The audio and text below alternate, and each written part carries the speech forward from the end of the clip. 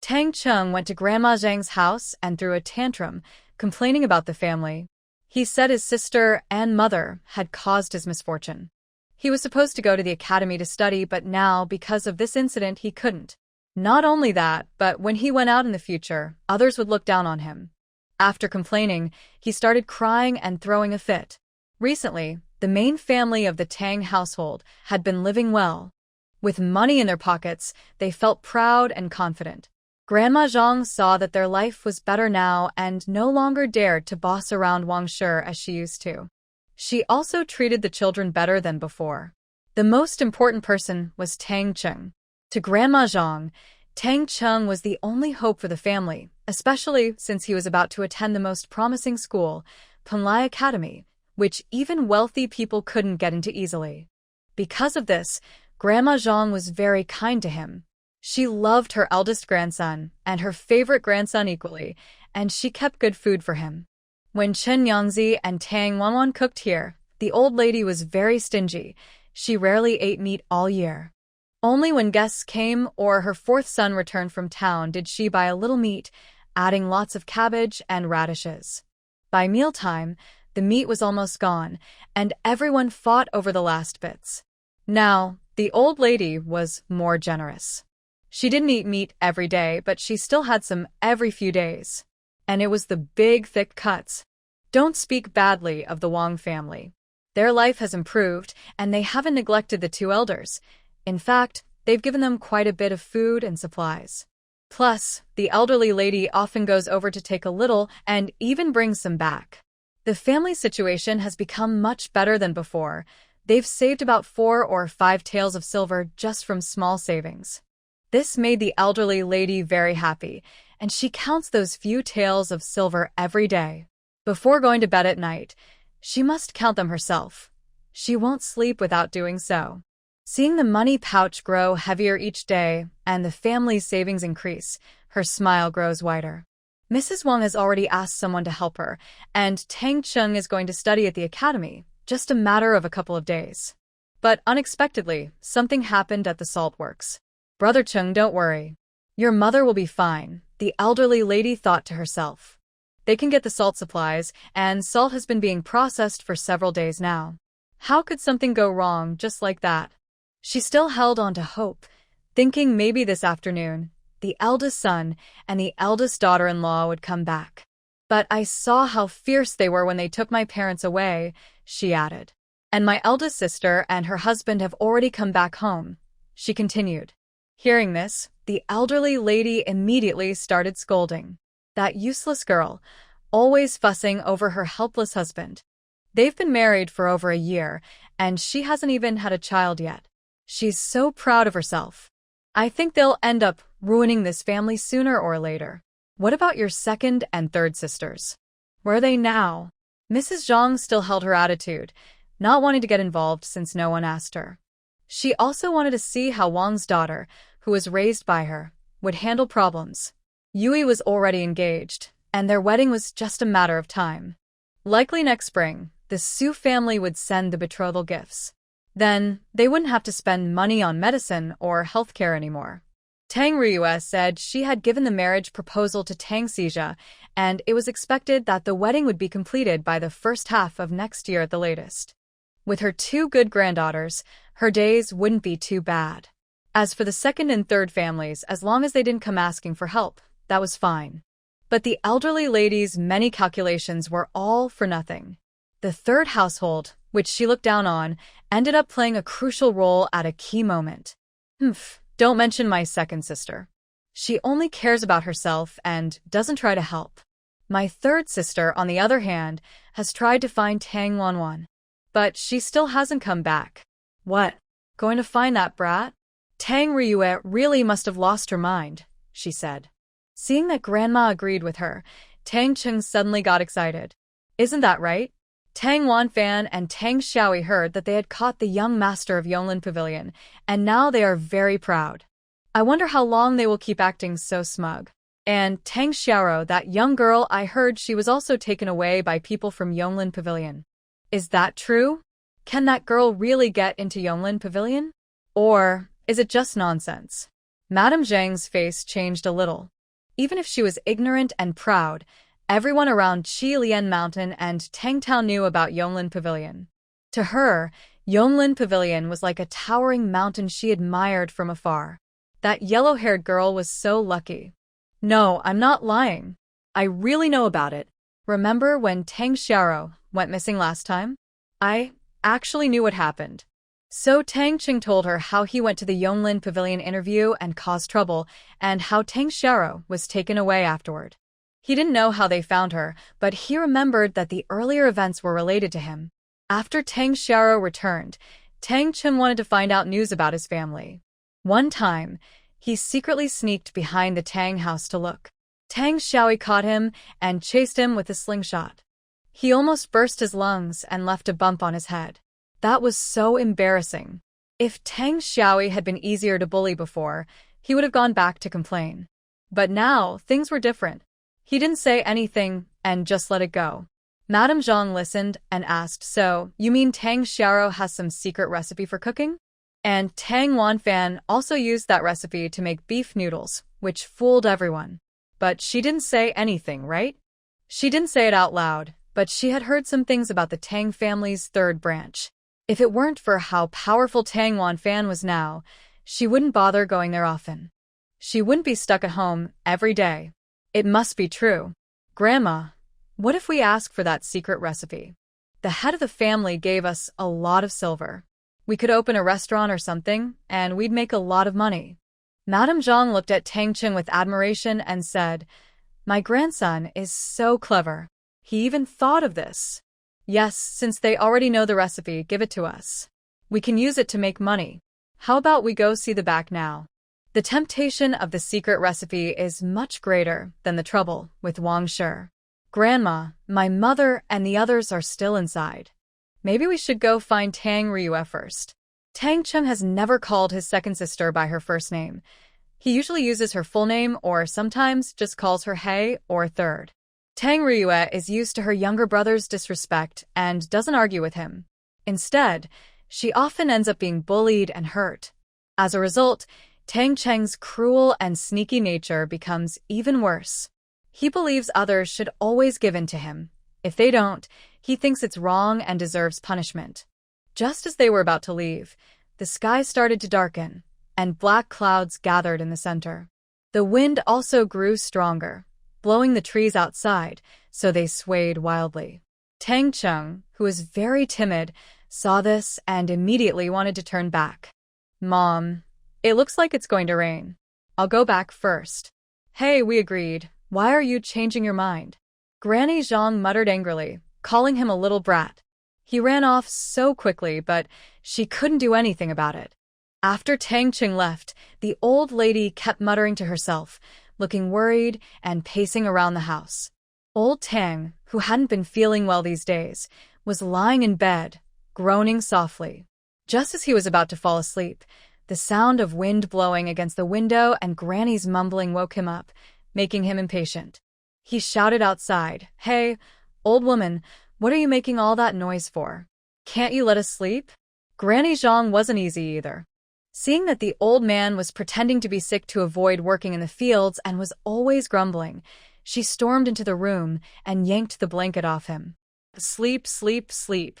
All you do is sleep. Did you hear? Big sister and her husband had something happen. Do you know?" "No, what happened?" "Isn't she quite capable lately? She walks around boldly, calling me her father-in-law without a care. When I call her, she ignores me. With her attitude, I think even if she had money, she wouldn't be able to keep it." "Pfft, you old fool. You never say a good word. If big sister and her husband fall apart, where do we get any benefit?" At this point, old man Tang got excited. Seeing his angry wife, he was secretly happy. "You see, you keep calculating, losing the big watermelon but picking up sesame seeds, and you even think a rotten sesame seed is a treasure. I told you, the third family's not ordinary. Do you know? They built 3 big new houses in one day. That house is so beautiful, I really want to live there." "What?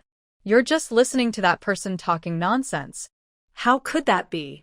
Grandma Zhang suddenly felt like something sharp was stabbing her in the chest.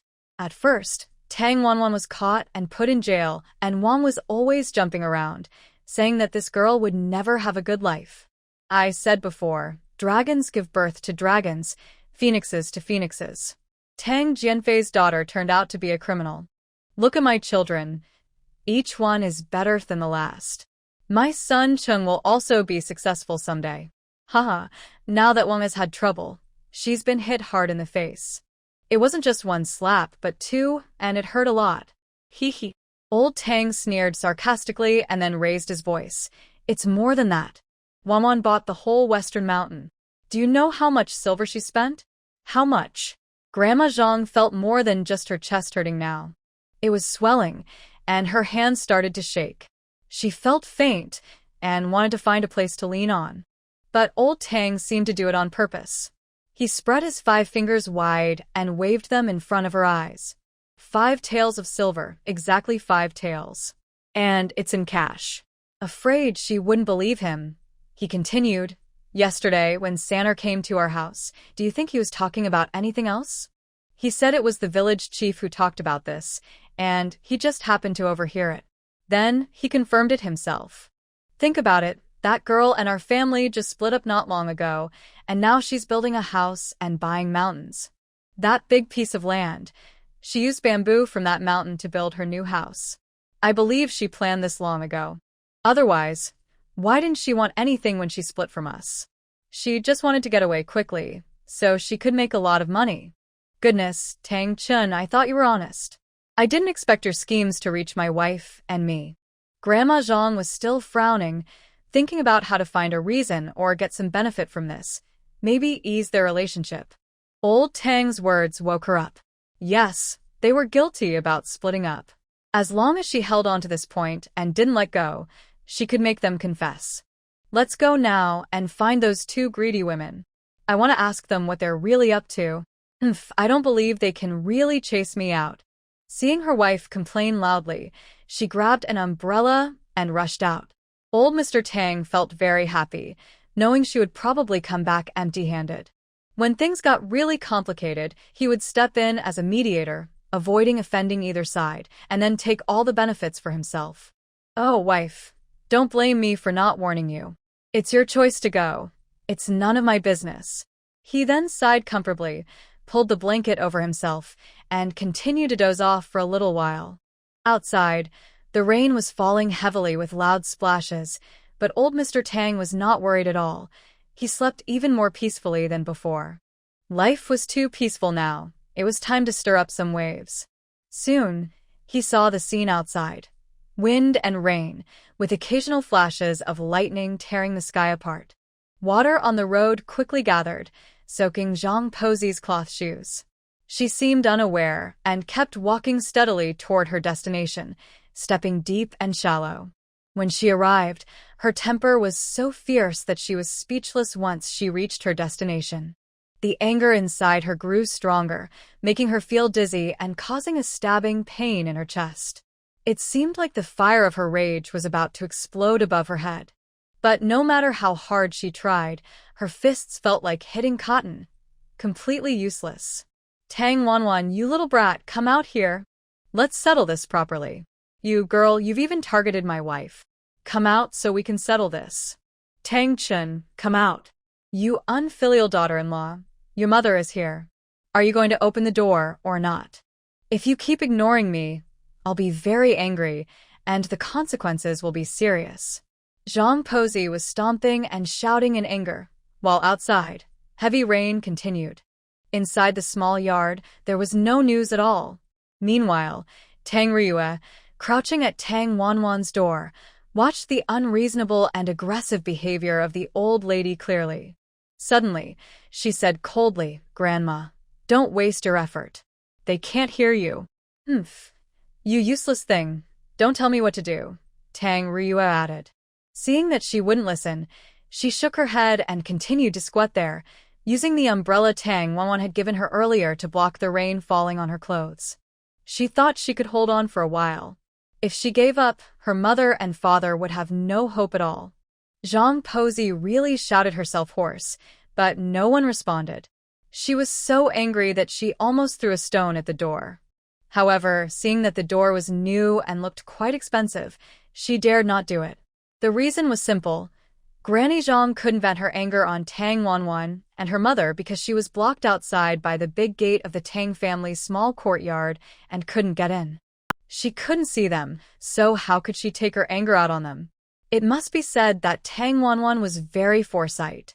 She made the gatehouse tall and the courtyard wall even higher. The ground below was smooth and slippery, making it impossible for even an ant to climb up.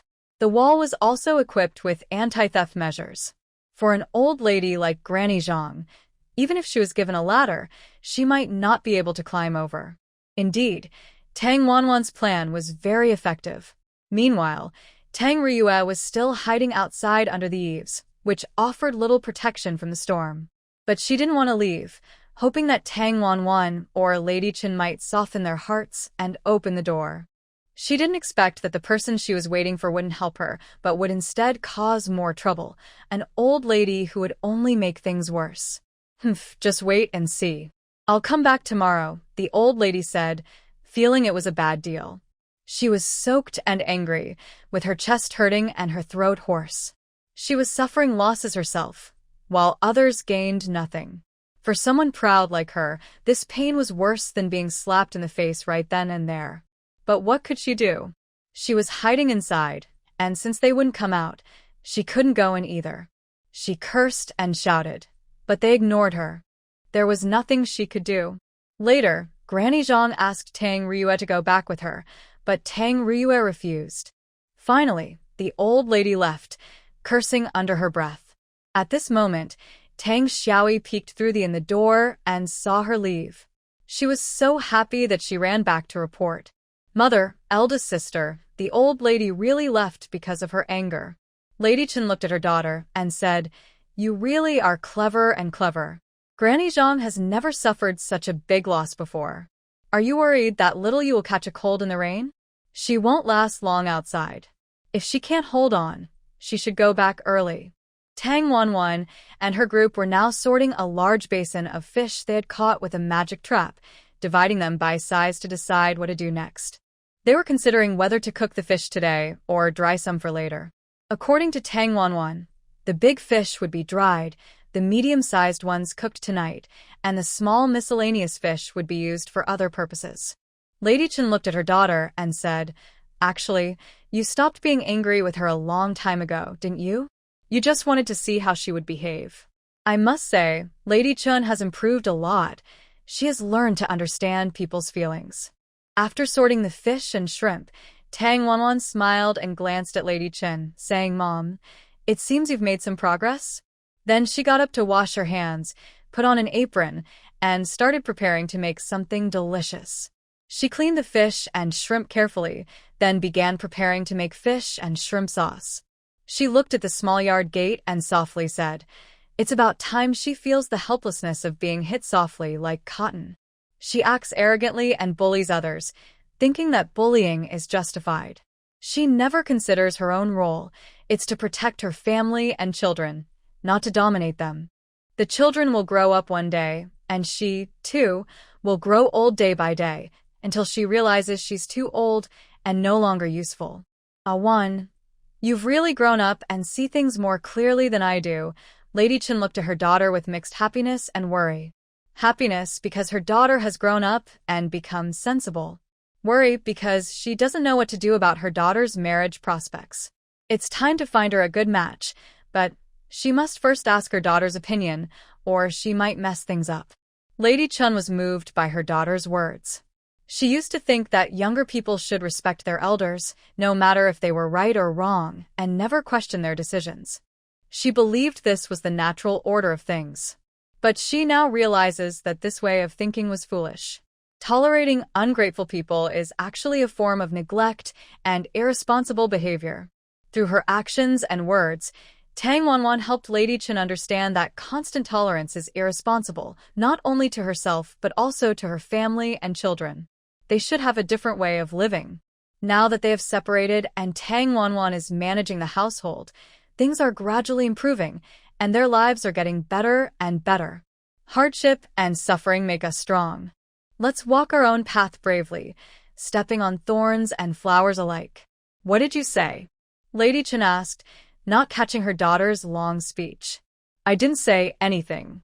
Mom. Look, the rain has lessened outside, Tang Wanwan said as she pointed outside.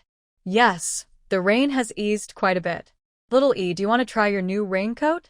Tang Wanwan waved her hand and called Tang Xiaoyi over. Raincoat? Tang Xiaoyi was confused, not understanding what her sister meant. Mrs. Chen quickly understood and said, the one from yesterday, the one your sister asked me to sew with leftover oilcloth, big sleeves, with a hood at the back. Oh, so that's the raincoat. I wondered when I could wear it. Then Tang Xiaoyi hurried to his room to find the coat. When he came out, he was already wearing it. He put the hood on his head and ran into the rain. Wow, it really keeps the rain off. The rain can't get to me. Oh, great. Now I have a raincoat. Tang Xiaoyi was very happy. Since he wouldn't get wet, he played outside freely. But Tang Wanwan didn't make him wear the raincoat just to play outside. Xiaoyi, come here.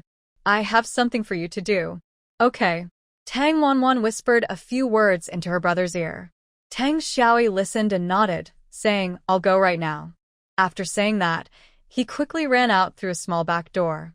This door was hidden in the wall, not noticeable unless you looked carefully. You had to push from inside to open it. Mrs. Chen saw Tang Xiaoyi leave and sighed. Awan, have you decided what to do? Yes, Mom. Don't worry, I know what to do. That's good. Mrs. Chen didn't say anything more. She salted some larger fish and placed them in a tray to let the wind dry them. When the sun comes out tomorrow, she would sun-dry them for 2 days to make small dried fish. Dried fish could be steamed or added to soup for flavor. After finishing that, Mrs. Chen went to peel bamboo shoots. Peeling bamboo shoots has a trick.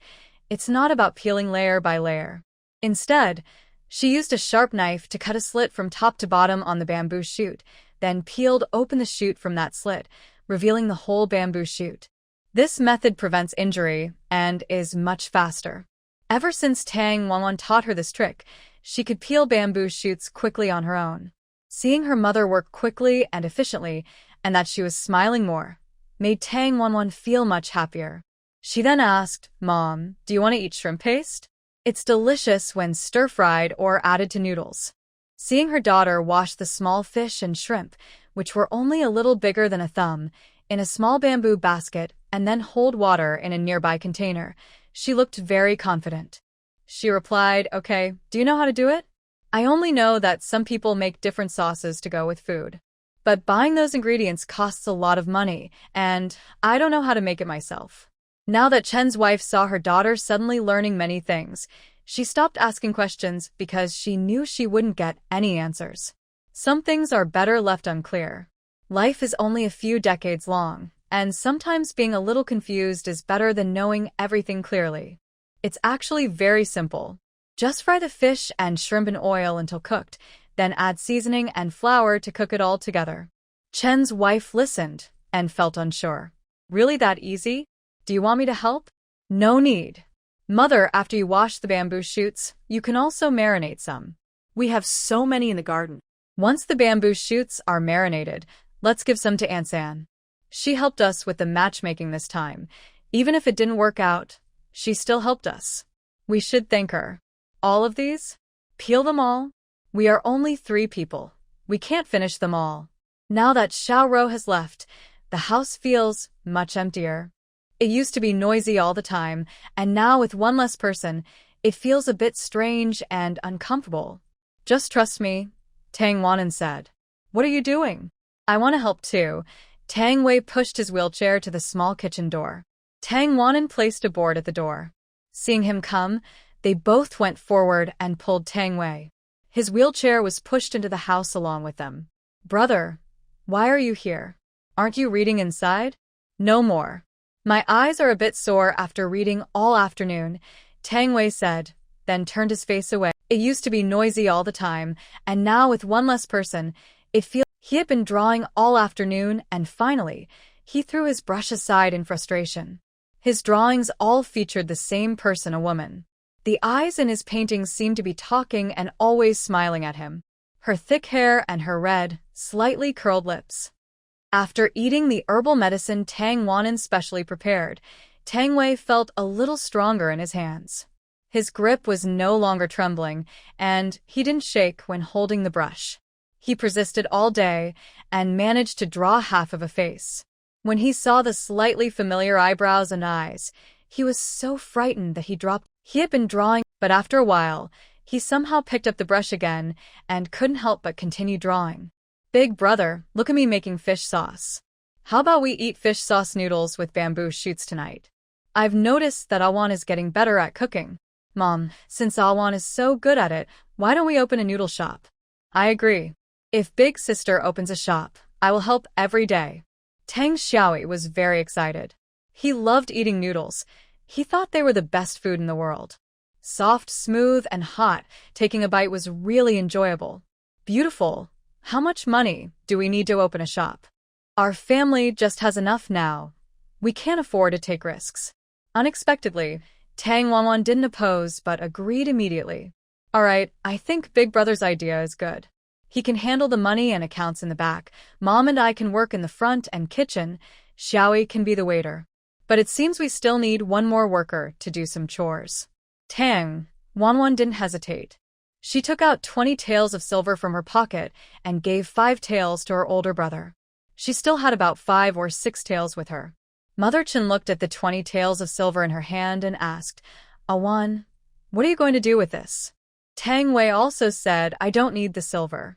You all keep the silver. Listen to me.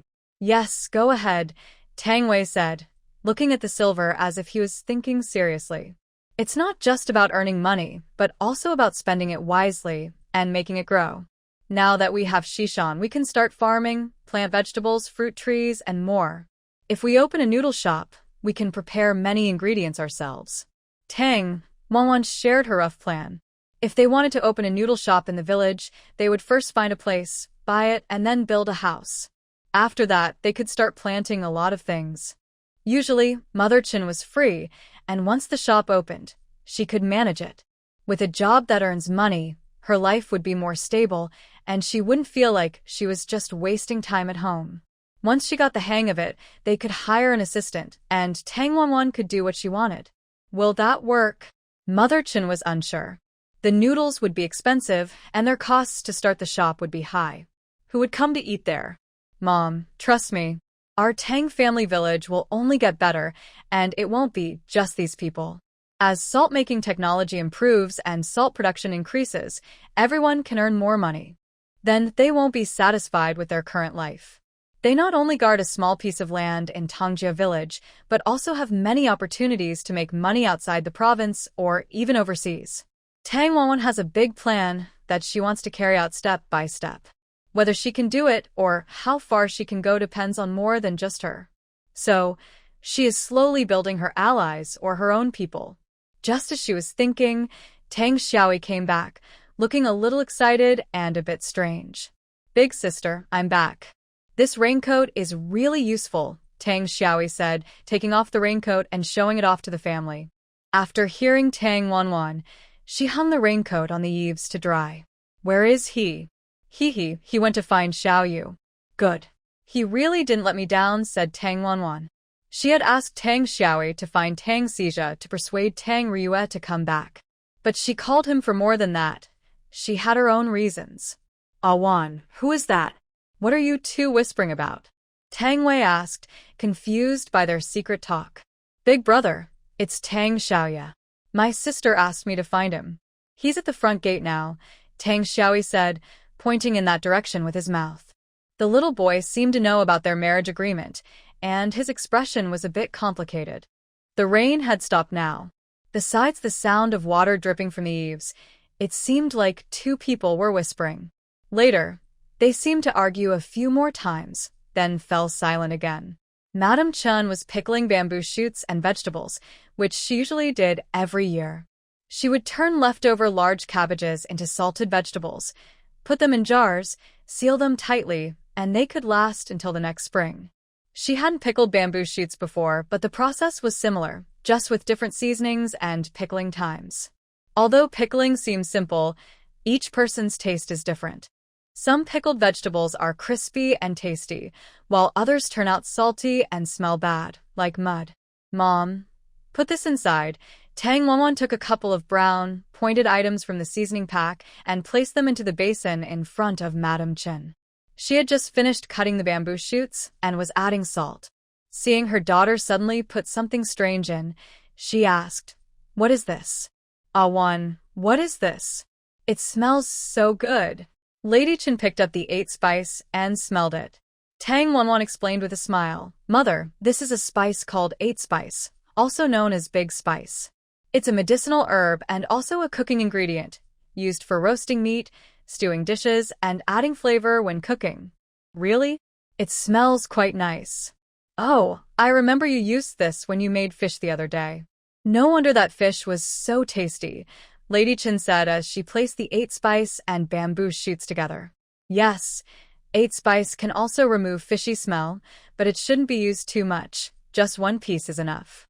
These 8 spice are grown on trees and there are wild ones too, which can be used the same way." "That's good. Next time we see some, we should pick more," she replied. "Yes, the pharmacy should sell it." By now, Tang Wanwan had finished preparing and washed her hands, ready to make shrimp paste. "Mother, I'm starting to make shrimp paste now. Tonight, we'll enjoy it," she said, focusing fully on making the paste, seemingly forgetting there were 2 other people outside. Making shrimp paste requires attention to a few key points. First, the ingredients must be fresh and of good quality. No dead or rotten shrimp, or it will affect the taste. Second, the seasoning method and the cooking heat when frying the shrimp are important. Thanks to the helpful reference tool, she now knew how to do everything well because she could look up instructions anytime. She wasn't sure when she activated this new skill, but it was working now. For example, she wanted to make shrimp paste, but didn't remember the exact steps. Thinking about it, helpful hints appeared in her mind. The words sank into her memory one by one. Using her good memory and following the instructions, she made everything perfectly, and others wouldn't notice her secret. Shrimp paste is easy to make. Unlike soybean paste, which needs long fermentation and sun-drying, shrimp paste is made fresh and can be stored in a small jar for about a month. First, heat oil in a pan, add the ingredients, then fry small fish and shrimp until both sides are golden. Some prefer it drier, so they fry off all the oil until the seafood is dehydrated to half its original size. Mix in some flour to coat the seafood, then add rice wine, water, garlic, and preferably some chopped chili for extra flavor. Currently, Tang Wanwan doesn't have MSG or soy sauce, so she has to make do with what she has. Even without these 2 important seasonings, a wonderful, tempting aroma drifts from the small courtyard, making people eager to eat. After finishing the shrimp paste, Tang Wanwan plans to make soy sauce. Once she has the soy sauce ready, everything she cooks will taste even better. Tang Xiaoi, following his sister's orders, goes to find Tang Esja. He is quite surprised when he sees him and immediately refuses. He doesn't like that girl named Yu, and he's unhappy with their grandfather's plans for his marriage.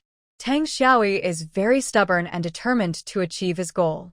He persuades Tang Esja by using all kinds of tricks, even threatening to use his new raincoat as bait to make him eat Tang Yu. "Alright, I'll go just once." Whether she listens or not is up to her, Tang Xiaoi promises confidently. Tang Xiaoi then adds with a playful smile, "As long as you go, I finished my part. What you 2 do is none of my business." Seeing his mischievous expression, Tang Esja's fighting spirit is stirred. It's just to meet a young girl, after all. Who's afraid? Plus, he really likes Tang Xiaoi's new raincoat. It looks interesting. If he gets that coat, he can show off in front of his brothers and sisters and feel like a big brother. "Let's go now." "Okay." Tang Xiaoi happily walks ahead, but Tang Esja tries to follow, only to be slipped away by him. This coat is too small for me. When I go home, I'll ask my mom to make you one that fits," Tang Xiaoi says. Tang Esja thinks he has a point. After all, Tang Xiaoi is wearing a children's raincoat. It's not urgent, and since he agreed to have one made, he can't back out. Another reason is that this gives him a reason to visit Tang Wanwan. Plus, he can secretly enjoy a meal there. Just thinking about the delicious food Tang Wanwan makes his mouth water. Deal. When they arrive at the Tang family's small courtyard, Tang Xiaoyi slips away faster than a fish. Tang Escha blinks, trying to see how he disappeared so quickly, but he's gone. This little rascal is really clever. Forget it, I should go see what's going on. From a distance, Tang S just spots a girl sitting at the door of Tang Wanwan's courtyard, arms crossed, looking very surprised. However, her thin body couldn't withstand the cold wind. Her face was pale, her small chin pointed, and her eyes were dark and black. She was quite pretty overall. Tang Xija stood there, thinking she could see him, but after waiting for a long time, the girl still didn't notice the handsome man standing nearby. This hurt his pride. Cough, cough. After coughing loudly, the girl still didn't seem to notice him. Is she foolish or blind? So he coughed again more forcefully. Finally, Tang Ryua's eyes shifted to the person in front of her. But ever since she saw Gu Yunji's stunning looks and his elegant speech, she couldn't look at someone like Tang Xija, who seemed a bit silly. Even though he used a fake name that day, it didn't change her admiration for him. However, after she slightly frowned and looked at Tang Xija, she lowered her head and buried her face in her chest, hoping the door behind her would open soon. She just wanted this person to leave quickly and not disturb her peace. Finally, after being ignored several times, Tang Xija couldn't hold it in anymore. Being ignored like this was embarrassing. If others found out, he'd have no face left. He had to regain his dignity. Hey, I say, are you stupid? They're not opening the door, and you've been waiting for a long time. Just go back and look for her. He initially wanted to say, go back and look for your mother. But then he realized that was inappropriate, so he quickly changed his words. Your clothes are wet. Hurry back and change. Ryua still didn't respond and simply said, young man, I'm waiting here. You wait your turn. If you can't wait, you can leave first. Tang Xija didn't expect her not to recognize him. His heart was hit hard again. With his handsome face that could make people jealous, this girl was his fiancée, yet she didn't recognize him. It was unbelievable. He walked up to her and stared directly into her eyes, asking, look at my face. Do you recognize me? What are you trying to do? If you take another step forward, I'll shout harassment. Tang Xija was about to lose his temper. He couldn't believe how stupid she was. Was his grandfather's taste really that bad? Could he have found a fool for a fiancé? Then he pointed to his nose with his finger and said loudly, little girl, look carefully. My name is Tang Xija. He said his name very clearly. Now Ryua finally understood. After being stunned for a few seconds, she showed no reaction and calmly said, oh, I see. Now you know who I am. I'm just here to advise you to go back. We can talk about tomorrow's matters then. If you get cold and fall sick, you'll also trouble Awan. At first, Tang Ryua thought this person was coming for her and genuinely cared about her. Now she realized everything was fake. He was just worried about Sister Wan. She quickly changed her tone, turning her face away from him and saying, if that's the case, you should go back. I didn't invite you to take care of me. You're really unreasonable. Tang Xija didn't expect this girl to be so ungrateful. If it had been another girl, once she knew his identity, she would have come forward to flatter him and say nice things to please him. He didn't expect her temper to be so bad and stubborn, just like that other person. But perhaps that's why he liked her. Tang Xija's mind was now thinking about how Sister Wan would get angry. He thought she might get mad at him, but seeing her pitiful look, he suddenly softened. He sighed slightly, thought for a moment, and took off his coat to put it on Tang Ryua. All right, I apologize for what I said earlier. Did I scare you on our first meeting? Don't worry, I will take care of your matters. I promise to help you solve them. Is that true? Can you really save my parents? Tang Xija said many things, but none were as effective as this. Tang Ryua saw a glimmer of hope from the darkness. When he draped his coat over her, her heart warmed a little. Although he was a bit reckless, his kind heart didn't seem very bad. At least, since her family's trouble began, he was the first person to comfort her actively. When Tang Ryua suddenly looked up, Her eyebrows and eyes resembled Sister Wan somewhat. His heart warmed instantly, and he took her hand, saying, "Of course. Brother Xiao, Zhe never goes back on his words." "Thank you, Brother Xiao Zhe. Please take care of my parents." After speaking, Tang Riyue slightly bowed to Tang Xizhe. "No problem. It's nothing. Leave it to me. Now you can go back, right?" "Yes, thank you." Tang Xizhe then sent Tang Riyue back. Throughout the journey, she kept looking at him with her pitiful little eyes, making him feel very pleased. She finally realized what it felt like to be watched and admired by others. "Thank you, little Zhigij. Remember what you promised me. We'll meet here again tomorrow morning. Can you tell me how things are going?" "Yes, no problem. I'm going back now." As Tang Riyue turned around, she couldn't help but sneeze in the wind. She then took off Tang Xize's coat to return it. Tang Xizhe told her not to rush and to put it back on first. Tang Riyue said that the wind outside was strong and she would be walking a lot later, so she shouldn't catch a cold. Tang Xizhe thought her words made sense. Later, he planned to visit Tang Wanwan's house to check on things. He took the coat and didn't leave immediately. Instead, he looked at Tang Riyue and told her to come inside. "I'll watch over you. You should go back quickly."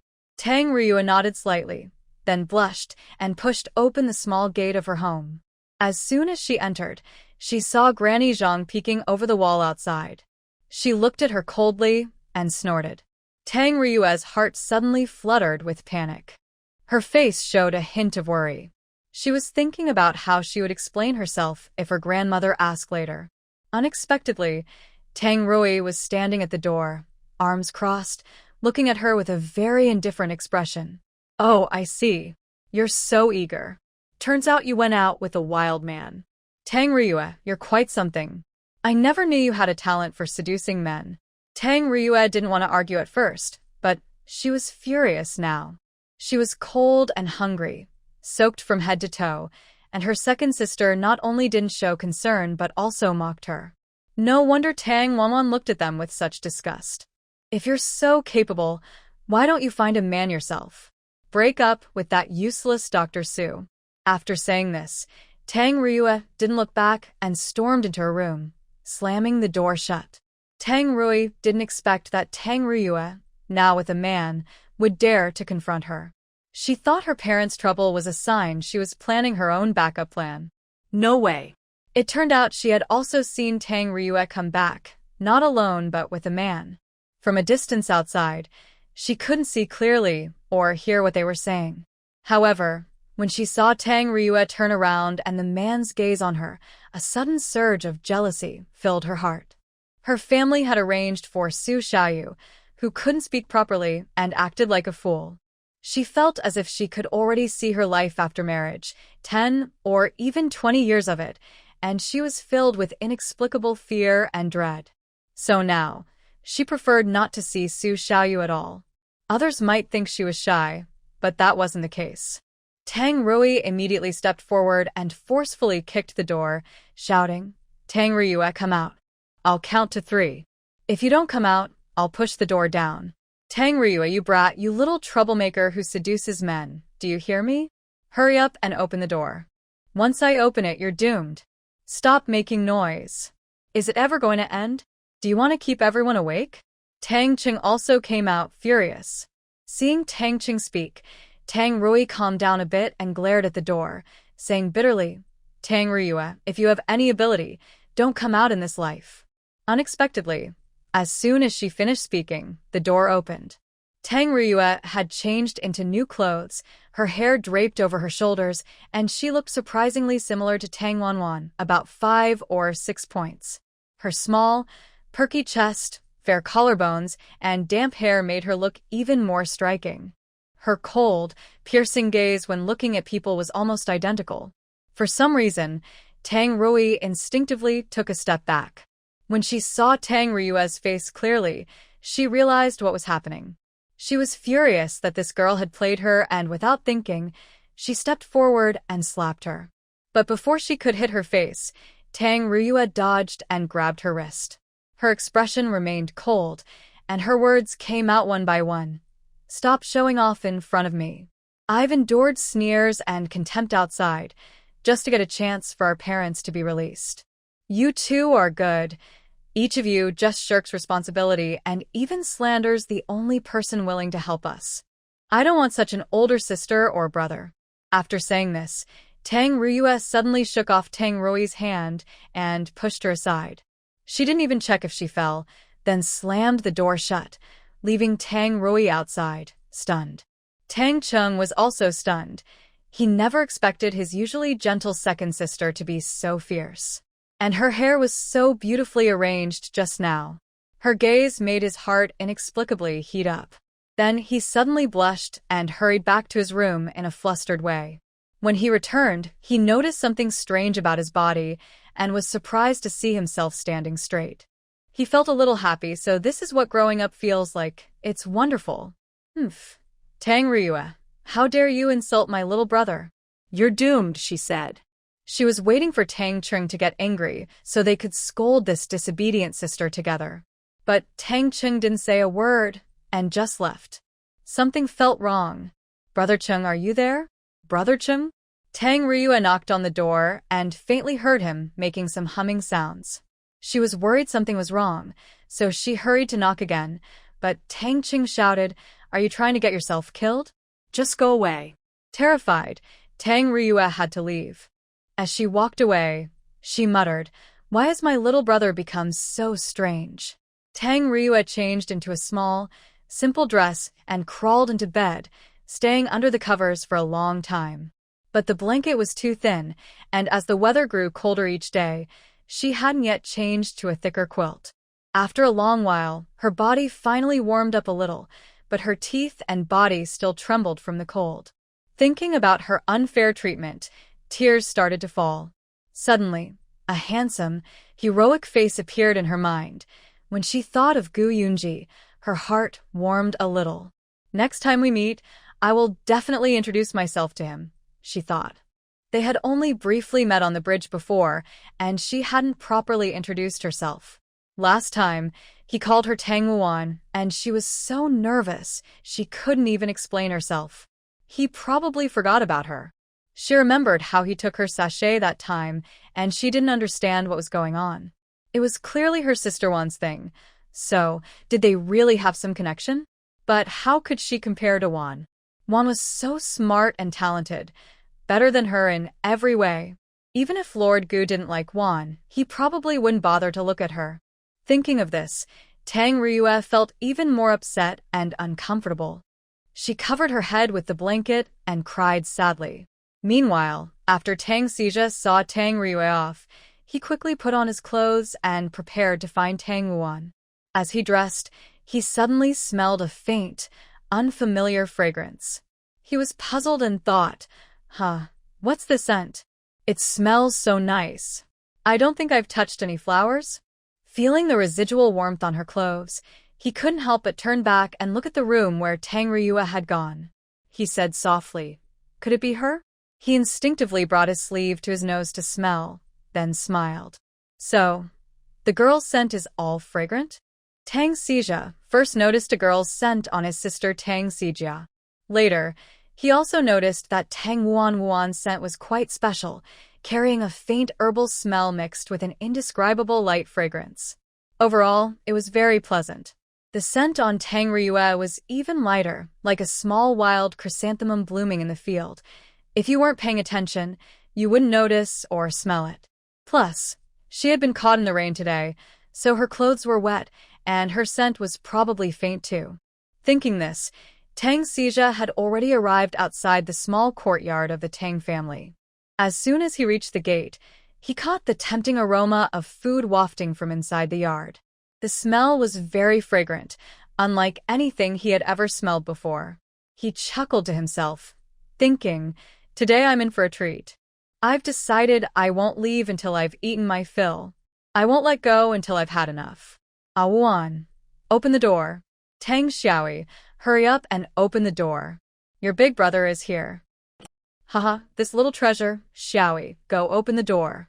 Mrs. Chen recognized the voice and asked, Awan, that sounds like Tang Xiaoya's voice. Are you and him not close? Tang Wuan didn't expect her mother to ask that, and she couldn't help but laugh. Mom, where are you thinking? I see him just like my older brother. We're not anything more. Plus, he's Xiao Yu's fiancé. We're just friends. Oh, that's good. Just be careful when you're in contact with him. After all, there are so many eyes watching in the village. Got it, Mom. Asked him to come today to persuade Ryue to go back. Looks like he's finished his task. Let's hear what he has to say. The fresh shrimp paste was already prepared, placed in a basin to cool, then packed into small jars. One bottle was left outside, and the rest was stored away.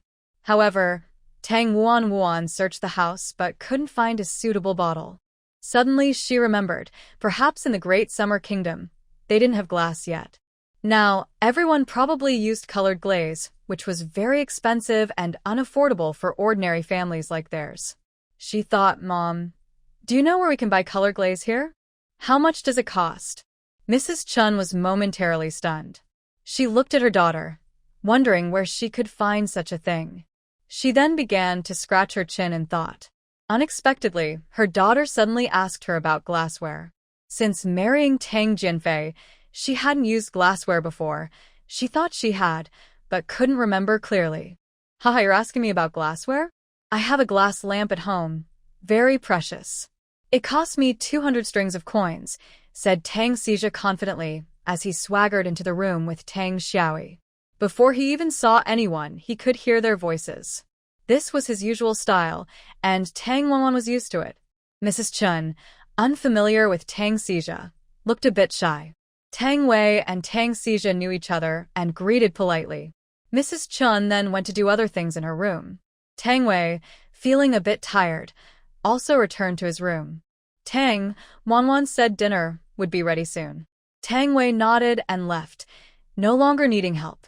He pushed the wheelchair himself and went down. Seeing this, Tang Xija was surprised. Why did everyone leave as soon as he arrived? But he was easygoing and didn't mind.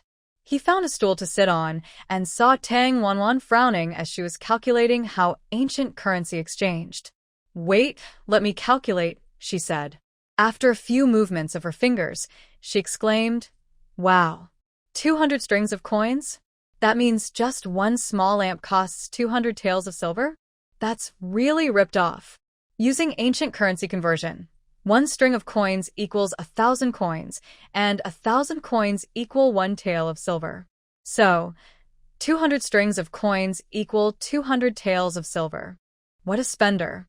She wondered why he would spend so much silver on a broken lamp. She wanted to see what was so special about this lamp to make him pay so much.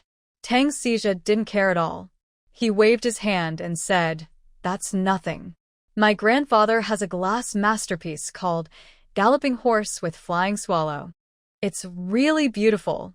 He spent 1,000 strings of coins on it. It's a treasure, and he hardly lets us see it.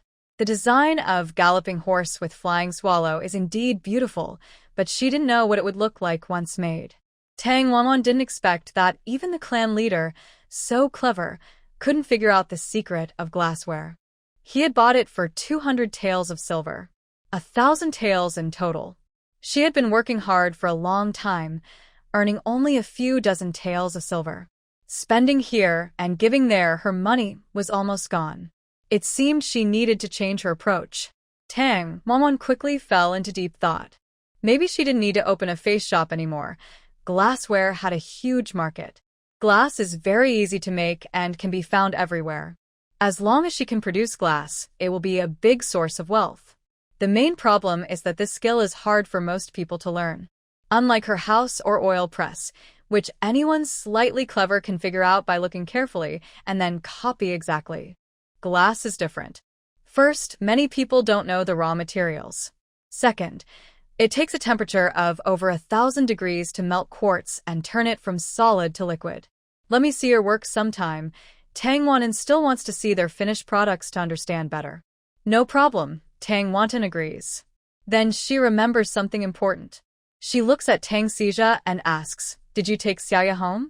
She didn't say anything, right? Tang Ryue and Tang Xija were already upset about earlier matters. He immediately asks her, Awan, you went too far this time. What did their family do to offend you? You're really tormenting her. Look at her. She's freezing. Hearing Tang Xija's accusations, Tang Wantan really wants to curse. She's the victim, not the one causing trouble.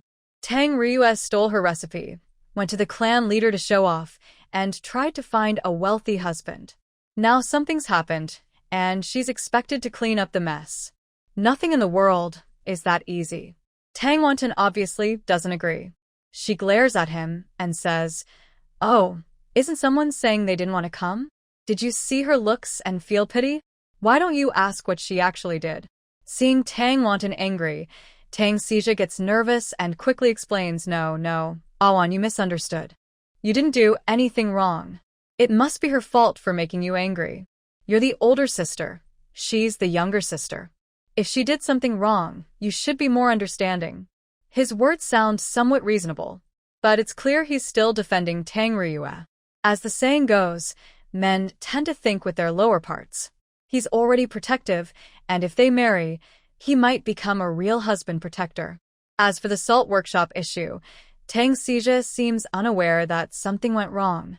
He's truly a child raised in happiness. Having someone to protect him makes a difference. But on the other hand, isn't that her goal? Tang Wantan hopes Tang Xija will marry Tang Ryue. The people in front of her had a better life now, and rarely troubled her. She no longer needed to worry about their messy affairs. Thinking about it, she really was a great person.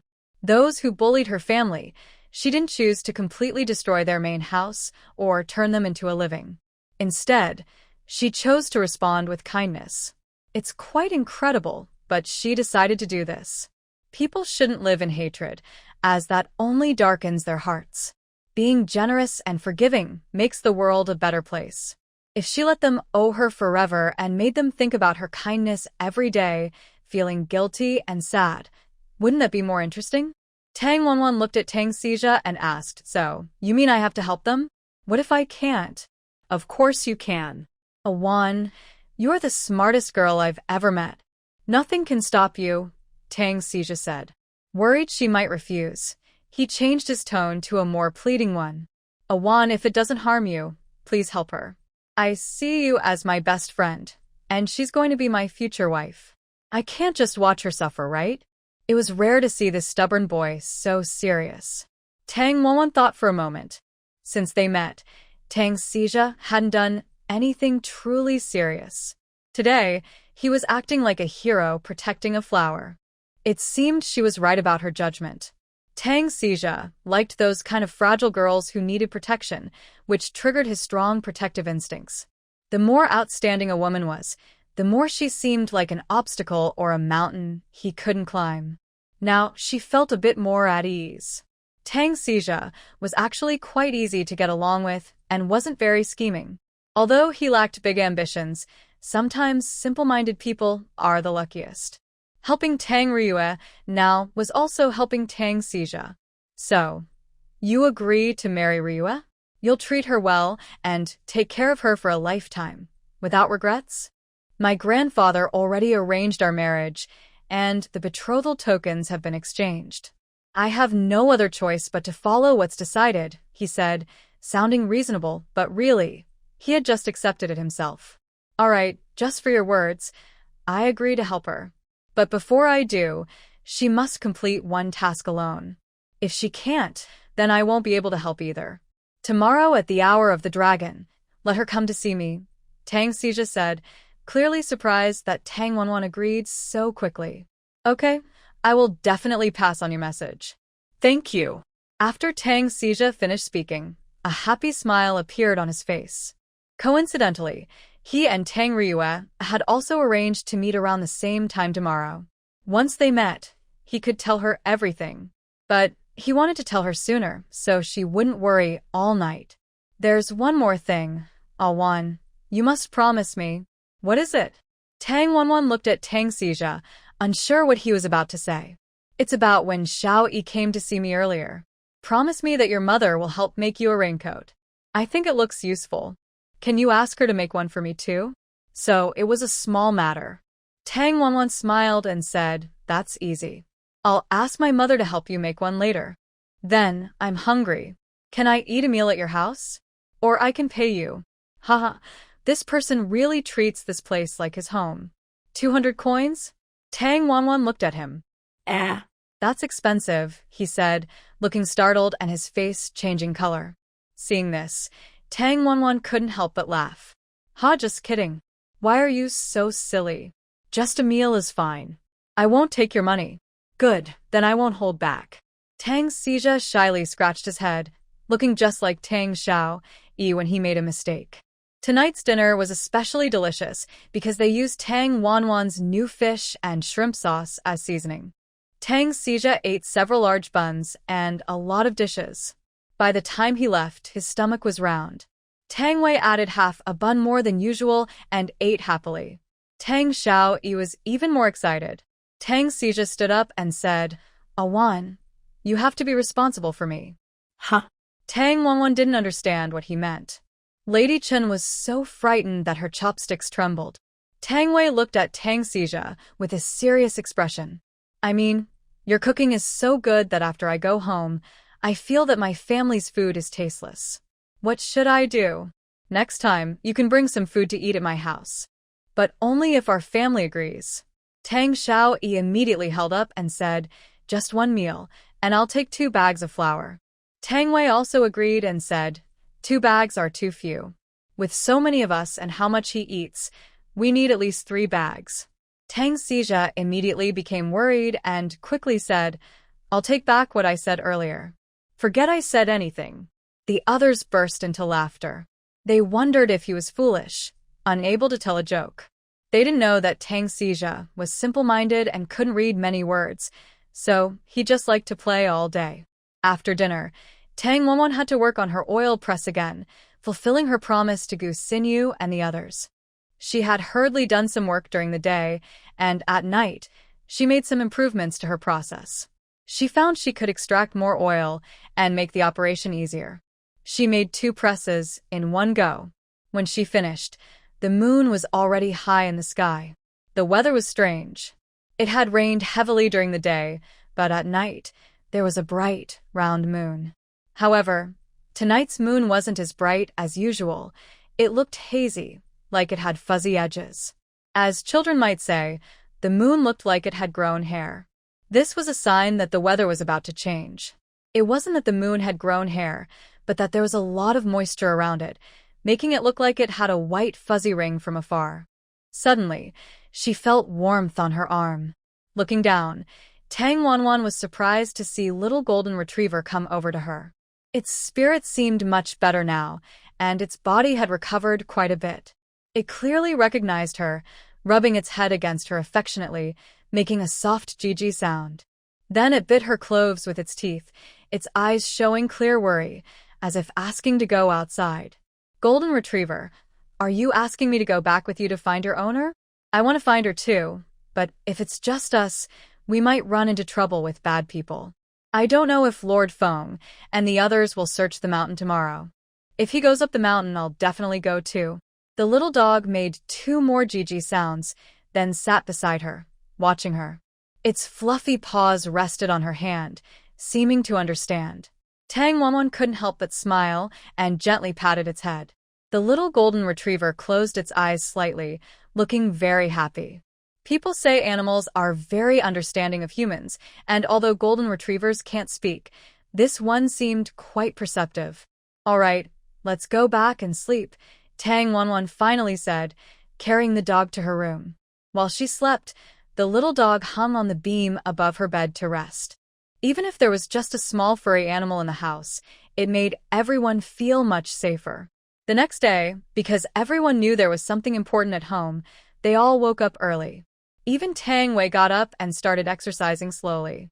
Tang Wanwan made him some rehabilitation equipment. He supported himself against the wall and practiced arm strength. After a while, he was sweating a lot, but he kept going just like Tang Wanwan said, improving a little each day. One day, he would be able to stand up again. Tang Wanwan said that once his health improved enough, he could have surgery. Then he would have hoped to stand up again. Brother, are you tired? Should we do a few more exercises and then go have breakfast? I'm not tired. I want to practice a little longer, Tang Wei replied, wiping sweat from his forehead. His arm, hidden under his clothes, was much stronger than before. Tang Wanwan was very happy, hoping that progress was just around the corner. Then I'll put this on too, and we can go eat, Tang Wanwan said. That morning, she was busy working on a soft, springy bed. She added lots of cotton inside, and installed springs to see if it would be more comfortable. The sofa cover was sewn by Mrs. Chun. The stitches were fine and tight, with a pattern of koi fish playing in water, lifelike and realistic. Tang Wanwan had prepared these bedding items earlier, thinking she would make many more in the future. She had asked the blacksmith to make a lot of springs and other useful things. She heard that Mr. Chin was skilled and charged fair prices. But Tang Wanwan was shy to bother him, worried she might take advantage. Looking at the design, Tang Wanwan smiled and said, I need to make this bed better, or I'd feel guilty for not doing as good a job as my mother's beautiful embroidery. Mrs. Chin felt a bit shy and said, You're such a kid, always flattering yourself. My embroidery is just okay. As long as you don't mind, that's fine. Mom, you're being too modest. Let's make a bet, see if anyone will praise your embroidery. Tang Wanwan's bet was that when Lesasai and the others took the bed out, many people would come to order new beds. But unexpectedly, no one came to buy a new bed. Instead, everyone was lining up to buy oil presses and tea oil. Suddenly, she heard a lot of people knocking loudly at her door. Tang Wanwan thought something must have happened. Seeing Lord Feng and his wife, she realized that Lord Feng had taken the oil press machine home yesterday and used it to cook with camellia oil, which everyone enjoyed. Lord Feng's wife told her close sister about it. Then her sister personally brought her good friends to see it. Soon, word spread quickly. By morning, the wives of officials and noble ladies, afraid of missing out on this popular item, hurried to see for themselves, even visiting Lord Feng's house to find out more. Seeing this lively scene, the people of the village were all curious and came to watch, not knowing what was happening. Later, they learned that these ladies were lining up to buy the oil press machine made by Tang Wanwan. Each machine cost 10 taels of silver, and everyone was eager to buy one, which seemed a bit crazy. Lady Feng also asked Tang Wanwan to make more camellia oil today, so she could press more oil at home. The women in line were even more eager to get the machines and took them home first. There were 2 ready-made oil presses, but they weren't for sale, and Tang Wanwan wouldn't neglect Gu Xinyu and her friends just to please them. Tang Wanwan immediately said, Everyone, please don't argue. Listen to me. I can sell you the oil press machines, but today there are no ready ones in stock. If you want to buy, you need to pay now and get a receipt. Bring the receipt and pick up the machine on the date written on it. What's a receipt? Why are you taking money before selling anything? Yes, that's strange. How can you do business like that? What if you take our money and don't give us the machine? Lady Feng was unhappy when she heard this. She pulled Tang Wanwan aside and said to the group of ladies, Everyone, I didn't ask you to come by the oil press. Awan is my niece. She's smart and responsible, and she values her reputation in business. If you say that, it's like doubting her trustworthiness. Tang Wanwan also explained, Everyone, please don't misunderstand. The receipt has my name and a thumbprint. Even if it's issued by the government, it's valid. It's proof of your purchase. If you agree to wait a few days, I will make the machine, and you can pay in cash when it's ready. But if you wait, there's a risk someone else might buy it before you get it. Oh, I see. Then I'll pay now. Some people were unsure and hesitant, as it was their first time dealing with Tang Wanwan. They asked, Girl, can I pay a deposit of 1 or 2 taels? I will pay the remaining silver once I receive the goods. That works too. It's up to you. But the delivery and order slips are arranged in the order you queued. Each order is spaced 2 days apart, so the last person in line will receive their goods in 10 days. Everyone listened and nodded happily. Tang Wanwan handed the task of registering names and issuing delivery and order slips to Tang Wei. Brother, I have some matters to discuss with Lord Feng later. Please help these ladies register their addresses, names, and delivery dates, and make sure to note whether it's a delivery slip or an order slip. Can I do it? I'm worried I might not do it well. Tang Wei had been practicing calligraphy recently. His handwriting used to be very beautiful, elegant, and flowing, just like him. Now, his appearance had changed a lot, and his confidence was also shaken. Brother, I believe you can do it. Such small tasks are no trouble for you. Xiao, you will help you too. I will write the delivery and order slip soon. Tang Wanwan used a wooden stamp. She had one stamp with her name. After writing, she just needed to press her personal seal. The round wooden stamp had a character 1 on it, with the delivery date written below, along with her unique Arabic numerals from 1 to 6. The delivery slips were carved on site by Tang Wanwan with a fine, quick, and skillful technique. The ladies watched her demonstrate her craft and praised her highly. They all said Tang Wanwan was clever and resourceful. Seeing her new, uniquely decorated house, they were all amazed. Miss Wanwan, with such skill, I wonder what else you can do? Tang Wanwan looked at the lady. She was a cheerful woman, but her clothes were a bit ill-fitting and too colorful, making her stand out. Her face was full of makeup and flesh, with a lot of rouge and powder. Makeup is meant to enhance beauty, but if it overpowers, the effect can be ruined. May I ask what you need? Can you design houses? My husband wants to give me a gift for my birthday next month. I want a bamboo house like yours, but I want it bigger and more impressive. It would be best to have an open-style living room where you can see the surrounding scenery. I will invite many friends and family to celebrate my birthday there. Designing the house is not a difficult task.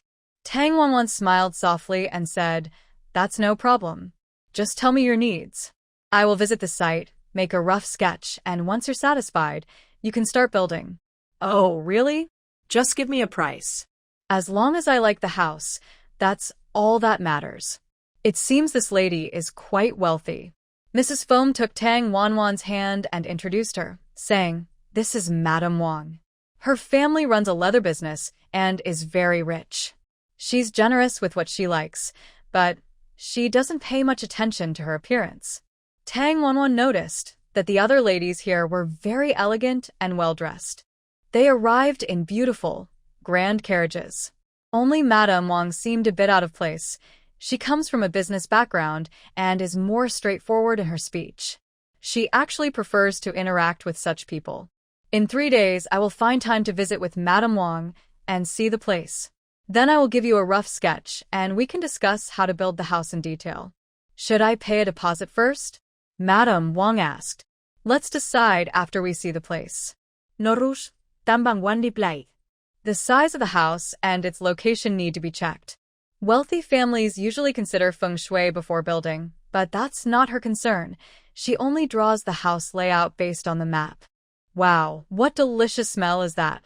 It smells so good, one lady suddenly exclaimed when she caught the fragrant aroma coming from the small kitchen. Oh, that's my mother making pancake snacks. If you don't mind, please sit down and try some. These ladies, besides dressing up and comparing themselves, love to eat. Whenever they found something tasty, they wouldn't miss it. That's very kind of you, but Miss Tang's invitation is so kind. We can't refuse, right? Actually, I'm a bit hungry. I didn't even have breakfast this morning because I was in such a rush. One by one, they found excuses to try the breakfast made by Mother Chen. Actually, these ladies were just tempted by the delicious smell of the food. Tang Wanwan warmly greeted everyone and asked them to sit down. She moved the table outside to the yard and set up 7 or 8 chairs nearby so everyone could sit close together. The breakfast was served one dish at a time. Luckily, today Lady Chen not only made pancakes but also cooked millet porridge. Millet porridge needs to be cooked on low heat. Lady Chen knew her daughter had been working hard recently, so she got up early, washed the rice, and simmered it gently in a pot. The fragrant smell made everyone's mouth water just by smelling it. Yesterday, she also made fresh pickled bamboo shoots, which were ready to eat after a night. She brought out a large bowl of them. The ladies had never seen bamboo shoots at this time of year before, and they looked surprised. Seeing there were many people, Tang Wanwan casually picked some fresh greens from the small vegetable garden. After washing them, she added a bit of camellia oil, heated the oil until it was bubbling, then quickly served the greens on a plate and brought them to the table. She also made a quick batch of scrambled eggs and placed them on the table. Additionally, she brought a jar of fresh shrimp paste with a spoon beside it for spreading on the pancakes. Ladies, perhaps our farm food is unfamiliar to you, but everything is very fresh, grown in our own fields or caught from the river, Lady Chen said as she served the dishes. Each person had a bowl of porridge and 1 or 2 pancakes. Just looking at it and smelling the aroma made everyone feel hungry, not to mention when they would eat it. Miss Awan, how come you have greens? It looks like you just picked them from the garden. How do you grow them? Lady Feng asked curiously. Lord Feng, who was feeling hungry, sat next to his wife and was about to start eating. When he heard the question, he spoke up. I know about that. I heard it's a new way of growing vegetables called greenhouse vegetables, right? I'm right, aren't I? He had heard about it from Gu Yunji. Tang Wanwan smiled and said, Lord Feng is correct. It's called greenhouse vegetables. That means I can have fresh vegetables all year round. As for fruits, if they're not grown on trees and have seeds, I can grow them too. Hearing this, the ladies became curious and asked eagerly, so, if I want to eat watermelon now, can you grow it for me? Watermelon was rare in the Great Xia Kingdom. Only people in Shengjing could eat it, and it was usually imported from neighboring countries or overseas by ship. It was very expensive and couldn't be stored for long. Wealthy families could enjoy many delicacies like chicken, fish, and fine seafood. However, fresh vegetables and fruits were hard to find. That's easy, said the lady. If Madam can get watermelon seedlings, I can grow big, sweet watermelons in less than 2 months. Really? What about grapes? Can you grow those too? Yes, I can, Tang Wanwan nodded. Wow, that's amazing. Is that true? Why not try it? Several ladies whispered excitedly. Miss Tang, can you grow lotus roots? Lotus roots were rare in the Great Xia Kingdom. Many people had never seen them, let alone cooked with them. It's not hard. Just give me a few pieces of lotus root, and I promise I can grow a pond full of them, Tang Wanwan said, gesturing with her hand. She meant about 3 or 4 sections, each about 30 centimeters long. As long as the segments had the right length, planting them in a pond would let them take root and grow new lotus roots. Lotus roots are very hardy and resilient. Hearing this, the ladies were stunned, almost dropping their jaws. Is that really possible? How can that be? Everyone was skeptical. Tang Wanwan didn't argue. She just smiled calmly and looked at the dishes on the table. Today's breakfast is simple. Don't complain if it tastes a bit plain. If you find it bland, you can add some sauce on the pancakes. She picked up a pancake, scooped a generous spoonful of sauce, spread it evenly, and rolled it gently with her hand. She took a small bite, her face beautiful and graceful. It looked delicious. The others followed her example. One by one, they stuffed food into their mouths. After a moment, their eyes lit up. Wow, what is this? It's so tasty. This is so good. Soon, everyone stopped talking and focused on eating. The bowls were quickly emptied. They ate eagerly, and Lord Feng called out while eating, Hey, slow down. Leave some for me. Hey. Seeing Lord Feng that was quite amusing.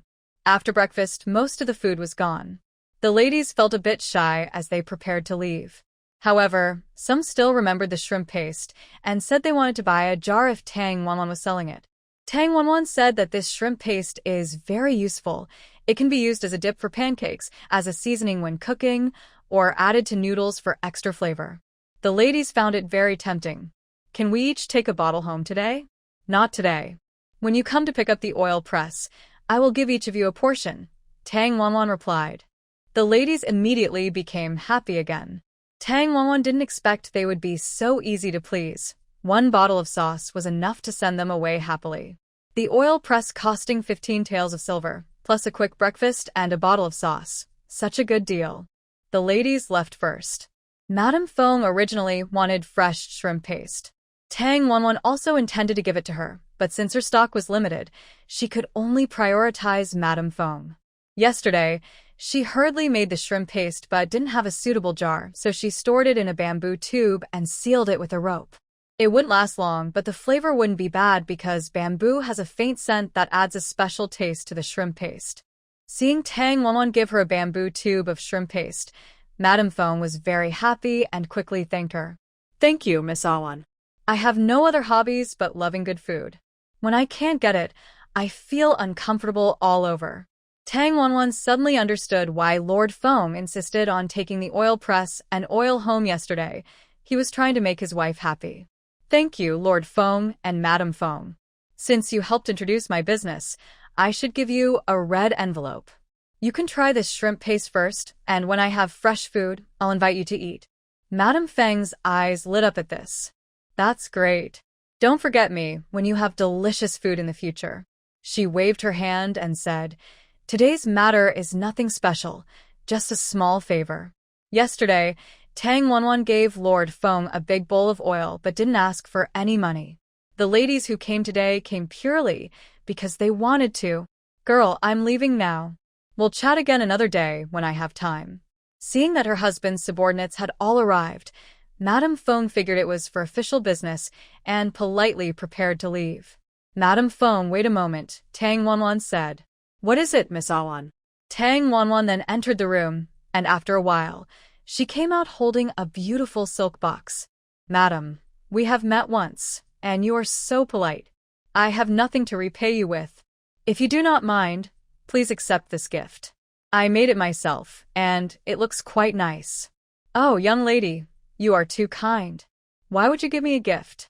Madame Fong said as she opened the jewelry box. Seeing a string of large beads inside, about 12 or 13, they changed her expression. She quickly returned the box to Tang Wanfan. Young lady, this gift is too valuable. I can't accept it. This was a string of beads with eye-like patterns, each bead resembling two eyes looking at each other, with clear and rare textures. The beads were small but carefully crafted and very beautiful. They were made of rosewood, the best kind of color, and such a bracelet is very hard to find in the market. Tang Wanfan gave her this expensive necklace, so Madame Fong naturally hesitated to accept it. If you like it, just take it. I got this material by chance. Consider it a small gift for meeting you.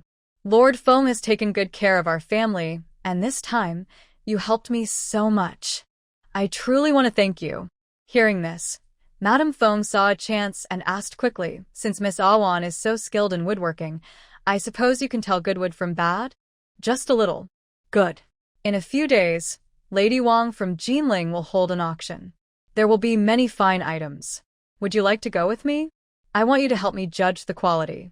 As long as I can make time, I will definitely go with you to see. Madame Fong immediately agreed. All right, we'll go together. It's a promise not to back out. Then, no matter what, you must accept this gift.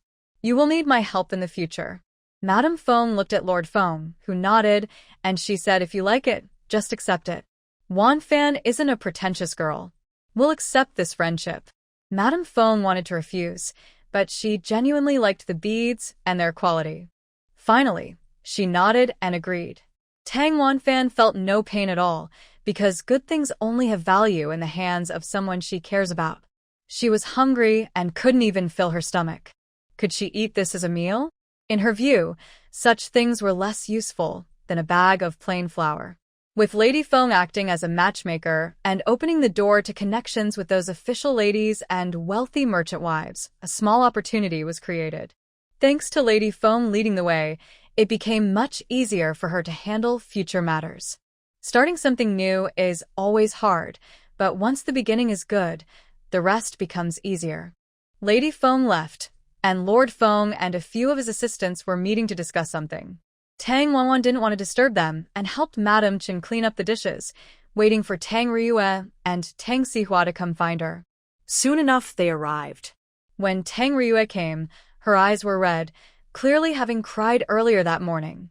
Tang Wanwan couldn't help but look at Tang Sihua, whose expression she couldn't quite understand.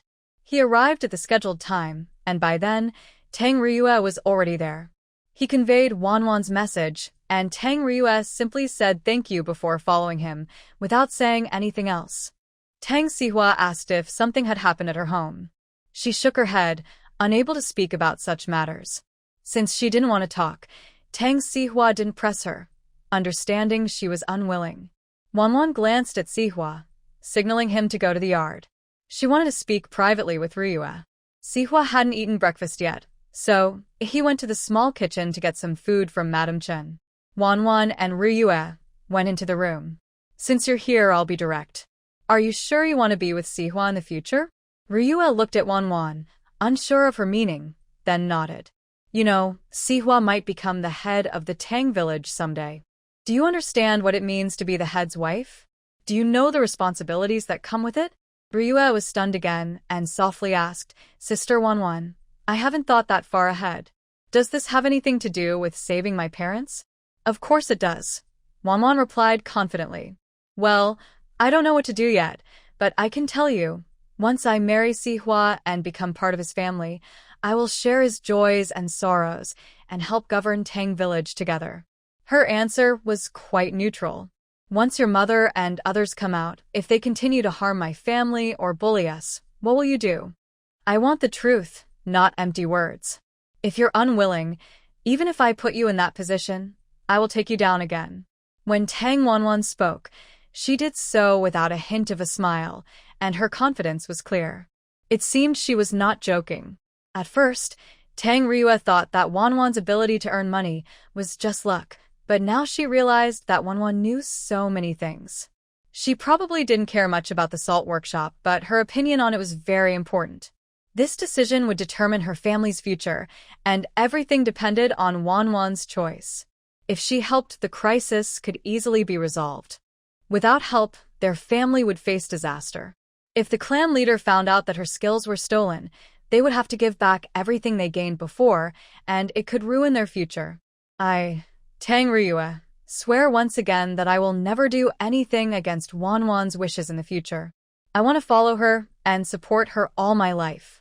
When she needs me, I will be there. I swear that if I break this vow, I will be shattered and my head will be cut off.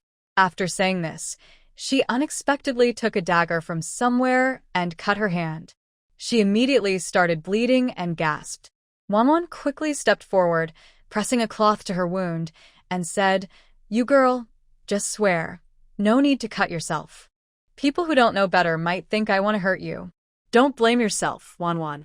Cutting myself made the pain sharper, which made my mind clearer. I will remember my words and my vow deeply. Stop talking, get up quickly, and I'll bandage you. Ryue shook her head and said she was fine. She had only cut her skin, and the bleeding looked worse than it was. Coming out of her suffocating home, she felt how warm and enviable Wanwan's small courtyard was. Her siblings got along well, her mother was kind and gentle, and everyone was respectful and caring. That was the family environment she wanted. But what about her own family? All right then, I'll finish what I want to say first, and then I'll get bandaged. Ryue nodded.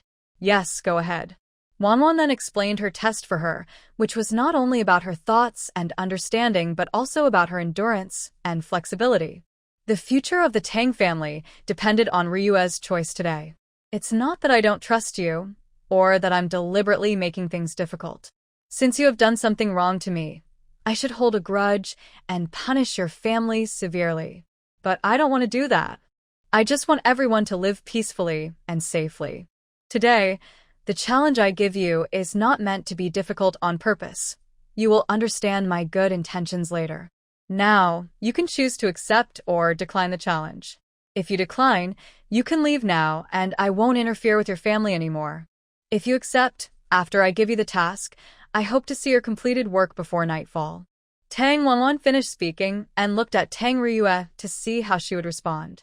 Without hesitation, Tang Ryue showed determination in her eyes and immediately replied, I accept your challenge, sister.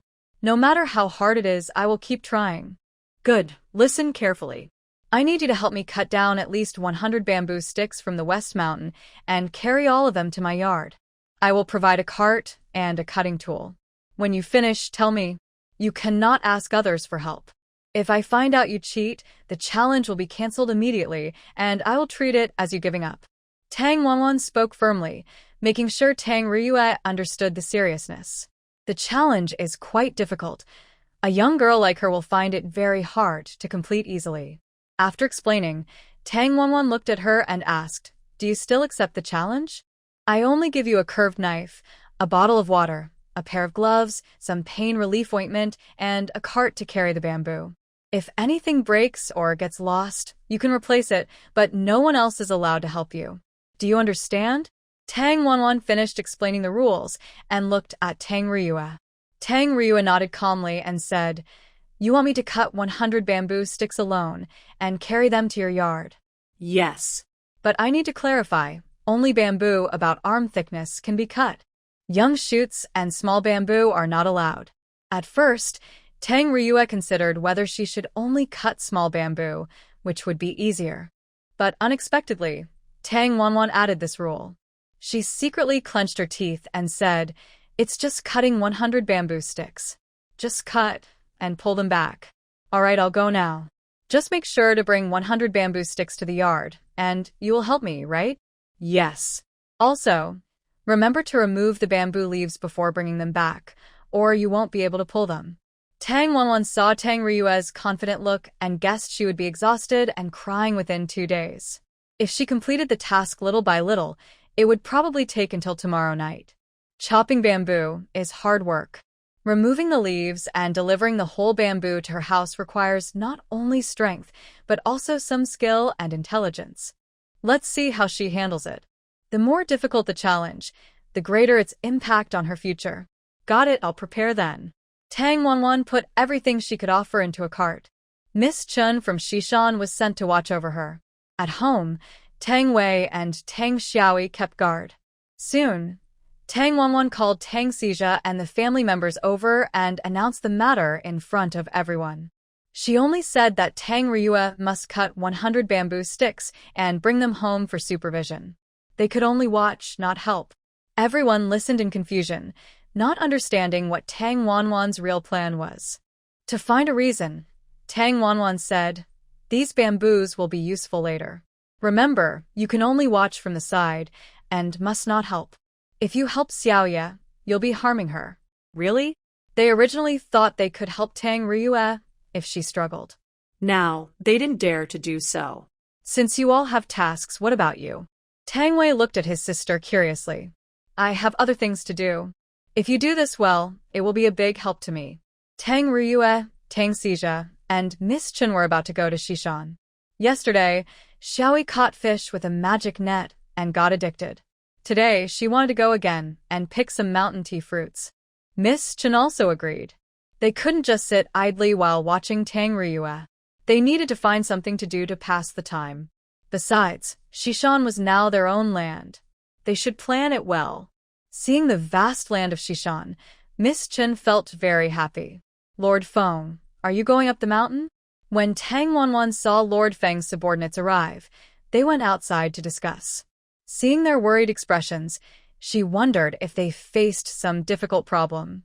After they left, Tang Wanwan went to the door to find Lord Feng. When she appeared, they all dispersed and came over to her. "Lord Feng, is something wrong? Are we going up the mountain today?" Awan, I was just about to tell you that. Young Master Gu can't come, so it's just a few of us.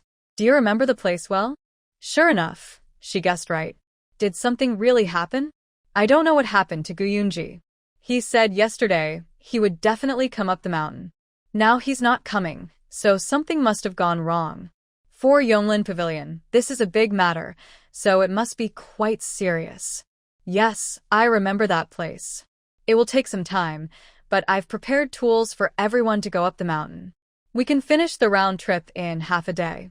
Tang Wanwan has a good memory, and with this thorough preparation, she'll probably be faster than last time. Once we reach the place, find the trail of the mother monkey and check if anyone else has entered. We'll understand the situation. All right, everyone should bring more water and dry food. We might be on the mountain all day. Once you're ready, let's set off. Yes. When Lord Feng gave the order, everyone responded in unison. As they prepared to leave, Tang Wanwan handed out climbing gear to each person. Holding her golden-haired dog, she was ready to go. She still carried her precious basket on her back, filled with important tools, food, and water. She fully loaded the small crossbow with arrows and had 3 spare arrows. Before leaving, Tang Wanwan also carried her father's longbow, which she had repaired. It looked quite special, giving off an ancient, timeless feeling. Seeing how young Tang Wanwan was, yet she had more gear than all of them, they couldn't help but laugh. Miss Tang, are you planning to go up the mountain to fight tigers or leopards? After saying that, they all laughed. Brother Bongchui, don't look down on me. This little girl. Once we get to the mountain, we'll see who's better, Tang Wanwan said, giving him a quick look. She oiled her longbow skillfully and slung it over her back, looking quite confident. Brother Bongchui, oh, such a friendly nickname. I say, Wang Daegu, when did you get a girlfriend? Someone nearby teased. All right, little girl, if you want to challenge your brother, I won't let you. Don't cry if you lose. Wang Daegu, who was quite skilled under Lord Feng, was known for his good aim and never missed his target. Because he often acts without thinking, he frequently does good things but ends up causing trouble. People jokingly call him the fool, meaning he has a simple mind and can't think things through. Seeing Tang Wanwan say this, everyone thought she might be pushing her luck today by challenging the strongest person. Girl, don't be reckless. These guys are skilled fighters for my office, and they won't go easy on anyone. They are all rough men, speaking in a blunt and sometimes flirtatious way. Tang Wanwan is used to it. When she traveled around before, she met all kinds of people, rude, dishonest, crude, and ignorant. She has seen countless types of people. These men are straightforward, and dealing with them makes her feel safe. At least she doesn't have to worry about being set up or being betrayed for no reason. Uncle Feng, don't worry. I have everything under control, Tang Wanwan said, pointing to her chest to show she knew what she was doing. That's good. Let's go. Oh, and one more thing. The tools I gave you, please return them after you're done. I only have a few sets. Don't worry, we won't steal from you, they replied. Tang Wanwan smiled silently, thinking to herself, remember what you just said, guys. Don't embarrass yourselves later. Her climbing tools are very useful. She knows that no one else here could make something like this. Whether it's a steep cliff or a snowy mountain peak, she can climb straight up with confidence, like a hero defending a pass. These men often go out on missions and are very quick and skilled. To her surprise, Lord Feng is just as capable. Lady Feng watched Tang Wanwan move swiftly, carrying heavy equipment and holding her golden retriever, and was secretly amazed at how fast she was. Girl, are you feeling okay with such a small body? Uncle Feng, are you tired? If you're not tired, I'm not tired either. Good job. You really made your father proud. When she mentioned her cheap father, Tang Wanwan asked Uncle Feng, did you get along well with my father? How did he die? Can you tell me more? When Lord Feng's trouble happened, Deputy Salt Transport Officer Le brought people to deliver the news. Lord Feng also came and sent condolences to their family. Hearing her question, Lord Feng looked surprised. Girl, why do you ask? I don't know the full details myself. I also heard it from Lord Le. After speaking, Lord Feng's face showed a hint of nostalgia. I used to have a good relationship with your father. I watched you grow up from such a young age. Your father is straightforward and good at drinking. After meeting him a few times and talking easily, we became friends. Also, your father helped me repair something. Repaired what? Tang Wanwan asked with some interest. Lord Feng seemed to recall it clearly and fell into a memory. If I remember correctly, it was a damaged lock, something called a Lubon lock. At that time, the lock was related to a murder case. The case was happening right at a critical moment. We looked for many people to open it, but no one could. Your father and I had drunk together, and he knew my trouble. He said he was willing to try. And then? Then your father just fiddled with it a few times and in a few moves, opened the lock. Tang Wanwan remembered that the Lubon lock was a famous creation of the master craftsman from the Mo family. If her father could open it so easily, could he be connected to the Mo family? The Mo people are mysterious, once famous in the martial world, but then suddenly seemed to disappear. What exactly happened, Tang Wanwan couldn't remember clearly. She needed to investigate further. It seems my father was just lucky, Tang Wanwan said casually on purpose. No, that's not it. I asked several top carpenters, the best in their craft, and none of them could open that lock. Even if your father was lucky, it wouldn't be possible. Later, I learned that your father was an incredible woodworker, so skilled it was almost unbelievable. What a shame. Lord Feng sighed deeply. After speaking, his gaze fell on Tang Wanwan's bag. If I'm not mistaken, these are probably things your father left behind. Tang Wan not dead. Girl, you have your father's talent. Maybe you can surpass him someday. Lord Feng's words were not false. Tang Wanwan was more than just talented. She smiled faintly without speaking. Just as they were about to move forward, someone suddenly approached. Sir, we are about to cross the mountain ahead, said one of Lord Feng's subordinates, holding a geography journal and pointing at the towering mountain in front. They had now reached the foot of two mountains, but the place they were heading to was actually a narrow canyon behind the mountains. Tang Wanwan took the chance to glance at the journal. The map was quite simple. I can only provide a rough outline, including the important valleys and some representative peaks. However, the smaller places are missing. Interestingly, the places with treasures are all unnamed valleys. Let's start from this side. There's a small trail up the mountain. Tang Wanwan confidently pointed ahead. Really? Wang Dogwai asked, looking at Tang Wanwan. We'll find out once we try, Tang Wanwan replied, then put her golden-haired dog on the ground and took off her backpack. The dog seemed excited here, constantly barking. Tang Wanwan comforted it a few words and gave it some food. The dog liked the food very much, holding it carefully and sitting calmly, which was quite amusing. She fed the dog some biscuits, and it ate happily, chewing and wagging its tail. It was hilarious. Let's go now, and wait for you guys to catch up. Wang Dogwai led the way confidently. Who's afraid of whom? The others followed behind. Although the mountain looked flat from afar, walking on it was tough. Every step was careful, with loose stones and thorny bushes everywhere. Sometimes, they might accidentally fall into traps on the ground. These traps were set by nearby hunters to catch small animals. There were so many, it was frightening, and everyone was annoyed, wanting to curse. Why isn't the girl moving yet? She might fall behind later. Lord Feng watched Tang Wanwan and said. She was calmly giving water to her dog, then took a small sip from her water pouch, sealed it, and put it back. Then she took out something from her bag. Tang Wanwan glanced at the people climbing the mountain ahead and said with interest, Sir, how about I show you a little? Let's see if I'll be the first to reach the top. The first to reach the top? Lord Feng asked in surprise. Yes, I'll start once they're halfway up. Just warming up now, Tang Wanwan said, twisting her arms and ankles, looking quite fun. Lord Feng was even more curious. He hesitated but found it interesting. When Tang Wanwan noticed his awkward posture, she corrected him, and soon he was doing it almost like her. The people halfway up the mountain turned around and saw these two still making strange moves, feeling even more puzzled. What are they doing? Yes, really, adults can be so strange, always siding with that girl. Anyway, we've already climbed halfway. Even if that girl had wings and could fly, she probably wouldn't be faster than us. Let's see what she says later. Wang Dogwai, tall and heavy, was tired from climbing such a rough mountain, sweat soaking his back. He took a sip from his water bag and saw Tang Wanfan and the others stop moving and start preparing. Look, that girl is about to come up.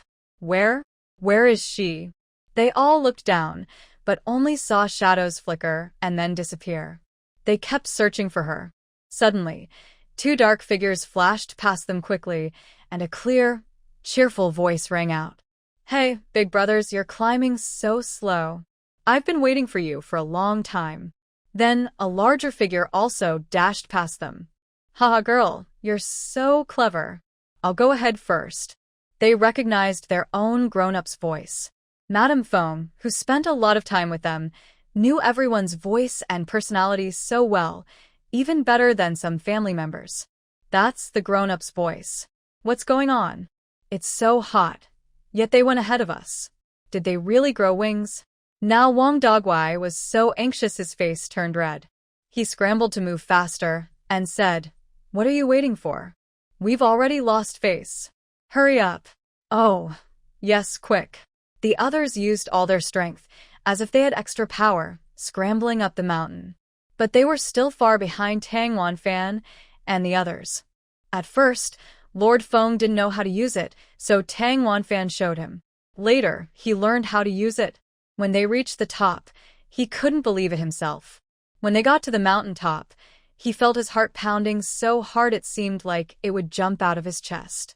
His hands and feet felt weak. He leaned on a tree and stood there for a long time, then muttered, "Am I still alive? I hope I didn't get scared to death." "Sir, you're full of energy. Standing here makes you look so spirited," Tang Wanfan said. Then she pressed on Lord Feng's waist, and suddenly, a series of whooshing sounds rang out. The iron ropes that had been pulling them up the mountain immediately slipped into a small iron pouch on Lord Feng's waist. Connected to the iron cover is a leather belt. From afar, it looks unremarkable, like a waist pouch, but surprisingly, it contains a secret. This is the belt that takes us up the mountain. How is it so impressive? Lord Feng is beginning to see Tang Wanwan in a new light. Her skills are truly remarkable. After storing Lord Feng's belongings, Tang Wanwan also gathered the iron chains tied around her waist. They are not very heavy. This is her latest mountain climbing tool, which she calls the Iron Hand. The Iron Hand has an automatic switch. Once it is launched and fixed in place, the climber can secure the belt around their waist. The belt has adjustable holes in the middle, suitable for almost everyone except very overweight people. One hand holds the iron chain bag, while the other presses the trigger button. The person then seems to soar into the sky, as if riding clouds. Even people with no martial arts skills can easily climb mountains, trees, or even steep cliffs, as long as they tie the chains properly and keep their balance. When climbing cliffs, the iron head of the chain can change from a hook to a drill, allowing it to pierce into the rock. Another soft whip replaces the chain, serving as a climbing rope. It must be said that Tang Wanwan's mountain climbing chain design is very clever. Most importantly, it can support the weight of a young girl like Tang Wanwan, and Lord Feng finds it perfectly suitable when he uses it. I call it the Iron Hand. It has an automatic mechanism inside, and there are 3 different lengths, Tang Wanwan said, pressing the first button. The first length is about 1 meter, the second over 2 meters, and the third, designed for climbing, extends directly to over 3 meters. It's hard to imagine such a long, strong chain fitting into such a small package. Wow, amazing! Uncle Feng really admires you. Girl, you're quite something. If Tang Wanwan were a boy, Lord Feng might have patted her on the shoulder. Now, he also raised his thumb in admiration, just like her. Uncle Feng, you're flattering me. I just read about this in a book and tried to make it myself. The person who wrote the book is the real genius. Oh, what's the name of the author? I've never heard of him. It's an old, ancient book. The author's name was Liu something Ban. I read it a long time ago, and I remembered it. When I had free time, I made one myself. It works pretty well, and I thought it might come in handy for a mountain trip. Tang Wanwan's lie was so smooth, she didn't blush or feel guilty. Lord Feng asked her, but she couldn't say she was the father of a carpenter who invented this thing. She could only come up with a random excuse, and this excuse had to be believable. Anyone with some talent could understand the structure of mechanisms or devices from diagrams and could either make them themselves or figure out how to break them. Also, in Chilean Mountain, there are not many people skilled in making mechanisms or woodworking. Great. With Awan's Iron Hand, my subordinates will find it much easier to handle cases in the future, Lord Feng said happily, rubbing his hands. Awan, you have to leave me a few of these. You can set any price you want. Again, just set any price? Her items are valuable, they're not cheap at all. But since she brought them out today and wasn't thinking about making money, these people are Lord Feng's trusted subordinates. Having these items in their hands will make a big difference. They're too slow. Uncle Feng, sit here for a while. I'll go pick some wild fruits, she said. The scenery at the mountaintop was beautiful. Because the mountain was high and the path steep, hardly anyone came here. There were many wild fruits, wild chestnuts, and some herbs that had already ripened. Tang Wanwan was happily gathering them. Truly, it felt like money everywhere. Lord Feng was sitting there feeling helpless. thinking he would have to go through the same experiences again soon, and he felt like giving up. He was afraid. The feeling of floating in the air and rising quickly was really frightening. He waved his hand at her. Go ahead. When they come up later, I'll call you. Jean Mao will go eat delicious food with sister, Tang Wanwan said, placing her hand on Jean Mao. The little dog immediately jumped onto her shoulder. Jean Mao, sitting on her shoulder, had golden fur that looked like a furry cloak. Walking together, picking wild fruits and herbs, with the golden sunlight shining on them, the scene was truly beautiful. When Tang Wanwan returned heavily laden with her harvest, her backpack almost full, Wang Dogwai and the others finally came up, exhausted and panting. They didn't say a word, each lying on the ground, mouths open, gasping for breath, all as tired as dogs. Lord Foam, now catching his breath, pointed at them and said, You all are usually so capable. Today, how come you couldn't even beat a young girl? Hearing this, Wang Dogwai's face turned almost green with embarrassment. He was the first to recover and asked Lord Foam, Sir, is that girl a bird? Can she fly? How does she do it? I still can't understand. Yes, tell us about it, others added. You all don't understand kindness. You should be more humble. As the old saying goes, there are always better people outside and higher skies above. We keep learning all our lives. Let me show you, Tang Wanan said as she demonstrated how to use the iron hand. Lord Feng had already learned it. Quick, show us, they urged. You're all so impatient. Why did you go ahead earlier? Stand back and open your eyes wide, Lord Feng said as he pressed the button on the iron hand's cover, ready to activate it. But he pressed hard and nothing happened. Everyone stared, eyes wide like bowls, nervously watching his hand. He pressed again, still no response. They started to cheer quietly. Sir, do you really know how to use it? I'm so anxious. Please, show us quickly, they said. Why isn't this thing listening to me? Lord Feng looked helpless and shouted loudly at Tang Wanan from afar. Girl, come back quickly. After a couple of calls, Tang Wanan heard him. The golden-haired dog jumped down from her, ran wildly to them, with a small wild chrysanthemum stuck in its hair. Its funny expression made everyone laugh. Sir, they're all here to pull you, someone said. Hurry up, girl. You tell them how to use it, Lord Feng urged. Okay, I will, Tang Wanan said. Unexpectedly, Wang Dogwai, who was so tall, bowed and cupped his hands to her. Miss Tang, you win. I admire you. I admit defeat. Just tell me what to do, and I'll agree. Then give yourself to me. Someone joked nearby. Lord Feng's face darkened and said, Don't joke about that with the girl. Be careful, or you'll get into trouble. They all quickly covered their backs, afraid Lord Feng might really hit them. Ha, I was just joking. Brother Wang, don't take it seriously. Now let me show you my latest climbing tool.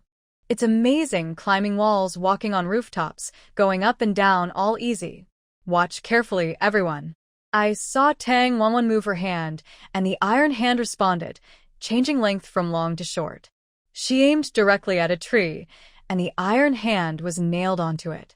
Tang Wanwan pressed a button, and she flew straight up into the tree. From afar, it looked like she had light skills, but it turned out she was using a special tool. Wow, Miss Tang is really amazing. Today I've learned a lot. Luckily, we came here.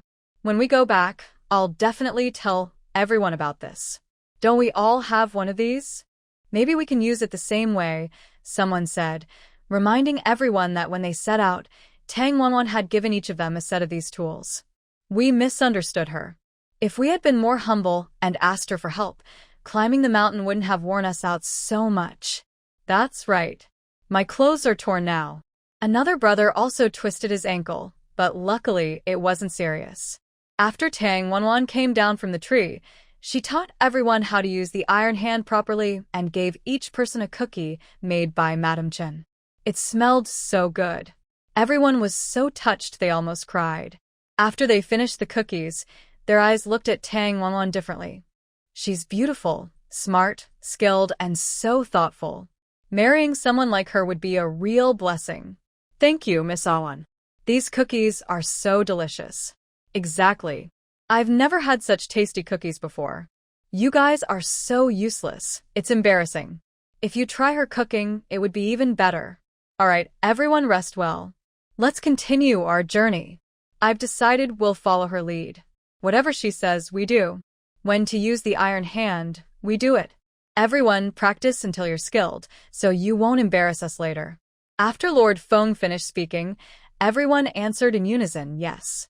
Tang Wanwan didn't act pretentiously and simply said, okay, we'll find a flat place to go down later. We'll swap the iron ropes for regular ropes and secure them somewhere. Then we'll descend along the ropes. Hearing her say this, everyone got even more excited. This girl is so smart. The way she plans to go up and down the mountain is really very convenient. According to their old method, descending the mountain takes less than an hour, usually about half an hour. They also get very tired after coming down. So, as long as they wear gloves and hold the rope tightly, they can quickly reach the bottom of the mountain. At first, a few people didn't manage to get the rope out, so Tang Wanwan guided each of them one by one. Once everyone was down, she and the golden retriever also descended. On the next mountain, they followed the same steps, and everyone crossed easily.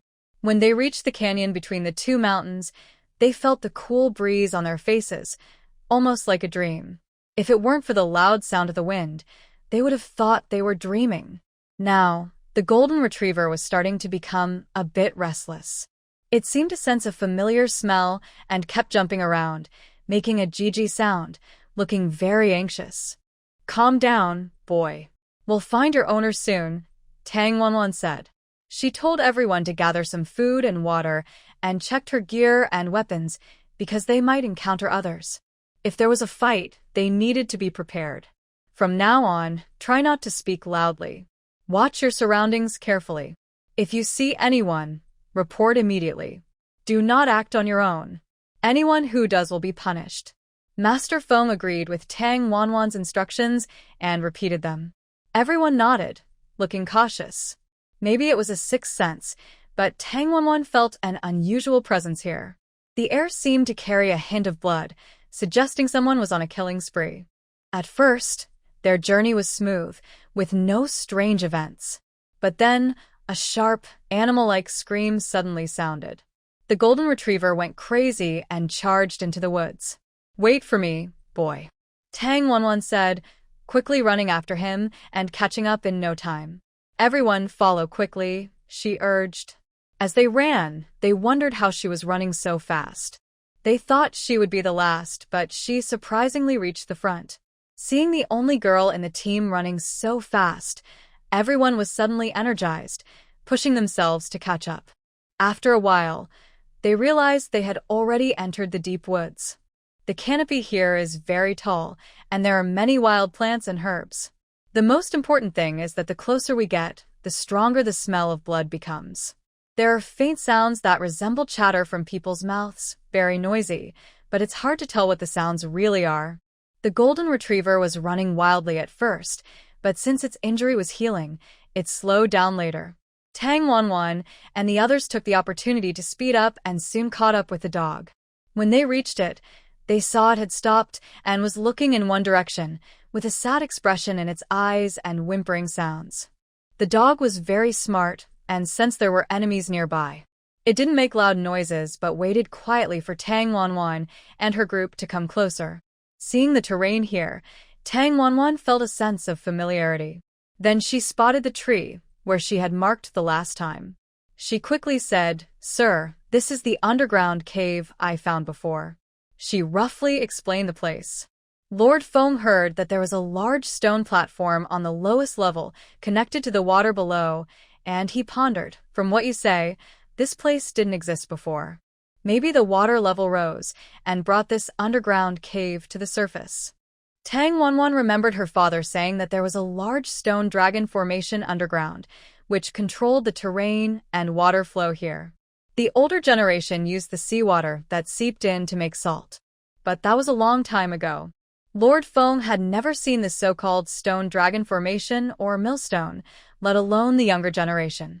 Tang Wanwan thought it might really be the long-lost stone dragon formation. The place looked like an old workshop, but many things were gone, turned into ruins. The stone dragon formation couldn't be moved, and even if left there, it was uncertain whether it could be activated in the future. "Should we go take another look?" she asked. "Let's go see," they agreed. It's a lucky coincidence to find this place. Even if not, we can broaden our knowledge. Others also showed some curiosity. After all, Tang Wanwan said there was a huge stone mill underground. But there was no record of this underground cave in the local gazetteers. It was strange. How could such a large place be unknown to anyone? Seeing that they wanted to explore the underground cave, the golden retriever became very excited and kept tugging at Tang Wanwan's pants. It almost tripped her several times. Unfortunately, Tang Wanwan could only hold it and gently its fur, saying, "Little one, do you sense anything? Don't worry, we're just here to check the situation. If we find anything unusual, we'll withdraw immediately." In response to her words, the golden-haired creature let out a soft sound and then lay quietly on her arm. To Tang Wanwan's surprise, when they arrived outside the underground cave, it was already occupied. The cave is a sinking type, so from outside, you can't see the stone door unless you're paying close attention. But there were guards watching carefully, which was unusual. Also, many tents had been set up outside, something the original people wouldn't normally do, who would come all the way to this remote mountain area to camp. Tang Wanwan signaled everyone to be careful. They quickly hid behind a stone wall, just enough to see what was happening below. 2 strong men were standing there, each holding a curved knife. They looked very sharp, definitely not Chinese-style swords. Tang Wanwan thought, "They're clearly Japanese." She was very familiar with these swords. They came from the United States, so she recognized them easily. Looking at their clothes, they seemed to be from the 16th or 17th century. So, which period does the history of the Great Summer Kingdom belong to? They were speaking in American language, and Tang Wanwan surprisingly understood it. Let's go down and discuss." Lord Feng didn't understand what Tang Wanwan meant. He only saw the 2 men mumbling for a while, but he didn't understand a word. "Awan, do you understand what they're saying?" "Yes, they are warning to watch the surroundings. The Lord will come to inspect soon." Lord Feng looked very surprised and then said, "Girl, you really are something. You can understand what these people are saying." Tang Wanwan smiled and said, "It's not hard to understand their language. Just listen more." The others heard her and instantly froze. What does she mean, "It's not hard to understand"? It's almost impossible to understand at all. Where is this girl from? How does she know so much? Meanwhile, the group was losing confidence after Tang Wanwan's words. They originally thought they were quite capable, especially since they had gained the favor of the elders. Others looked at them with admiration. But today, they were completely beaten down by this young girl, feeling utterly defeated. "Girl, what do you think?" Lord Feng knew that Tang Wanwan was not an ordinary girl. She was capable. So, when faced with a problem, he preferred to first listen to her opinion. Tang Wanwan looked ahead and then surveyed the terrain around her. She already had a plan in mind. She said this leader must be their boss, which is very important. Let's find a way to stop him and see if we can learn anything useful. I agree. Catching the leader first is best. We need to understand their goal first, Feng replied. Aside from these people secretly gathering here, they were also harming animals and their identities were unclear. No matter how you looked at it, their presence seemed suspicious. Split into 2 groups. Awan and I will go inside to check the situation. You all stay outside and watch the entrance. If that leader shows up, act quickly, Feng ordered. Yes, sir. Be careful, everyone. After giving instructions, they split up and moved out. At first, Tang Wanwan didn't understand what they meant by patrol. Later, she and Lord Feng sneaked into an underground cave from another spot. From above, they saw about 100 people gathered there. They seemed to be stationed there, acting confidently. Some were practicing on the square outside, while others were resting or chatting about trivial matters. Tang Wanwan couldn't hear anything useful from their conversations. What made Tang Wanwan angry was that these people had casually piled all the bones outside, like trash. Lord Feng saw this and muttered softly, "Animals. Later, we'll settle accounts with them. For now, let's find out their purpose," Tang Wanwan said. Yes. At this moment, Tang Wanwan motioned for Feng to be quiet and looked toward a nearby room. When she approached, she smelled a strong foul odor. In another empty room, a stench of decay filled the air. Many animals were kept inside, including a large black bear. The bear was not as fierce as legends suggested. It looked sick and gloomy. There was also a wolf, 2 eagles, rabbits, and a pig. Near the corner, Tang Wanwan saw the mother of the golden-haired monkey, the female monkey. She went over and gently tapped the cage. "Big golden hair, do you remember me?" It seemed like I heard a sound. The mother monkey slowly lifted her head. After a moment, she finally saw Tang Wanwan. However, she didn't look well. She lacked the strength to stand up. She only made soft whimpering sounds, and tears flowed from her eyes. Tang Wanwan felt very sad immediately. The mother monkey was in poor condition. I wonder how the golden-haired dog would react if it saw this. "What's wrong with them?" she asked. "They probably were drained of blood," Tang Wanwan said, noticing many broken pots on the ground, all stained with blood. The iron cage was also covered in blood. The room was filled with a strong, bloody smell. It seemed the person they caught wasn't joking. They really were drinking animal blood, claiming it could extend life. It's truly crazy. Tang Wanwan opened the iron cage of the mother monkey, planning to set her free. But surprisingly, she shook her head and didn't move. Her eyes were fixed on the door, as if waiting for the golden-haired dog. Tang Wanwan whistled outside the door. If someone didn't listen carefully, they might think it was just an animal call. Sure enough, the golden-haired dog suddenly darted inside. Seeing the mother monkey, the golden-haired dog got very excited, barking non-stop. It also startled the animals in the other cages. They all pressed their paws against the iron doors, staring eagerly in this direction. But now wasn't the time to let them out, to avoid alerting the others. Tang Wanwan covered the golden-haired dog's mouth to keep it quiet. The dog struggled briefly, but then calmed down. Tears also welled up in its eyes. It stubbornly crawled into the cage and snuggled beside the mother monkey. The mother monkey gently raised her hand and patted the golden-haired dog on the head. They touched noses briefly, as if saying something.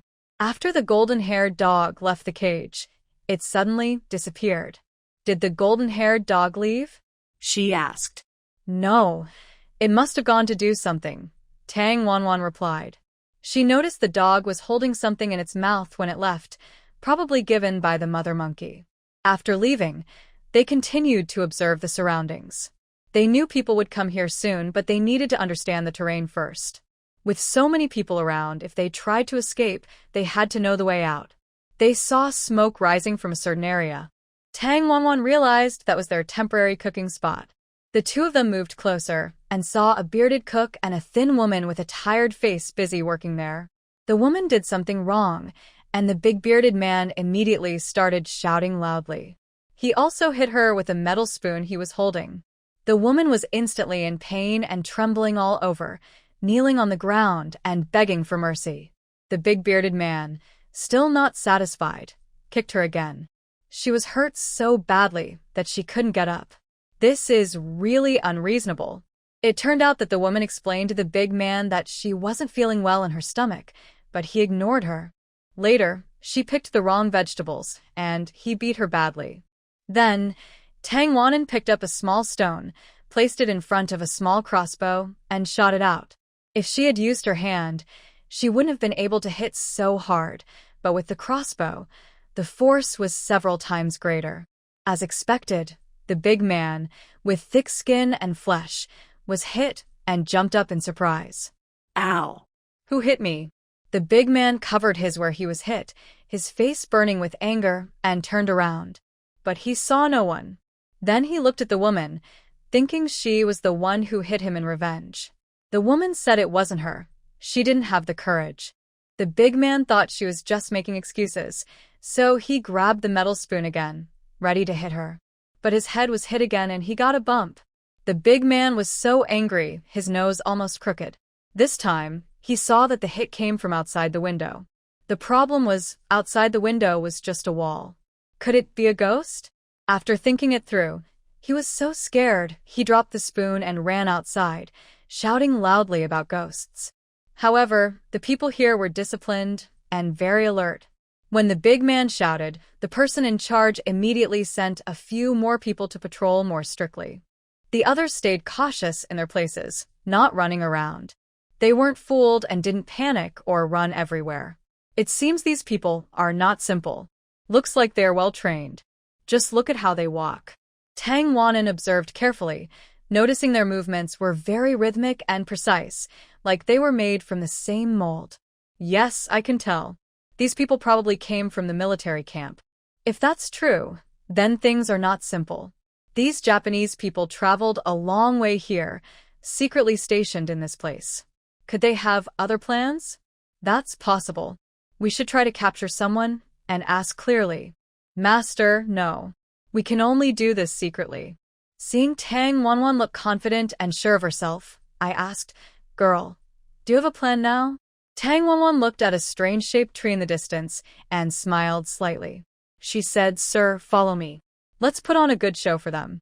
Lord Feng looked at the shouting Japanese soldiers in the distance, unsure of what Tang Wanwen was planning. He asked, What should we do? Should we wait for others to arrive? No need. One person is enough, she replied. Seeing how agile Tang Wanwen was as she moved through the underground caves, Lord Feng could only follow behind her. Luckily, Tang Wanwen was familiar with the terrain, and her hearing seemed especially sharp. She could sense when someone was approaching in advance. They gradually moved out of sight of the others and reached a large tree outside. Sir, put this on. Do you think you can cut down the tree? Are we really going to cut the tree? Lord Feng thought Tang Wanwen had come up with a clever plan to defeat the enemies, but she surprisingly asked him to cut the tree and handed him a pair of gloves that looked like her hands. Tang Wanwen explained that they were called gloves, meant to protect the hands. His hands weren't delicate like a woman's, so he didn't think he needed gloves for chopping wood.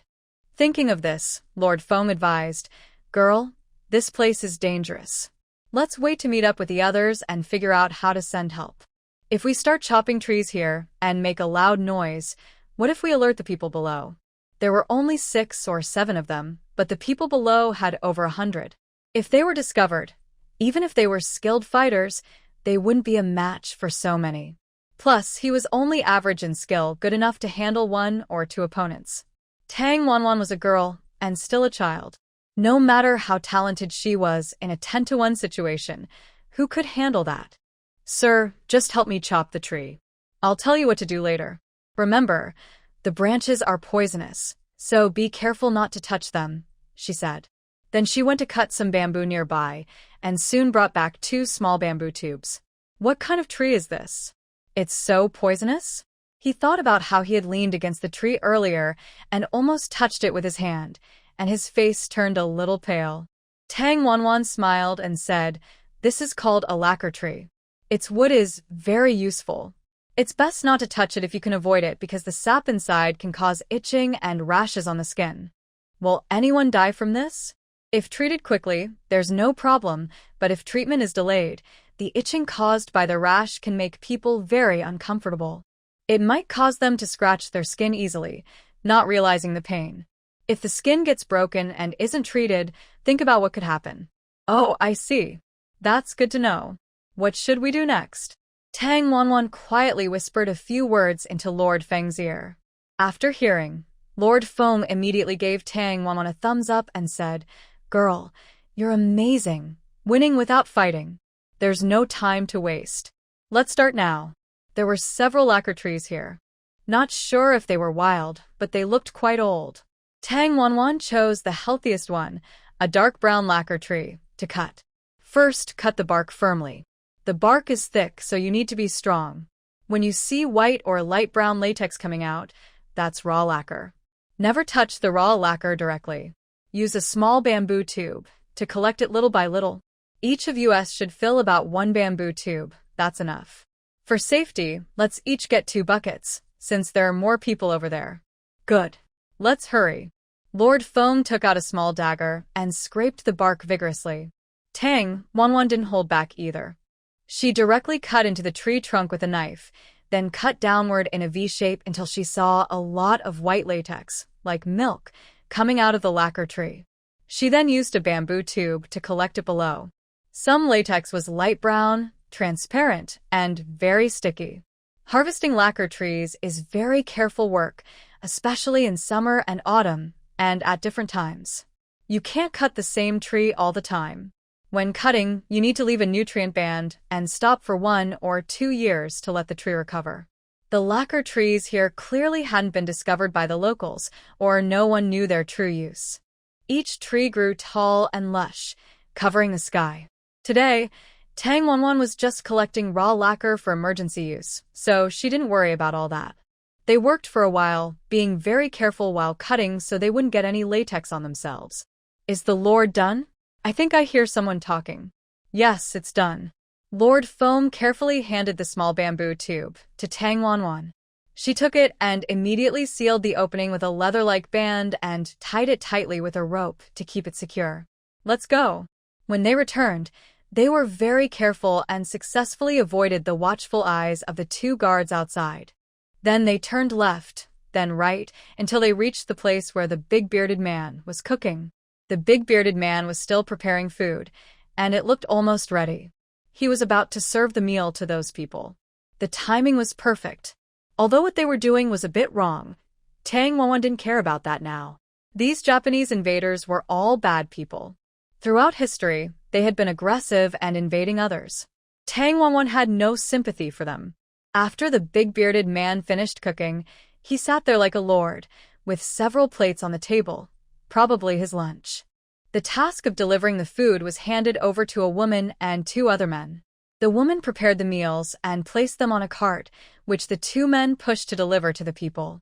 Tang Wanwan knew the right moment had come and couldn't miss it. She exchanged a quick look with Lord Feng. They split up into 2 groups. Tang Wanwan shot one of the men with her small crossbow, while Lord Feng sneaked from behind and knocked out the other man. Their cooperation went smoothly. They dragged the unconscious men to a hidden corner, changed into decent clothes, and poured some lacquer into some of the food.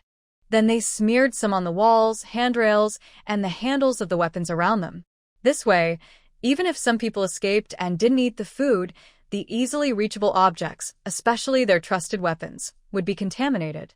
Thinking about what would happen later, Tang Wanwan felt very excited. Both of them wore the clothes they had just changed into and delivered the food. Just as they were about to turn away, they heard one of the men say, "Stop." Lord Feng's heart skipped a beat, almost revealing their plan. Tang Wanwan secretly reached out and pulled him down. They both lowered their heads. She asked in American English, "The meal today is quite good. You can try some first, sir." After saying that, she picked up one of the bowls, took a spoon, and prepared to serve the man. The man's clothes were different from the others, and judging by his commanding tone, he must be in charge. Tang Wanwan was very careful in her response. Fortunately, Tang Wanwan knew she had to avoid revealing herself. She deliberately blackened her face and hands with charcoal and yellow mud, making her face look pale and yellowish. She looked small and thin, giving the impression of being malnourished. The man still stared at her and asked, "Are you new here? What happened to those 2 before?" Tang Wanwan immediately saluted him and quietly replied, "They were called outside to do something, probably to greet someone. So my brother and I brought the food." After hearing Tang Wanwan speak, the man no longer suspected anything. He said, "You look like a girl. Hurry up and serve the food." Tang Wanwan quickly responded, "Yes." The man then said, "He came so quickly? We should eat fast." I guessed right. This man is the leader here, named Little Spring 11. He's a captain. They are waiting to greet Major Tianshur, the son of General Tianshur from Yamato. His name is Tianshur Pinji. He is skilled in martial arts, well-educated, and very interested in the history of the Great Xia country. They brought over 100 troops secretly into the Great Xia country for an important mission. Unexpectedly, he died before he succeeded. They hadn't even shown their strength here before being defeated by this young girl, Tang Wanwan. Tang Wanwan and Lord Feng exchanged a quick glance, and both relaxed a little. At least they passed the first test. They quickly served the food, placing bowls on the table for everyone to line up and take. Worried about being seen, Tang Wanwan kept her head down while working, afraid her hands would reveal too much. After all, her hands as a woman are different from those rough, strong men. Also, the man had already sensed something earlier, but she covered it up with her words. If that man asked Lord Feng anything, it would be bad. Seeing that half the people had started eating, Tang Wanwan felt a bit more at ease. The allergy to paint was not poison. It wouldn't cause an immediate reaction. Instead, after a while, when people felt itchy all over, it would be too late. When only about 10 people were left, some had already started to itch. They put down their bowls and desperately scratched themselves. Tang Wanwan quickly signaled Lord Feng with her eyes. After they finished distributing the food, they pushed the cart to leave. Unexpectedly, the leader suddenly called out, "Stop right there." He had just thought Tang Wanwan and the others looked a bit strange, unusual expressions that didn't seem normal for their group. I don't know how he called out like that, but Tang Wanwan immediately turned around, showed her white teeth with a bright smile, and then shot a bamboo arrow straight at his face. Ugh, the man cursed, shouting, "There's a spy." He then rushed toward Tang Wanwan and Lord Feng, heading to the area they had coated with fresh lacquer. Behind them, they heard people screaming and some suddenly clutching their throats while their faces showed strange expressions. The leader saw this and was both surprised and angry. He drew his military knife, loudly shouting, "Stop! Stand still!" and swung his knife toward Tang Wanwan and her group. He yelled, "Get the weapons, catch them alive." The soldiers who hadn't been hit quickly ran to the weapon storage to grab their gear. But before they could catch up to Tang Wanwan, each of them seemed to be possessed. They dropped their weapons and started grabbing at themselves wildly. This situation was very strange and frightening. It made people wonder if they had offended the local spirits or broken some taboo. Soon after, everyone knelt down and kept saying, "Oh, the Grim Reaper has come." One person screamed and pointed at someone across from him, begging for mercy. His face was covered with red rashes, some bleeding from scratching, and he was crying out in terror. In America, they call the plague the Grim Reaper because it's controlled by an unstoppable, mysterious force that governs life and death. When they arrived here and were suddenly cursed, they also thought the Grim Reaper had come. Amid the chaos, Tang Wanwan shot a few more arrows at the leader, Xiao Quanxi Lang. Unfortunately, although she hit him, it didn't seem to affect him much.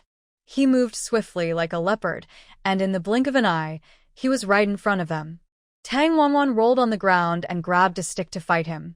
Lord Feng also drew his sword and joined the fight. But Xiao Quanxi Lang, seemingly unafraid of pain, kept fighting. Tang Wanwan finally found an opening and cut his arm with a dagger. Unexpectedly, he grabbed her dagger with his hand and forcefully pulled her arm and herself toward him, then threw her aside like trash. Ah! Tang Wanwan weakly waved her limbs, never imagining such a situation would happen. As her body floated in midair and suddenly fell downward, she thought she would either be killed or seriously injured. Unexpectedly, at that moment, a dark shadow suddenly flew over and caught her waist, holding her securely. Initially, Tang Wanwan had her eyes closed. When she was thrown into the arms of the person who hit her, her pupils flickered weakly. Seeing the handsome face so close for the first time, she thought she was hallucinating. No matter how much she guessed, she never expected Gu Yunji to appear here. "Why you?"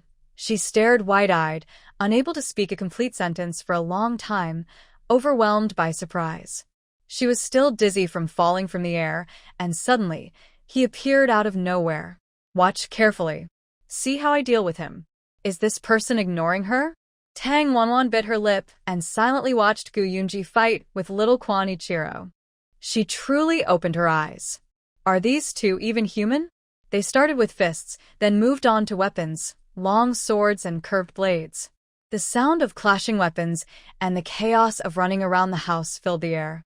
Finally, Gu Yunji used a move that forced little Quan Ichiro to retreat, then stepped forward and kicked him to the ground, causing him to spit blood. The move was so impressive. Tang Wanwan never expected that Gu Yunji, who looked like a pampered young master, actually had such terrifying strength. Fortunately, Gu Mingyuan, unlike his older brother, didn't look like he would easily be defeated. Otherwise, she would have been dealt with long ago, and wouldn't be here now. Yunji, well done. Kill that. Who are you? Little Quan Ichiro crawled up from the ground, covered in dust, looking quite battered. And who are you, and what are you doing here? To Tang Wanwan's surprise, Gu Yunji also spoke in American English. Impressive, young Master Gu. Sure enough, little Quan Ichiro was very surprised that Gu Yunji could speak American English. He quickly asked, "Who are you, sir? Why do you understand our Japanese language?" Gu Yunji smiled and looked at him with disdain. "Do you think your Japanese nation is so great? A tiny place, yet you want to challenge our great Xia country. You'd better leave quickly, so you don't dirty my hands. Don't insult us. We will fight again." After speaking, he picked up a military knife and waved it, then aimed it at Gu Yunji. Tang Wanwan was worried that Gu Yunji might kill this person directly, so she hurried over and asked him, "Ask them why they are gathering here. It seems they have a leader coming here, and their identity is not ordinary."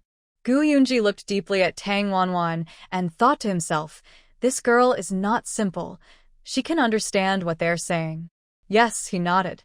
Looking at little Spring 11 Lang, he said, "Now I count to 3 to give you a chance to confess your purpose here. Otherwise, don't think about leaving alive. Your brothers will also die here." As soon as Gu Yunji finished speaking, more people fell to the ground, crying out in pain. The red rashes on their faces had appeared in large numbers, looking very frightening. At this moment, a Japanese person hurried over anxiously and begged for help, saying, "Sir, Kawashima-kun is about to die. Please think of a way." After these people developed allergies, they wouldn't die immediately, but they might scratch their skin out of itchiness, risking infection. If they don't touch the itchy spots carefully, the symptoms will disappear after a few days. But most people, faced with such terrifying symptoms, cannot stay calm and handle it properly. This Kawashima was a big eater and had almost finished all the food earlier. He was also the first to show allergy symptoms. Some people are allergic, but Kawashima symptoms were worse than others. Seeing this, Tang Wanwan immediately said, "Sir, even if you don't think about yourself, you should consider your subordinates. Are you willing to exchange so many lives for your leader's life? If they all die, it will be hard for you to explain to your superiors when you go back." After hearing Tang Wanwan's words, Xiao Quan 11 Lang's face showed hesitation. Slowly, he lowered the knife in his hand and looked at Tang Wanwan, asking, "If we agree to go back, will you keep your promise, treat them, and let us go?" The Japanese soldiers thought they were cursed. But Xiao Quan was not stupid. He had already realized that Tang Wanwan and Lord Feng had probably done something to cause this. They had been here for many days without any problems, and only when Tang Wanwan and her group appeared and ate the food they brought did these soldiers start having such symptoms. Now, Tang Wanwan's words are very clear. Her goal is to force them to leave. Gu Yunji says it's not that easy. Our great Xia country isn't something you can come and go from just because you say so. Tang Wanwan looks at Gu Yunji and says, "First, we need to understand their true purpose. Whether we let them go depends on what they do. How do you see it, sir?" Gu Yunji doesn't answer Tang Wanwan directly, but looks at Master Feng. "Let their leader come and talk to us. Awan, go prepare the antidote. We need to be ready for both options." Since they serve the court, they focus on the big picture. His suggestion is a good plan. Also, preparing the antidote takes time, and they can't immediately cure everyone's symptoms. If the others break their promise, what then? Gu Yunji conveys Master Feng's idea, and Xiaoquan Shi Lang hesitates.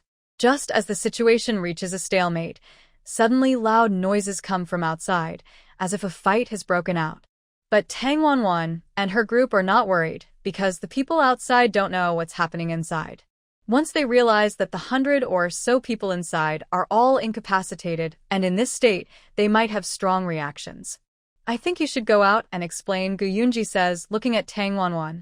He then adds, "Let's find a place to rest." We were in such a hurry earlier. I'm exhausted. Let's go over there. Tang Wanwan points to a spot that hasn't been coated with fresh lacquer. Gu Yunji nods at Master Feng, who then looks at Xiaoquan Shi Lang. Master Feng shouts, "What are you looking at? Hurry up and go." Pointing outside, Xiaoquan Shi Lang tells the people nearby, "Watch over them. Don't move yet. I'll go see what's happening."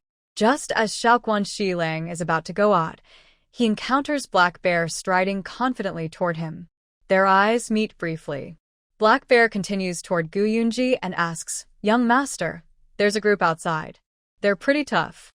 Should we fight them, or what?" It seems Wang Daegu and others are also meeting Black Bear's group. They originally planned to intercept Tianshi Pinji, but since Tianshi brought many people, a fight broke out immediately. Black Bear was just coming to support Gu Yunji when they started fighting fiercely. Seeing the situation is tense, Black Bear comes in to report. To his surprise, Tang Wanwan inside has already defeated everyone easily, making Xiaoquan surrender peacefully. Black Bear was surprised to see Tang Wanwan here. He smiled at her and blinked as a greeting. Tang Wanwan also smiled and made a gesture of encouragement. Black Bear didn't understand what her movement from top to bottom with her arm meant, but he still smiled at her. Just as he was grinning, Gu Yunji gave him a blank stare, which startled him into becoming serious and not looking away. Seeing how quickly he changed and how afraid he was of Gu Yunji, Tang Wanwan found it funny. She then thought that Gu Yunji was too strict, controlling everything, even forbidding his subordinates from smiling. Tang Wanwan suddenly thought of her sister, Tang Xiao. Maybe she was also being controlled by those people. Living under someone's rule was never easy. Xiao had just gone to Yonglin Pavilion. She didn't know if she would adapt. Just then Gu Yunji said no need. They will come in later to talk. After saying that, he stood up. Seeing Tang Wanwan still standing there, he added, "Aren't you supposed to prepare the antidote? Don't you need to get ready?" Tang Wanwan immediately stood up and said, "Then I'll go out for a bit." "Follow her," Gu Yunji told Black Bear. "Yes," Black Bear answered loudly. When he heard Gu Yunji's order, he was so happy he thought, "Finally, I get to talk alone with the beautiful young lady." Seeing his excited expression, Gu Yunji quickly changed his mind and said, "Come back and protect the master's safety. Once we're done, we'll return." Black Bear listened to Gu Yunji and immediately looked distressed. "Young master, how can you say that? We agreed I'd go with Miss Tang. You're tired too, sit down and rest for a while. I'll go in your place." Gu Yunji knew what he meant and said, "I don't need you to tell me how to do my work." Black Bear could only silently watch as the two left. Master Feng found Gu Yunji's attitude amusing and pulled Black Bear aside. "Little Black, come rest with me. Tell me what's happening outside." Black Bear immediately became interested, forgetting his earlier grievances. He was very curious about the situation outside, and the two began a deep conversation. Gu Yunji then walked with Tang Wanwan toward the door. Unexpectedly, Gu Yunji said to him, "Black Bear is an honest person. I think you should stay away from him." Tang Wanwan was stunned and quickly replied, "Young Master Gu, you're overthinking. I was just saying hello to him." Gu Yunji responded, "Really? I thought I was mistaken. Why are you both smiling so happily? He's my subordinate and I am responsible for him. If you're interested in him and want to marry him, I can allow you to continue developing your relationship." Wow, ancient straight men are so direct. If I had some nearby, I'd want to smear it on him. Forget your interest. You're the one with ulterior motives. Thank you, but I have no plans to marry now, nor do I want to find a man. Rest assured, young Master Gu, I won't kidnap your subordinate. After saying this, she stormed off angrily. Seeing her like this, Gu Yunji was momentarily stunned, thinking, did I speak too directly just now? Is she angry? Well, women do care about face. He then added, if you're shy, there's no need to worry. I can handle Black Bear's master. You're crazy. Tang Wanwan was finally really annoyed.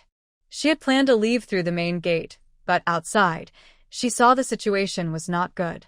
She swallowed hard and waited for the person behind her to come over. When Gu Yunji arrived and saw Tang Wanwan standing still, He looked at her with some confusion. Seeing the scene outside, he reached out and gently lifted her collar, then used light skills to fly her outside. Tang Wanwan shouted, "Put me down." But he ignored her and swung his sword at the group fighting fiercely, sweeping across them. Suddenly, screams filled the air. Many people dropped their knives, some fell to the ground, and others were thrown violently onto the stones, unable to move. When Gu Yunji finally set Tang Wanwan down, almost everyone on the other side had fallen. Only Tianji retreated a few steps, and no one was spared. Wang Dogwai and the others stared in shock, stunned, speechless. Then they exclaimed, "Thank you, young Master Gu. You're amazing." They only knew that Gu Yunji had a good relationship with his family, but this was the first time they saw him fight. Surprisingly, he was a hidden expert. Indeed, everyone in Yonglin Pavilion was not ordinary. Each one was quite impressive. The young pavilion master of Yonglin Pavilion was even more extraordinary. If he hadn't been holding a living person, even Tianshi might not have escaped. Those people had either injured their wrists or arms, but they all shared one thing: they had all been hurt and couldn't hold their knives anymore. Such skill, with precise control over the force used to pierce acupuncture points, suggests that this person, with such terrifying ability, is probably unique in the Central Plains. Tang Wanwan immediately felt that the situation was dangerous. She looked back at her escape route. To her surprise, there was a stone wall behind her. She felt hopeless and slowly retreated, trying to find another way to reach the woods behind. While he was dealing with Tianshi, she needed to find a place to escape quickly. After finding the antidote and meeting with Lord Feng, she planned to follow him. With an adult present, he wouldn't act recklessly. Kawasaki was clearly shocked. He looked at him and asked, "Who are you? Do you dare to fight me one-on-one?" Gu Yunji crossed his hands behind his back, looking very calm. He said, "You're no match for me. Come back after 10 or 8 years of training." Ha! "You look down on me. I want to duel you." Kawasaki looked a little angry.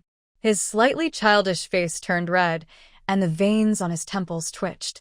Tianshi had made a vow to come to Daxia, but before he could start searching for treasures, he was already beaten badly by some Daxia people. He had no face to go back. Xiao Quanxi Lang saw the situation was bad and stepped forward to persuade him. "Major Tianshi, please calm down. Think of the bigger picture. There's a saying in the Central Plains: as long as the Green Mountains remain, firewood will always be available. Let's surrender." After speaking, Xiao Quanxi Lang knelt before him. Tianshi. Tianshi suddenly raised his sword to strike Xiao Quanxi Lang. But Tang Wanwan shot an arrow from her hand crossbow to block him. He felt a numbness in his arm, and the strike didn't land.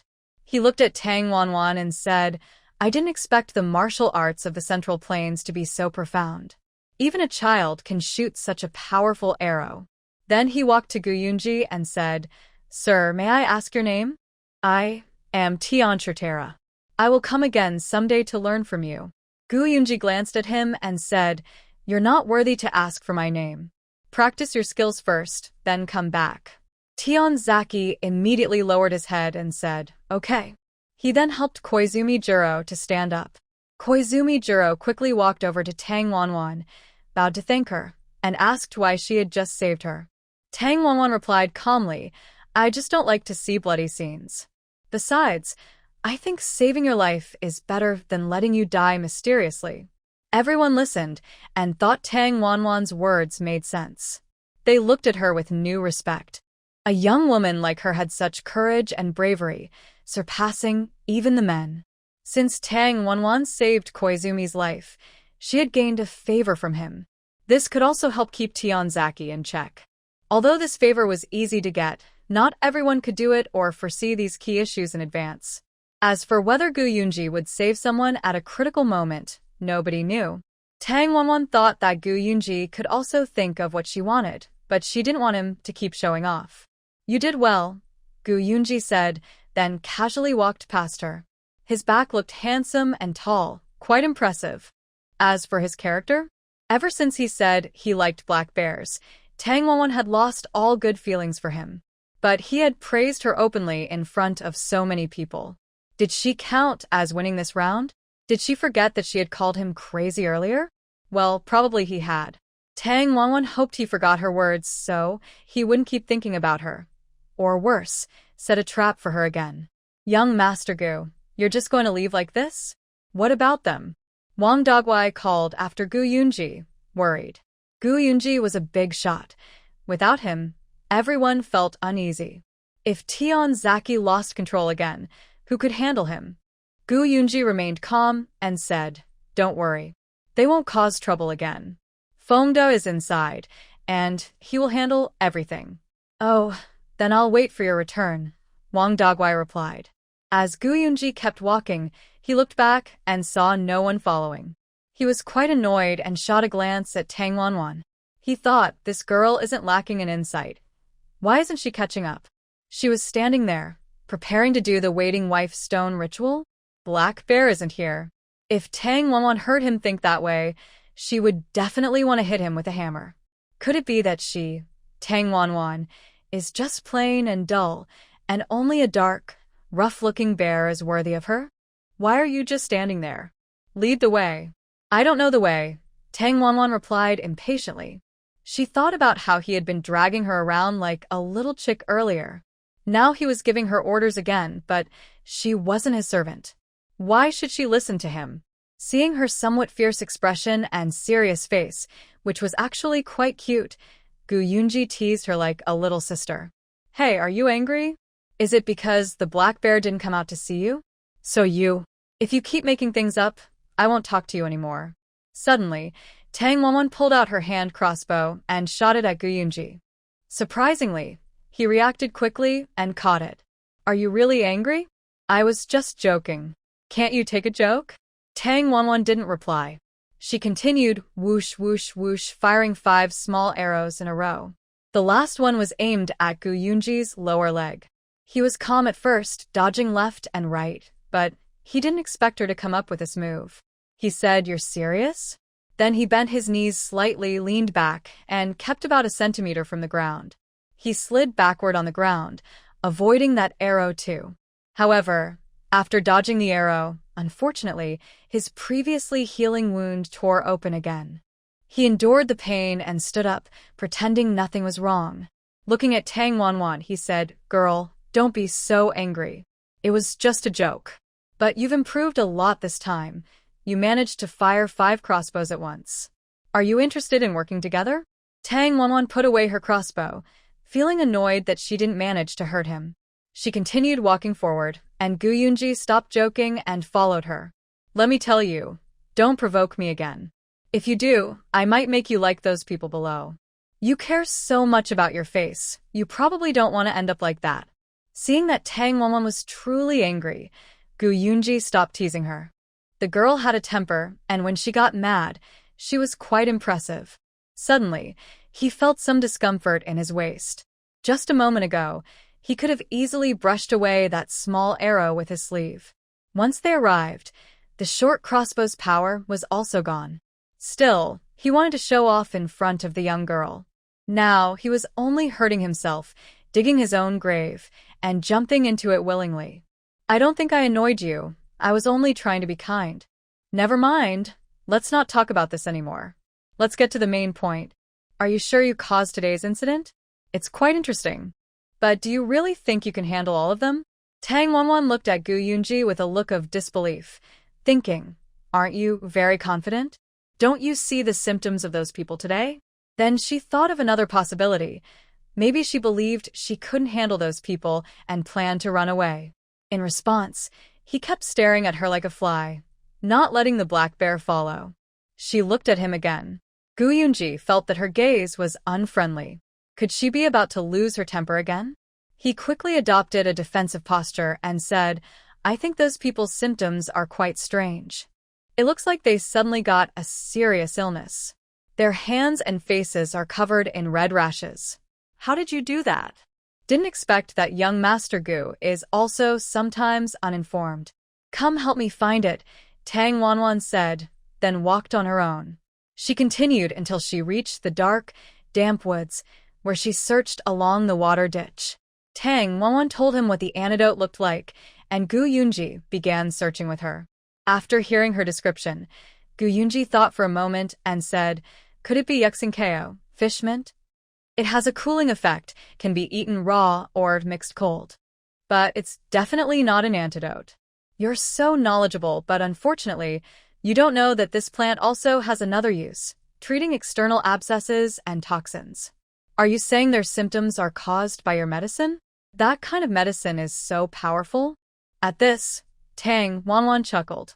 Haha, there are indeed things in this world that Gu Yunji doesn't know. But she forgot that she had changed her appearance. Her smile was not so pretty. Unless she showed her small white teeth and her eyes curved with laughter, she looked no different from a rustic village girl. Go wash your face. What are you putting on? It looks terrible, Gu Yunji said, unable to bear to look at her current state.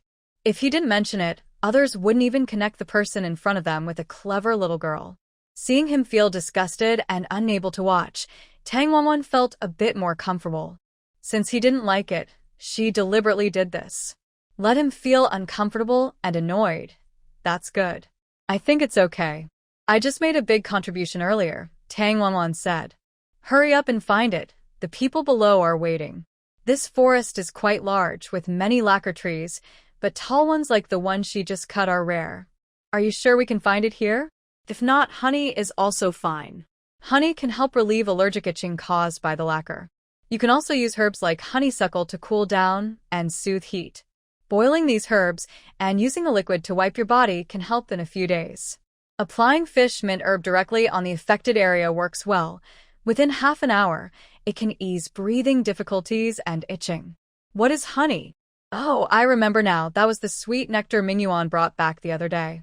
Gu Yunji is quite clever and quick-witted. Few people here use honey. Most don't catch wild bees or harvest honey from flowers. Gu Yunji learned about honey from ancient books. Gu Mingyuan, wanting to please his older brother, went to find a beehive and accidentally met Tang Wanwan, which led to a series of events.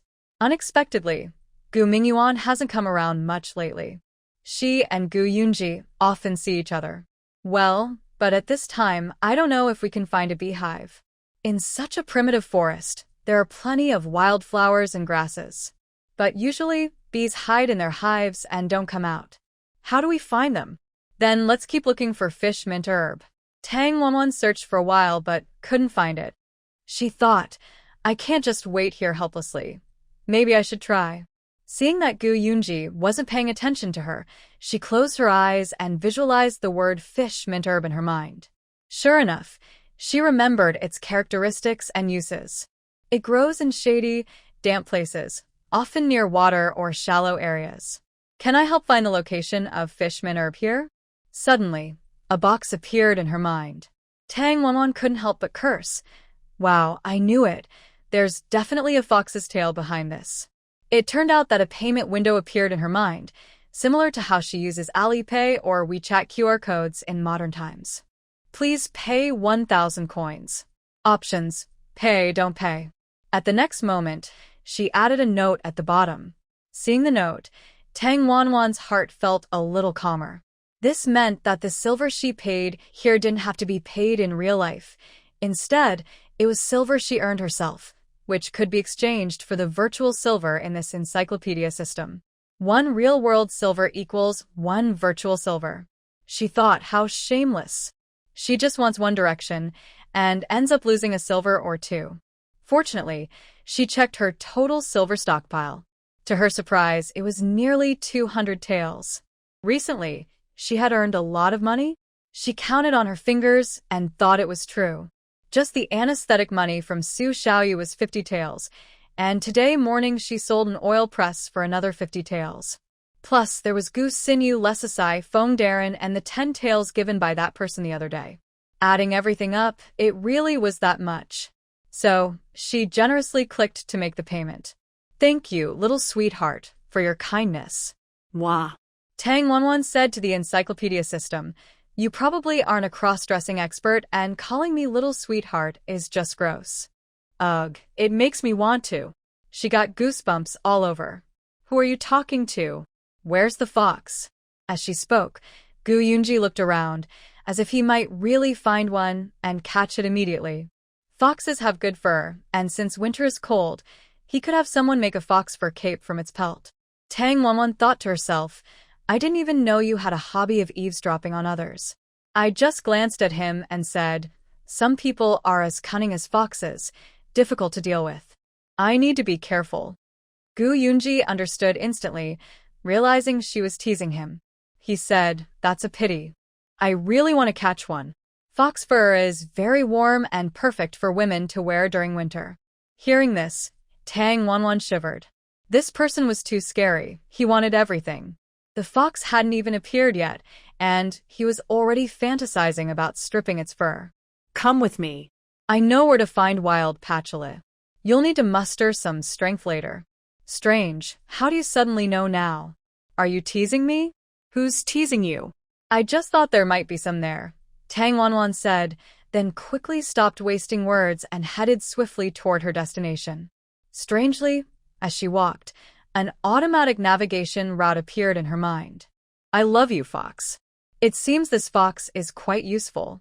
With this, she no longer worries about finding fishy grass. Luckily, she's not using her real money, so she doesn't feel bad about it. Seeing her current state and how different she was just a moment ago, Gu Yunji felt strange. She seemed like a different person. Earlier, she was fierce and a bit annoying. But now, she's smiling happily, which makes her look very cute. If only she washed her little face clean, she might look even better. Ugh. What am I thinking? She's still just a child. Gu Yunji decided to forget his thoughts and followed her. However, Tang Wanwan was walking too fast. Gu Yunji's old injury flared up from earlier, and now, after walking so much, he was out of breath and his wound hurt a little. Young Master Gu, you're walking too slowly. You looked so proud earlier, but now you're moving like a snail. Who's like a snail? Just walk your own way. I'll catch up with you. But when Tang Wanwan looked at his face, her brow furrowed. His face was very pale, and she noticed some sweat on his forehead. His hand was unconsciously placed on his chest. Oh no! Could his wound have reopened? It must have been from that arrow he dodged earlier. Tang Wanwan felt a little guilty. Why was she so angry earlier? She couldn't help but act impulsively. She should have just said a few words, but she went all out. Young Master Gu, are you okay? Tang Wanwan turned back and went to his side, looking at his pale face. I'm fine, he said, but his voice lacked strength. Sit down, Tang Wanwan told him. I'm fine, really, he insisted, but his breath was uneven. At this moment, he was trying to keep his dignity, but it was obvious he was struggling. Tang Wanwan didn't care about that and directly made him sit down. Take off your clothes. What are you going to do? Gu Yunji's first reaction was to protect his chest, as if she was trying to hurt him. This was funny. Could he still be? He's a man and she's a woman. She would be the one at a disadvantage. I just need you to roll up your sleeve. I'm not interested in your body, she said. Gu Yunji suddenly blushed. Was it because of those words? You little girl, can't you be clearer? After saying that, he was about to untie his belt, but his pain was severe, and his hand couldn't move. The other hand was out of reach. Let me do it. Tang Wanwan reached out to help him untie his belt. Both of them held their breath, but the more they tried to stay calm, the stranger the atmosphere became. Tang Wanwan, who had never served anyone before, was a bit clumsy, especially when helping a man with his belt. It was very awkward. Finally, they managed to untie the belt together. The awkward scene made the atmosphere between them feel strange. Didn't expect you to be shy too? Seeing him say that, Tang Wanwan glared at him and thought, no one will think you're mute if you don't speak. You're injured and still not calm. She casually swept her hand with the gauze over his chest, causing Gu Yunji to wince in pain. After a moment of silence, he said, Are you taking revenge on me? You, girl, can't even joke without causing trouble. I thought you were different from other women. Who said I'm shy? Your age is almost like my father's uncle. Uncle? Have you ever seen such a handsome uncle? Gu Yunji was both annoyed and amused. Seeing Tang Wanwan's cheeks turn red like a peach, she stubbornly kept talking. He found it a bit funny. Then he said, yeah, people your age can run circles around me. After saying that, he looked into the distance, lost in thought. It wasn't until Tang Wanwan said the wound was bandaged that his mind slowly returned. Seeing his absent-minded look, Tang Wanwan asked, did I touch on your sad memories? It's not that you can't stay, but that you can't run away. Uncle, you should try to be more optimistic. Hearing that, are you also someone who's been through this? Gu Yunji looked at her again, from head to toe. She seemed naive and inexperienced, yet she claimed to be experienced? It made him laugh. What do you think? Tang Wanwan said, then stood up feeling a bit guilty. Actually, she had never been in love before, so she didn't know what it felt like to love someone. But seeing Gu Yunji, who was usually so confident but now looked a little sad, she used words from her book to comfort him. They say reading thousands of books and traveling thousands of miles can help. She hadn't been through much, but she had seen enough to understand. Why don't you wait here? I'll go pick some fish herb and then we can head back. Yes. Having just used medicine, Gu Yunji felt weak all over. It was good to rest for a while. Later, when they went down, he still had to deal with those Japanese people. Sure enough, with the map as a guide, Tang Wanwan quickly found a large patch of fishy-smelling herbs. She took out her dagger and, like autumn wind sweeping fallen leaves, gathered a lot. To make it easier to carry back, she also chopped some green vines.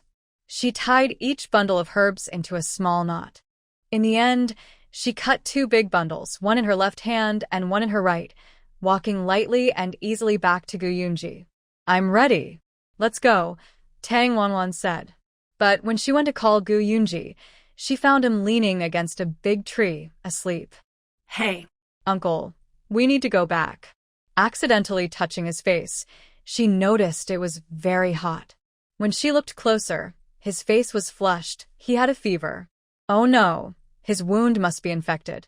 Probably when he was showing off earlier, he used real energy, and combined with his wound tearing open later, he collapsed into fever. This person is really troublesome. Just as they were about to leave, he let them down. Cold. Unexpectedly, Gu Yunji suddenly hugged her arm without warning. His body was burning hot, but touching Tang Wanwan's cold arm seemed to comfort him. He even rested his face on her arm. Wow, Tang Wanwan felt the instantly. What is this? She wanted to pull away instinctively, but he clung to her arm like a koala, not letting go. From appearing as a cold, calculating person to suddenly stabbing a knife into his own chest to protect the Gu family's reputation, and now acting like a child depending on her, she found him surprisingly cute like this. She dared to gently pinch his face. Wow, his skin was really good, and even when her pinch distorted his face, it looked adorable. She couldn't help but pinch him a couple more times, but he didn't react. Hey. Let go of me. We need to leave. But Gu Yunji was already confused from the fever. He hugged her arm even tighter and mumbled, Xianer, stop messing around. Tang Wanwan was stunned. Xianer? Who was he talking about? Had he mistaken her for someone else? Angrily, she pulled her arm out of his embrace. Humph, this ungrateful person. She had worried about him, and now he was calling another woman's name. Could she be his lover? Tang Wanwan thought that with Gu Yun's conditions, he should have many women interested in him. So, why was he rejected? As for how Tang Wanwan guessed he was dumped, it was because of the rumors about Gu Xiaoguzhu not being interested in women for many years. No wonder he had a strange temper, was scheming, and a bit unreasonable. He was hurt by love. Now Tang Wanwan felt a bit sorry for him. Although he was the young master of Yonglin Pavilion, he hadn't received love from the person he liked. Instead, he was abandoned. TSK, that's really sad. At first, Tang Wanwan disliked him everywhere, but now, looking at his handsome face that seemed to anger the heavens, she understood everything. Turns out he was also a poor soul. She sat there for a while, finally digesting this big secret, then brushed off some grass on herself and muttered, Forget it, since I'm a lady. I'll be generous this time. I'll take you back. I'll take you back in my way, and from now on, I'll look after you. After saying that, she took down the basket and examined it carefully. Then she calmly drew out a dagger, sliced it left and right, and took out some tools. She tapped and clanged for a while, and finally, a simple sled appeared. It turned out the basket was split in the middle, and she tied 2 ropes on the sides to make handles. At the front, she tied a thick rope into a loop which was used to go around the neck to pull the cart. The handles on the side were to prevent Gu Yun from falling off when she pulled him. Honestly, Tang Wanwan was quite clever. The basket was made of special material that couldn't be cut with ordinary tools. She discovered a trick inside the basket and calmly dismantled it. She realized this while waiting on the mountaintop for Wang Daegu and others, carefully studying the basket. She found that the materials weren't a single piece, but assembled from many parts. The seams were so well done that most people couldn't tell. If she hadn't happened to see this, she wouldn't have discovered the secret. Seeing her modified sled, she smiled with satisfaction. She knew she still had to rely on herself at critical moments. She placed the fishy grass at the back of the cart and slowly moved him over. Moving Gu Yun was exhausting for Tang Wanwan. She was just a little short and she used up all her strength. Just then, Gu Yun happened to lean down from above and press down on her. Oh no! Tang Wanwan felt as if something was pressing her down, and her mouth was blocked by something. Wait, no. Why does it feel soft and cold? When she opened her eyes, she saw Gu Yunji's long, curled eyelashes closed tightly.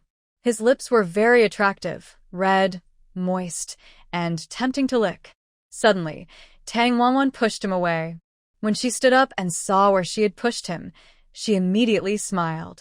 Haha, it seemed even heaven was helping her. She accidentally pushed Gu Yunji onto the sled. She desperately wiped her mouth with her sleeve, and as she did, her mind naturally recalled that blushing, heartbeat-raising moment. Tang Wanwan noticed her heart was beating faster for no clear reason. She didn't think it was anything else, just that she had been unexpectedly teased, and she was angry. Did I owe you something in my past life? Today, you're tormenting me like this. Gu Yunji, do you mean to do this on purpose, just to get back at me for that arrow earlier? If you keep tormenting me like this, I'll cling to you and make you responsible for me. Near the end of their descent, Tang Wanwan was almost crying from exhaustion. Her shoulders felt painfully hot, and her feet, heels, and hands all hurt. She silently cursed Gu Yunji dozens, maybe hundreds of times in her mind. Fortunately, just when she thought she couldn't hold on anymore, the black bear came to help them. It turned out the black bear had been waiting anxiously below. Lord Foam, worried they might be in danger, sent Wang Dagwai and the black bear to find them. Quick, take him back. After saying this, Tang Wanwan also felt exhausted and weak. Hey girl, don't faint now. Hey, Miss Tang.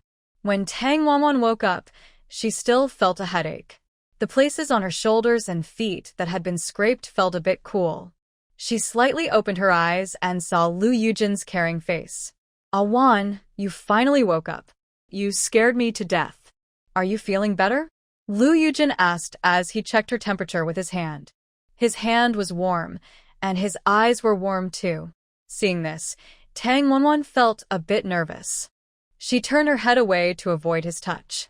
Lu Yujin's hand froze, and he looked at her questioningly. What's wrong? Tang Wanwan shook her head, then looked around and realized she was back home. She asked, How did I get back? Her voice was a little hoarse when she spoke. At that moment, the door opened. Lady Chen brought in a steaming bowl of medicine. Awan, you finally woke up. I was so scared. Hurry, drink this while it's hot. Tang Wanwan saw Lady Chen holding a spoon to feed her the medicine. She opened her mouth and took a small sip, but found the medicine very bitter. She couldn't help but make a grimace. Mother, what kind of medicine is this? Why does it taste so bad? And how did I get back here? When she asked this, Lady Chen looked at her with a strange expression and said, You, a young lady, running around outside all day and hanging out with a big group of men. From now on, you are not allowed to go out with those people unless you have a good reason. Tang Wanwan felt even more confused. Usually, her mother didn't care much about her. Why was she so serious today? Mother, I only did it for an important reason. What is an important reason? Think carefully. After feeding her the medicine, Lady Chen sighed and left the room. She remembered how, that afternoon, when Tang Wanwan was brought back covered in blood, Gu Yuni had carried her home himself and wouldn't let anyone else touch her. If this got out, how could her daughter get married? And then, after Lu Yujin came and talked to her, Lady Chun was completely confused.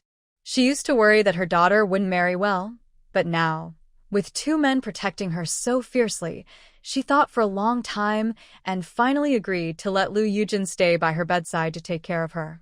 This was basically giving her approval for Lu Yujin to come to her house for a marriage proposal. Lu Yujin took out a handkerchief to wipe Tang Wanwan's mouth. She took the handkerchief from him and wiped her lips herself, then asked, "Big brother Lu, what happened to my mother? And how did I get back? What happened to the Japanese on the mountain in the end? I don't know all the details. I heard you fainted and was brought back, and then I came here. Was I brought back by Lord Feng and the others?" Lu Yujin's eyes flickered, and he nodded. "Yes, the group that went up the mountain with you. When you returned, your face was very pale, and you kept fainting. It scared us all." Hearing this, Tang Wanwan suddenly sat up quickly. She looked outside and asked, "What time is it now? How long have I been faint?" "Almost an hour and a half." So, she had been unconscious for nearly 3 hours. Then what about the others? Did they say anything when they got back? "I am not entirely sure about this either. When I arrived, it was just your family there. How is Xiaoyu doing today?" Tang Wanwan asked about Tang Ryue's progress in chopping bamboo. You should ask your mother about that. Tang Wanwan glanced at Lu Yujin. Why does he not know anything? "All right, you can go back now. I want to rest alone for a while." After saying that, Tang Wanwan leaned on the bed with her eyes slightly closed. She tried to remember what happened on the mountain during the day, but the only thing she kept thinking about was Gu Yunji closing his eyes and kissing her. Of course, he was unconscious, but that image kept haunting her. Suddenly, Tang Wanwan felt a bit upset and restless. What exactly happened afterward? Why did no one tell her? Lu Yujin also didn't leave. "Maybe I can stay with you a little longer since you just woke up. You might need someone to bring tea or water." "No, really, I don't need that, Brother Lu. My mother is at home, and I can take care of myself." Tang Wanwan's tone was a bit rude now. She felt that Lu Yujin's expression seemed strange. He thought for a moment and then said, "All right, I'll come see you again tomorrow." When Lu Yujin left, Tang Wanwan finally let out a small breath of relief. She felt that everyone's expressions were very strange after she woke up. She looked up and saw Tang Xiaoyi hiding outside the door, peeking in. She waved at him. "Xiaoyi, come here," she called. Since no one else was around, Tang Xiaoyi quickly slipped inside and stood in front of Tang Wanwan. "Big sister, are you okay? You scared me to death when you came back today," Tang Xiaoyi said, patting her hand gently with his small hand to comfort her. Tang Wanwan reached out and patted Xiaoyi's head, then asked, "Xiaoyi, I have a few questions for you. You must answer honestly. If you do well, I promise to teach you the craft you want to learn most." Can Big Sister teach me how to carve little figures?" Tang Xiaoyi was very jealous of his sister's skill.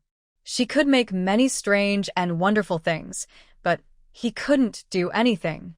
Tang Wanwan's eyes twitched, and she smiled. "That's easy. I can also teach you how to make little figures that can walk and move. Like Sun Wukong causing chaos in the sky, or the monks and disciples, or Transformers, Ultraman, Saint Seiya, childhood memories that are endless." These are all things Tang Wanwan did when she was bored, sometimes pretending to be her master, sometimes her disciple, playing with herself. Really? "That's great." Tang Xiaoyi clapped her hands happily and jumped 3 feet high. Then she lowered her voice, looked at Tang Wanwan, and asked urgently, "Ask whatever you want, Big Sister." Tang Wanwan asked her how she came back. Tang Xiaoyi looked at the door first, then leaned close to her ear and whispered, "That big brother brought you back." "That big brother?" "Yes, the one, like the young master of Shao Pavilion for Little Ro," Tang Xiaoyi said, standing up, hands behind her back, head held high, looking proud. "You little rascal, you're not learning well." Despite her small size, Tang Xiaoyi acted very confidently. Tang Wanwan, originally serious, couldn't help but want to laugh. But she then wondered if Tang Xiaoyi had mistaken someone. Xiaoyi, are you sure you saw correctly? Maybe it was someone else, like Black Bear or Wang Daegu. Thinking about it, that seemed unlikely. How could Gu Yunji bring her back? His injury was quite serious. Plus, earlier on the mountain, he had a high fever from an infected wound. Big sister, I'm telling you this at great risk. I heard them call him young master of Shao Pavilion. His look was terrifying, pale as a ghost, with blood on his chest. You can check your clothes. Tang Xiaoyi, being short, couldn't reach the coat she had taken off and left on the bed. Tang Wanwan followed her gaze and picked up the dirty outer garment to look at it. Sure enough, there were bloodstains. She quickly dabbed some of the blood with her finger, brought it to her nose, and sniffed. The blood was thick, and it looked like it had only been a couple of hours since it was shed. There was a faint herbal smell in the blood. Most people wouldn't notice the herbal scent, but Tang Wanwan immediately recognized it. She had applied medicine to Gu Yunji earlier today, so she could tell at a glance. Is he stupid? With his condition, what's he trying to prove? Though she cursed inwardly, she felt uneasy. She owed him a big favor now. Her life wasn't worth much, but Gu Yunji was from a noble family. If this caused him any trouble, the Gu family and the people from Yonglin Pavilion would hold a grudge against her forever. No, she had to check on his condition. She quickly pulled back the blanket, grabbed some clothes, and prepared to get out of bed. I just put my clothes into a sleeve, and unexpectedly, Brother Tang Wei pushed in a wheelchair. Behind him was Lady Chen. When she saw me trying to get up, she quickly stepped forward, took my clothes away, and gently pressed me back into bed. Awan, you've just woken up. Where are you planning to go? I tell you, you must stay at home and rest. Mother, I'm not going out. I just slept too long and my bones are a bit sore. Don't think I don't know what you're thinking. I want to tell you, today Lu Gu'er came to propose marriage. I've already agreed. Hearing this, Tang Wanwan was instantly furious. Mother, why did you agree without asking me? I don't want to get married right now. Awan, listen to what I'm saying. You know very well how Lu Gu'er feels about you. Finding a caring man to spend her life with is better than anything else. Mother, I don't ask for riches or fame, just for your safety and peace. Lady Chen then looked at her son, Tang Wei. My son, I don't ask for much either, just that you stay healthy and safe. As long as you're well, that's enough. You're the pillar of this family. Your marriage must be decided by me and your brother. Brother, have you also agreed? Tang Wanwan looked at her brother. Tang Wei thought for a moment, then nodded after a long pause. He said sincerely, Awan, I understand what you're thinking. But some things are beyond our control. Lu Yujin has been raised by me and mother, and he's a good person. We trust him with you. As for others, I think your proud and high standards wouldn't accept them anyway. Since Xiao Lu came forward to propose, we might as well accept. Brother, do you even know what you're saying? I thought you understood me best, but at this crucial moment, you treat me like this. Tang Wanwan was very angry, feeling deeply upset. She believed her family would respect her decisions, especially about her marriage, which should be approved only with her consent. But they went ahead without listening to her and agreed to Lu Yujin directly. No matter what, I won't agree to this marriage. And you don't even know, Lu Yujin has another identity. Someone like him can't marry someone like me. After saying this, Tang Wanwan put on her clothes and stormed out to sit in the yard. Just as she arrived outside, she saw a familiar figure. It was Jean Mao. She excitedly stood up and walked over to the golden retriever, asking, Golden retriever, why are you here? Didn't you go back to your mother's place? Based on Tang Wanwan's understanding, since Tianshi and the others agreed to leave, the animals kept in cages should have been released. Why isn't golden retriever with the mother monkey? And those people using fishy herbs should have recovered by now. Tang Wanwan wishes she could grow wings and fly to the town to ask Lord Feng what exactly happened on the mountain after she fainted. By the way, Tang Wanwan fainted because of her body type. She was exhausted. She had anemia and low blood sugar. Plus, she was pulling the sled desperately. She ate only some dry food at noon, so her energy was drained, leading to low blood sugar and her fainting. When she woke up, she found herself at home. Tang Wanwan thought for a moment and finally had a reason to go out. She wanted to deliver an oil press to Lesasai and Guxinyu, so she decided to take this chance to go to the town. She looked at the new bamboo in the yard. There weren't many. She didn't need to check. She guessed Tang Ryue was probably not doing well. Sigh. It seems Tang Ryue might not be able to handle a big task. Her plans had also changed. She couldn't just focus on herself. She needed to find some helpers. After thinking, Tang Wanwan made a decision. She stood up and called into the house. Xiaoi, I need to go to Tan's carpenter shop. Do you want to come with me? She intentionally spoke loudly so that Madame Chen and Tang Wei could hear. She wasn't planning anything else. She was just nearby. I'm coming. I'll go with you, replied Tang Xiaoi, a clever little boy. Hearing her outside, he quickly ran out of the house and happily held her hand. Then he shouted inside, Mom, I'm going with big sister. Don't worry, I'll watch her. You can stay at home. After saying that, he blinked at Tang Wanwan and asked, Big sister, am I doing the right thing? Tang Wanwan smiled and gently pinched his nose, saying, You're doing great. I'll pick some wood for you later. Her hands felt a little cold, while Tang Xiaoi's were warm and hot. His small hands tightly held hers, as if wanting to protect her. This made Tang Wanwan feel warm inside. Let's go, Golden Retriever. Tang Wanwan made a gesture, and the golden-haired monkey easily jumped a few times, landing gently on her shoulder. It leaned its head against hers and made soft sighing sounds, carrying a hint of sadness in its voice. Tang Wanwan understood that the mother monkey had probably already left. So the golden-haired monkey came back to her side, seeming like it would never leave again. That's good, having a small animal with them adds company. Hey, little monkey, you're back. Are you here to play with me? Unexpectedly, the golden-haired monkey was quite proud and didn't pay attention to Tang Xiaoi.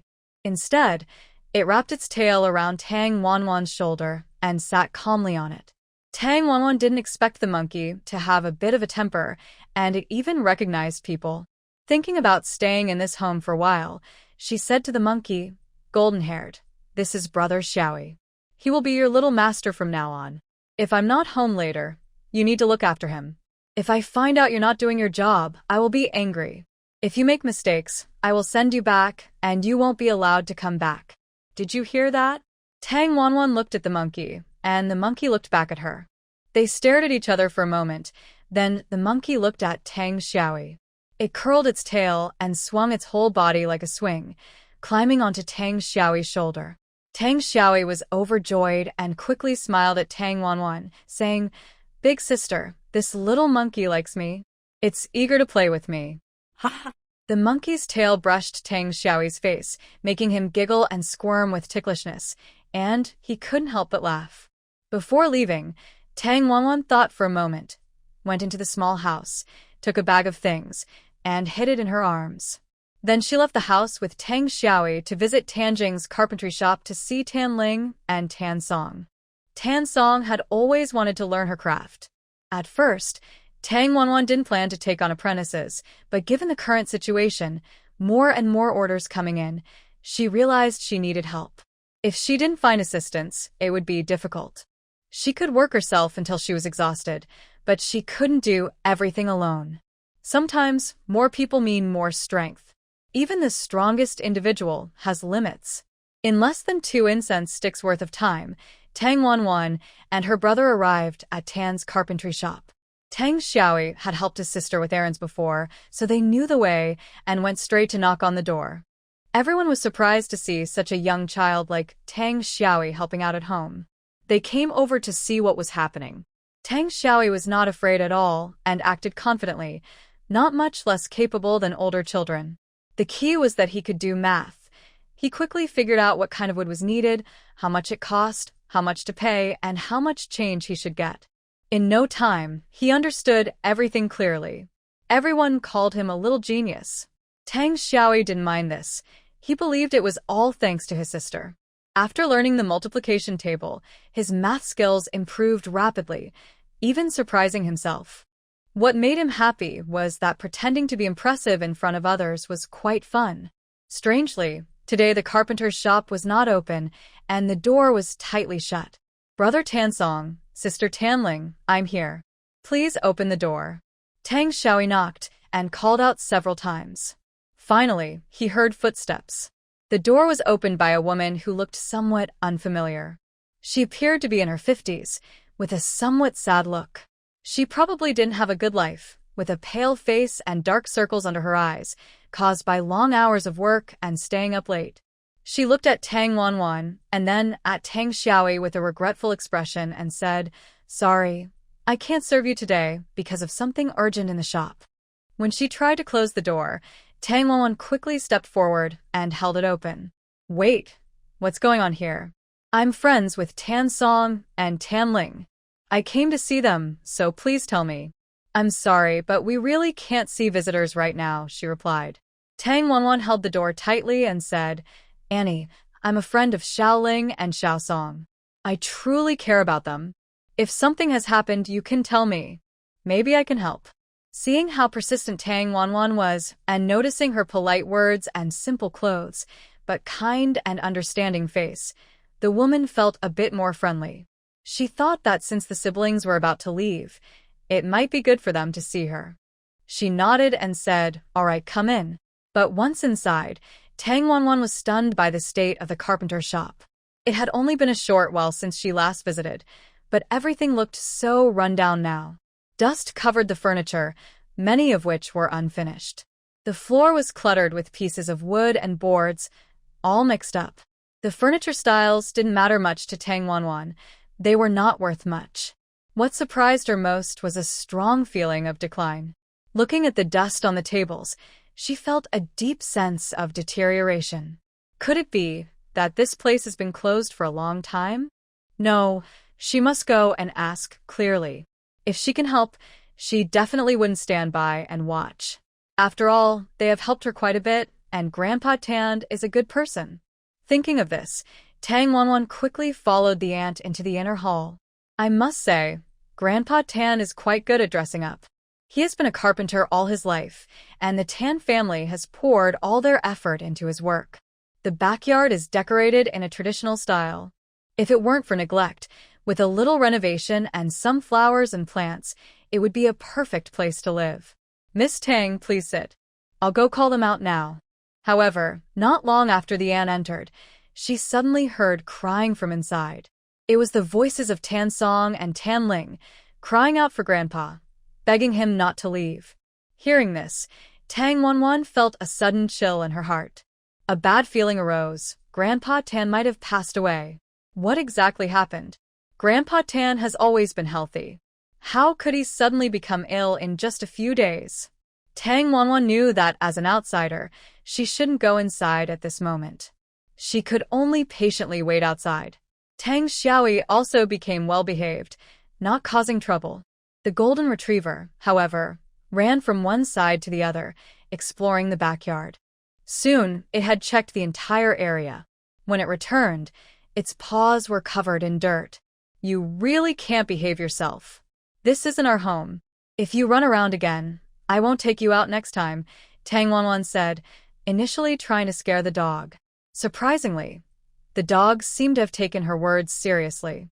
It sat down, scratching fleas from its fur, then biting them with a crunch, as if enjoying it. Seeing how many fleas the dog had, Tang Wanwan thought she should give it a flea treatment when she got back. Otherwise, the fleas could get on her bed and cause itching, and they're hard to catch. She had already bought the insecticide formula from Xiao Baiki. They waited about an incense stick's worth of time before Tan Song came out. His eyes were red, probably from crying just now. They say men don't shed tears easily, only when they are truly sad. Tan Ling and her brother were raised by Grandpa Tan himself, which was not easy. They had to take care of the busy carpentry shop and also look after the two young children, acting as both grandfather and grandmother. After finally waiting for the children to grow up, I found myself getting old. Yet for some reason old man Tan suddenly passed away. Thinking carefully, this is truly a sad story. "Miss Tang, thank you for coming to see us. Tan Song tried to hold back tears and didn't cry again. Please accept my condolences. Is your sister all right? Tan Song glanced into the house and said, My sister is very upset. I told her not to come out. May I ask what brings you here? Originally, Tang Wanhan wanted to ask for their help, but given the current situation, it probably wasn't possible. She said, It was just a small matter earlier, but now it's nothing. If you need any help, just tell me. Actually, I do need Miss Tang's help with something right now. If you can't, just forget I said anything, Tan Song said, his brows furrowed in worry, looking truly troubled. Tang Wanhan looked at him and quickly said, Just tell me. We know each other, and since we're in the same line of work, there's no need to be polite. Tan Song then bowed deeply to Tang Wanhan and, with tears in his eyes, said, I suspect that Grandpa was harmed by someone. He was always in good health, so how could he suddenly become so weak? I also want to ask to borrow some money to bury him. Once he's laid to rest, I will find that person and settle the score. It turned out that old man Tan had gone out half a month ago, claiming to help someone make furniture. After he returned, his face looked a bit off. Then he said he had chest pain and stayed in bed. Most of the family's money was spent on medicine for him. Because Grandpa was ill, Tan Song and Tan Ling, being new at this, couldn't manage the situation well, and many orders were cancelled. Word spread, and gradually Tan Ji Carpenter Shop's business worsened until it finally closed. How much money do you need? Tan Song asked for 20 taels of silver. Tang Wanhan happened to have more than 20 taels on her, so she didn't hesitate and gave it to him. Miss Tang, you're so generous to lend me this money. Aren't you worried I might not be able to pay you back? Honestly, I don't even know when I can return it, Tan Song said, feeling touched. Despite just meeting Tang Wanhan by chance, she was so generous. After Grandpa fell ill, only the second aunt came to see them, and no other relatives did. When the second uncle was alive, he treated them like his own children. The second aunt, though not very capable, kept the family going by sewing and mending. At home, there is a son who is not very bright. His mother and he rely on each other to live, and life is quite hard. It's okay. I trust your character. If you really can't pay, you can exchange your wages. If Tan Song had heard this before, he would have been very happy. Now he is about to return to his hometown, and talks about whether to apprentice or not. Thank you, Miss Tang. I think I may not have this luck. Tan Song, don't give up. Life is long, and yours is just beginning. Nothing is impossible. Tang Wanhan didn't realize she could comfort others one day. Is that really possible? But I see no hope. If you believe me, I can help you, including finding out the truth about your grandfather's death. It just takes some time. If you do it alone, I worry you can't handle it. As soon as Tang Wanhan finished speaking, Tan Ling came out from the inner room. Song, listen to Miss Tang. Miss Tang is a capable person. I believe she will help us. Tan Ling looked quite unwell, her eyes swollen like peaches. She was already thin, and now her face looked almost gone. It's only been a few days, and she has become so thin. Such a pitiful young lady. Suddenly, Tan Ling knelt in front of Tang Wanhan and then pulled her brother Tan Song. Seeing this, Tang Wanwan's expression changed. She hurriedly helped them up. Tan Jia, what are you doing? Get up quickly. Sorry, Tan Ling. Please, Miss Tang, must agree to my request, then I will get up. Tan Ling looked very determined. Get up and speak. Tang Wanhan said. No, if you don't agree, I won't get up, Tan Ling insisted. Tang Wanhan felt a bit helpless, thinking she might have spoken too confidently earlier, causing a misunderstanding. What if she can't help the Tan siblings? Rest assured, it's definitely not something harmful or evil. It's just that we are helpless and can't finish this task. It was something Grandpa specifically asked for before he died. So it was Grandpa Tan who asked for this? It must be very important. Tang Wanhan walked over and helped Tan Ling up. Get up and talk. Tan Ling was happy. Miss Tang agreed. Tang Wanhan sighed and said, I can only do my best. We will leave the rest to fate. I believe as long as we stay united, nothing is impossible. However, Tang Wanwan's thoughts were a bit too simple. Tan Ling handed Tang Wanwan a very old, worn parchment map, which was incomplete. Then she explained the story behind the map. About 50 years ago, there were several master carpentry families in the martial world. The Tan family, the Mo family, the Lu family, and the Jin family. Each family had its own strengths and held a position in the local area. During a talent contest, they fought over a cleverly made mechanical diagram left by the god of crafts, Lu Wang. They all claimed that the diagram hid a great treasure, and whoever found it would become the new god of crafts. At that time, they only had 2 partial maps, not the complete one. The Tan family managed to get one piece, and the Jin family got another. As a result, the Mo and Lu families were unhappy and used various methods to try to seize the treasure map. The conflict lasted for nearly 10 years. As the older generation fell ill and passed away, the feud was passed down to the next generation. Old Master Tan felt very complicated about the map. He didn't want to find the treasure, but he also didn't want other families to take it. Since he only inherited part of his father's craftsmanship, he decided to move away. He settled in a remote mountain village with his young grandchildren, earning a living through carpentry. Life was peaceful and easy. However, about half a month ago, some people came under the pretense of asking him to make furniture at their home, claiming they needed to see the place first. They also offered a high price. The old master didn't want to go at first, but he thought about Tan Song and Tan Ling. They were growing up.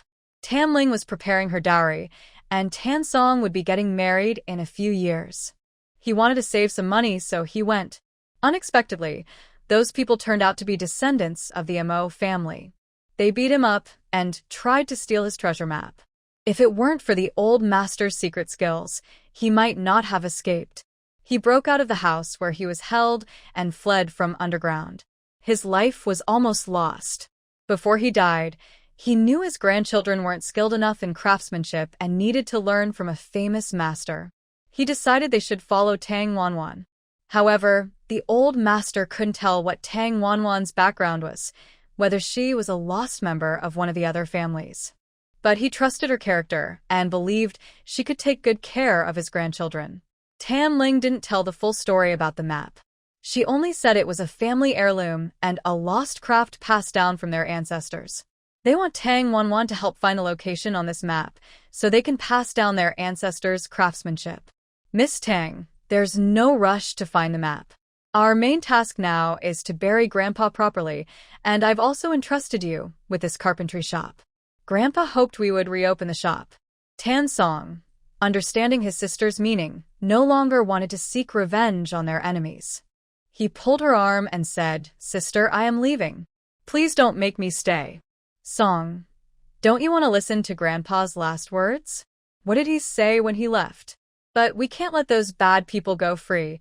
Tan old man hadn't told them the full truth, only that he was beaten by someone outside and that they should identify the real culprit. This was clearly an excuse. Who would beat an old man for no reason? Grandpa was probably afraid they'd worry and didn't want to tell the truth. The person who called Grandpa to work had a southern accent, and Tan remembered his appearance. He believed he could find him. If there's no evidence, don't mention it again. If you still see me as your sister, just stay quietly. Let Miss Tang handle the rest. Miss Tang, I've been thinking. I want to buy your shop and renovate it. Give it a new look. Buy this shop? Won't it still be called Tan's shop afterward? Yes, I've already thought of a new name, Tang Feng. Since you suspect that Grandpa was harmed by bad people, and you have a treasure map left by our ancestors, aren't you worried that those people are after this? This isn't an ordinary item. We must be careful about others learning about it. Tang Wanwan considered for a moment and decided she could accept Tan Ling's proposal. She was planning to set up a carpentry shop herself, do some business, take on simple orders, and focus on projects that required some skill. Quality mattered more than quantity, so competitors wouldn't be able to copy their work or steal their business. As for Tan Ling, Tan Song, and the carpentry shop, Tang Wanwan decided to accept them. Of course, once she took over the shop, she would be responsible for the siblings. She planned to buy the shop, pay Tan Ling and Tan Song some money, and then have the shop carry her family name, Tang. It would become her base. Fortunately, it wasn't far from her home. Moreover, this shop is an old one, so there are still many repeat customers. Additionally, she decided to redesign the place, decorating it to look like an arts and crafts shop. She would work in the workshop and needed to hire a few more workers, both young and experienced. Of course, this is Tang Wanwan's final ideal plan. For now, she would take it step by step. So far, she has made a bed and an oil press machine. She also plans to design a set of unique furniture as sample items to display in the shop. The rest will be small gadgets and simple wooden tools. As for other things, she will see how it goes. Tan Ling thought about it. Although she felt a little reluctant, she knew there was no other way. Giving the shop to Tang Wanwan was better than selling it to others. She agreed and said, "All right, I promise." "Big sister, does that mean our shop will be completely gone in the future?" Tan Song was a bit unwilling. After some persuasion from Tan Ling, he reluctantly agreed. The final sale price was 20 taels of silver. Usually, if someone else bought the shop, they might only pay 10 taels, since besides the backyard, it's just an ordinary empty house with some unfinished wooden pieces inside. Removing all those wood pieces alone would take a day or two of work and wouldn't be very valuable. Remember, Tang Wanwan bought the entire Shishan mountain for only 5 taels, and the things on the mountain are all good stuff. Because of this, Tan Song wouldn't have to repay the money he borrowed from Tang Wanwan. Every month, Tan Ling and Tan Song help out in the shop and earn wages. Honestly, they couldn't find a better boss than Tang Wanwan. "All right, after you go back, I will invite some elders from your family to help arrange your grandfather's funeral. Once the funeral is over, we can discuss renovating the carpentry shop again." The brother and sister from the Tan family nodded in agreement. After returning home, Tang Wanwan visited the village chief's house.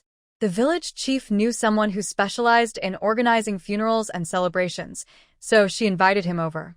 Tang Wanwan thanked him, and the village chief told her about the salt workshop in Tongjia village.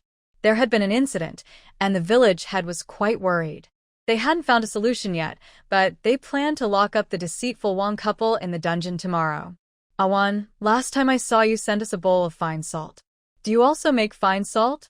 You know how important this is, as it affects the livelihood of our entire village, and even involves the court." Tang Wanwan couldn't admit it now, or else Tang Ryue would be left in the dark. She smiled and said, "The village chief is joking. Those are gifts from them. They look quite a lot, so I asked my mother to send some to you." "But I remember your mother saying you made them," I replied. "Village chief, you must be mistaken. If I could make them, I would happily go to the clan leader to boast and receive a reward." "That would be a great honor," Tang Wanyang said with a smile. The village chief thought Tang Wanyang's words made some sense. Only a fool wouldn't seize such a good chance. Wealth falling from the sky. Who wouldn't want it? Besides, everyone knew about Tang Wanyang's family situation. They were in need of money. Although she generously used 5 taels of silver to buy the Shishan, who knew if that was all they had? Ah, what a pity. What kind of trouble is that Wang family causing? Sometimes they say there's a wise person behind them. Other times they say the salt workshop has problems and they seem helpless. If it gets to the point where they can't find a solution, what'll happen then? Do they really plan to keep them locked up forever? Tang Wanyang was probing to see how the clan leader and others would handle the deceitful Wang family. That's not so easy. Usually, they'd be taken to the authorities. But if that happens, our Tang village will be in big trouble. We've taken the imperial salt order, but can't deliver. That would be a crime against the emperor and could mean the destruction of our entire clan. And what if we buy salt from elsewhere with money? The village chief sighed bitterly. Who dares to handle such a large salt order? 10,000 taels a year, not counting what our own people need. Just think about how big that gap is. Wanyang, I know you're very clever. I don't care about the past grudges between you and your uncle's wife. We must prioritize the bigger picture. If this matter passes smoothly, everyone will have enough to eat. If not, we all risk the gallows. All right, I will do my best, Tang Wanyang promised. After leaving the village chief, she went to find Tang Ryue. She told Tang Xiaoyi to go home and inform her mother that she was helping the village chief and would return later. Tang Xiaoyi looked at his sister with a pout and asked, Big sister, what about my little person? Won't you teach me how to make it? Teach you? But you saw that Tan's workshop closed. I need to buy wood from another carpenter shop. That's why I will be home a bit late today. Why not just tell Mom that you went to the carpenter shop? Tang Xiaoyi blinked his big grape-like eyes and looked at his sister with confusion. Tang Wanwan glanced at her brother and said, Kids shouldn't ask so many questions. Just do as I tell you. Tang Xiaoyi pouted and replied, I understand everything you said. I'll go tell Mom now. Humph. You always say I'm just a kid, but when you want me to do something, you don't call me a kid then. Then let Jean Mao accompany you, and you won't be angry anymore. That's more like it. Tang Xiaoyi was indeed happy. Tang Wanwan knocked on the door, but before Tang Ryue could come out, old Master Tang appeared. He looked at her and said, Girl, come here for a moment. Seeing her grandfather call her, she went over. Grandpa, do you need something? Old Master Tang saw Tang Wanwan follow and couldn't help but say, Awan, I've watched you grow up and know you're quite clever. But this time, you really went too far. Today, you made things difficult for Xiaoyu, and everyone in the village saw it. What exactly are you trying to do? I'm just doing what I should. Xiaoyu volunteered to help me cut bamboo. No one forced her. Old Master Tang looked at his granddaughter again and said meaningfully, Awan, I know you have complaints about the family. I want to support you, but your grandma has been controlling me. If I get the chance, I'll speak up for you. After that, he added, when you go inside later, be polite. If she says a few words, just reply. Don't get angry with her. Tang Wanwan was speechless about her grandfather's hands-off attitude. She felt she was useless, but pretended to be noble. What does it mean that her grandma controls her? As a man, he shouldn't be controlled by a woman. A parent should be fair. Does he understand that? She didn't say anything else, just pushed aside the curtain and went into the room. As soon as she entered, she saw something dark and heavy facing her. She felt a strong gust of wind hit her face, so she quickly crouched down to dodge. Then, with a loud hey, a big broom swung toward her head. This time, Tang Wanwan didn't dodge but grabbed it directly, confronting Granny Zhang. Grandma, what do you mean? You come in and hit me. You should tell me why. Just hitting me without explanation. People might think you're guilty of something. What are you saying? You ungrateful girl. Repeat what you just said. Actually, Aunt Zhang's real intention was to see if she could scare Tang Wanwan, hoping to make her more obedient in the future. When she saw her go to knock on the main door, she called the old man to bring Tang Wanwan over. She waited inside with something in her hand, ready to surprise her as soon as she entered, catching her off guard. But she didn't expect that Tang Wanwan was no longer the naive girl she once was. She wouldn't be bullied by this scheming woman anymore. I warn you, if you dare to lay a finger on me, I will make sure Tang Jianhu loses his job at the government office. What did you say? Aunt Zhang's voice rose sharply. Do you want me to say it again? I'm quite familiar with Lord Feng. Today, I even went out with Wang Daegu and his brothers to handle some matters. I also did a small good deed. If I mention our family situation in front of the officials, how you treated us, how you deducted from my father's funeral expenses, they might start to suspect that our uncle's family has issues with discipline and character. How dare you? The old lady trembled with anger, her face changing visibly. Her hand holding the broom was shaking. Tang Wanwan chuckled softly and took the broom from her hand. She continued, the barefoot are not afraid of those who wear shoes. I have nothing to hide now, so I'm not afraid to say anything. Also, I heard that Uncle often makes mistakes at the office. If I bring this up, do you think Lord Feng will dismiss him immediately? Aunt Zhang slowly looked up at the beautiful girl standing before her, as if she had never seen her before. She had porcelain white skin, a pretty face, and even a pair of very cunning eyes. You're not my family's Awan. Who are you really? Aunt Zhang suddenly shouted sharply. Tang Wanwan smiled again. Grandma, you're so confused. I'm no longer your granddaughter. Don't you remember? We've already separated our family. So if I accidentally say or do something wrong, it's completely unintentional. You get out of here. Seeing Aunt Zhang wildly brandishing the broom to chase her away, Tang Wanwan slipped away faster than anyone. I'm leaving now. Once I step out that door, don't regret it. After Tang Wanwan took a few steps outside, Granny Zhang stopped her again, asking her to forgive Tang Jianshu and not to complain to Lord Feng. During her time here, Tang Wanwan had never seen Granny Zhang speak so humbly. Okay, I promise not to complain. Just don't think about hurting me or my family again, and don't act bossy. Stop bullying my mother. Remember, what people do is seen by heaven. Justice will come in time. Take care of yourself. Tang Wanwan left, and Granny Zhang stared blankly at the door. Old Master Tang hurriedly helped his wife into the house. Granny Zhang looked as if her spirit had been drained.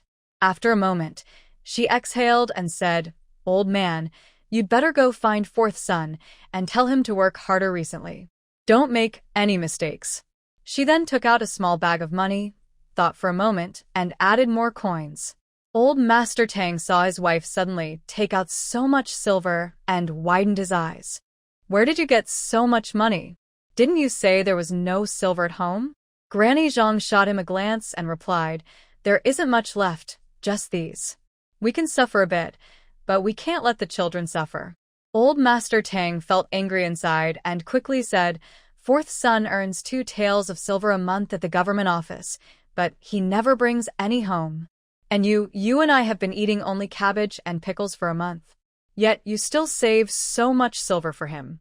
He snatched the money bag and hid it inside his clothes.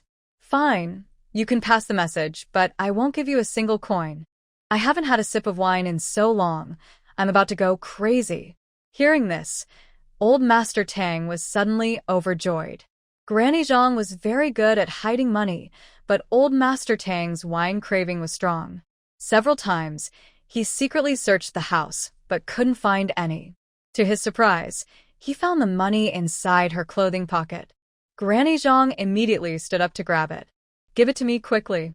Are you trying to rebel? Our son needs good clothes and good food. When he comes back, he's supposed to find a wife. We need to leave him some pocket money to help him settle down."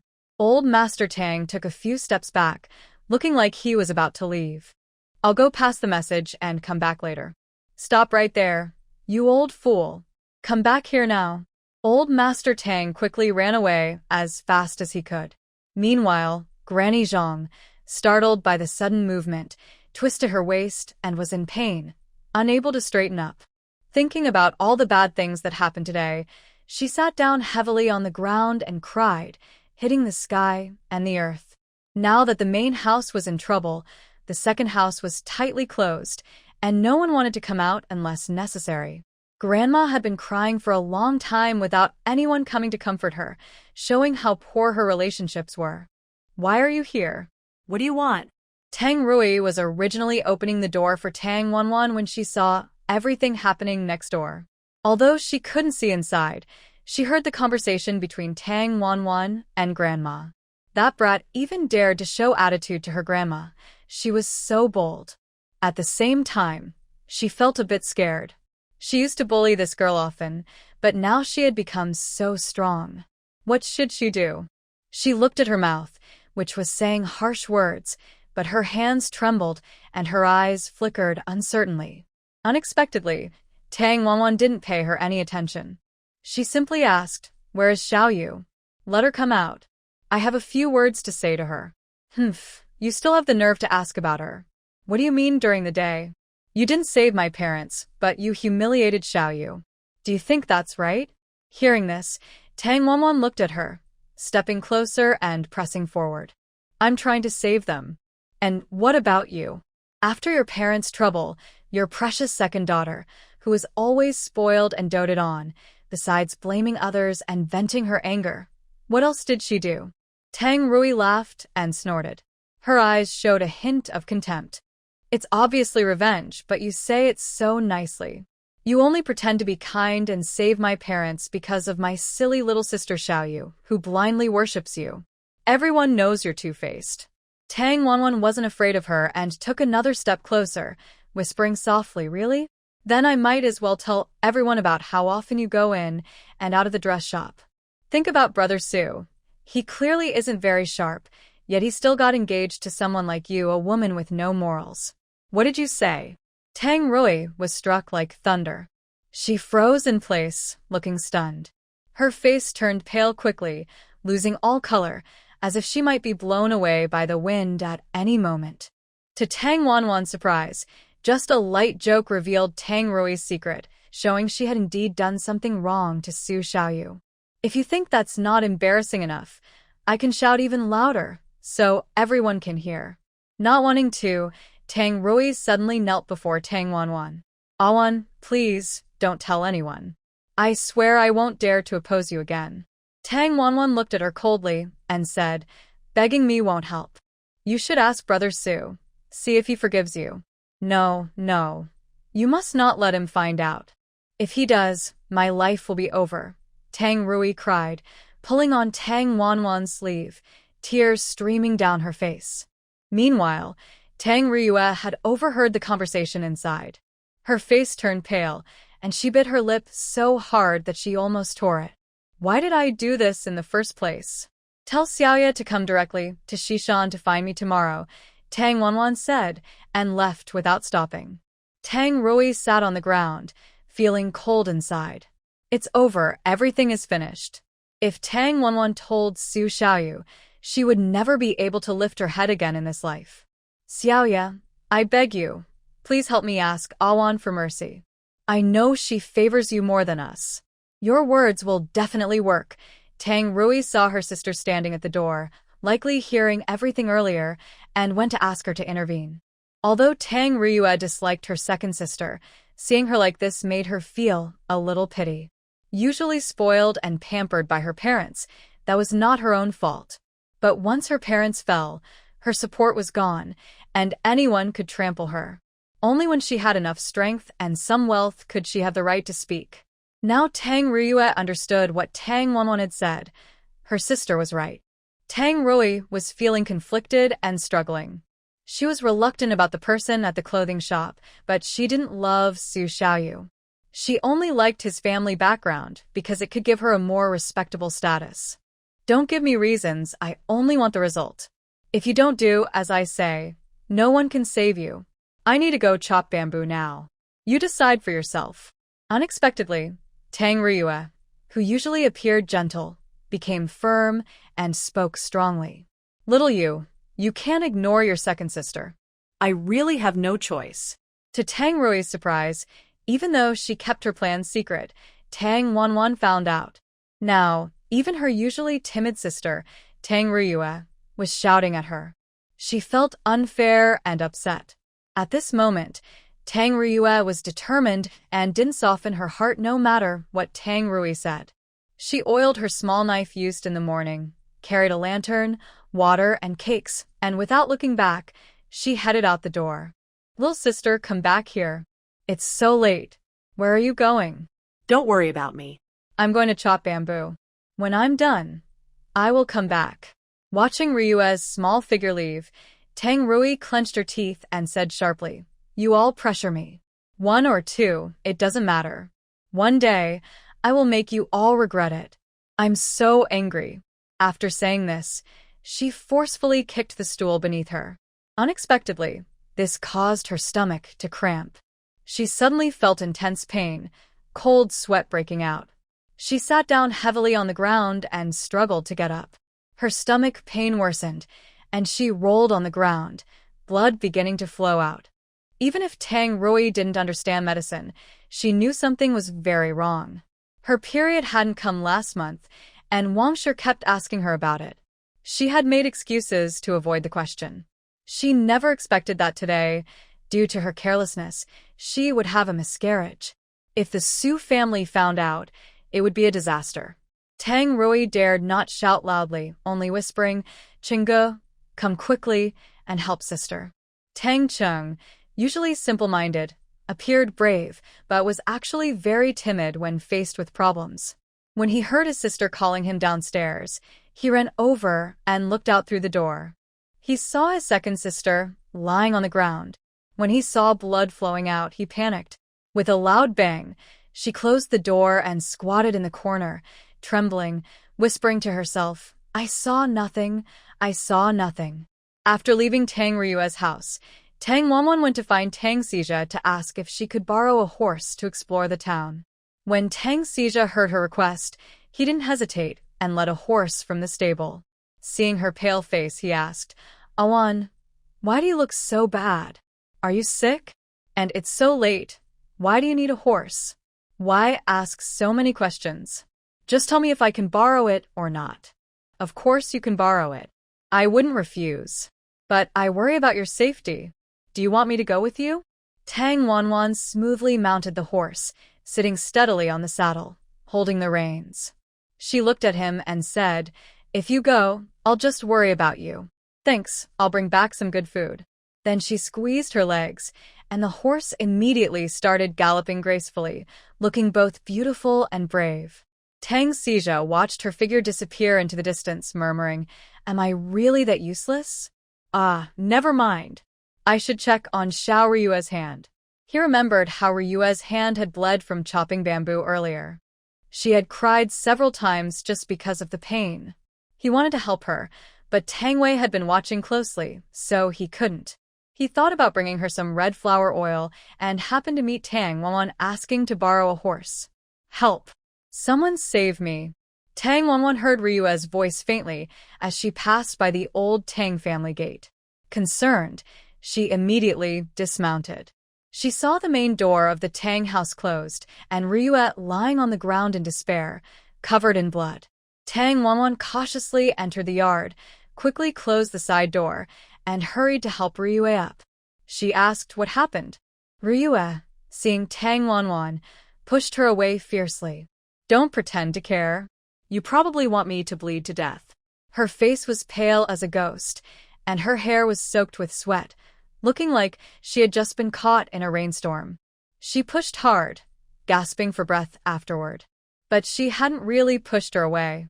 Tang Wanwan looked into Ryua's unyielding eyes and said calmly, "Look at you.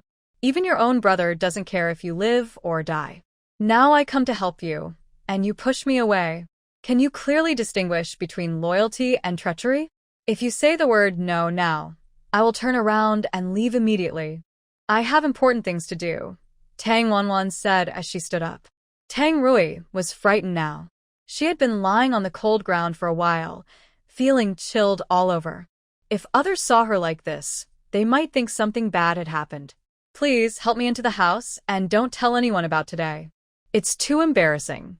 Tang Wanwan looked at her and said, "I'm not that stupid." She wasn't sure if she was talking about being locked outside by Tang Chung or about her bleeding heavily.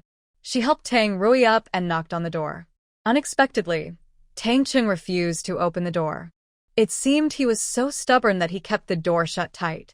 After knocking for a while and seeing no response, Tang Wanwan got angry. She shouted inside, "Tang Chung, you little brat, your sister is about to freeze to death. I'll count to 3. If you don't open the door, I'll kick it down. When I do, I'll skin you alive." Tang Rui was trembling from the cold and looked paler.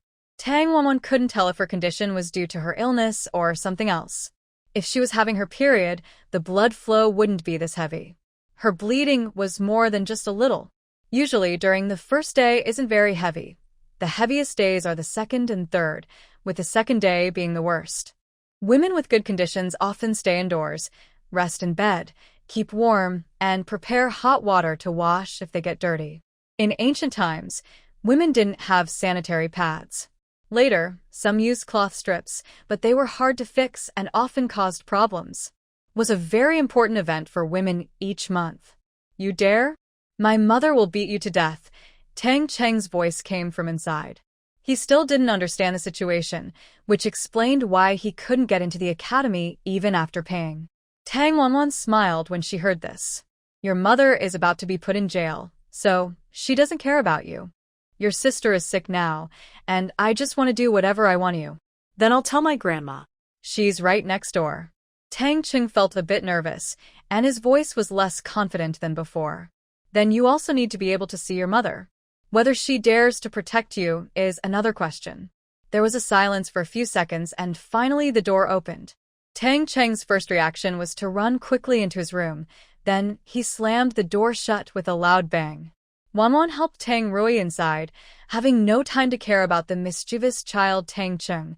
Scolding him was just a matter of seconds. She helped Tang Rui onto the bed and saw she was trembling badly, constantly saying she was cold. Tang Wanwan told her to endure it and ran to the kitchen to prepare a hot water bottle. But even holding the warm water bottle, she still said she was cold. Tang Wanwan thought to herself, could it really be the worst-case scenario? She didn't dare to think about it. If that were true, Tang Rui's life would be ruined forever. Not only was she pregnant before marriage, but she was also having an affair with another man. The Su family was a reputable family of medicine. If she had lost her virginity or had a miscarriage, it would be obvious at a glance. Trying to hide it would be very difficult. Thinking of this, Tang Wanwan sat by her bed, tucking the blanket around her and said, "You just got your clothes dirty. Later, I'll boil some hot water for you to take a warm bath. Once you're warm and the bleeding stops, we can talk. And you must tell me honestly, what exactly happened today? I want the truth." Tang Rui, holding the warm water bottle, felt a little better. Her body was still trembling, but not as badly as before. With some strength regained, her mind also became clearer. She insisted that she was just having her period and that she had accidentally slipped. Seeing her say this, Tang Wanwan sighed inwardly and thought, "You pushed me away yourself, so don't blame me. I can only help to this extent. All right then, since that's the case, it's not a big deal. I'll prepare the hot water later, and you can take a bath. Rest well after you're done." A little while later, Tang Xija came. Seeing her washing the floor with a bucket in the yard, he asked curiously, "Yawan, why haven't you left yet? What are you doing?" Tang Wanwan didn't look up. Just what you see. "I'm sweeping the floor."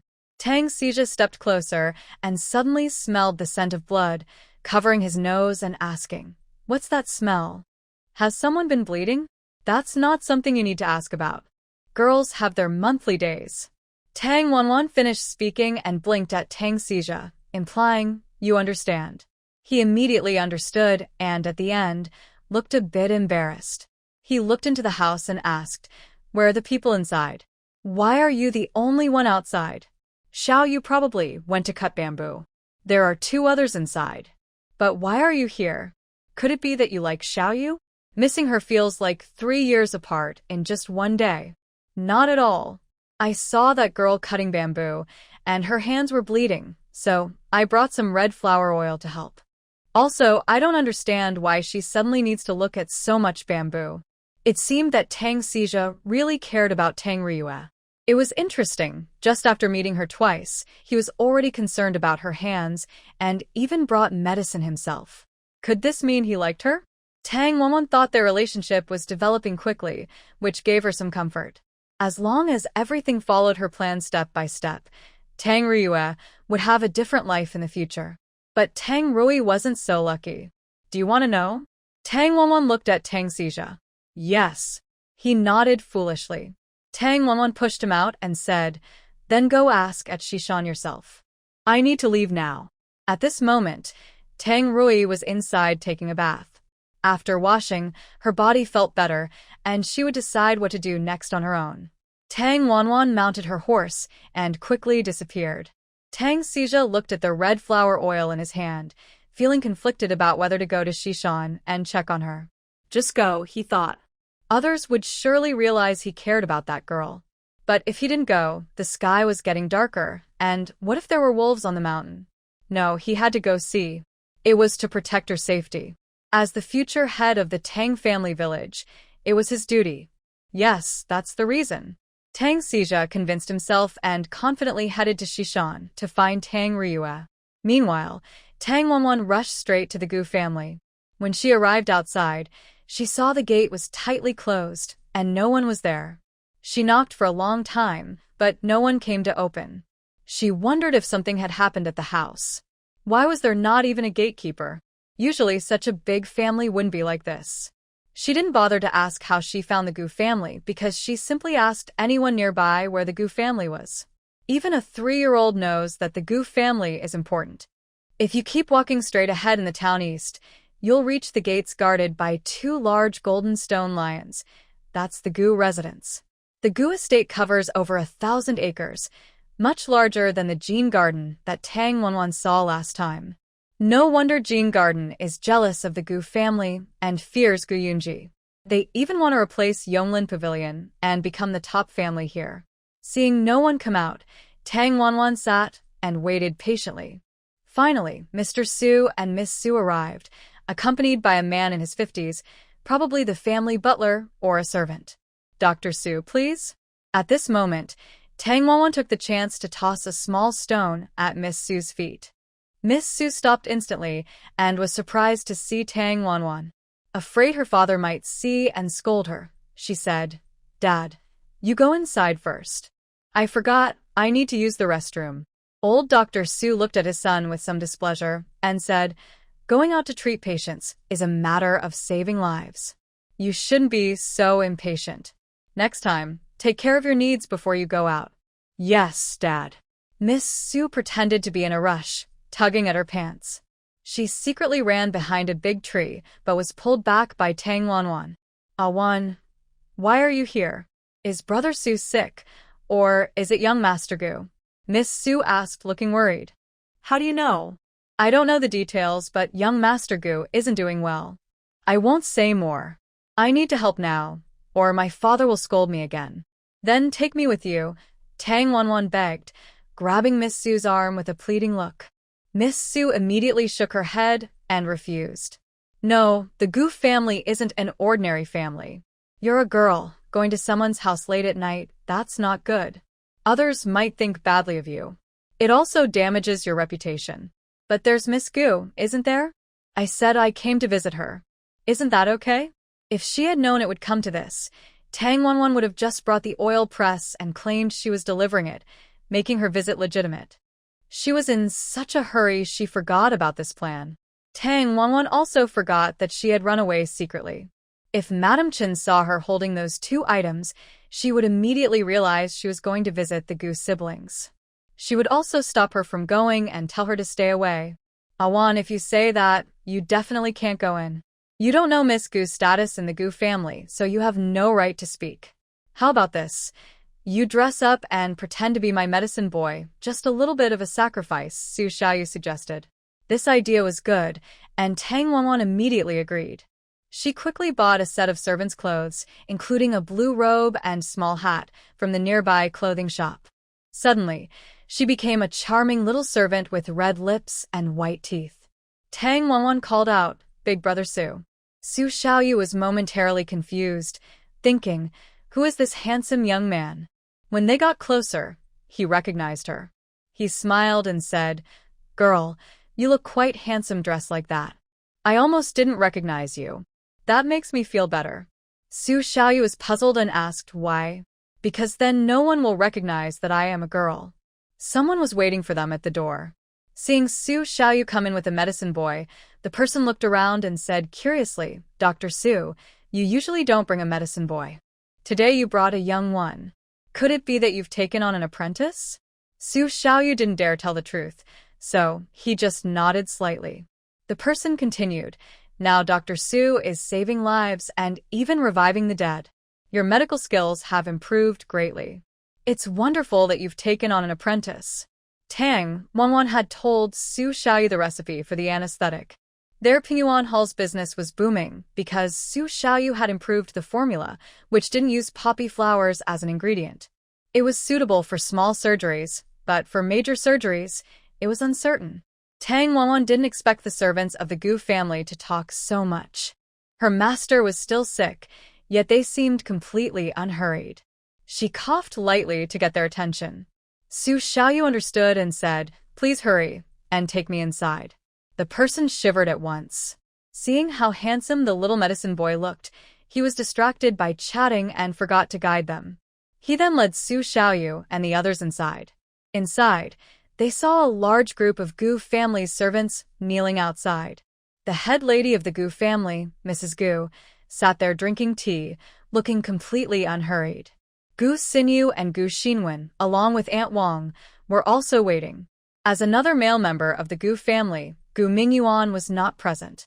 Gu Xinwen sat there, and seeing that nothing had happened inside for a long time, her temper flared. Mother, does this doctor really know how to treat? We've been waiting for a long time. How much longer do we have to wait? Wonder, do not make loud noises. Your older brother has returned badly injured. The longer the doctor takes to examine him, the more hope there is for his recovery. Gu Xinwen was surprised and said, Does mother mean that older brother might not make it back? Please, older brother, don't have any more trouble.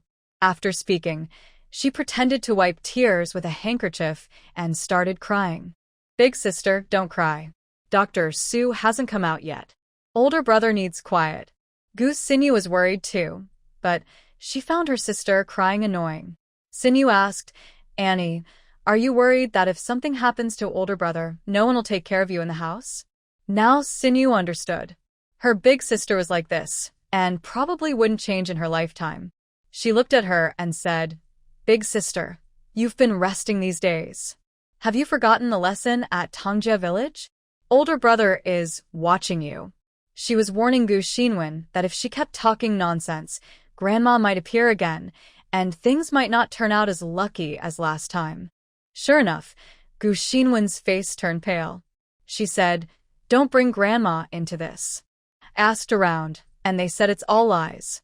Humph, I wonder who's causing trouble behind the scenes. If I find out, I'll see if I forgive them. Aunt Wang saw this and quickly pulled Xinyu aside, apologizing to Gu Xinwen. Mother, I haven't done anything wrong. Why should you apologize to her? Gu Xinwen said, Some people don't know their place. Being a concubine's daughter means just that. It's clear her mother is of low status, and her daughter is just as quarrelsome. Gu Xinwen, what do you really want? Aunt Wang gritted her teeth and slapped her daughter. Gu Xinwen burst out laughing. Mrs. Gu saw they were making a fuss and loudly scolded. Enough. All of you, get out now. At this moment, Tang Wanan and Su Xiaoyu came in. Su Xiaoyu almost bumped into Gu Xinwen. She heard Su Xiaoyu whisper, Pervert. Su Xiaoyu was used to it. Seeing her young lady arrive, she pulled Tang Wanan to the side. Only after she passed did she continue inside. Tang Wanan also saw Gu Xinyu covering her face with her hand, her eyes red. Thinking of the scolding just now, it seemed Gu Xinyu was upset again. Su Xiaoyu took Tang Wanan to meet Mrs. Gu, then headed toward Gu Yunji's room. After entering, there was a corridor to walk through. Tang Wanan quietly listened to Su Xiaoyu and asked, What happened just now? Su Xiaoyu smiled bitterly and said, Miss Gu's temper is very difficult, and I've experienced her malicious accusations before. I've gotten used to it. Tang Wanan thought that Gu Xinwen, after what happened with her older brother last time, would feel regret. But she was surprised to see that Gu Xinwen still looked proud and thought she was better than others. It seemed her previous apology was not sincere. It looked like Gu Xinwen's false accusations against Su Xiaoyu had been going on for a while, but she just didn't want to argue. Seeing how forgiving Su Xiaoyu was, Tang Wanwan knew he was a good and responsible man. If Tang Rui married him normally, she would probably have a smooth life. But now, after what happened, Tang Wanwan hesitated whether to tell him the truth. If she did, things might get out of control. Thinking about something? Let's go inside, Su Xiaoyu said, pulling her gently when she was lost in thought. Tang Wanwan finally gathered herself and followed Su Xiaoyu inside. Inside, 4 doctors were consulting, including Dr. Su. Seeing his son just come in, he quietly scolded, Why did it take so long? Su Xiaoyu casually replied that he had a bad stomach ache, glanced inside, and saw Gu Yunji, still lying on the bed. A big bear was standing nearby, looking serious. Father, how is young Master Gu? Dr. Su sighed deeply, shook his head, and said regretfully, It's too late. We can't do anything now. Young Master Gu lost too much blood, and it's been too long. Even the top doctors in the capital probably can't save him. The other 3 doctors nodded in agreement. Yes, we did our best. Maybe we should go tell Madame Gu now. Seeing this, the big bear's eyes filled with worry. He hurriedly stopped them. Doctors, you are the best here. Please take another look at our young master and see if there's any other way. If he weren't so anxious, He wouldn't act like this. The doctors shook their heads again and grabbed their medicine boxes to leave. Wait, doctors, take another look. Maybe you missed something. Tang Wanwan suddenly stepped in front of the three doctors, feeling brave for no clear reason. The three doctors saw a young servant and suddenly stepped forward to stop him, thinking he was a member of the Gu family. One of them angrily said, "A servant of the Gu family? Since when are you so rude? Are you questioning our medical skills?" "Exactly. If you could treat him, you would have already done so," another one added, looking also quite angry. Old Dr. Su didn't recognize Tang Wanan at first and asked his son, "Who is this person? He looks unfamiliar," because he saw that this person had come in with his son. Also, he looked delicate and weak, like a child, and he didn't understand where he got such boldness. Su Xiaoyu immediately pulled Tang Wanan aside, giving her a subtle look and whispering, "Awan, don't be reckless. These doctors are famous. They've diagnosed before, so why doubt them?" Tang Wanan grabbed Su Xiaoyu's arm firmly, her eyes shining with determination. "Brother Su, if they're sure that young Master Gu has lost a lot of blood, I might have a way." Seeing that she wasn't completely confident, Su Xiaoyu replied, "Do you really have a way? This is very important, not something to take lightly." Tang Wanan made up her mind and said, "I'm sure." She was willing to risk everything because her own safety was less important than saving Gu Yunji. If he died without explanation, she would feel guilty for life. Su Xiaoyu and Tang Wanan had worked together once before and learned a lot. Since Tang Wanan came specifically to see Gu Yunji, it showed their relationship was unusual. Now, with her confident declaration, Su Xiaoyu believed she definitely had a plan. He was even more eager to see what other methods Tang Wanan might have. If he could persuade his father, convincing the other three stubborn doctors would be easy. "Doctors, please wait a moment. My father has something important to tell you." Old Dr. Su couldn't help but signal his son urgently. The affairs of the Gu family were not something to take lightly. Although the family usually paid generously for medical treatment, things could go wrong. Since the other three doctors were unsure, he also had no solution and could only honestly tell the Gu family matron that they couldn't cure him, avoiding offending anyone.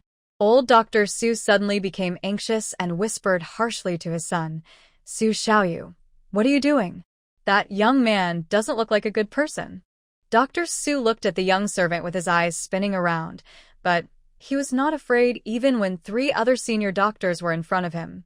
It was clear he had some tricky plan. The black bear immediately knelt down in front of Dr. Su. "Please save my young master's life.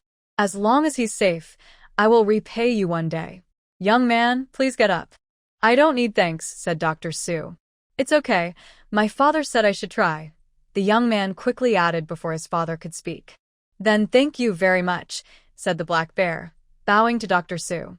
The three senior doctors had just reached the door when they heard this. They turned around and asked, "Old Su, that's not fair. You said you didn't know what to do before. Now this young man wants to thank you, and you agree? Are you trying to show off your medical skills and push us aside?" Dr. Su couldn't explain himself, no matter how many words he had. "My friends, you're mistaken.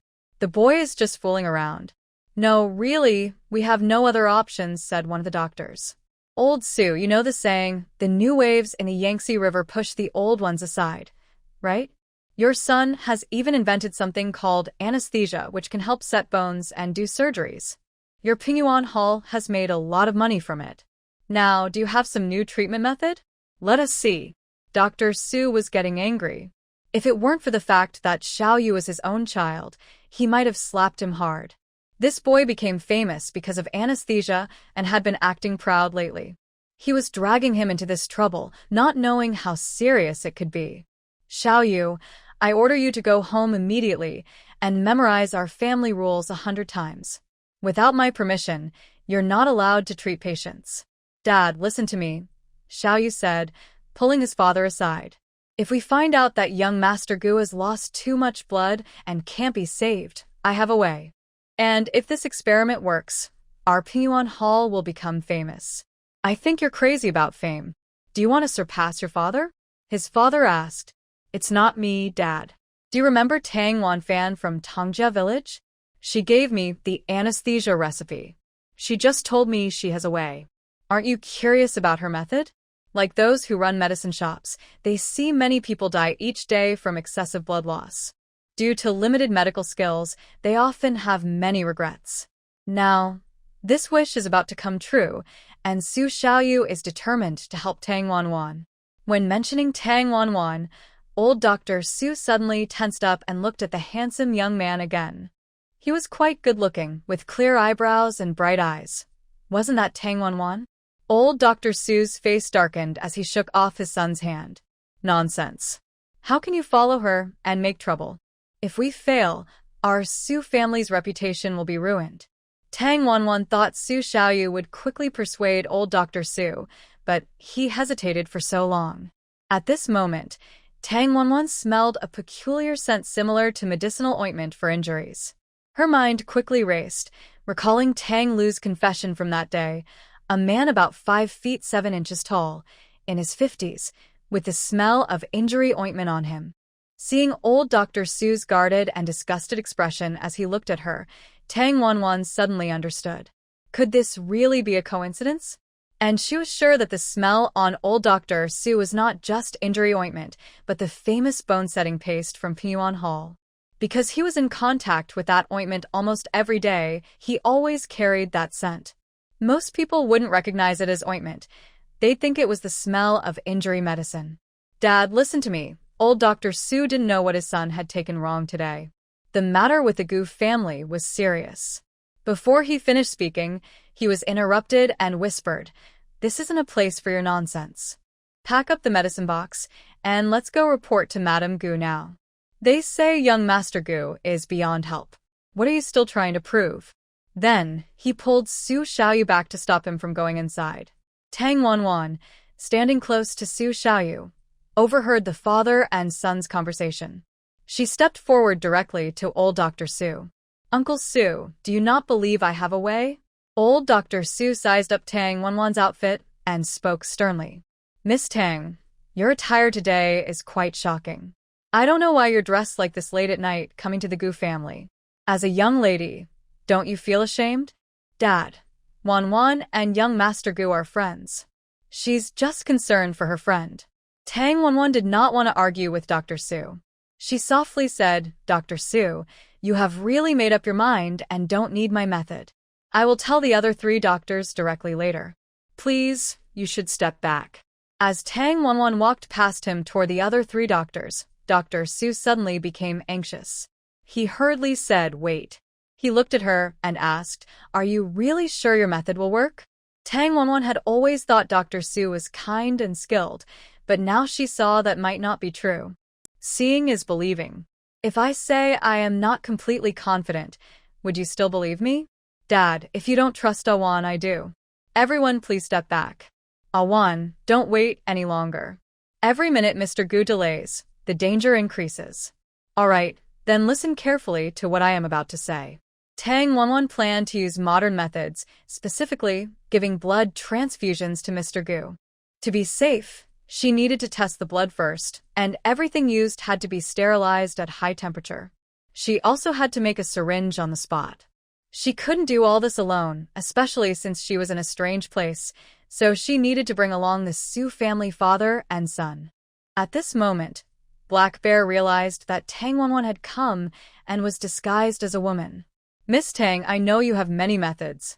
Please find a way to save Mr. Xiao." Black Bear, usually serious and stern, with a usually stern face, had red eyes today. Tang Wanwan gently patted his arm and said, "Black Bear, even if you didn't say it, I would do my best. I need your help now. This matter must be overseen by you personally and cannot be handed over to others. If anything goes wrong, your young master's life could be in danger. Do you understand?" Okay, I'm listening. Tang Wanwan told him how to make the infusion tube and syringe, as well as the items needed for blood testing strips. "I'll ask Brother Su to help you. You two go quickly and come back soon." Black Bear asked 3 times to remember everything. Since Su Xiaoyu was a doctor, he asked, "Awan, what are all these used for? Isn't it just to treat Mr. Xiao directly? Time is life. You need to prepare quickly. I need these things within the time it takes for an incense stick to burn. The most important part now was the blood test. Tang Wanwan herself had type O blood, but she didn't know Mr. Gu's blood type. She had to confirm it before proceeding. If Mr. Gu's blood was rare panda blood, only blood from his closest relatives could be used. Although blood transfusion can save lives, mistakes during the procedure can be deadly.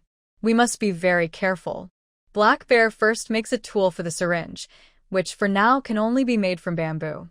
Luckily, there are many bamboo plants in the Gu family's yard. Without hesitation, Black Bear cut down 2 bamboo stalks, removed the leaves, and brought them to Tang Wanwan.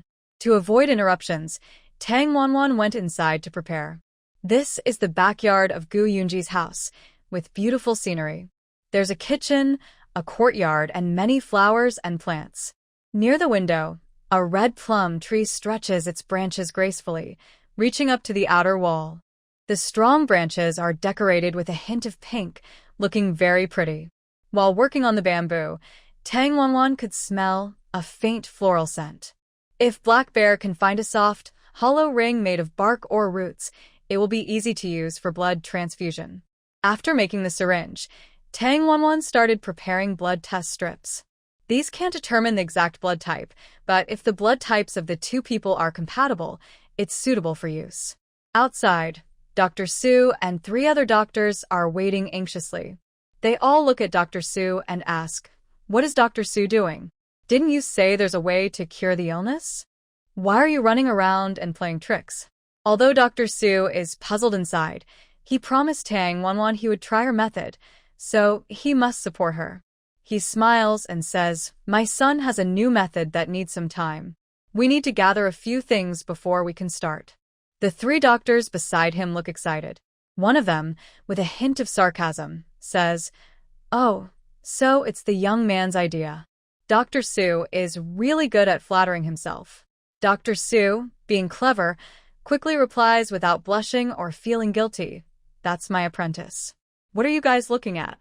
Just then Mrs. Gu arrives, followed by a group of people.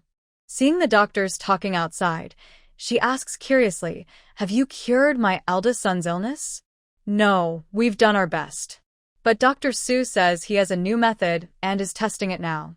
Mrs. Gu sharply looks at Dr. Su and says, "Dr. Su, our family has treated you well.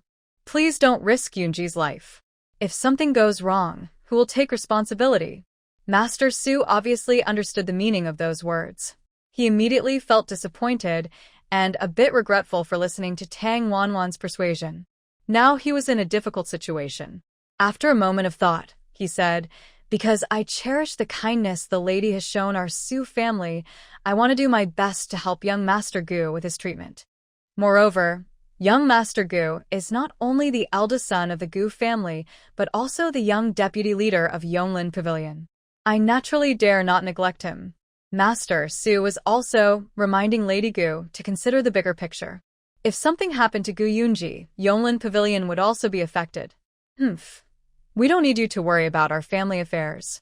Give you an hour, and if you can't do it, you should leave early. Don't embarrass yourself here." Lady Gu said this clearly, and the other 3 old doctors looked uncomfortable. It was obvious she was mocking their poor medical skills. Now she was shamelessly lingering here and refusing to leave. If it were a normal situation, they would have taken their medical kits and left immediately. But today they were stealing a person from Lord Yen. If they succeeded, it would be a miracle. If they failed, they could also use this chance to criticize the Su family father and son harshly to vent their anger. Black Bear and Su Xiaoyu indeed did not let Tang Wanwan down. Since Tang Wanwan couldn't show herself, she also taught Su Xiaoyu how to do a blood test. Su Xiaoyu, being familiar with medical principles, understood immediately when Tang Wanwan explained. Fortunately, Black Bear was there. Although he argued with Lady Gu a few times, they finally finished the blood test. Gu Xinyu and Gu Xinwen could both donate blood to Gu Yunji, but they needed a relatively large amount, which made people worried. When Gu Xinwen heard about drawing blood, she refused openly. "Why do you want to draw my blood? You're all incompetent doctors. If I die like this, who will take responsibility for me?" Su Xiaoyu followed Tang Wanwan's reasoning and said, according to ancient books, it's safe to draw a bowl of blood a day. It won't threaten your life. Just rest for a few days and eat some nutritious food, and you'll recover. Nonsense. You just want to settle personal scores. Although Gu Xinyu was also scared inside, she thought about saving her older brother and bravely stepped forward. The Gu family had already sent people to find Gu Mingyuan. He hadn't been home all day and was probably out playing somewhere. Su Xiaoyu looked at Gu Xinyu and, thinking of Tang Wanwan's words, asked, Miss Xinyu, you've always been weak. Have you thought this through? Yes, I've thought it through. You can draw my blood. Humph, so fake. No, Xinyu, once you have your blood drawn, what if something goes wrong? Unexpectedly, Gu Xinyu agreed, but Aunt Wang stepped in to stop her. Girl, I only have you as my family. If anything happens to you, I won't be able to live. Aunt Wang looked at her words and suddenly stopped crying. She held her daughter back from having her blood drawn. Madam, please, I beg you to let Xinyu go. She really can't do it. If we draw her blood and it can't be stopped, what will happen? At this moment, Black Bear was still helping the household with blood tests, but no one's blood could match Gu Yunji's. Mother, don't say anything more. Dr. Su, I will go in with you and have my blood drawn. Since it was getting late and they couldn't delay any longer, Su Xiaoyu said, Miss Xinyu is very understanding. I think young Master Gu will be very happy when he wakes up. After all, your family sharing the same blood. Unlike some people who have long forgotten who saved them from disaster. Black Bear then protected Gu Xinyu and Su Xiaoyu as they went inside together. After entering, Gu Xinyu realized Tang Wanwan was also there. The blood drawing was done by Tang Wanwan. Seeing her, Gu Xinyu's heart eased significantly. She smiled and said, Awan, if I hadn't seen you here, I wouldn't have known you care so much about my brother. But he's also good to you.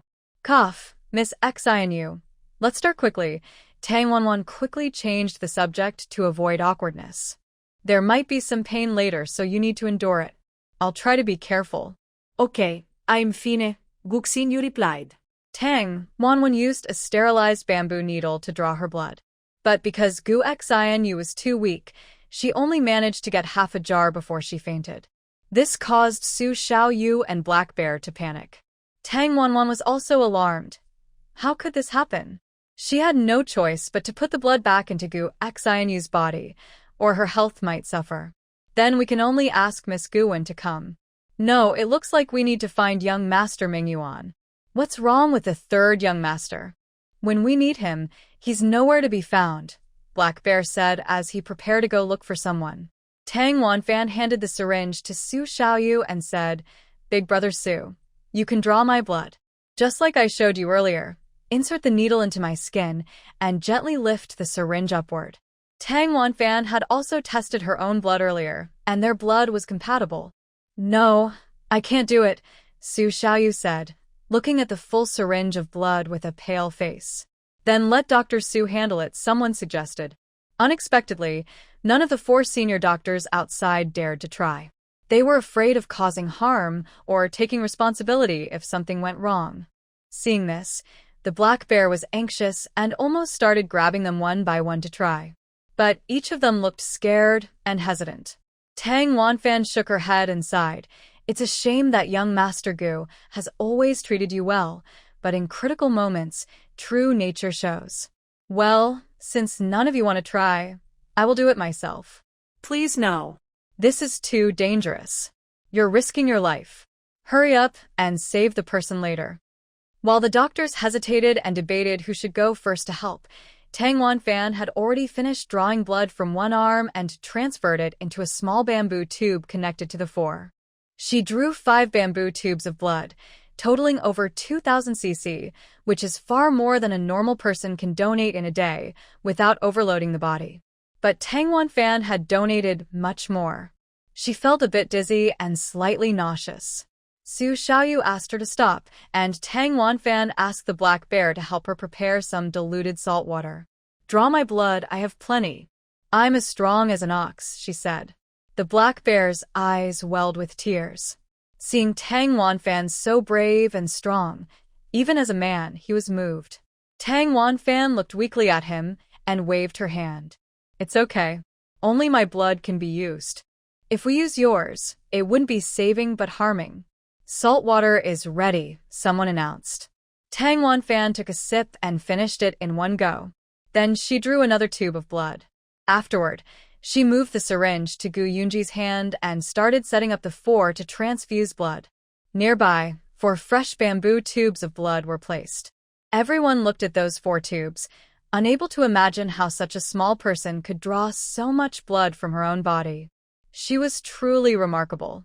Tang Wanwan worked for a while, watching the blood flow normally and gradually entering Gu Yunji's body.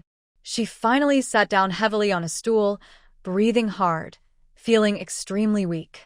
Awan, you should go rest nearby, Su Xiaoyu said, genuinely impressed by Tang Wanwan's skill. Tang Wanwan supported her head with her hand and said, I'm fine. A short rest is enough. I can't leave here, or else the blood transfusion might fail.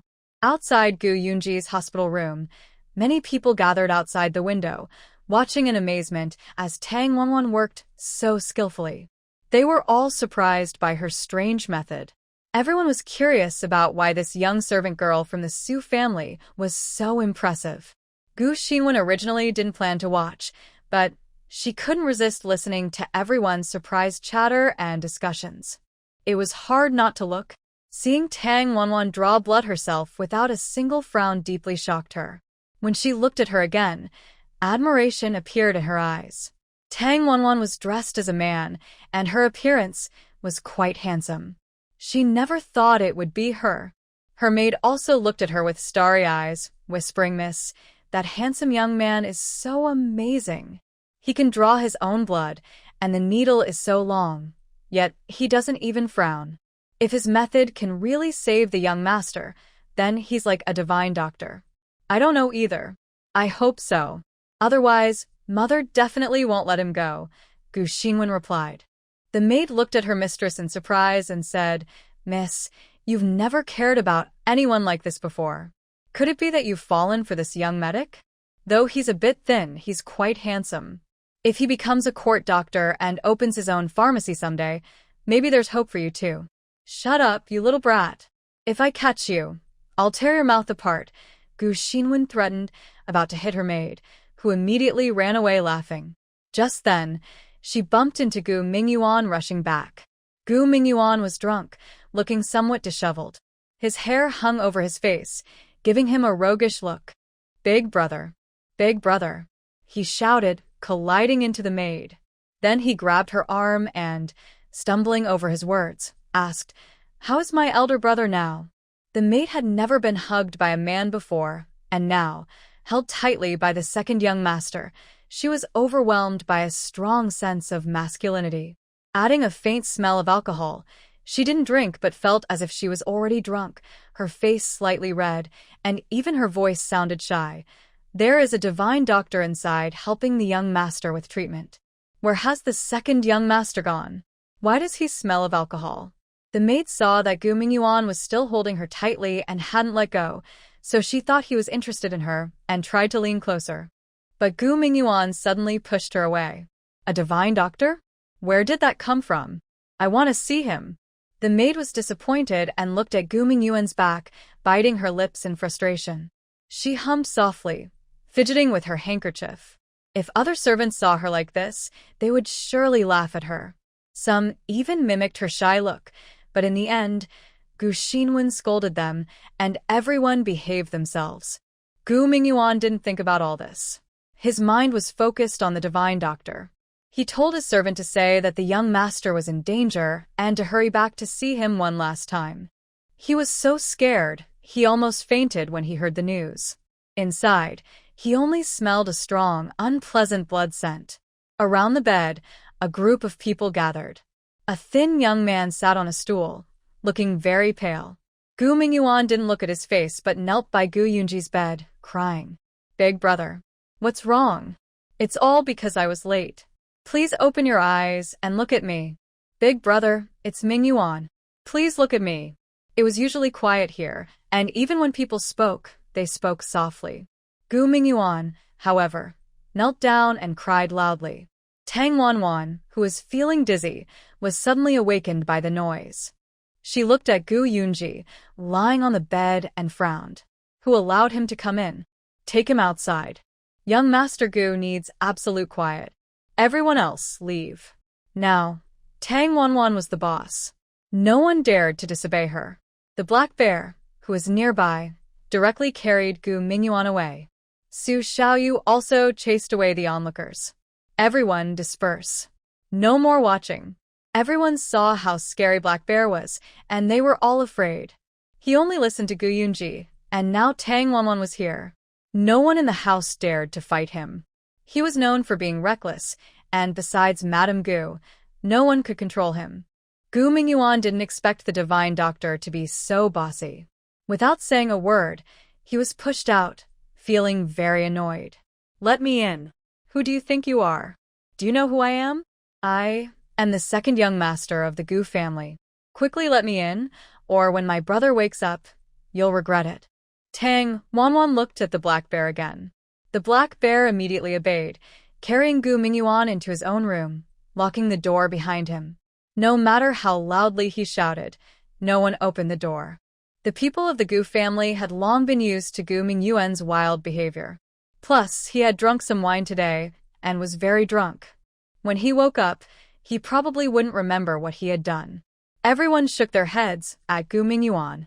Compared to Gu Yunji, these two brothers were really not alike. Gu Yunji had successfully fought off the Japanese invaders today and was seriously injured, lying in bed and not knowing if he was alive or dead. Meanwhile, Gu Mingyuan was out partying, smelling of alcohol when he returned, still acting foolishly now. But everyone was waiting for the result and refused to leave. They stayed in the main hall outside, watching eagerly. Some said Tang Wanwan was just pretending, others were unsure, and most were curious if Gu Yunji could really survive. Does such a miracle pill exist in this world that can bring someone back to life?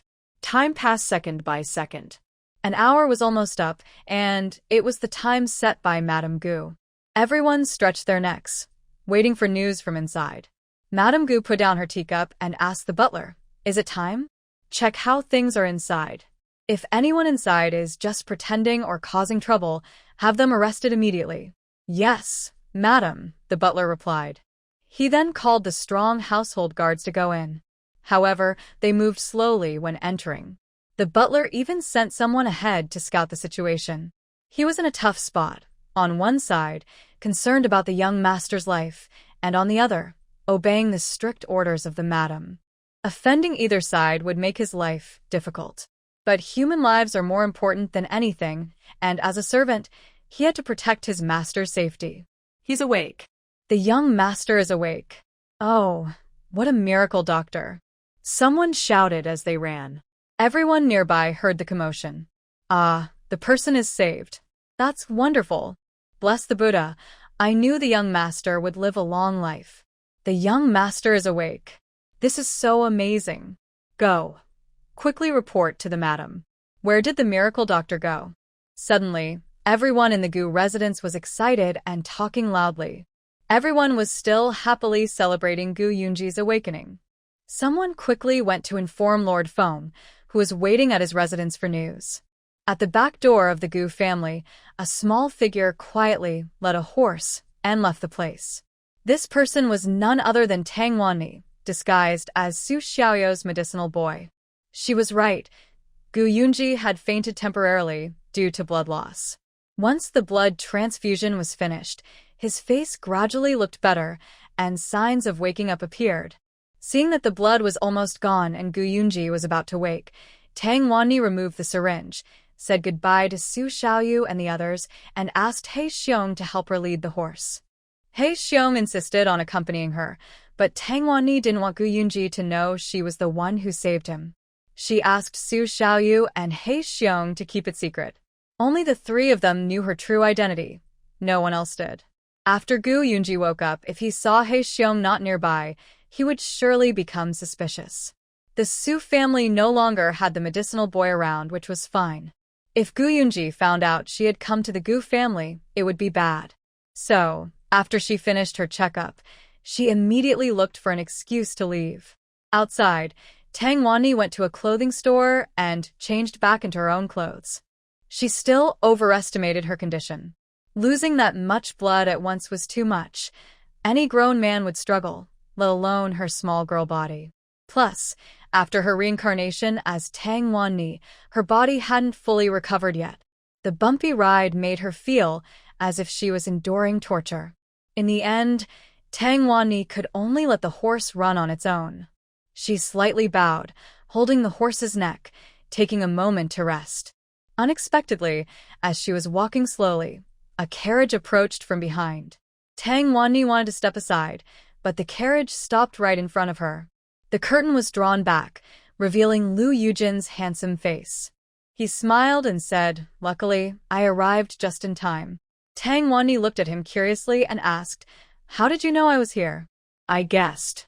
Don't you think we have good chemistry?" he replied. After saying that, he got out of the carriage and was about to come over to help her down. For some reason, Tang Wanni felt very awkward facing Lu Yujin.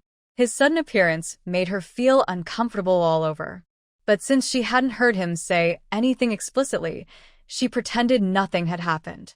She didn't let him help her. Instead, she took his hand and got into the carriage together. This isn't the time for her to show off her abilities. She still needs to recover her strength and prepare to face her mother back home. "Are you hungry? Try this, see if you like it." Lu Yujin suddenly pulled out a freshly made red date rice cake from his. As soon as he took it out, a fragrant aroma of red date cake filled the air. "Wow, I didn't expect this." "Thank you, Brother Lu." Tang Wanwan gently took a bite. The sweet, soft, and sticky taste made her eyes squint happily. Lu Yujin looked at her with a loving gaze, seeming never to get tired of watching her. Tang Wanwan loves sweet food. At this moment, her stomach was growling with hunger. Refusing such delicious food would be a shame for her stomach. This red date cake is easy to make. Steam the dates until soft, mix with flour, and add a small amount of mashed red beans. Stir everything evenly and color it. Then, shape the red bean paste into small balls and stuff them into molds. Steam them in a steamer, and they come out in various shapes. Since its creation, red date cake has been loved by many food lovers. In Chilean mountain town, only the elderly woman surnamed Ho makes truly authentic red date cake. She only makes 2 pots in the morning and evening, and if you want to buy some, you have to queue up in advance. Eat slowly. There's more if you finish this. Don't choke. Lu Yujin took out a water pouch filled with hot water and poured some into a cup for her. Tang Wanwan took a sip, warming her hands with the cup while eating the cake. Halfway through, her strength almost fully returned. She finally understood why Lu Yujin bought her the red date cake. Did he know she had lost a lot of blood today? She looked at him with some gratitude in her heart. But gratitude and feelings are not the same. Tang Wanwan sighed softly and said to Lu Yujin, "Brother Lu, why didn't you ask me what I did today, or where I went? You already know, right?" Knowing Lu Yujin, the Gu family, he could come and go freely without being noticed. But if Tang Wanwan hadn't been there, he wouldn't have gone. Lu Yujin saw Tang Wanwan riding her horse alone and was worried, so he followed her quietly. He didn't interfere with what she was doing but watched silently and protected her from a distance. "Yes, you did the right thing. If I were in your place, I would do my best too. But while saving others, you also need to take care of yourself. What if I hadn't come today? How would you get back?" As he spoke, Lu Yujin gently took her hand. I only felt that her hand was very cold, small, and soft, which made my heart feel very gentle. Tang Wanwan felt a little embarrassed and quickly pulled her hand back. Since he acted like that, she decided to be honest. "Brother Lu, I want to tell you the truth. It's impossible between us. And didn't you say you wanted to give me freedom? Why are you doing this again?" Lu Yujin looked relaxed and smiled at her. "What's wrong? Isn't it good for us to be like this now?" Hearing his denial, Tang Wanwan found it strange. Could Xiao Yi have given her the wrong message? She quickly said, "Oh, it's nothing. Maybe I misunderstood. I just want to treat you as my big brother Lu." We are good friends for life. After a while, Tang Wanwan leaned against the carriage and fell asleep. Lu Yujin gently raised his hand and softly stroked her face, her eyelids, and her nose. He whispered, "Awan, can you really bear to refuse me? I just want to give you the best things in the world. If you stay with me, I won't let you suffer even a little. Trust me, okay?" After saying that, he leaned down and kissed her face lightly. Tang Wanwan seemed to feel someone kissing her. Her eyelashes fluttered, and she wanted to open her eyes, but she couldn't. Soon, she fell into a deep sleep again. Lu Yujin gently picked her up and held her tightly in his arms. The Gu residence became lively again. Everyone was celebrating Gu Yunji's recovery and also looking for the young medicine boy from the Su family. Such a big event couldn't happen without the person involved. But no matter how they searched, they couldn't find him. Old Dr. Su was eager for Tang Wanwan to keep it a secret. That way, more people would come looking for him in the future. He also wanted to keep the identity of the mysterious medicine boy as secret as possible. Old Su said the medicine boy had left earlier, and if they had questions, they could ask him or Xiaoyu. Everyone cheered loudly upon hearing this. Who doesn't have eyes? Clearly, every step was done by the little medicine boy. He deserved the credit, but old Su was shameless about it. Fortunately, Lord Feng arrived and successfully diverted everyone's attention. Madame Gu was a bit disappointed. She thought she could easily get rid of Gu Yunji, who was a thorn in her side. But unexpectedly, Gu Yunji was so lucky and escaped again. Thinking of her useless son, her anger grew even more. Go investigate the true identity of that medicine boy. Mrs. Gu believed there must be a reason behind this. She knew very well the background of old Dr. Su and his son. They couldn't cure truly difficult illnesses. Only minor ailments could be treated by them. She wondered if people really thought their medical skills were that impressive. "Madam, if you want to know, just ask old Dr. Su and his son. They will tell you everything," suggested the maid beside Mrs. Gu. If asking them could get the answer, I wouldn't need to investigate. "Since I want them to look into it, I have my own reasons," Mrs. Gu replied. The housekeeper received the order and instructed the staff to handle the matter. Gu Yunji woke up, and it seemed as if the Gu family was suddenly full of new energy. When Gu Yunji was getting a blood transfusion, he felt a warm sensation, as if something had entered his body. After the transfusion, his strength returned, and he felt much more energetic. He felt like he had dreamed of the young girl, but when he woke up, he only saw a few older men and the household servants. Gu Mingyuan was drunk and sleeping in his room. Gu Sinyu's old illness flared up, and she couldn't get up. Gu Yunji always felt something was wrong but couldn't quite figure out what. He knew that the Su family father and son had saved him. He expressed his gratitude and rewarded them generously. The other 3 doctors also received payment, but they were too ashamed to accept it. After some polite words, they left. However, Gu Yunji thought it was strange that these 3 doctors said something unusual about old Dr. Su. He was a thoughtful person, and with many people around, some things were inconvenient to ask. So he kept silent. After Lord Feng visited him and confirmed he was fine, and that he had been saved from the brink of death, he once again thanked the Su family father and son. Su Xiaoyu was someone who couldn't hide her feelings. She felt very uncomfortable and wanted to explain the situation multiple times. But recalling Tang Wanfan's words, she held back. Seeing that Gu Yunji was okay, she packed up her tools. However, she accidentally left her infusion set where Gu Yunji saw it. Gu Yunji found these items strange, as he had never seen anything like them before. He asked Xiaoyu, "What are these? I've never seen them before." Su Xiaoyu explained that these tools had saved his life. "Oh, really? What are they used for?" Gu Yunji pressed for details. Seeing Gu Yunji was curious and kept asking, Su Xiaoyu regretted revealing so much and realized she shouldn't have said so much. The nearby black bear was suddenly very anxious and quickly interrupted, asking Gu Yunji if he wanted to eat something or if he was hungry. His obvious attempt to hide his feelings and words couldn't fool Gu Yunji, who knew him well. "So, who exactly gave me the blood transfusion? Was this really your idea? Why didn't you use it from the start?" It turned out that Gu Yunji had already consulted Dr. Su when he first returned. Later, after he fell into a deep coma, the Gu family called on him, his father, and 3 other doctors again. Also, when did your family have such a skilled young medic? Can I meet him? Gu Yunji was a very sharp person.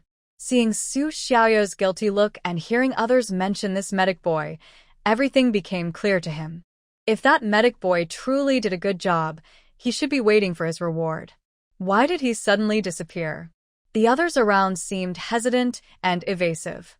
Actually, these were only part of the reason. There was an even more important reason. Gu Yunji had smelled Tang Wanwan's scent in the room. His sense of smell was sharper than most, and Tang Wanwan had spent a lot of time alone with him. When he returned, he had been holding her, so how could he not notice her scent? The medic boy has something to do, so he left first. We'll introduce him to young Master Gu another day. Stop making things up. I can see you're hiding something from me. If you don't tell the truth today, none of you will leave this place. The Black Bear and Su Xiaoyu exchanged a knowing look. Remembering Tang Wanwan's instructions before she left, they both hesitated and closed their mouths. Young Master Gu, please don't pressure me. You'll find out soon enough. The Black Bear added, Young Master, we really can't say anything. You can't expect us to betray our friends, can you? Huh. She's your friend, but I am still your master. Get out of here now.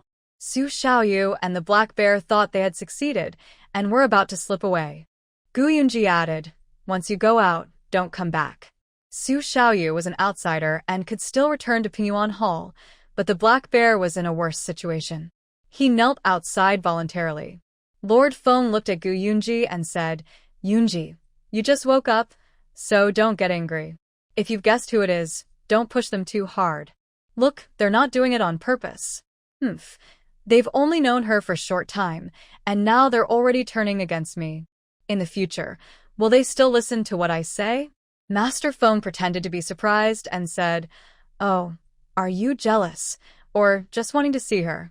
Gu Yunji smiled bitterly and replied, Don't tease me, Your Excellency. By the way, do you have other matters to discuss with me? Oh, about those Japanese people. How do you think I should write the report? Do you really believe their goal is just to find ancient ruins? I'm afraid they want to steal our national treasures. If there's indeed an ancient tomb left by King Lu hidden beneath, its value is beyond measure. I think the court should send experts to handle this matter and carefully search the area. If they find anything suspicious, they should report immediately. But what if they find nothing? Wouldn't that mean we are betraying the emperor? Gu Yunji had thought of this too, but he considered more details. Do you think these clever Japanese people would come here just for fun? Without full confidence, at least a 70 to 80% certainty.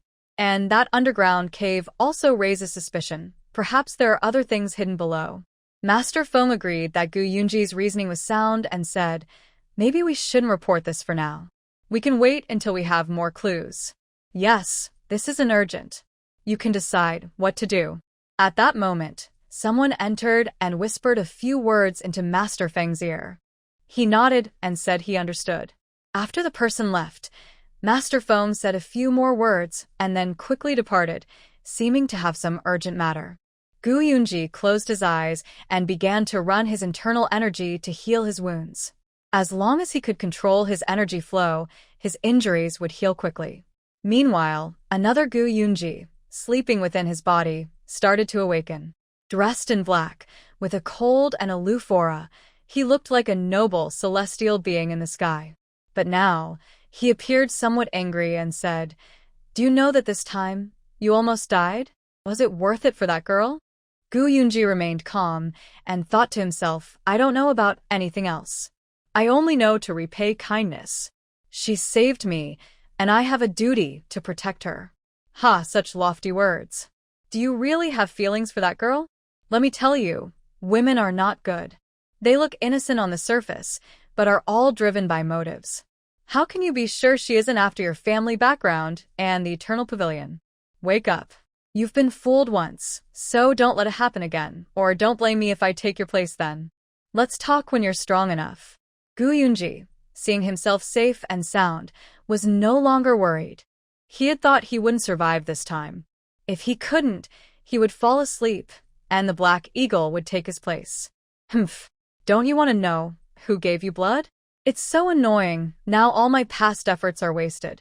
After speaking, the Black Eagle curled up into a sitting position.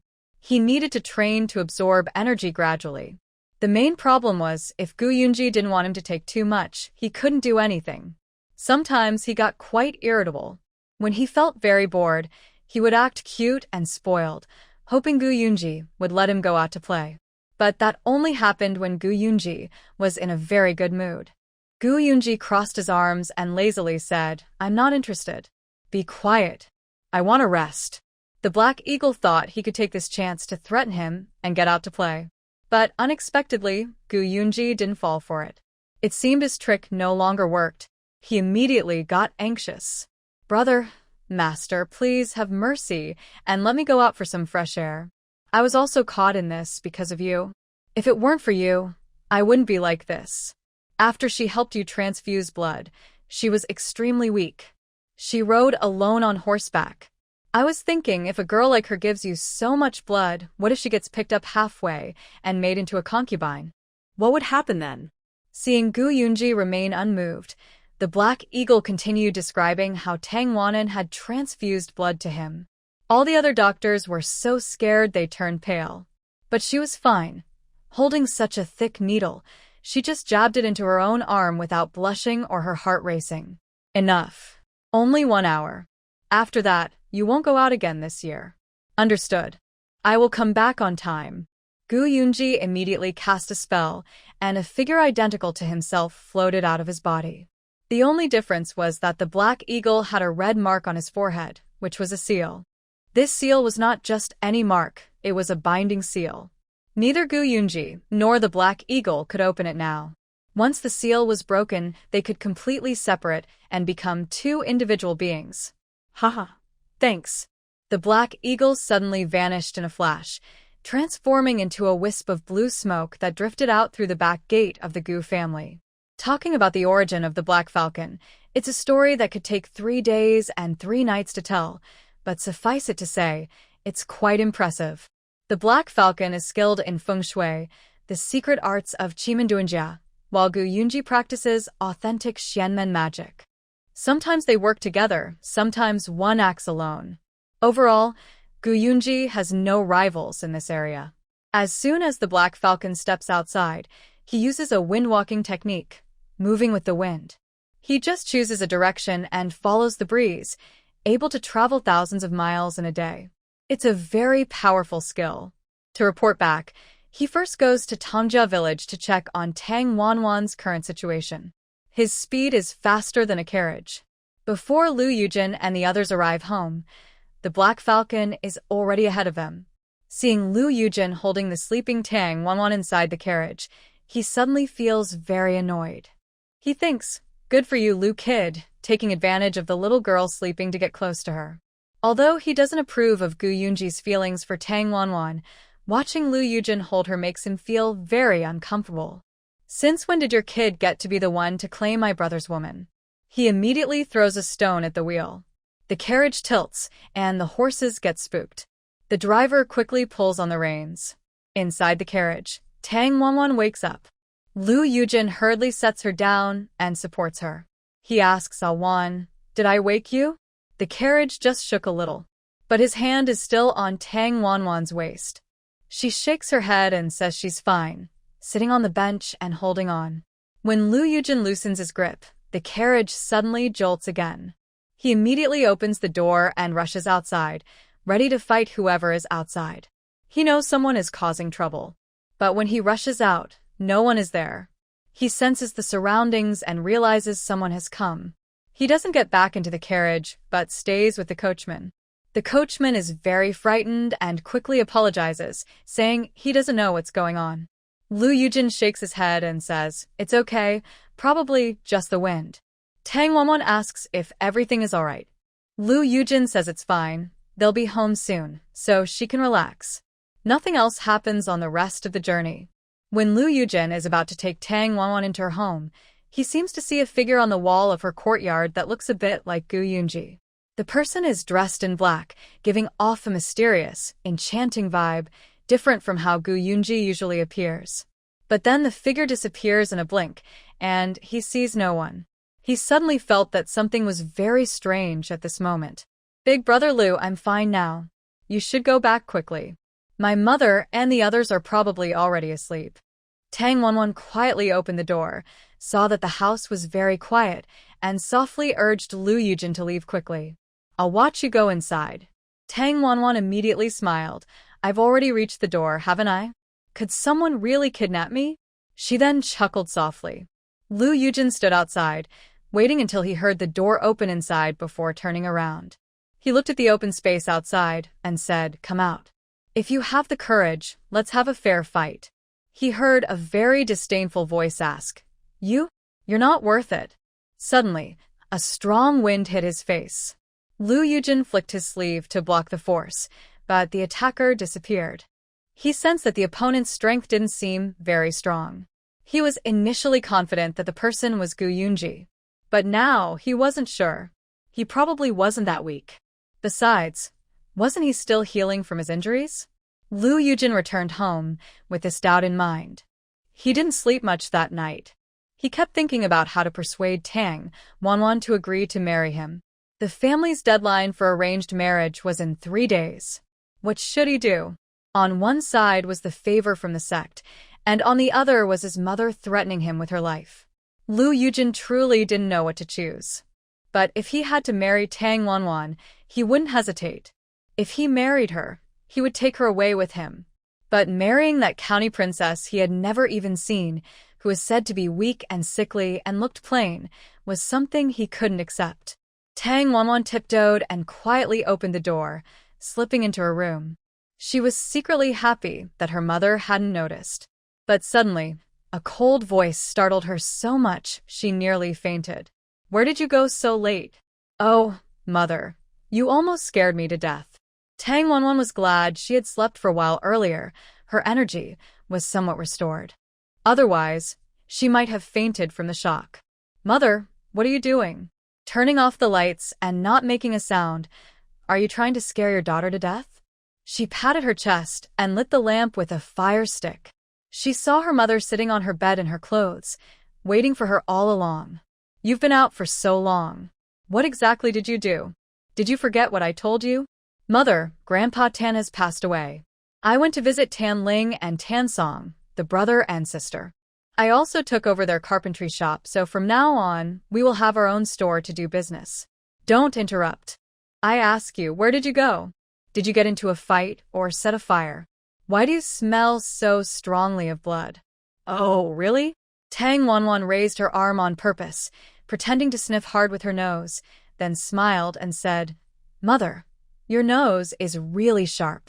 You can even smell this." Today, Tang Rui accidentally fell and hurt her leg. I happened to pass by and helped her. "Is that all?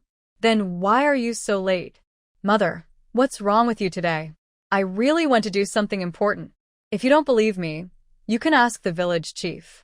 I met the village chief's wife earlier. She said you had already left." "Mother, what are you doing?" Your daughter wouldn't do anything illegal or hide anything from you. But if you have something to say, you should tell me too." "Mother." Tang Wanwan came over, grabbed Chen's arm, and leaned her head on her shoulder, showing a sweet, innocent look. Chen held her daughter's hand. Her hand was cold. Thinking that it was so late and her daughter was still out working hard, her heart softened a lot. She sighed and said, "I know you're working hard, but you also need to take care of your health. Does the Tan family need help? Those brother and sister are quite pitiful." "Don't worry, Mother. I have arranged everything. In 3 days, old Master Tan's funeral will be held. I will go to see him off. Just focus on what you usually do." Chen nodded, no longer asking questions. She stood up and said, "All right, I won't interfere anymore. But I've noticed your brother doesn't seem to be in a good mood lately. It's like he has something on his mind. If you really have a way to treat his leg, please act quickly, so he won't be disappointed." "Yes, Mother.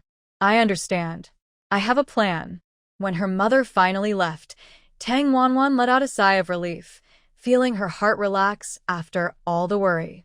But as soon as Chen was gone, she suddenly felt very tired. Her head just touched the pillow, and she fell asleep immediately. That night, Tang Wanwan slept very soundly and even had a dream. But in her dream, the groom was not Liu Yujin. When she woke up, she thought about it and felt the dream was too absurd, so she didn't take it seriously. Unexpectedly, Tang Ryue really achieved her goal. She worked all night cutting 100 bamboo stalks and used water routes to transport the bamboo back home. Tang Wanwan was very pleased after seeing this and told her she had passed the test, so she could teach her the salt-making skill. Tang Ryue was so happy she cried tears of joy and quickly knelt before Tang Wanwan, sincerely asking to become her apprentice and hoping for her guidance in the future. "There's no need for that, Xiaoya. I can only help you so much. From now on, you will have to walk your own path." After helping Tang Ryue up, Tang Wanwan and she went to see Mr. and Mrs. Wang in the prison. The couple had been detained for only a few days, but they looked much thinner and exhausted, clearly worried and scared. "Xiaoya Wanwan." Mrs. Wang looked at Tang Wanwan and then at her daughter's expression, immediately understanding everything. She hurriedly bowed and begged her to help them, and Tang Ryue. "Wanwan, my husband and I previously looked down on you and your family. I apologize for that. If you help our family get through this difficult time, we will repay you in the future." Mr. Tang Jiamin also begged, "Wanwan, please, just consider your father's face and help us. If this salt workshop issue isn't resolved, the head of the Tang family will surely blame us. We could lose all our money and even end up in prison. Please, I beg you." Both husband and wife knelt before Tang Wanwan. "Big uncle, aunt, please get up. Since I am here today, I don't plan to stand by and do nothing. This salt workshop matter isn't just about your family. It concerns the entire Tang village, even the whole country. Also, I want to tell you that I plan to help Xiaoya succeed. Let's work together and stop targeting each other. Of course, if I need your help in the future, I hope you will assist me and not betray me." "Of course," Mrs. Wang replied. "I want you to swear to the heavens here. If you break this vow, you will not have a good ending. Heaven will not tolerate it." Mrs. Wang and her husband exchanged glances, then raised their hands and made a vow to the sky. "I hope you will remember your words today. Whether in poverty or wealth, never forget this vow. Once I restore the salt workshop, I will ask the village chief to release you." Tang Wanwan left, and Mrs. Wang still felt like she was dreaming. She asked her husband, Tang Jiamin, to pinch her to be sure. "My lord, am I dreaming? Did that girl just say she won't hold a grudge and wants to help us and little you?" "Yes, it seems we previously misunderstood Awan. She is truly a good child capable of great things," said Tang Jiamin with admiration. Later, Tang Ryue and Tang Wanwan went to see the clan leader. Tang Ryue said she had a plan to repair the salt workshop, but needed Wanwan's help. The clan leader looked at Wanwan with some suspicion, clearly lacking confidence. Wanwan explained she was helping Ryue and asked the leader to prepare the necessary items.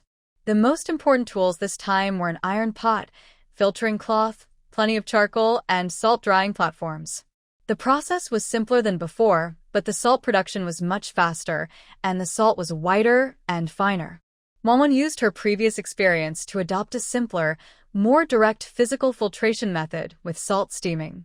First, boil the salt brine in an iron pot, filter it several times until the water turns cloudy. Then, use a charcoal-layered filter to do a deep filtration until the brine becomes clear water. Next, pour the brine onto a hot salt drying platform to expose it to the sun, or boil it directly to produce pure, fine salt.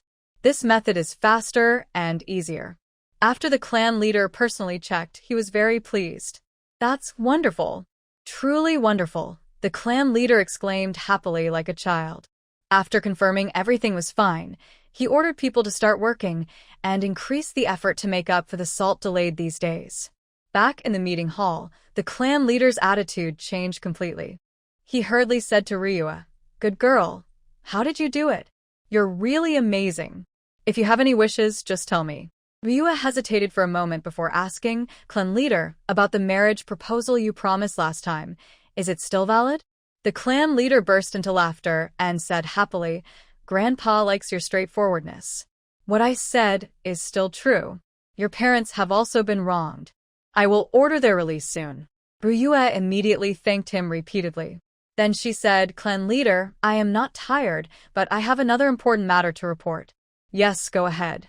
Tang Ryua then discovered an underground salt cave on the mountain where there were many salt-making tools.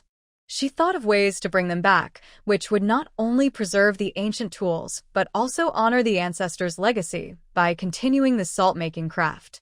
The head of the Tang family was very happy after hearing this. He quickly said, "It's fate. It seems this is truly destined." He recalled that his grandfather once told him that their family had an ancient salt-making technique that benefited the old clan and helped many people. He was surprised that he had now found it himself. Without hesitation, he immediately ordered a few elders to come and discuss. The elders agreed without doubt.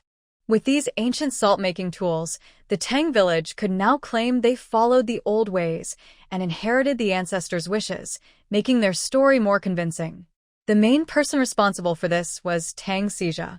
The head of the family thought he might refuse, but he agreed right away and even said he wanted to go with Ryua. This made the head of the family very happy. He decided to reward Tang Wanyan with 20 silver coins and set the engagement ceremony for Tang Ryua and Tang Sija for 3 days later. However, Wanyan did not want a reward. Instead, she hoped the family head would agree to move their ancestors' tombs to the West Mountain. Moving the tombs was generally acceptable as long as it didn't disturb important land. The family head said it was a family matter, and as long as Old Master Tang and Granny Zhang discussed it and agreed, there would be no problem. Wanyan thanked the family head and left. Ryua went to the dungeon to tell her parents the big news. After Wanyan returned home, she hurriedly started making her oil press machine, as the few ladies who ordered it hadn't finished preparing theirs yet. Knowing she was making an oil press, the family all helped her, which sped up the process. In half a day, they made 3 machines. Tang Wei helped her and, while Granny Chin was away, asked her, "Wanyan, are you worried that helping your uncle's family might make them arrogant and ungrateful in the future?" Wanyan looked at her brother and said, "Brother, this is about kindness and strength. We hope they understand how hard today's success is. Since I can help them, I won't hold grudges. Plus, having more friends is better than more enemies. I understand this principle, but whenever I think about how they used to bully us, I always feel uneasy." Tang Wanwan looked at her brother and said, "Brother, that's because we were too weak. That's why we worried so much. If we become strong ourselves, even stronger than them, they won't be able to hurt us at all." Awan. "Brother, don't worry anymore. I understand. I won't let anyone hurt you." Tang Wanwan gently patted her brother's hand. Tang Wei and Tang Wanwan exchanged a look before slowly nodding. "That's right. Also, brother, you need to get ready. Tomorrow, Brother Su will start your treatment officially. Be prepared mentally." "Really? Awan, can I really walk again?" "I don't need to be as good as others. Just being able to walk is enough." Tang Wanwan smiled immediately. "Don't worry, brother. You'll see soon. In 3 months at the shortest or 6 months at most, you'll be back to normal." Tang Wei still couldn't fully believe his sister's words. Until the next day, when Su Xiaoyu came to their house, Tang Wei kept asking him questions. Actually, Su Xiaoyu was also a bit uncertain inside. Mainly because Tang Wanwan insisted he do the surgery. She said they would first break Tang Wei's leg again, then sew the meridians and reattach the bones. Based on how they fixed Lu Ruing's bones last time, after setting the bones and applying a cast, the wound usually heals in about half a month. As for how long it takes to walk again, it depends on each person's physical condition. Tang Wanwan checked the 100 Lives encyclopedia about meridian rejoining methods, and it wasn't very different from her initial plan. It seemed the videos she watched about the surgery were useful after all. This time, Su Xiaoyu personally saw the poppy flower. He was very surprised. "Awan, you say this herb has an anesthetic effect?" Yes. "You must not underestimate this plant. It is full of treasures, but also poisonous. In the hands of a kind person, it can be a good medicine. But in the hands of someone with bad intentions, it could be a way to make quick money. Su Xiaoyu didn't understand and kept asking, "Why is that?" Tang Wanwan said, "Just remember my words. Use it as little as possible. The less you use each time, the better." Fortunately, Su Xiaoyu wasn't very nosy. Since Tang Wanwan didn't say more, he trusted that she had her reasons. Tang Wanwan and Su Xiaoyu spent nearly a day and a half preparing all the necessary items and medicines to treat Tang Wei's foot injury. Then they asked Madame Qin, Lu Yujin, Tang Xiaoyi, and others to stay tightly outside the door, ready to assist immediately if needed. The main gate was kept closed, and no visitors were allowed until Tang Wei's surgery was finished. Tang Wei watched closely as his broken bone was set and reconnected. Even with anesthesia, he could feel the sharp pain in his leg caused by nerve reactions, as if the pain was invading his bone marrow. The anesthesia lasted over an hour, and they added more medication later. The whole process of setting his bone took over 2 hours, about 4 hours by modern standards. After the surgery, Su Xiaoyu almost collapsed to the ground, and Tang Wanwan was not much better. Their backs were soaked with sweat, and even their inner clothes were wet. When the breeze blew, they felt freezing cold, as if they weren't wearing any clothes. After the surgery, Tang Wei held tightly to Su Xiaoyu's hand, full of gratitude. Su Xiaoyu said that if anyone should be thanked, it should be Tang Wanwan because she came up with the treatment method. After Tang Wei fell into a deep sleep, Su Xiaoyu checked that he was fine before leaving his room with Tang Wanwan. Madame Chen was worried Tang Wei might wake up, so she told Tang Xiaoyi to stay in his brother's room and notify them immediately if he woke. Tang Wanwan took a hot bath and changed into clean clothes, which made her body start to warm up. She finally escaped from a state of exhaustion. Lu Yujin saw how tired she was and felt distressed. After she finished her bath, he quickly pulled her over and handed her a wooden box. "Since you're always thinking of others, when will you think of yourself? This is specially prepared for you. Remember to keep it safe and eat it." "What is this?" Tang Wanwan wanted to open it, but Lu Yujin pressed her hand down. "Wait until I leave to open it. Anyway, don't give it to others or let anyone eat it, understand?" He seemed to have given her something special, looking mysterious and nervous. "Okay, I understand, Brother Lu. You've worked hard too. Go back and rest now." They had been on guard outside for 2 hours, and the mental strain was intense. Anyone would find it hard to endure. "All right, I'll go back and rest. If you need anything, just call me." Tang Wanwan watched Lu Yujin leave. Only after he was far away did she open the wooden box he gave her. Inside, she was stunned to find 100-year-old ginseng. Even more surprisingly, as soon as she opened the ginseng, Baidu Encyclopedia showed its value and origin. It was a 300-year-old ginseng from Changbai Mountain, known for prolonging life, nourishing the body, and improving appearance. When Tang Wanwan held the ginseng, her virtual silver balance increased by 500 taels. This meant the ginseng was worth 500 taels. Indeed, it was very valuable. To her surprise, today she and Su Xiaoyu helped her brother set his bones and gained 30,000 experience points. She also helped Gu Yunji with a blood transfusion and earned 20,000 points, though she didn't know exactly what they could be used for. Later, she learned these points could be exchanged for real objects. Tang Wanwan didn't know what urgent items she might need for now, so she decided to wait until she thought of something later. She hadn't thought of anything yet. Tang Wei only fully regained consciousness late at night. Once awake, the pain truly began. He clenched his teeth tightly and said nothing. By the next morning, he started eating some light, liquid food. That evening, he couldn't hold back his pain and cried out, and he also developed a fever.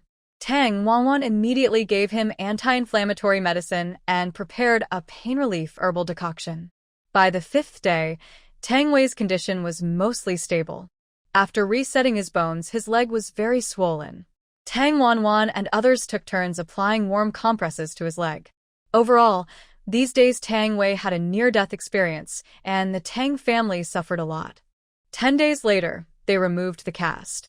After checking Tang Wei's condition again, his bones were almost healed. The happiest news was that Tang Wei felt his leg pain returning. Previously, the lower part of his leg was numb. Tang Wanwan had planned to return the ginseng to Lu Yujin, but he insisted on refusing. He even got angry later, saying that if she insisted on giving it back, it meant she wasn't his friend. Because of this, Tang Wanwan gave up and decided to remember his kindness. Later, Madam Chen mentioned to Tang Wanwan that Lu Yujin wanted to propose marriage. Tang Wanwan immediately refused, saying she wasn't thinking about that now. Madam Chen almost argued with her over it.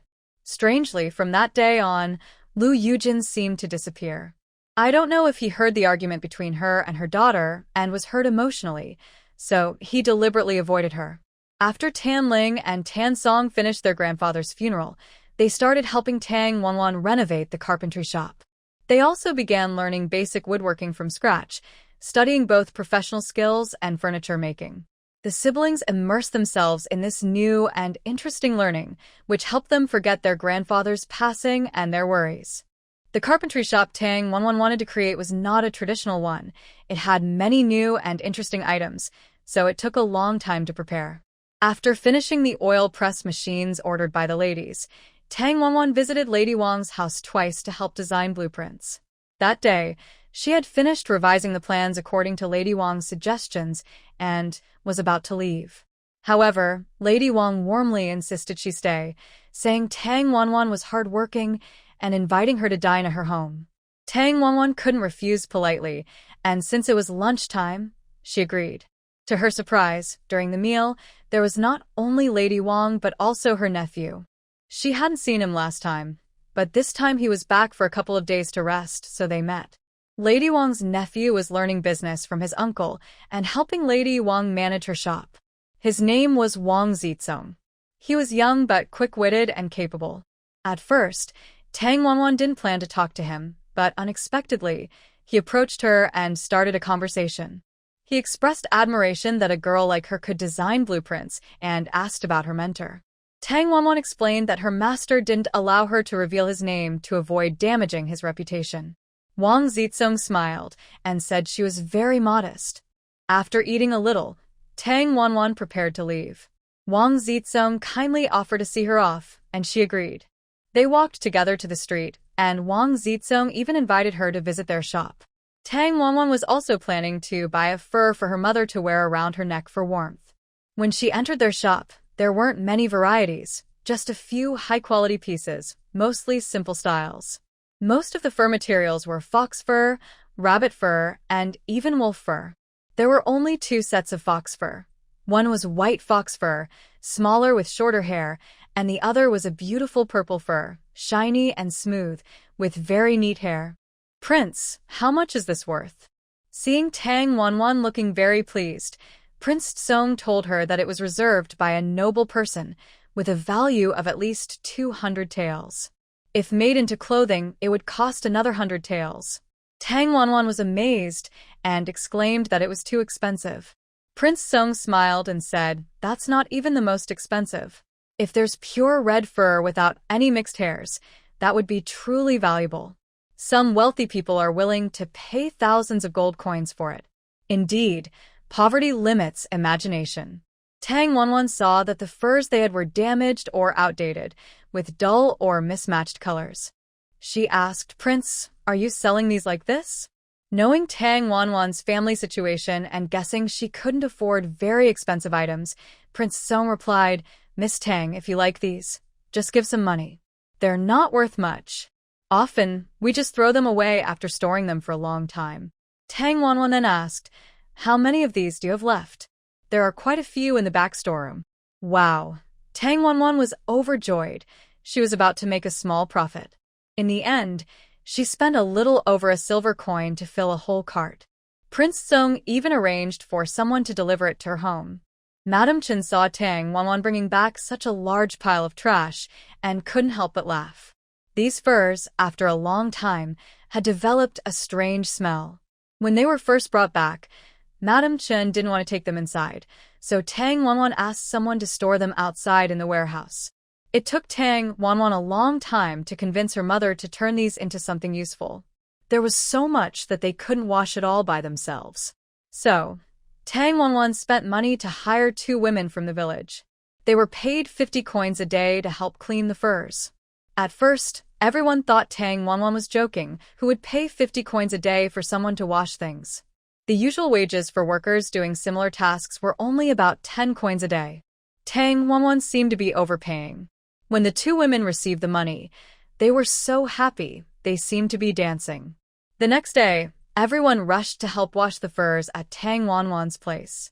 They spent 3 days washing, then another 3 days drying. Once all the furs were cleaned and dried, Tang Wanwan planned to discuss with her mother how to draw designs and turn these furs into products. Tang Wanwan is not a master of all trades. She can describe many ideas, but turning them into drawings and actually making them is another matter. When Madame Chun heard her daughter's ideas, she praised her. "Your ideas are good, but I am too old to do these new things. I think you should find a skilled embroidery woman nearby. Do you know who among the young women in our Tang village or town has the best skills? Good craftsmanship doesn't always mean you can hire her. I know a niece of your third aunt who is very good at sewing. Maybe I can ask her and your third aunt to visit tomorrow. That would be very helpful. Thank you, mother." After dinner, Tang Wanwan took the initiative to wash the dishes. Madame Chun brought some eggs and a bowl of braised pork to give to her third aunt. When their family was struggling, she was the only one who didn't look down on them and was very kind. Now that their family is doing better, Madame Chun still remembers her kindness. Coincidentally, when Madame Chun went to visit her third aunt, they were having a meal. Seeing the pork, the couple quickly thanked her. After tasting it, they both said Madame Chun's cooking was excellent and asked how she made it. Madame Chun said it was nothing special. Her daughter, Awan, is much better at cooking than she is. The third aunt immediately envied her and said she wished she had a daughter as obedient, sensible, and capable as her. Madame Chun explained her purpose, and after hearing it, the third aunt didn't hesitate and said they would visit her eldest brother's house. She also hadn't been home for over half a month and wanted to visit her family. Life seemed to return to normal. Tang Wanwan and her third aunt's niece, Silver Flower, came up with many new ideas. They made beautiful scarves, hats, small ornaments, and the most popular was the wool quilts. The winters in Chilean Mountain are very cold. Sometimes, even with thick blankets, there's no warmth. These wool-filled quilts, when placed under the body, feel like lying on a warm bed, so they sell very well. Tang Wanwan pushed her cart filled with these items to the small market in Tang Village to sell. In less than half a day, all the pretty items were sold out, and only a few remained. When she was about to finish and go home, she saw a little girl pulling her mother insistently, wanting to buy something. This girl had come before, looked around without saying anything, and then ran off quickly. Tang Wanwan didn't get a chance to ask what she wanted to buy. The little girl was very upset when she saw that her favorite pouch had disappeared and started crying loudly. "Mother, I told you we should buy something earlier. Look, now everything is gone." Tang Wanwan asked her which item she liked, and the girl described it very clearly and in detail. It was a small pouch made from a fox's tail, with the tail's bend forming part of the design. They added a lining inside, attached a button, and it looked very cute. Unfortunately, there were only 2 of these pouches made. Tang Wanwan kept one for herself, planning to give it to Xiao Ro when she visited her. Xiao Ro had been doing well at Yonglin Pavilion for nearly half a month, and Tang Wanwan planned to see her and talk about her family situation. "Little girl, is this the one you want?" When the girl saw the pouch, her eyes lit up. She quickly grabbed it and smiled happily at her mother, her eyes curved like little moons. She was very adorable. "Mother, it's this one. Please buy it for me." The girl's mother wore old-fashioned clothes and looked tired and sad. If the girl didn't call her mother, she could almost be mistaken for her grandmother. "Miss, how much is this?" 15 coins. "Look, the craftsmanship is very fine, and the fur on the fox's tail has no mixed colors." The woman looked at the pouch and said, "It's really beautiful, but I wonder if it could be a little cheaper." She reached into her pocket and felt around. There was less than 15 coins inside. If she bought the pouch, she wouldn't have enough money for medicine. Her husband had injured his leg a few days ago while moving salt blocks and was still at home recovering. Now, with no one to work, She, as a woman, could only earn a little money by sewing and mending for others. Tang Wanwan carefully observed her and, seeing her strained situation, thought about her own family's early days. She smiled and said, "If the little girl likes it, just take it. I'm about to close up shop anyway." The woman, seeing that Tang Wanwan was willing to give the pouch for free, became even more anxious. She quickly refused, saying, "That wouldn't be right to take the girl's things for nothing. How about I give you 10 coins now, and when I get my wages tomorrow, I'll pay you back." "No need, really. It's just a small thing. I was just recycling it. Since you're short on money, just give whatever you can." In the end, the woman paid 10 coins and expressed her gratitude many times. Tang Wanwan didn't expect her to be so earnest. Some people are willing to endure more hardships to protect their self-respect and do not want to be pitted by others. Since she insists, let her be. This woman, Tang Wanwan, I haven't seen her much. She is probably new. The Tang family village has recruited many salt carriers from outside because of the expansion of the salt works. Outsiders are not allowed to work at the salt works. Only the core family members of Tang village can access the secret techniques to prevent technology from leaking out. The outsiders are only assigned to carry salt, do miscellaneous chores, or handle transportation of the salt. Most of these workers come with their families, and they earn a bit more than usual for carrying salt. The women stay at home to take care of children and do household chores. Unexpectedly, this business earned 30 taels of silver. After deducting labor and other costs, the net profit was 25 taels. Converting 1 tael into 25 taels of profit was a very good deal. Moreover, Tang Wanwan found that selling products was very profitable. The key was that her products were new in style and affordable, which attracted many customers. Tang Wanwan tasted success and planned to think carefully about her next steps once she returned home. Before reaching home, Tang Wanwan heard a woman crying heartbreakingly. "Nyo Nyo, my daughter. What happened to you? You murderer. Give me back my daughter." Lying on the ground was a girl with a lot of blood coming from the back of her head. Next to her stood a young boy, looking scared and helpless. He said something before running away quickly. Seeing that the boy had caused trouble and was trying to escape, Tang Wanwan quickly pushed her cart forward. She chased after him while shouting loudly, "Stop right there. You did something bad, and still want to run?" The boy saw Tang Wanwan's fierce expression and turned pale. He didn't stop, but ran even faster. However, the harder he tried to run, the slower he got. But if he wanted to escape under Tang Wanwan's pursuit, he needed real skill. Tang Wanwan estimated the distance, then took a big step forward, leaping onto her cart, using her foot for leverage, and jumped into the air, charging directly at the boy. The boy watched helplessly as a girl, furious and glaring, pressed him down onto the ground, holding him tightly. He felt humiliated and struggled desperately, shouting, "Let me go. Humph, you're already so grown up and still want to bully a child. Lucky for you I'm here, or you'd be in trouble. Young girl, let go of me quickly, or you'll regret it," the boy struggled. Tang Wanwan pressed harder on his back with her foot. He suddenly looked like a crab trapped under a shell, flailing his limbs, but unable to fight back.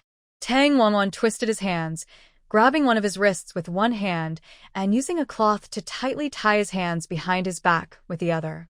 Then she threw him onto the car like a small piglet. The boy, caught and restrained, turned pale with anger. His body was in a humiliating side-lying position, and he was furious, cursing loudly. Finally, he shouted, "You brat, if you don't let me go, you'll be in big trouble. From now on, every time I see you, I'll give you a beating." Seeing him so noisy, Tang Wanwan stuffed a cloth into his mouth to silence him. She also pinched his ear. When she saw his eyes nearly pop out from anger, she pinched his ear a few more times. Only when he stopped struggling did she loosen her grip. Meanwhile, the woman, the older sister-in-law, had already picked up her daughter and ran over to Tang Wanwan, begging for help. "Thank you, kind young lady, for catching the person who hurt my daughter. Please help us. My daughter has lost a lot of blood and has fainted. I don't know if she will be all right." The woman started crying again. Tang Wanwan asked where they lived. The woman gave her a location, and upon hearing it was far away, Tang Wanwan quickly said, "It's too late now. I live nearby. If you don't mind, you can come to my house to bandage her wounds. I am not a great doctor, but I know some basic first aid." The woman's home was in a makeshift shelter where the migrant workers lived, and she was doing laundry and working nearby with her daughter. If they went back at night, it would take more than half an hour. In that half hour, with all the running back and forth, they missed the best time to treat the girl. So, Tang Wanwan pushed the boy back with them. As soon as she entered, she called out, "Mom, quickly prepare hot water, gauze, and alcohol. Someone is hurt." "Oh, dear, what happened?" Seeing the woman with her daughter, who was holding a bleeding girl, and a boy tied to the car who looked like he had done something bad, she guessed he was caught for some misdeed. "Mom, I don't have time to explain. Please hurry and prepare everything. I need to check her head wound." Lady Chen knew her daughter was kind-hearted, but today she wondered if she had brought trouble home. As a mother, she could only help her daughter. Once the person was saved, she would consider other matters. Now, the adults were busy inside and outside the house, ignoring Tang Xiaoyi and the poor child who was. Tang Xiaoyi walked over, looked left and right. Seeing this, the young man immediately glared at Tang Xiaoyi with angry eyes. Tang Xiaoyi smiled cheerfully and said, "Are you upset because you made a mistake? My older sister caught you. Let me tell you, my sister is very strong. Catching a kid like you is easy for her. Just stay quietly where you are." Seeing him glaring at her angrily and trying to puff out his cheeks, probably trying to get her to remove the cloth on her mouth so she could speak more easily, Tang Xiaoyi shook her head and said, "I can't let go of you, or my sister will scold me." "Well, I don't know what bad thing you did to be treated like this. Just stay where you are." At this moment, Golden Fur jumped down from the eaves of the courtyard, sat on the cart side, and looked at the young man with a grin, as if mocking him. Tang Xiaoyi was very happy because even Golden Fur knew this boy was not a good person. That meant he was probably a bad guy. Since that was the case, she decided to let him lie on the cart a little longer. Seeing both the child and the monkey laughing at him, Hao Lianjingrong was so angry that his eyes nearly smoked. He vowed that when his people arrived, he would catch them all. Woo-woo, woo-woo. Hao Lianjingrong refused to let his foot kick the cart. Lady Chen, after delivering the items, saw him and felt a bit guilty. She brought him into the house. However, without her daughter's instructions, she didn't dare to help him untie himself and explained, "Young master, please forgive us. Once my daughter is free, she will come to see you. It's not cold inside, so please bear with it." Inside the house was indeed much warmer than outside. Although the furnishings were simple and not luxurious, they gave a strange sense of comfort. There were many green plants in the corners, and in the middle of the room, a small stove was burning, filling the house with a lively warmth. On the table, there was food that had just been cooked, giving off a strong aroma. Hao Lianjingrong found himself feeling a little hungry. He regretted that he didn't go over when he saw the little girl about to fall. Sure enough, she fell herself, and in the end, people falsely accused him of pushing her. Now she is suffering a kind of unfairness she has never experienced before. Just thinking about it makes her angry. But he really likes this house and the warm, relaxing atmosphere here. Hao Lianjing originally wanted to cause trouble, asking them to remove the cloth from his mouth, but the smell was terrible. He didn't want to see Tang Wannan saving someone, so he quietly calmed down. When Tang Wannan saw the injury on the little girl's head, she couldn't help but gasp. A sharp stone had gone straight into her head, blood was frozen around it, her limbs were cold, and her pupils were starting to drift. After seeing this, Tang Wannan sat down heavily on the ground, feeling her heart sink. It's over, this little girl's life might be in danger. Seeing this, the woman quickly stepped forward, grabbing Tang Wannan's hand and begging, "Kind young lady, can you save my daughter? Please, I beg you. Just save her. She's only 5 years old. She's my life. She can't die."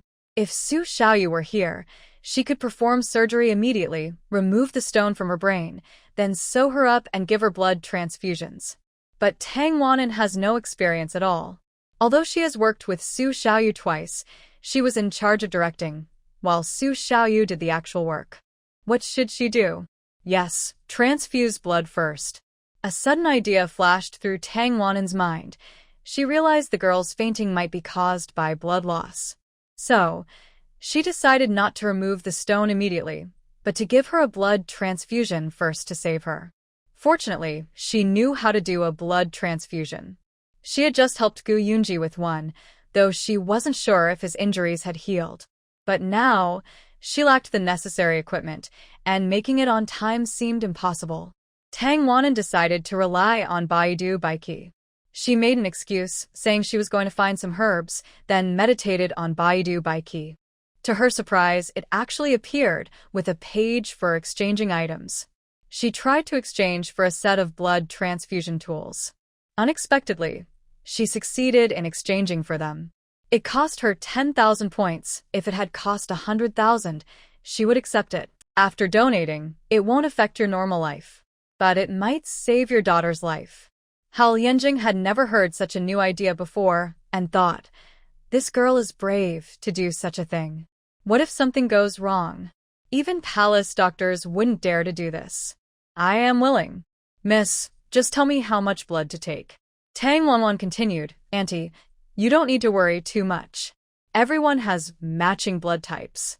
Except for rare cases like panda blood, my blood type is O, which matches most others.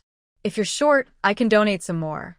Hearing this, the aunt immediately knelt down to Tang Wanwan. She didn't say much and asked everyone to stay quiet. She told Madame Chen to boil the syringe she brought out in hot water. When Tang Wanwan took out the long syringe, everyone was shocked. Hao Lianjing shrank back instinctively and didn't dare to breathe loudly. He felt his heart pounding faster. When Tang Wanwan inserted the syringe into the aunt's arm, Hao Lianjing fainted immediately. Hearing Madame Chen shout loudly, she ran over to help him up. Tang Wanwan saw him and told Madame Chen to loosen his hand and mouth. But she also ordered the door to be locked and told Tang Xiaoyi to watch him, so he wouldn't run away. Yes, big sister, just watch me, Tang Xiaoyi said. He pulled his slingshot to full strength, loaded with 8 stones. Now he could shoot 3 at once. The power was strong. He once hit a sparrow flying past his door so hard it fell to the ground and never woke up. Tang Wanwan even fried that sparrow into crispy snacks, which tasted very good. Golden Retriever, guard the door, Tang Xiaoyi ordered. The dog happily barked in response. Mom, give him some mint leaves to smell, then let him lie down. Madame Chen had learned some herbal knowledge and simple bandaging skills from her daughter. Tang Wanwan probably drew about 1,000 cubic centimeters of blood from this woman. Nyonya was only 5 years old, so she couldn't donate as much as an adult like Gu Yunji. She only asked for half, planning to finish donating first and see if she could wake up afterward. They also needed to get the stone from behind her head and give her anesthesia. It seems Tang Wanwan is fully involved today. After helping Nyonya stop the bleeding, Tang Wanwan started researching how to remove the stone from the back of the head. She checked online, which required spending some virtual coins. First, they need to give anesthesia, then rinse the wound with warm salt water and cut away the hair around the area. Once the wound and the stone are fully exposed, she uses sterilized scissors to carefully remove the stone. After removing the stone, a lot of blood will flow out. She must quickly stuff the wound with cotton and then sew it up with a needle and thread. This process must be done swiftly. The problem is, Tang Wanwan needs to work fast, and her helper also can't show any hesitation. When Tang Wanwan said she needed to cut some of Nunyo's hair, the woman refused. She said that hair and skin come from the parents, and cutting hair is disrespectful to ancestors and would bring bad luck. Tang Wanwan was overwhelmed. Not only did she have to perform surgery, but she also had to comfort the patient and provide psychological support. After explaining for a long time, the woman still refused. Tang Wanwan looked at her and said, "If you think your daughter's life isn't worth a few strands of hair, I'll respect your choice. But after cutting the hair, it will grow back in about half a month, and in a month or so, it will look exactly the same as before. If we don't cut the hair around the wound, It could get tangled in the injury and cause serious problems. Mrs. Chen also helped explain, and finally, the woman nodded in agreement. Tang Wanwan carefully handled Nuno's hair, but removing the stone and sewing the wound was another big challenge. Just as Tang Wanwan was feeling troubled, Tang Xiaoyi spoke up. Sister, he's awake. What should we do? Tang Wanwan replied, let him be. He can't run away. After Hao Lianjing woke up, his first reaction was to sit up suddenly. He looked around at his surroundings, then finally remembered where he was. He immediately got out of bed, ready to leave. Before leaving, he looked at Tang Wanwan and shouted loudly, you little brat. All of you wait for me. Tang Xiaoyi was worried and asked, Sister, do you think he really won't leave? Tang Wanwan said, our lock can only be opened by our own people. Sure enough, the latch was very strange. Hao Lianjing used all his strength, but couldn't open it. He was so angry he kicked the door. Suddenly, a small ramp appeared at the bottom of the door, meant for moving carts, causing him to almost fall. Wow, what is this? Such a strange device. Unexpectedly, Qi Lianjingrong didn't leave, but instead stayed behind to study the door Tang Wanwan made. He knew he couldn't open the door without their help, so he had to go back. But what he saw inside shocked him again. Tang Wanwan helped Nuno remove the stone from her head. Although she was bleeding a lot and blood splattered all over Lady Chen and Tang Wanwan, Nuno didn't cry even once. This scared him. He hurriedly said, You killed her. Tang Xiaoyi immediately scoffed. You country bumpkin, you don't know this? Don't worry, my sister only helps people. She wouldn't hurt anyone. Talking more was useless. For those who didn't understand, the best way was to let them see what actually happened. After a while, the sewing process went much more smoothly than expected. After stuffing cotton in, she sewed the wound, and when it was almost closed, she took out the cotton and finished sewing. Then she gave Nuno a bottle of herbal medicine to clear heat and disinfect, which was the same as drinking it directly. Seeing Tang Wanwan exhausted after working for an hour or two, her clothes were soaked with blood, and her face was pale. The woman kept thanking her repeatedly. Tang Wanwan told her Auntie was lucky to be treated in time. Nuno's life is saved for now. She needs to rest well for the next half-month, and she must not get angry, excited, or go outside to play. Her food should be light, preferably with some nutrition, like lean meat, fish, or shrimp. Seeing how confidently Tang Wanwan spoke, like a top doctor from a grand hospital, Qi Lianjingrong's angry little eyes immediately turned into admiration. After Tang Wanwan finished washing her hands and face and sat down to drink water, Qi Lianjingrong secretly approached her. He lingered at the door, hesitant and afraid to go in. Come in. Are you hesitating at the door because you're feeling guilty? Who's feeling guilty? I didn't push her. She fell by herself, Qi Lianjingrong said, then appeared. But thinking about Tang Wanwan's fierce look earlier, he was afraid she might pounce on him again like a tiger, which made him feel embarrassed. He avoided eye contact and tilted his head slightly. Then, why didn't you save her and just ran away when you saw me? Tang Wanwan asked back. It didn't make sense. Seeing how the boy kept looking around, she suspected he was feeling guilty. But where did this boy come from? His clothing isn't too bad. He's wearing a plain red uniform and has a few jade pendants on his waist. He looks confident and noble, like he's from a wealthy family. Since the salt workshop opened in Tongjia village, many strangers come here every day.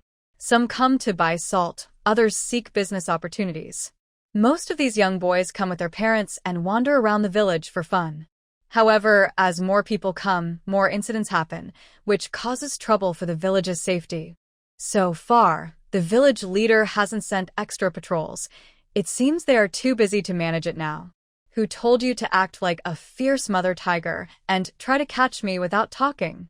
Of course I would run if you tried to catch me. Tang Wanwan saw bruises on his neck and arms.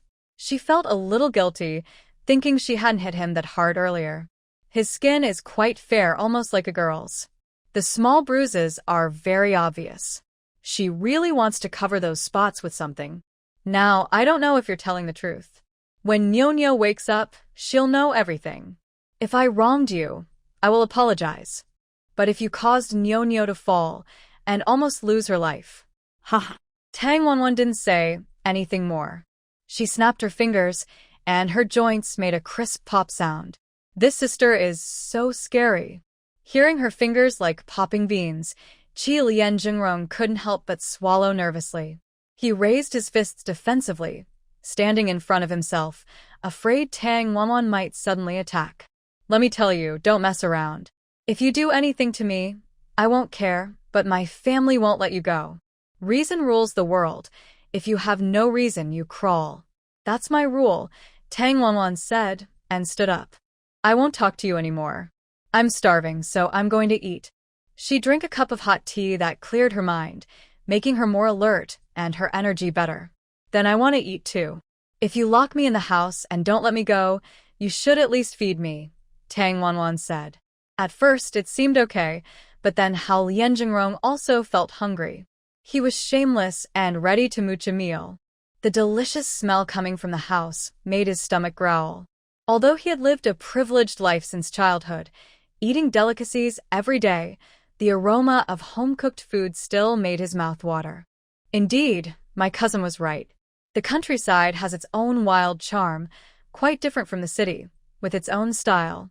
Although the houses are low and simple, combined with the fields and the willow trees by the river, the air feels especially fresh, making people feel completely relaxed.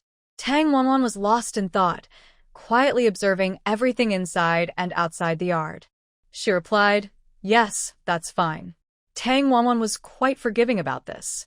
After entering the house, she first checked on Nyo. She saw her breathing had become steady, the sweat on her face had dried, and her breathing was slow and even. She happily said, "Big sister-in-law, Nyo should wake up soon.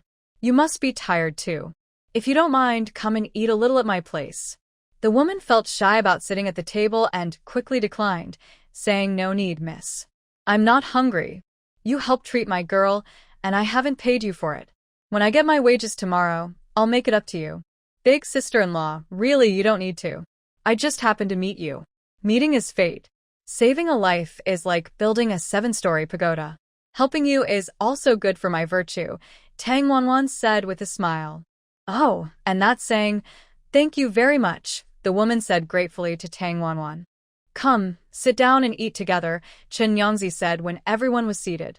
She warmed up the cold food. Tang Wanwan also went to help. There were only 2 people left at the table. Tang Xiaoi had gone somewhere to play and was not there now. Seeing the woman glare at her with her eyes, sitting far away from her, Hao Lianjing felt a bit awkward. He repeated what he had just said to Tang Wanwan. The woman wiped her tears and said, "If Nyo is okay, I won't blame you. Just be more careful in the future, so no misunderstandings happen. Luckily, you met 2 women like us. If you had met my husband, he might have really beaten you." It seemed her husband loved his daughter very much and was quick-tempered. Hao Lianjing didn't think much of it and added, "I think this sister is just as strong as a man. She's so powerful, she almost choked me." Thinking about what just happened, he still felt a bit scared. Seeing his honest and straightforward nature, the woman's anger toward him eased a lot. Although she said she didn't believe it, deep down she had some faith. "Awan, you should go rest now. You've worked hard saving Nyo today." Tang Wanwan was busy and said to Madam Chen, "Mother, I'm not tired. I'm actually quite happy inside. I saved Nyo's life. If I encounter a similar situation again, I won't panic." Madam Chen looked at her daughter and said, You're not afraid of trouble. Luckily, nothing serious happened today. If something really had gone wrong, do you think we could still speak so calmly?" "Mother, I understand. I'll follow my heart and do my best. Whatever I can do, I will." Tang Wanwan told the mother and daughter about buying a purse for them and her family's situation. The aunt looked like her family wasn't well off. You know how that village doctor is, always asking for money and not good at treating illnesses. It's like he's trying to push ordinary people to their limit. Madam Chen listened and didn't say anything else. Seeing her daughter preparing a broth and washing several fresh vegetables, she asked, "Are you planning to make hot pot for them?" "Yes, let them try it.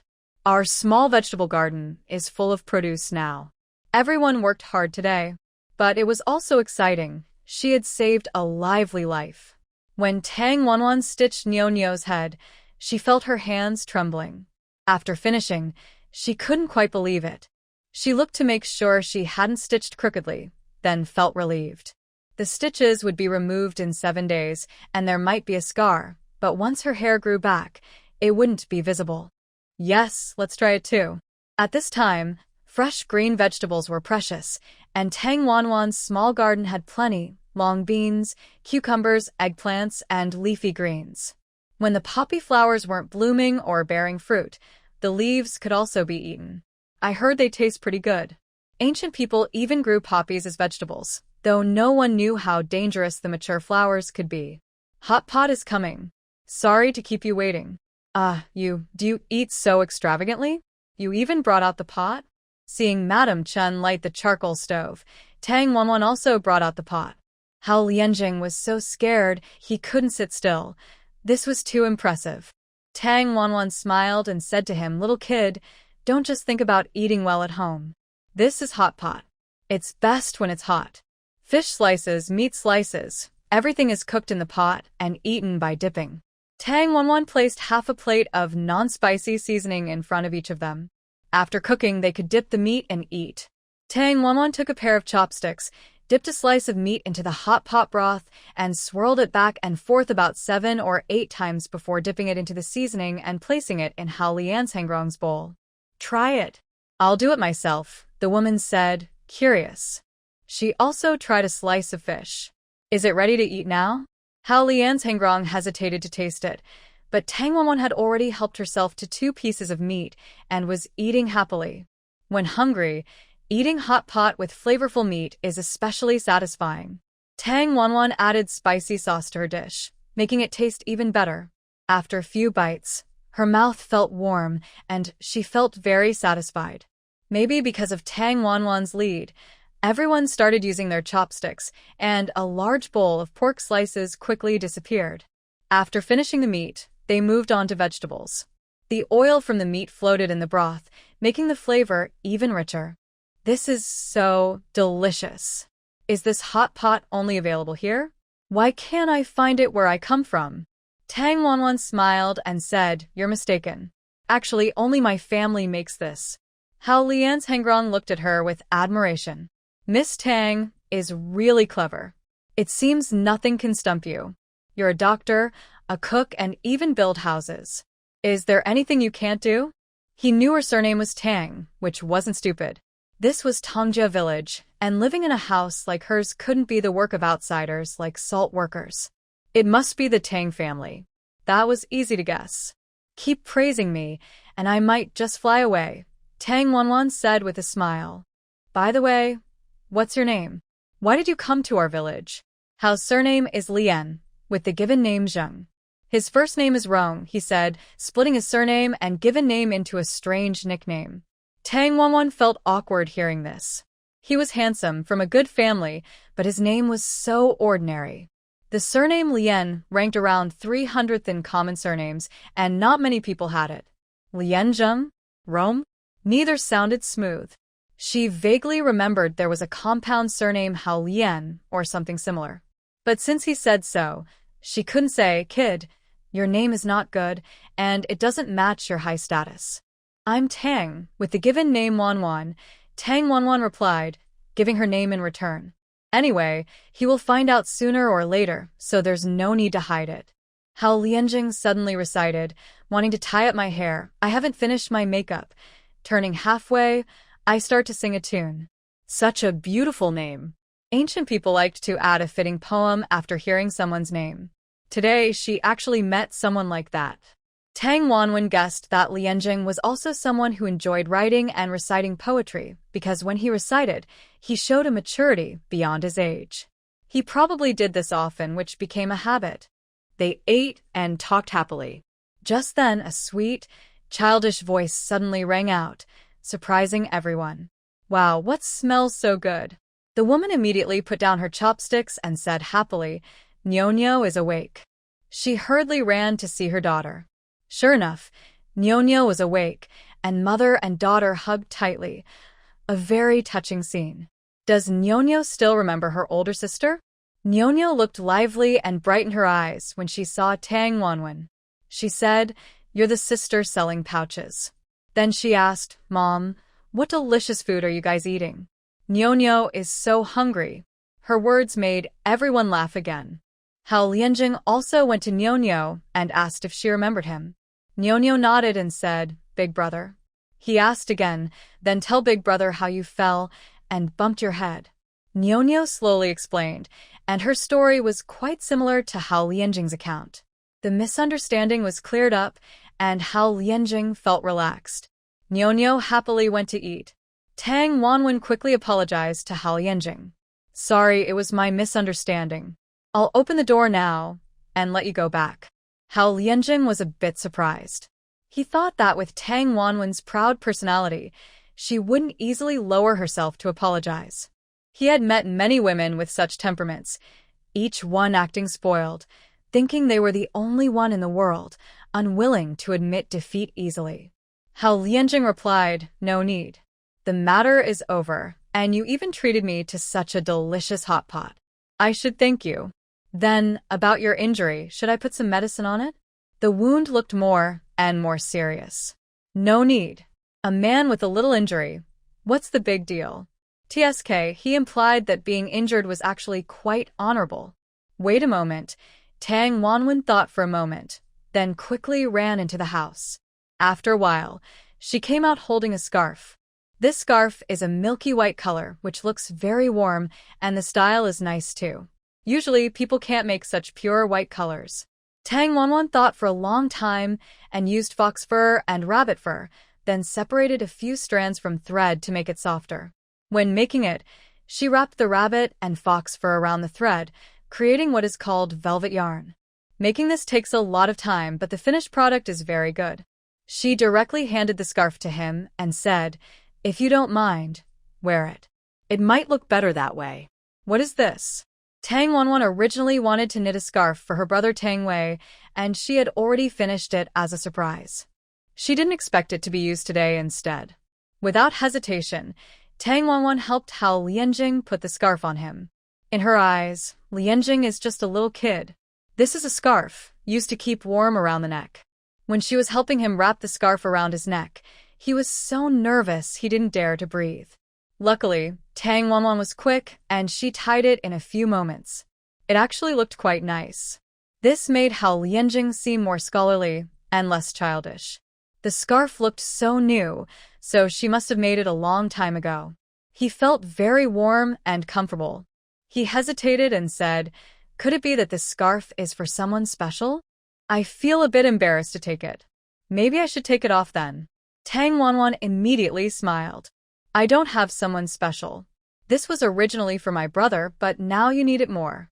Hao Lianjing was about to say something when he heard someone calling him outside the door. The voice was a bit distant, not coming closer yet.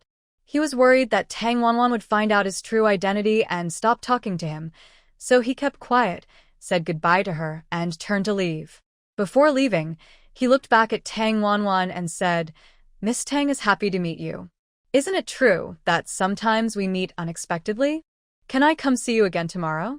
"Sure, but if the timing doesn't work out or I'm not home, that's okay." She needed to go to the carpenter shop tomorrow to see how the decorations are coming along. Many things still weren't finished, and some were busy. "Then where will you go?" Tang Wanwen told him the location of the carpenter shop. Hao Lianjing looked very happy and nodded. "All right, let's meet somewhere tomorrow. I also want to see what you're busy with." Hao Lianjing will stay here for a few days. He can explore the local culture and enjoy the food. If he hadn't begged his cousin to come and visit, he wouldn't know when he might see the outside world. After Hao Lianjing left, Tang Wanwen thought he was quite interesting. He was polite and well-mannered, without the bad habits of a spoiled young master. Talking with him felt easy and relaxed. Having such a person as a friend is nice, chatting, sharing jokes, and eating good food together. That's what life is about. Just as Tang Wanwen was about to go inside, she heard noise at the door. Sounds like her younger brother, Tang Xiaoyi. He sounded very angry, shouting loudly, "You bad kid, don't think you can run away." Then she heard Hao Lianjing and Tang Xiaoyi explaining themselves. Tang Wanwan immediately felt worried. She knew Hao Lianjing was innocent, but Tang Xiaoyi didn't. This kid is straightforward and stubborn. Once he's made up his mind, he won't change easily.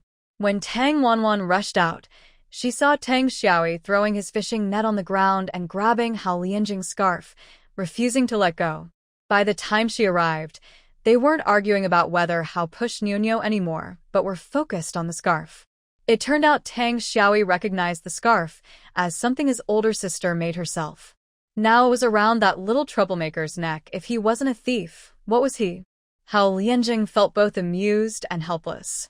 Seeing someone come to his rescue, he quickly tried to break free, saying, "Little brother, this scarf was really given to me by your sister.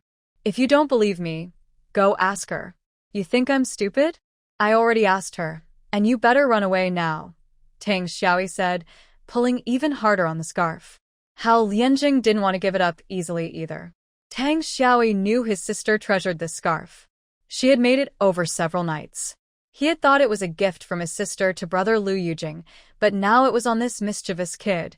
He was so annoyed that he had been tricked into losing a good thing. Hao Lianjing couldn't help but laugh and shake his head. Tang Wanwan saw the two of them and quickly called out to her brother, "Xiaoyi, stop messing around. Come back quickly." Coincidentally, a group of people arrived from the other side. When they saw Hao Lianjing's bright eyes and the bold kid pulling on their young master, the leader shouted loudly, "How dare you? How dare you be rude to my son?" The man stepped forward and raised his fist, swinging it toward Tang Xiaoyi. Unfazed, Tang Xiaoyi tilted his head slightly and softly called out, "Hey."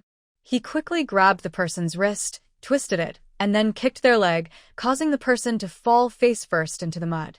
Everyone was surprised. No one expected such a small kid to be so skilled in martial arts. Hao Lianjing was also relieved and nodded, saying, "Step back. No need to be rude." Tang Wanwan was frightened to see this. If her brother got hurt, how could she explain it to her mother? She immediately pulled Tang Xiaoyi behind her, checking if he was hurt. Seeing his face light up with excitement, she said to the other person, "If you're brave enough, come again. I'm not afraid of you." Then she told Hao Lianjing, "Return the scarf." "Xiao-yi, that was a gift from sister to Lord Lian. If you keep shouting, people will think sister is not trustworthy. Hurry and apologize." Tang Xiaoyi pouted and said, "I don't want to. He was going to hit me just now. Go quickly." "Okay." Reluctantly, Tang Xiaoyi went over to apologize to Hao Lianjing, then dragged his fishing net and stomped off angrily. Tang Wanwan followed her brother back home. At home, Tang Wanwan looked at her brother with curiosity. He was small, with short arms and legs, but surprisingly quick and agile when fighting. Seeing her staring, Tang Xiaoyi asked nervously, "Sister, what are you trying to do? Are you planning to hit me?" Tang Wanwan was surprised by how alert her brother was. He seemed to have improved a lot recently. She wondered who he learned from and asked, "Xiao-yi, where did you learn those moves? I never taught you." She looked at him and the tall man Hao Lianjin, noting their height difference and quick reactions. She asked, "Did Brother Lu teach you those moves?" If it weren't for you stopping me today, I'd have flattened that guy's nose." Then she muttered, "I wonder if I could handle others like that too." When Lu Yujin taught Tang Xiaoyi this set of martial arts, he said that as long as he learned the whole set and could use it flexibly, no one would be able to beat him. At that time, he didn't believe it himself, but he practiced punching for a long time every day until he was out of breath and couldn't continue. Over the past few days, he noticed that his punching skills had become much smoother. Today, when Hao Lianjin rushed toward him, he instinctively threw out those moves and easily knocked him to the ground. He wondered what he would become after more practice. As Tang Xiaoyi continued to think about this, his sister's voice suddenly sounded in his ear. "Xiaoyi, you can't do that. The outside world is complicated and not as simple as we think. Those people don't look like ordinary folks, so it's better not to provoke them. Remember that in the future." Tang Xiaoyi thought his sister was a bit timid and argued, "If others bully us, shouldn't we fight back? Wouldn't that make us weak? Assess the situation. If we think we can win, then fight back.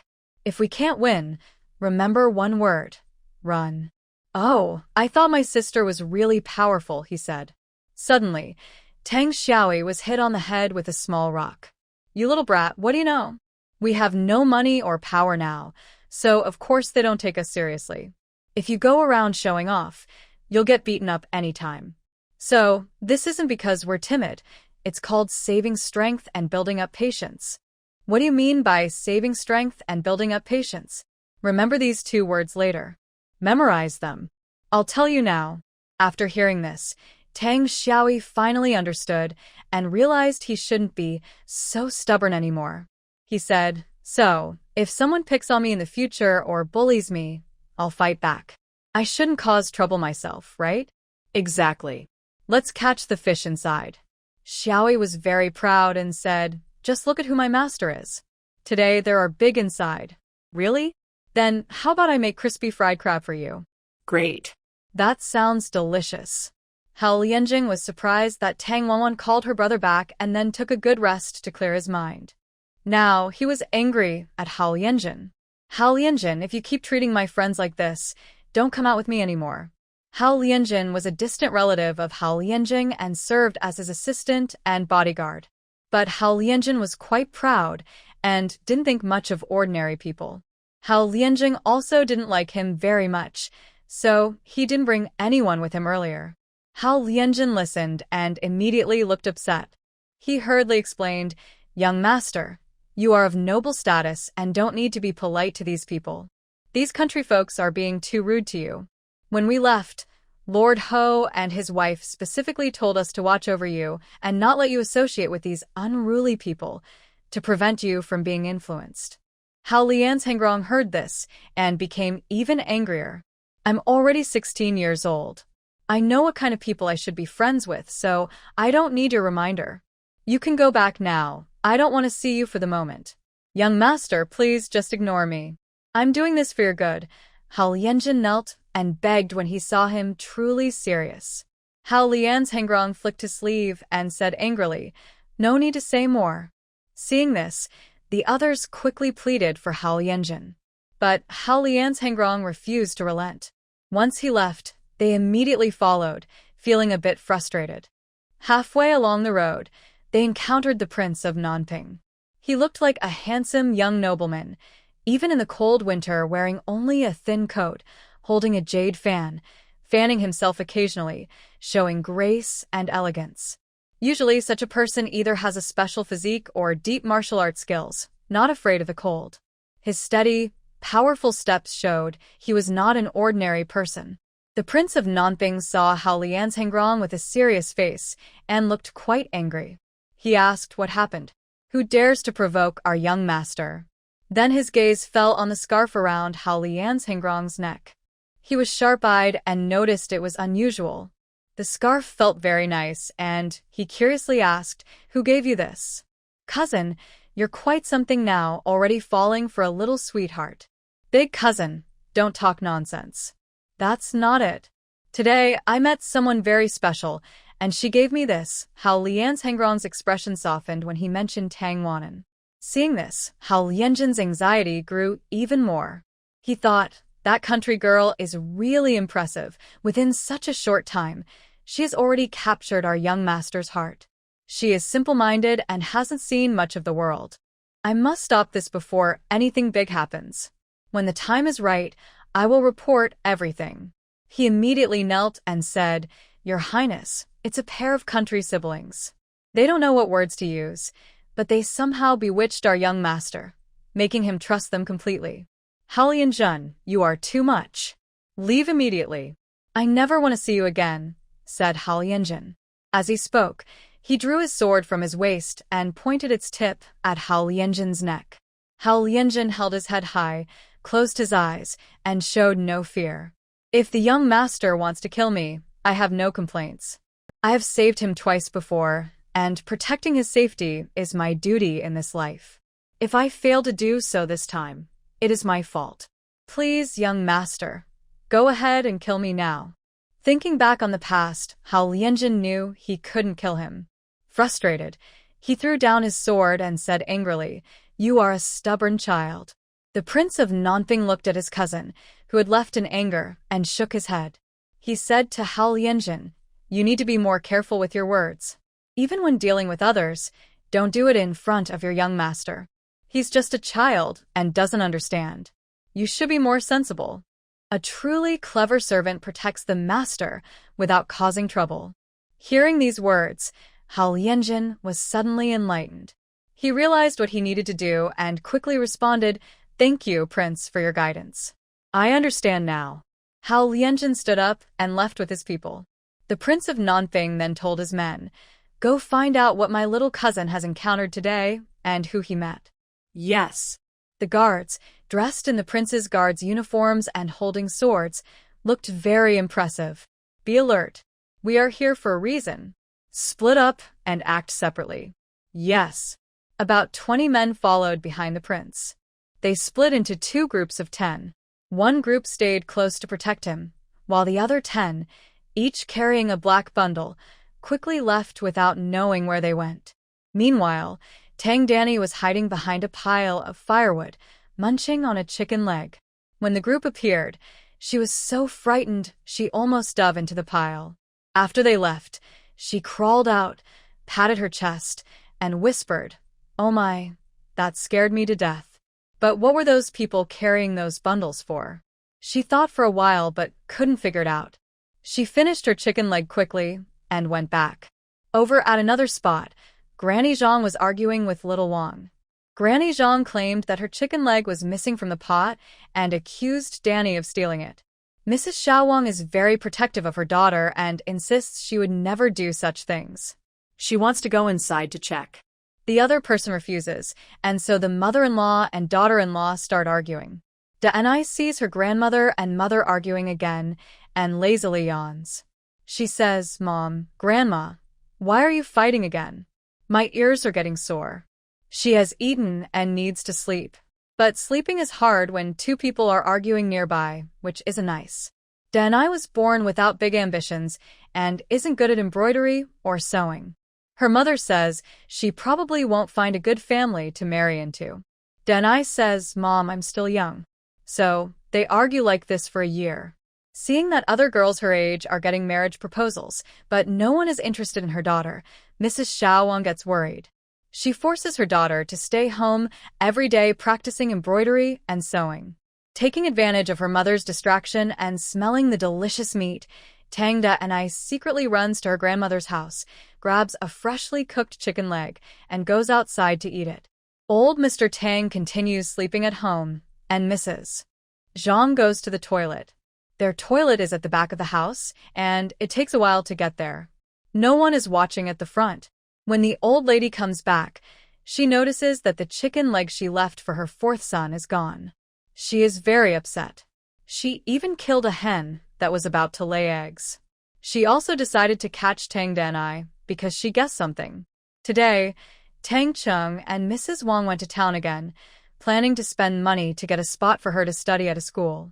Maybe this time it will work. Money can influence things. This time, the Wang couple avoided trouble, and Tang Ryue officially became a prospective daughter-in-law of the Tang family. They are much more low-key now, not showing off. The whole family stays at home all day, but no one knows what they are busy with. The old lady thought about visiting, but she didn't have the courage to go inside. She knows that the couple resents her. When they were in jail, she didn't speak up for them or try to help. Now she feels embarrassed to ask them for anything. As for the second family, they don't get much benefit either. Their family is short of money, and their children are just craving more. Mrs. Xiaowang sees that the main house and the third house are doing better and better, but her own hard life is getting worse day by day. Seeing her mother-in-law come again to cause trouble, she gets angry and argues loudly. "This greedy girl, I can smell the chicken on her. Quickly spit it out." Lady Zhang saw the oil at the corner of Tang Danny's mouth, sure she had stolen her chicken leg. As she spoke, she tried to tear her mouth open. Tang Danny dodged and shouted, "I didn't steal your chicken leg. How could I even get to your chicken? It's so funny. I haven't eaten any meat at your house all these years. Only cabbage every day and sweet potatoes and radishes at every meal. I'm almost a vegetable myself." Although Tang Danny was small, she had a loud voice. The two of them arguing drew the attention of everyone nearby, who leaned in to watch because it was amusing.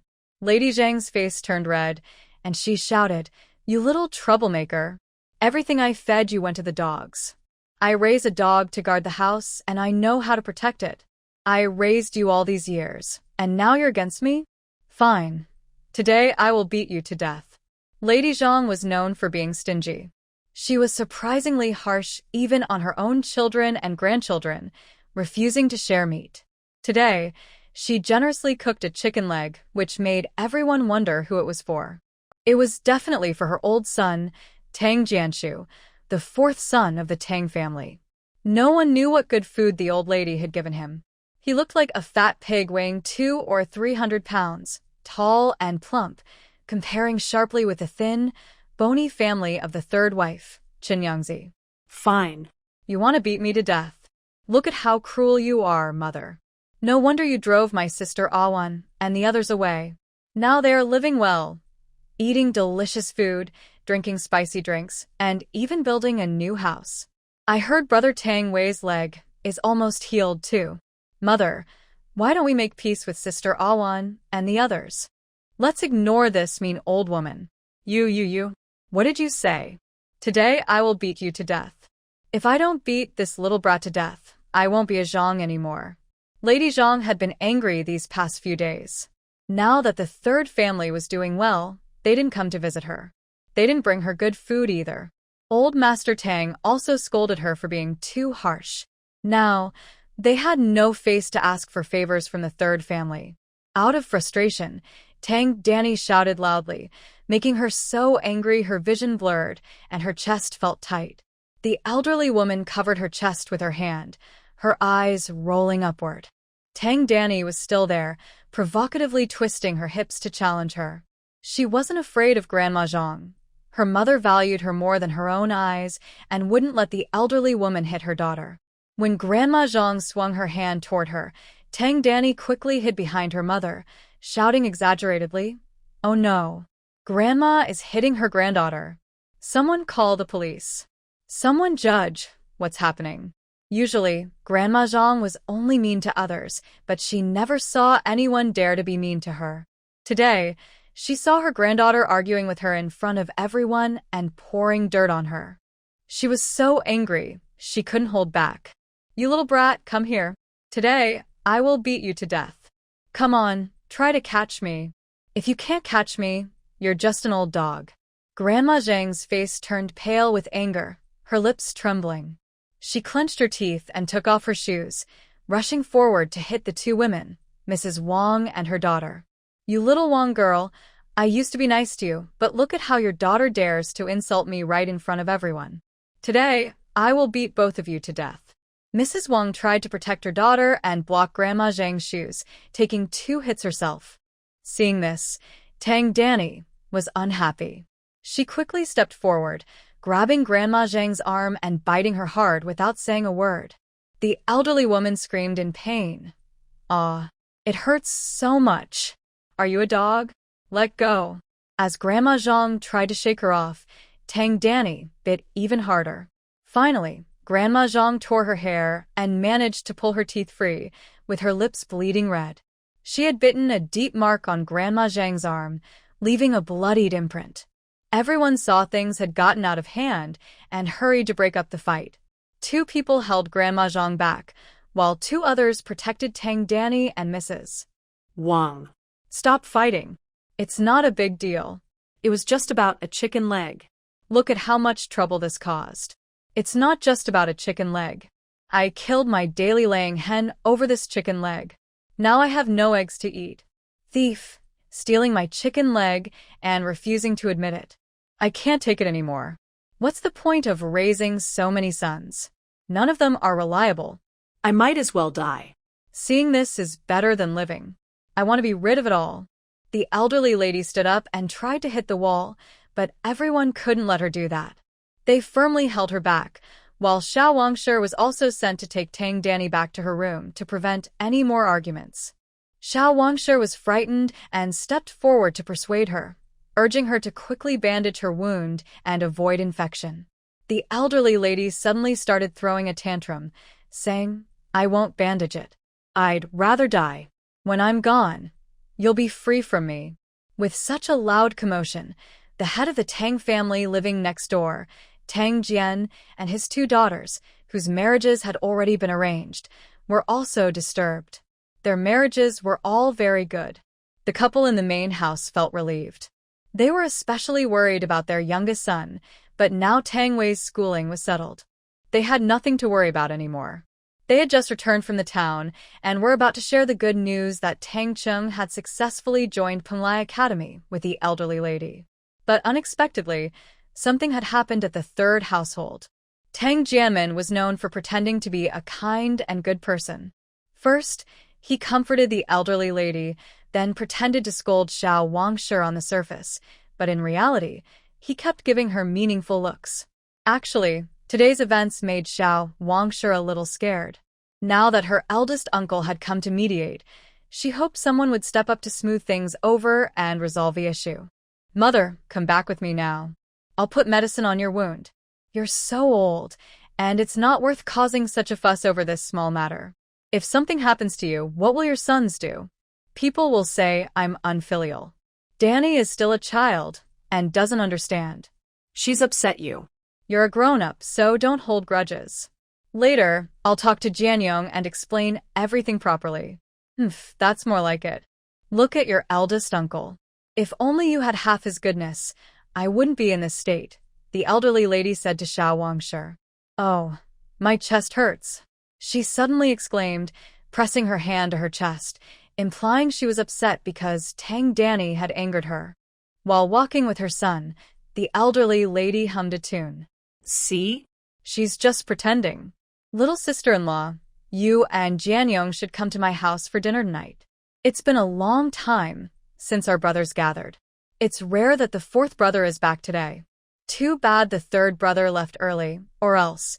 Before Tang Jianmin could finish speaking, the elderly lady immediately scolded displeasedly, "Why are you still mentioning that ungrateful person? Mother, don't say that. We're all family, and we see each other every day. Today, we have an important matter to discuss, so I called all the brothers together," Tang Jianmin replied. It's only you who is kind-hearted and still cares about them. But they have long forgotten us," Grandma Zhang said, not sure if she was talking to her eldest son or just to herself. Her words carried a hint of regret and frustration. Who's to blame? He didn't treat them as equals before, and now that they've done well, they have nothing to do with her. "Mother, don't say that. Third sister is also a victim. She's a widow with 4 children. It's not easy for her," Tang Jianmin said, though he didn't truly think so. People's hearts are hard to read. Those who are never satisfied are always scheming. When you succeed, they envy you or secretly plot against you. If you're not as good as them, they will naturally look down on you. When you're down, they might even enjoy stepping on you to feel better. Farmers in the countryside are uneducated, with narrow views and limited knowledge. They only care about their small piece of land and don't think about long-term plans. Grandma Zhang is clever and could tell what her eldest son meant. She thought, "Why is he so eager today? Usually, no one is more calculating than him. But today, he voluntarily invited his brothers to dinner. There must be something going on." She looked at him and asked, "Big brother, do you have something to discuss today?" "Mother, let's go inside first." It's windy outside. They entered the yard, and he loudly called out, "Child's mother, mother is here. Come out quickly and help her inside. Rui, hurry, and add some charcoal to the stove." "Your grandma is here," someone inside called. Inside, Tang Rui didn't respond, but Wang Shi came out warmly and said, "Mother, you've arrived." Her words surprised Grandma Zhang, who was not used to being called that way. She sat on a stool and couldn't help but scold her. "Oh, you've been to town, and now you think you're someone special. If you hadn't called me at home, I might not have recognized you." Wang Shi looked a bit embarrassed and said, "Mother, look at what you're saying. As the saying goes, people aim high, water flows downward. People aim high, water flows downward. If you can't say it properly, don't try to sound fancy, or you'll embarrass yourself," Tang Jianmin quickly helped Wang Shi out. After speaking, she muttered a complaint. Mrs. Wang quickly repeated the sentence several times until she remembered it. Now they had different statuses and wanted to be educated people, so they needed to learn more to avoid being laughed at. Originally, their main concern was their youngest son Tang Cheng's studies. Now that Tang Cheng's schooling was settled, the marriages of the second and third daughters were also arranged, and each marriage was better than the last. Wasn't this a sign that their family was prospering? Even a simple meal invitation was no longer a big deal. All right, stop repeating it. Hurry and get the ointment for mother, the best one. The one sent by our second son-in-law, someone said. Got it. Look at your quick mouth. Our Rui hasn't even married yet, and you're already calling her a daughter-in-law, another replied. Isn't it about time? Tang Jianmin chúc cờ happy ly. Mrs. Wang took the ointment and saw that the old lady's hand looked like it had been bitten, which surprised her. Mother, who bit you? Why is the wound so deep? Could it be a serious grudge? She saw the flesh was exposed, with bright red teeth marks. Just looking at it made her feel pain. Just apply the medicine. Stop your endless talking, Tang Jianmin said to Mrs. Wang again. She rolled her eyes at him in anger and quickly handed him the medicine, saying, Since you're so filial, you put the ointment on mother. I need to go cook. Mrs. Wang held a bottle of medicinal alcohol and a box of ointment, the famous Jinzi brand from Pingyuan Hall, which specialized in treating bites, bruises, and injuries. Su Xiaoyu was her son-in-law, but she didn't rush to share the good stuff with them. Instead, they didn't use it themselves but let the old lady use it first. Honestly, Mrs. Wang was reluctant to part with it. But her husband acted like a big boss in front of his mother, talking big. What could she do? Tang Jianmin didn't say anything, but the old lady couldn't hold back. She angrily said, Humph, it's that second daughter, Daniu, who has no manners or upbringing. She's the only daughter in the second family and spoiled to this extent. I think no one will want her in the future. She just eats all day like a fat pig. Look at your Rui and Xiaoya. They both have beautiful faces like flowers. But she looks like a pig. If she can't get married, it'll be quite a show. Mother, don't say that. If the second sister-in-law hears it, she'll get upset, someone said. Sure enough, Tang Jianmin's words reached Xiao Wang's ears, and she was upset by the harsh words. She immediately said without politeness, Mother, you're again talking badly about my big sister. How can you be like this? You're an elder, already in your 60s or 70s, and you're still acting like a teenager. Aren't you ashamed? Just then, little Wang's wife came over, overhearing the old lady criticizing her daughter. She almost turned around in anger. She had kept these feelings inside for a long time, and today, after everything had been exposed, she decided to speak openly. If your daughter hadn't done such rebellious things, would I say these words? Little Wang's wife was not one to hold back either, replying, I see that your third sister's family treats you very well. Yet you keep bullying them. Now that you can't bully them anymore, you're bullying our big sister and our family. It's only fair that we suffer. Son-in-law, you're really pushing your luck. Giving face but not getting it in return. Today, who is in the right? You raised such a daughter and still dare to scold your mother. All right, enough, everyone stop arguing. Young wife, you should also say less. It's just you, a useless person.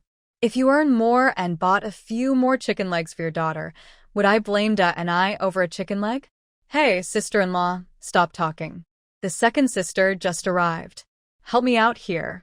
Seeing this, Wang's wife came over to pull little Wang's wife aside. The two sisters-in-law went to the kitchen to prepare dishes while chatting. It's been a long time since they had such a warm conversation together. Ever since Mrs. Chun and Tang Wu said they wanted to split the family, everyone had been distant in heart and face. They didn't say it out loud, but their hearts had grown apart. Today, Tang Jianmin and his wife hosted a gathering, seemingly intending to bring all the brothers together. In the end, such trivial matters caused a long dispute among the three families. After a while of busy work, the dishes were all laid out on the table. Everyone rarely raised their glasses and toasted together. At this moment, Tang's fourth son, Tang Jianshu, also returned. He was tall and strong, with fair, tender skin. When he spoke, he had 2 dimples on his cheeks. People who didn't know him might think he was a young master from a wealthy family. But in reality, he was born into a poor family. Now, he worked in the government in a job with little future, guarding the gate. Every day, he had to watch people's faces and be cautious, always worried about losing his job. Now, he has a good opportunity. Of course, he will seize it. Tang Jianshu's return also has a purpose. Otherwise, he wouldn't be willing to come back. Come on, brothers, let's drink. A sip of wine went down from his throat straight to his chest, feeling very refreshing. Ah, that's satisfying. Another round. Tang Jianshu finished a large bowl in one go, then refilled it, tilted his head back, and drank again, pouring more into the bowl. Mrs. Wang only saw her money falling to the ground with a clatter. She reminded him, 4th brother, this wine is strong, take it slow. Tang Jianshu chuckled, sister-in-law, I can handle my drink. Come on, let's keep drinking. 4th brother, don't just drink alone. Everyone, raise your cups. Let's toast. Tang Jianmin picked up his cup and looked seriously at old Master Tang, saying, Dad, have a drink too, to warm yourself. Old Master Tang wasn't in a hurry. He looked at his son and asked, Why did you call us all here after working so hard? Just say what you want. Yes, don't just eat. Big brother, what serious matter do you want to discuss? Tang Jianyong also asked. Seeing everyone asking, Tang Jianmin started to speak. It's like this. Awan got approval from the clan leader the other day to move our ancestor's grave. Did you all hear about it? What? That girl is trying to go against the heavens. Such a big thing, and she wants to do it without us? No way. Granny Zhang was the first to jump out. Tang Jianshu had drunk 2 bowls of strong wine, and his face was soon as red as a monkey's. He was a bit drunk and smiled, saying, I haven't married yet, so I'll listen to my parents. Mother said no, and I also disagree. Exactly. Who does she think she is now? She can do whatever she wants? I think she just wants to move her father's grave. As soon as Granny Zhang finished speaking, old Master Tang glared at her and said, Old woman, don't be in a hurry. Let them finish talking first. Do you think it's still your turn to speak? I see everyone has big ideas. Anyway, I don't care what you all say. When it comes to eating and drinking from now on, it will depend on you guys. Dad, we're talking about the 3rd brother's plan to move the ancestral grave. Why are you bringing yourselves into it? Can't you cause trouble? Little Wang sure looked at the old man with some dissatisfaction. Grandpa Tang listened to these unpleasant words and immediately got angry. He raised his voice and said, Are you saying we look down on us? I just said a few words and you start to control everything, even telling me what to say. Dad, please don't twist my words. I mean separate issues. First, let's solve one problem, then move to the next. I didn't say anything wrong.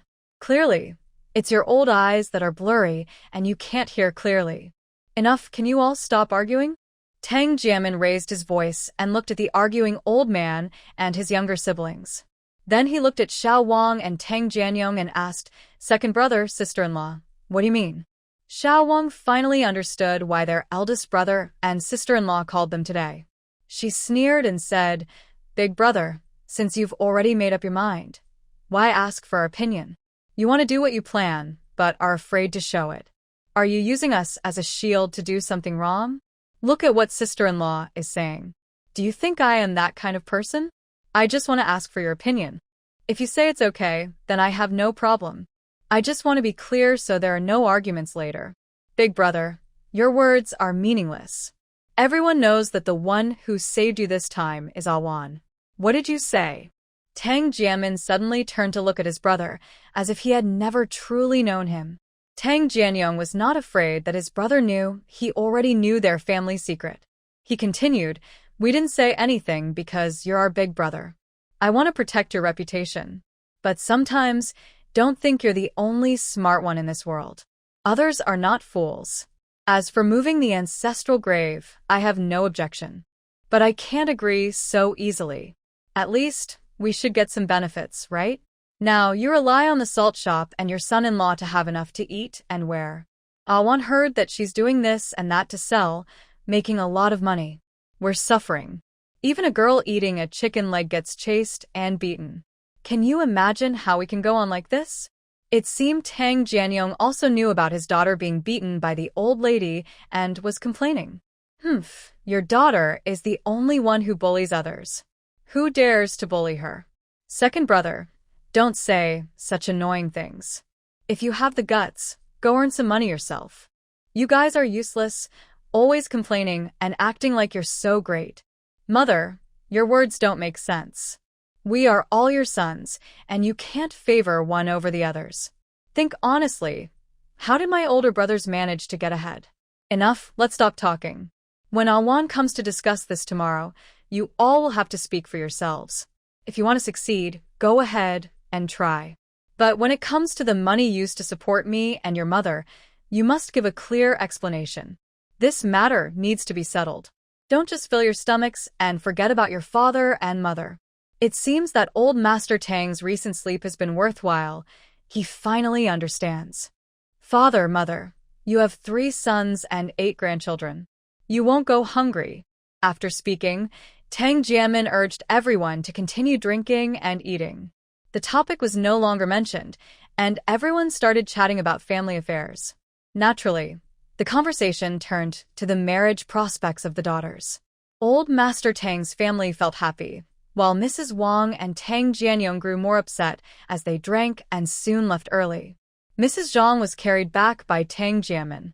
That night, the old lady felt unwell, complaining of pain and developing a fever. She started talking nonsense, which frightened old Master Tang greatly. He quickly sent someone to find Su Xiaoyu, but she was not at home, having gone out for a checkup. Dr. Su was busy with his apprentices, and the entire Pingyuan Hall was almost overwhelmed with patients.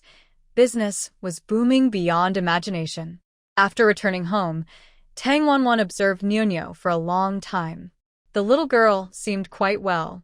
Now Tang Wanwan felt at ease. Before leaving, she packed 2 more bundles of medicinal herbs for Nunyo, which she planned to brew and give her to drink over the next few days. Once Nunyo's dizziness and injuries improved, she wouldn't need to take them anymore. But in 7 days, the stitches on her head needed to be removed. If left too long, they could cause problems. After sending the woman away, Tang Wanwan and Tang Xiaoyi looked at their harvest for the day. They saw several in the fishing net, quite fat and seemingly unaware that they were destined for the dinner table, crawling slowly and somewhat clumsily. Thinking about visiting Xiaoro tomorrow, Tang Wanwan steamed these and planned to give 2 to Xiaoro. The rest was divided among them. After dinner, Tang Wanwan picked up her tools and began tapping and working on something. Soon he was holding a drill and drilling into something. Seeing that his sister was using a large wooden board and attaching parts to it, he curiously asked, "Big sister, what are you doing? Whose feet are so big? Are you making a giant like the ones you said are as tall as trees?" Tang Xiaoyi gestured with his hands as he spoke. Could he punch a big hole in the sky with one punch? These days, Tang Wanwan was busy making toy models at the carpentry shop. She also made many small toys for Tang Xiaoyi. These toy figures could move, and their clothes, bodies, and even the weapons they held were painted with colors. Each one looked different, and their names were quite fun. She also told him stories about the owners of these toys. There were castles, princesses, princes, 7 dwarfs, white swans, and ugly ducklings. There were stories about 5 monks going to the west to fetch scriptures. Every set of figures had a beautiful story. Tang Xiaoyi felt that he preferred listening to stories over these toys. Most of the stories were very wonderful, almost as if they didn't happen in their world. There were flying horses, talking little donkeys, and a robot cat that pulled out magical things from its pocket. There was a boy named Martin who had a different identity every day, which made him very excited just to think about. There was also a puppet that grew a long nose whenever it spoke. And so on. He understood that giants are very huge and tall, even taller than their house. There are also very short people from the land of little people. There was an old man in his 70s with a white beard that reached the ground.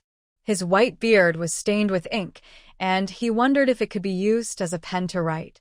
Tang Xiaoyi used his imagination to the fullest, feeling like his brain was about to burst. He really wanted to see Sister Xiao Ro now, tell her the stories he heard, and share his feelings and thoughts with her. Since there are so many wonderful things in the world, Tang Xiaoyi was even more determined to practice his skills diligently. He wanted to become a master of martial arts so he could explore the world and see all its strange and amazing sights. Not only did Tang Xiaoyi feel excited after hearing Tang Wanwan's stories, but even Tang Wei found his own character's stories becoming dull in comparison. So he pondered hard, preparing to wait until his body was strong enough to draw all kinds of different styles of pictures. His imagination needed to become even richer. These things are all influenced by Tang Wanwan using her modern ideas to subtly affect her family. At first, the changes were small, but over time, like a seed that just sprouts, they gradually grew. Eventually, they became a mighty tree, which then produced seeds that took root and sprouted, leading to more and more trees. These trees might extend to other places, spreading their offspring, until from one tree, a forest forms and finally, an entire forest. The giant is only strong, and the sky is very high and vast. Only if he has Panga's axe to split the sky could it be done.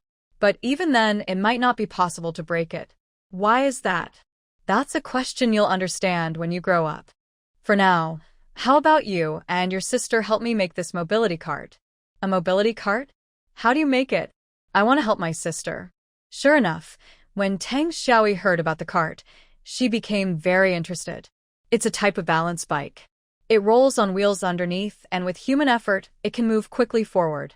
It's simple and lightweight, usually for one person, and can carry not very heavy things. If two people are riding, their combined weight shouldn't exceed about 100 pounds. This is the construction diagram. Look at it and help me shape these two pieces of wood. Tang Wanwan made grooves under the balance beam and installed wooden sticks. The ends of the sticks hit screws, which control their movement within a certain range without derailing. This way, the balance bike is lightweight and easy to slide. The balance bike Tang Wanwan made is much more comfortable than usual. It has shock absorbers underneath, and the front can hold some small items. So, it doesn't need to carry extra weight. Tang Wanwan, being a skilled craftsman like the legendary Lu Ban, was very good at making these things. In just 1 hour, she made two, one big and one small. The taller one could even be ridden by adults. Tang Xiaoyi's version is about 1.2 or 1.3 meters tall. In future upgrades, they could add a lever to extend it, making it suitable for both children and adults. To Tang Wanwan's surprise, she earned some extra money again. Whenever she successfully makes a wooden item or a new invention, Baidu Baiki rewards her. She thought, if only I could get a generator set, I'd be really happy. Is this the balance bike, sister? How do you sit on it? Tang Xiaoyi looked at the small wheels and the narrow board. Where does she sit? Golden Retriever, come here. Sister will show you how it works. The Golden Retriever immediately became excited, jumping and bouncing around. It showed its teeth and looked around nervously, seeming unsure of what to do next. Come here, sit here, Tang Wanwan pointed to the spot under the car handle. The dog leapt and sat down. Tang Wanwan stood behind the dog, one foot on the pedal and the other foot sliding on the ground. Watch carefully. Hold the handles tightly on both sides, push down with your feet on the ground, look straight ahead, and find an open, flat area to slide. The yard was well-maintained and very flat, almost like a cement surface.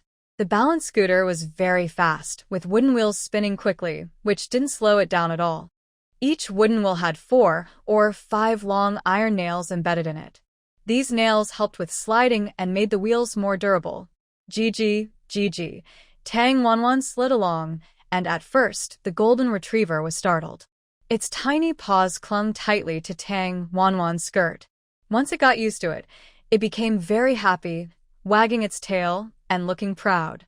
It looked like a playful little kid, and its adorable appearance made the whole family laugh. Tang Xiaoyi was learning to ride the balance scooter, and Madame Chen came to watch and cheered for him. At first, Tang Xiaoi often stopped because he was still new to it. But since he had some martial arts experience and the scooter wasn't hard to learn, he quickly became skilled. Soon, he was riding alongside Tang Wanwan. Eventually, the two of them rode together, with the golden retriever running back and forth between the two scooters. They practiced for over an hour, nearly 3 hours, and Tang Xiaoi was still eager to keep going, mastering the balance scooter. Then Tang Wanwan showed him how to slide down and he was amazed again. He even insisted on learning it himself. This time, Tang Xiaoi wasn't as lucky and kept falling. Later, Tang Wanwan told him to stop practicing because he had just started and was a bit competitive, which was understandable. Still, he shouldn't overexert himself. The next morning, Tang Xiaoi almost couldn't get out of bed, feeling sore all over from too much exercise. Tang Wanwan told him this was normal, and after 3 days, he would get used to it and improve. The siblings did some warm-up exercises. Tang Xiaoi punched for a while before taking a shower and eating. Only Tang Wanwan, Tang Xiaoi, and a small pet, the golden retriever, went to visit Xiaorou. The golden retriever has now become a beloved member of their family. When they eat together or sit with the family, it looks adorable and silly. Sometimes it even mimics its owners doing things like them. This adds a lot of fun to the household. Originally, Tang Xiaorou had left, and Tang Wei was still recovering, so the house was quite quiet. Now, it has become lively again, especially since Tang Wei's health is improving day by day. Everyone's faces are filled with smiles. Mrs. Chen stays at home to take care of her son and keeps the household running smoothly. After breakfast, Tang Wanwan and Tang Xiaoi set out. Tang Wanwan brought the golden retriever and a bag of snacks for Xiaorou on her balance bike. Xiaoi went alone, but he was eager to compete with his sister. Their strange travel tools attracted many villagers' attention. Seeing how fast they could go, everyone was envious and amazed. "Mom, I want that bike too. Mom, I must have that bike. If I don't get it, I won't eat today." Because of this, even before Tang Wanwan's carpentry shop opened, business was already booming. This made the county office worried because Tang Wanwan's unique ideas and her innovative, useful creations were taking away business from other carpentry shops. Some people went to complain to Lord Feng, but he ignored them. When 10 people complain, it becomes a serious issue. That girl, Awan, she really knows how to cause trouble. Lord Feng and the salt transport officer heard about the situation and hurried to Tongjia village. However, it turned out to be a false alarm. The village chief said the salt works had no problems. Someone was jealous and spreading false rumors, even inviting them to a meal. Lord Feng and his men left disappointed and in a bad mood. They didn't even stay for the meal and went straight back, scolding the messenger harshly. The matter was finally settled.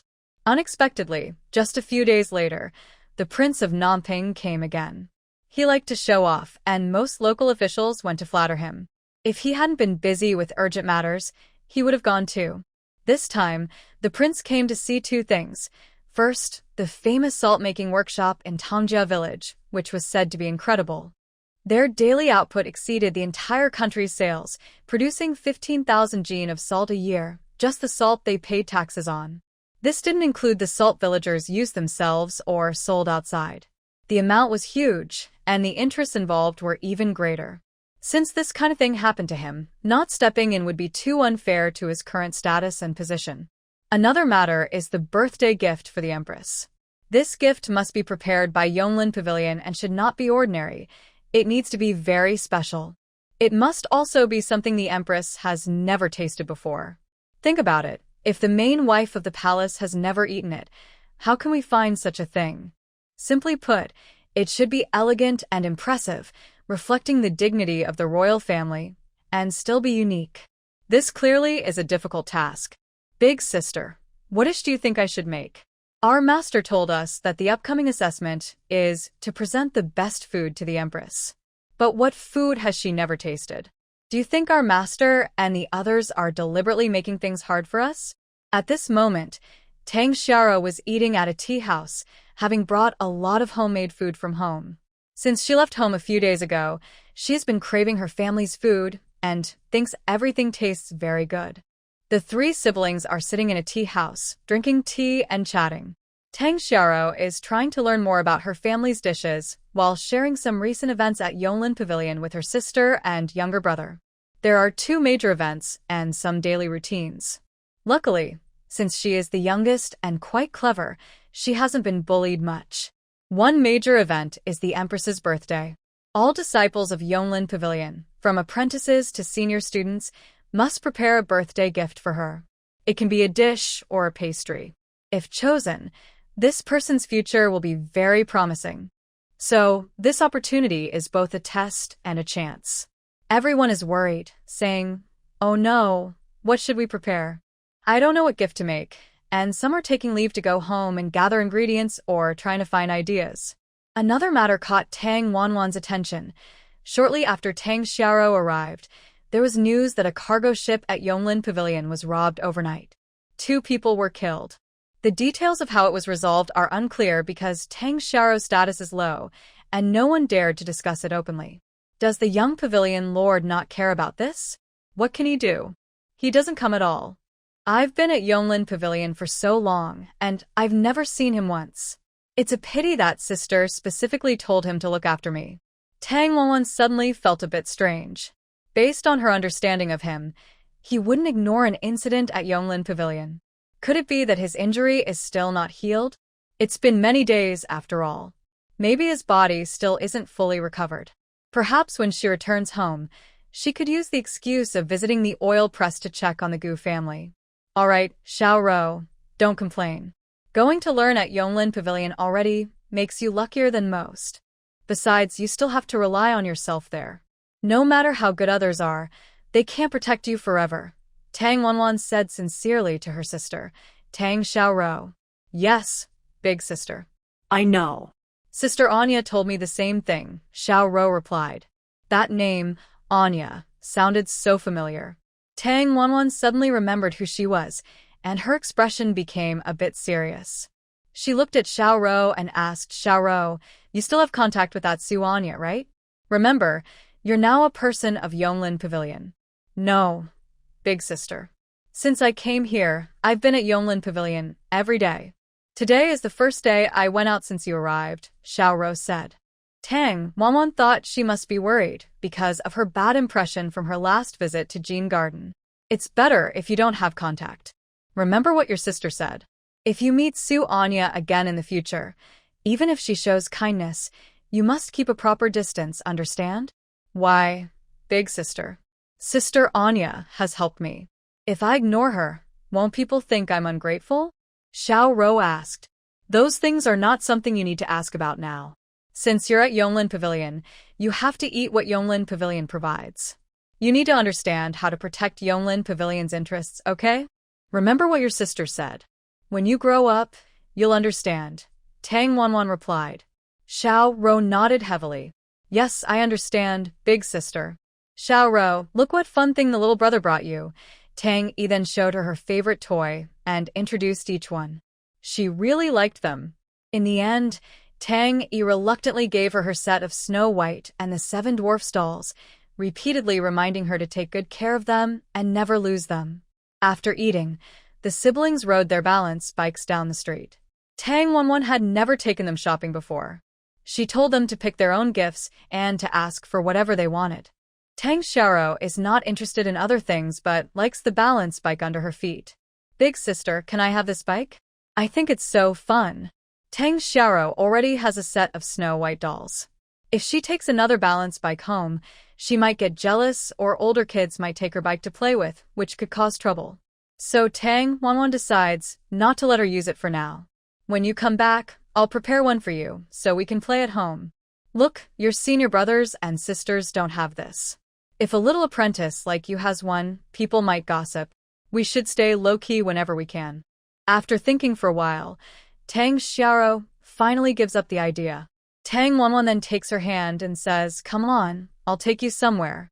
Later, I'll teach you cooking, and your birthday gift for the queen will be ready. Really? That's wonderful. Thank you, big sister. Tang Wanwan gently taps Tang Xiaoro's nose and smiles, because you're my sister. My things are your things. Yes, thank you, big sister. I like you so much. Tang Xiaoro happily kisses her sister's face. Tang Wanwan is momentarily surprised but then laughs. Tang Xiaoi also laughs happily. Tang Wanwan then buys some colorful candies from the street, and Tang Xiaoro and Tang Xiaoi share them. She also puts some in her pocket to give to the children in the village later. She buys some fruit, and then goes to the Gu family. Maybe because someone recognized her as the little medic from last time, or for other reasons. When Tang Wanwan knocked on the door and said she was here to see Gu Xinyu, she was let in very smoothly. After Tang Xiaoro and Tang Xiaoi entered, they looked very nervous. They said they weren't nervous, but their hearts were pounding. They carefully followed behind her, watching their surroundings very alertly. It seemed like something was going to happen at the Gu residence.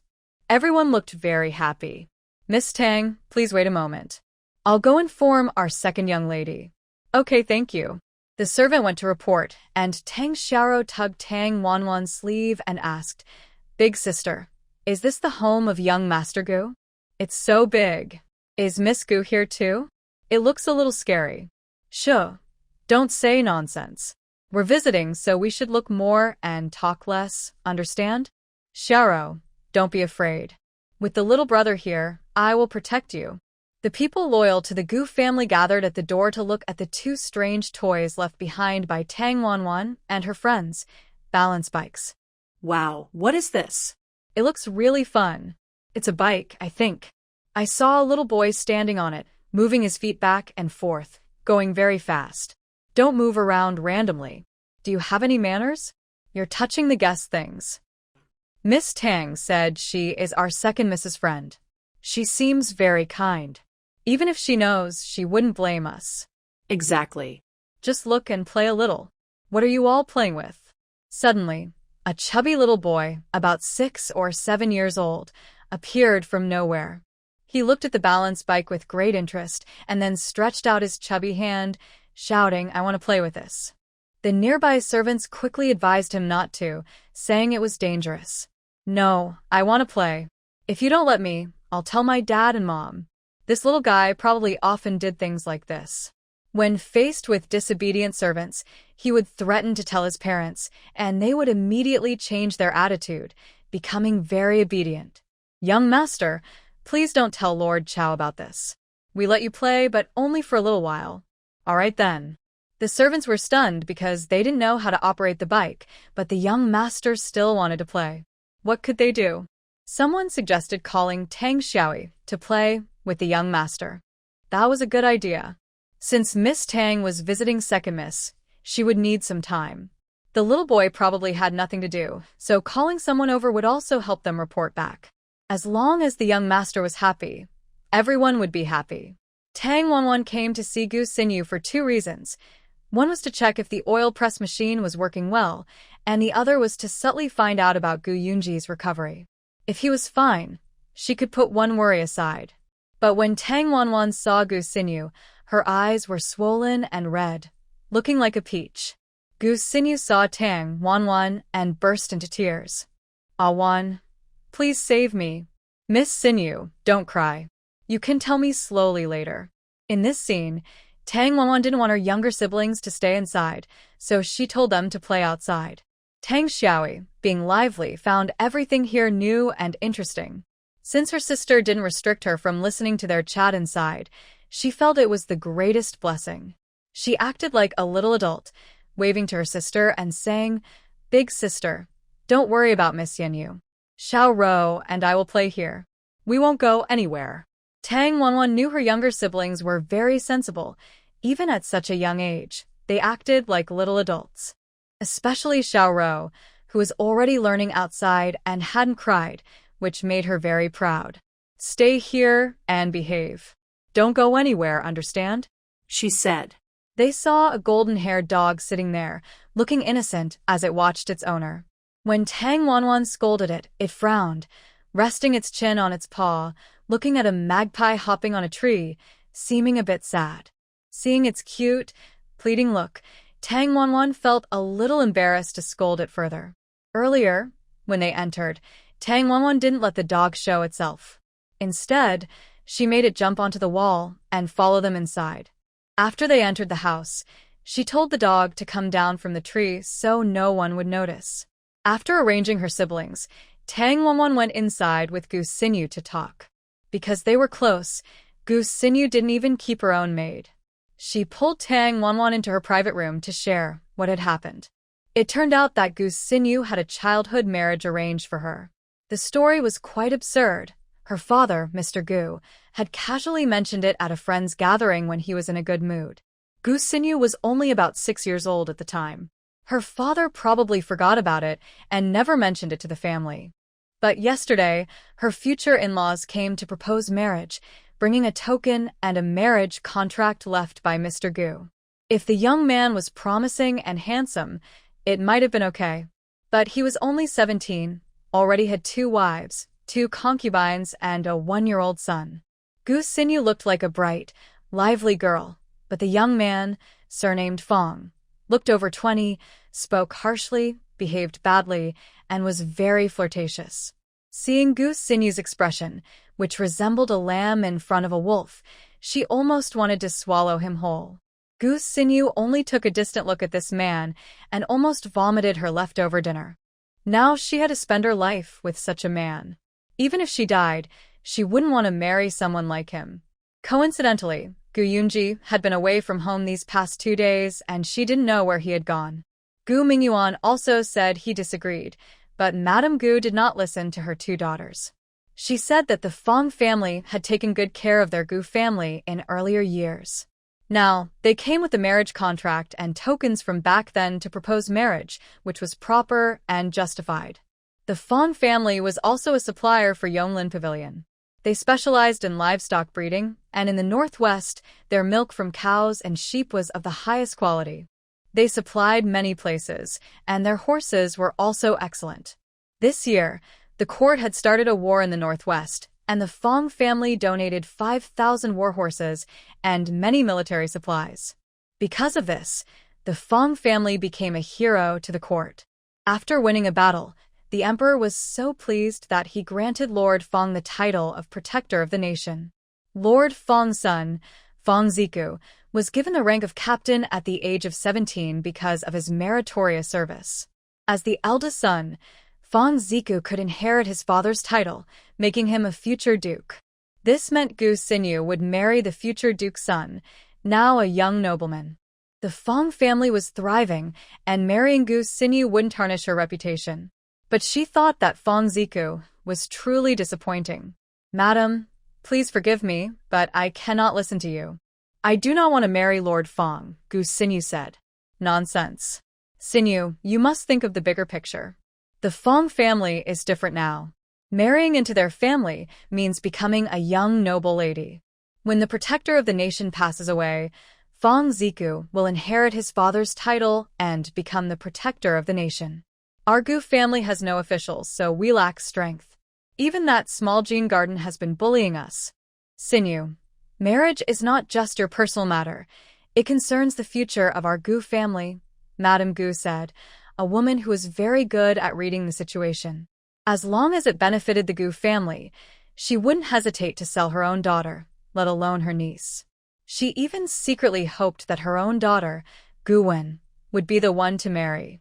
"But, Mother, marriage is my lifelong happiness. I don't want to marry someone like that," Gu Sinew replied. "Sinew, remember you are the second miss of the Gu family. They raised you for so many years, and now it's time for you to repay the family. There's no need to discuss further. Stay at home these next 2 days, and prepare to marry in 5 days, Madame Gu said. "Big sister, if Big Brother were here, he definitely wouldn't let me marry like this. I want to wait for Big Brother to come back." Mrs. Gu looked at the innocent Gu Sinew and said, "Yunji is so busy now that he has no time to care about your matters. By the time he returns, it might be too late. You'll already be married into the Fong family." "Mother, I don't want to marry. I don't want to get married. Please tell Big Sister for me," Gu Sinew begged, throwing herself into her aunt's arms, hoping she would speak for her.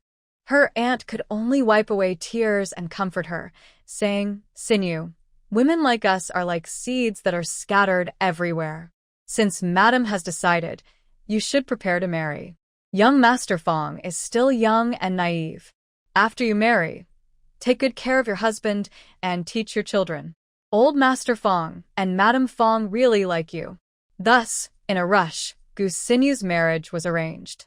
At home, she called out to the sky and the earth, but no one responded. Even inviting Miss Liang couldn't help. She was helpless and had no ideas. They also thought about sneaking away, but the world was so big, and as a weak woman, where could she go? Even if she managed to escape, as a wealthy young lady, she had no survival skills. The final outcome would probably be worse than her current situation. Gu Sinyu was completely hopeless. The more she thought about it, the more despair she felt. When Tang Wanwan arrived, her eyes were almost red from crying. It seemed that today, the Gu family was so willing to let Tang Wanwan see Gu Sinyu because Mrs. Gu also wanted her to persuade her. Awan, you must think of a way for me so I don't have to marry that Fong young master. After hearing Gu Sinyu's story, Tang Wanwan's mind raced quickly. The Fong family was decent enough, but the young master was too terrible, completely unsuitable. Gu Sinyu, a gentle and lovely young lady, needed someone tender and caring to spend her life with. But coming from such a family, and with Mrs. Gu using the marriages of several young ladies as bargaining chips, it was likely that even if she escaped this time, future marriages would be difficult. Fortunately, Gu Sinyu's appearance was good, and she was well-educated and polite. Her marriage could be planned gradually, and she could get through this current crisis first. Sinyu, are you speaking honestly? I need to understand your true feelings before I can decide. Or are you refusing this marriage for other reasons, like liking someone else? Gu Sinyu shook her head like a wave, saying, I don't have a sweetheart. I just don't like the Fong family young master. All right, I have an idea, but it will require you to endure a little hardship. Are you afraid? I'm not afraid, as long as I don't marry that Fong person. Even if it means suffering, I won't be scared. Tang Wanwan suddenly felt a bit sorry for Gu Sinyu. Her mother couldn't protect her because of her low status. Not only could she not protect her, but she also made her accept her fate. The only person Gu Sinyu could rely on, Gu Yunji, was not at the house, so she had no way to ask for help. Gu Mingyuan was useless, always causing trouble instead of helping. Tang Wanwan had no hope that he could do anything for Gu Sinyu. Sinyu, don't worry. Since I know about your situation, I won't just stand by and do nothing. Thank you, Awan. Whatever you say, I'll listen. Also, I want to eat your fried potato strips. Seeing her smile through tears, her eyes shining, Tang Wanwan gently hugged her. She smiled and said, no problem. I also need to use your small kitchen to teach Xiao Ro how to make 2 dishes. Can I try too? Keep it a secret for now, but I will make something just for you. Gu Sinyu felt relieved. As long as Tang Wanwan said it, she would definitely get her share.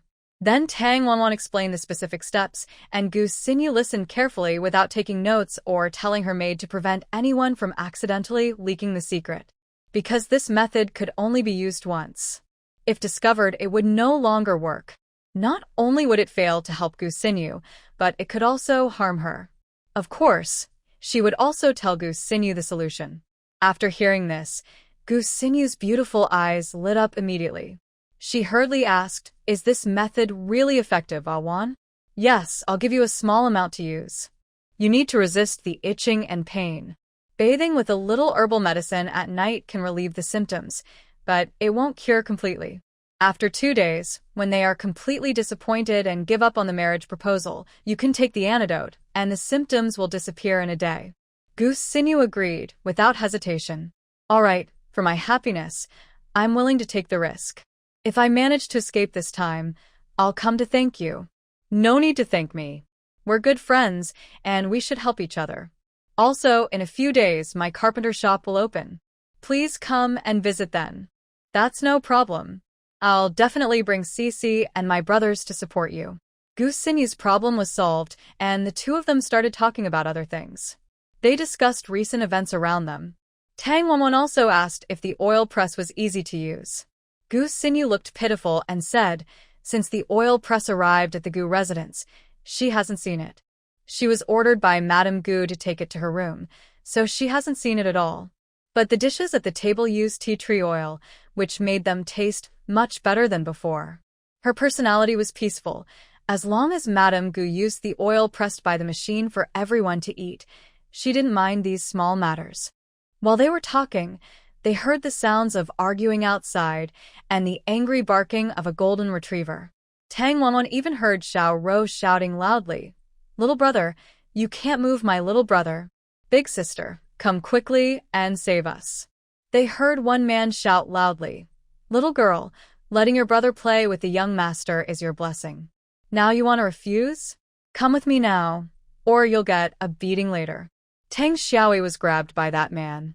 Seizing the opportunity, he bit his hand. As the man cried out in pain, Tang Xiaoyi slipped away like a slippery eel. The reason he was caught earlier was because he was surrounded by 3 adult men who forcibly blocked him. If not for that, how could he have been caught? Now they were trying to catch Xiao Rou again.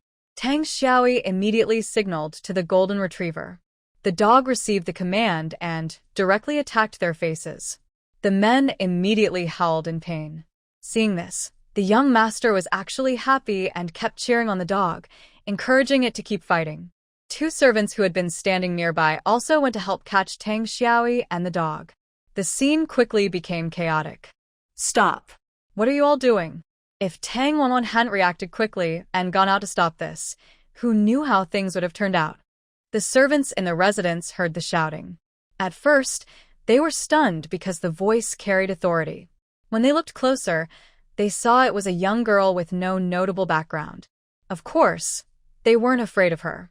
They weren't even afraid of the second young lady, so they wouldn't fear an outsider girl. Today, when she was allowed in, they looked down on her.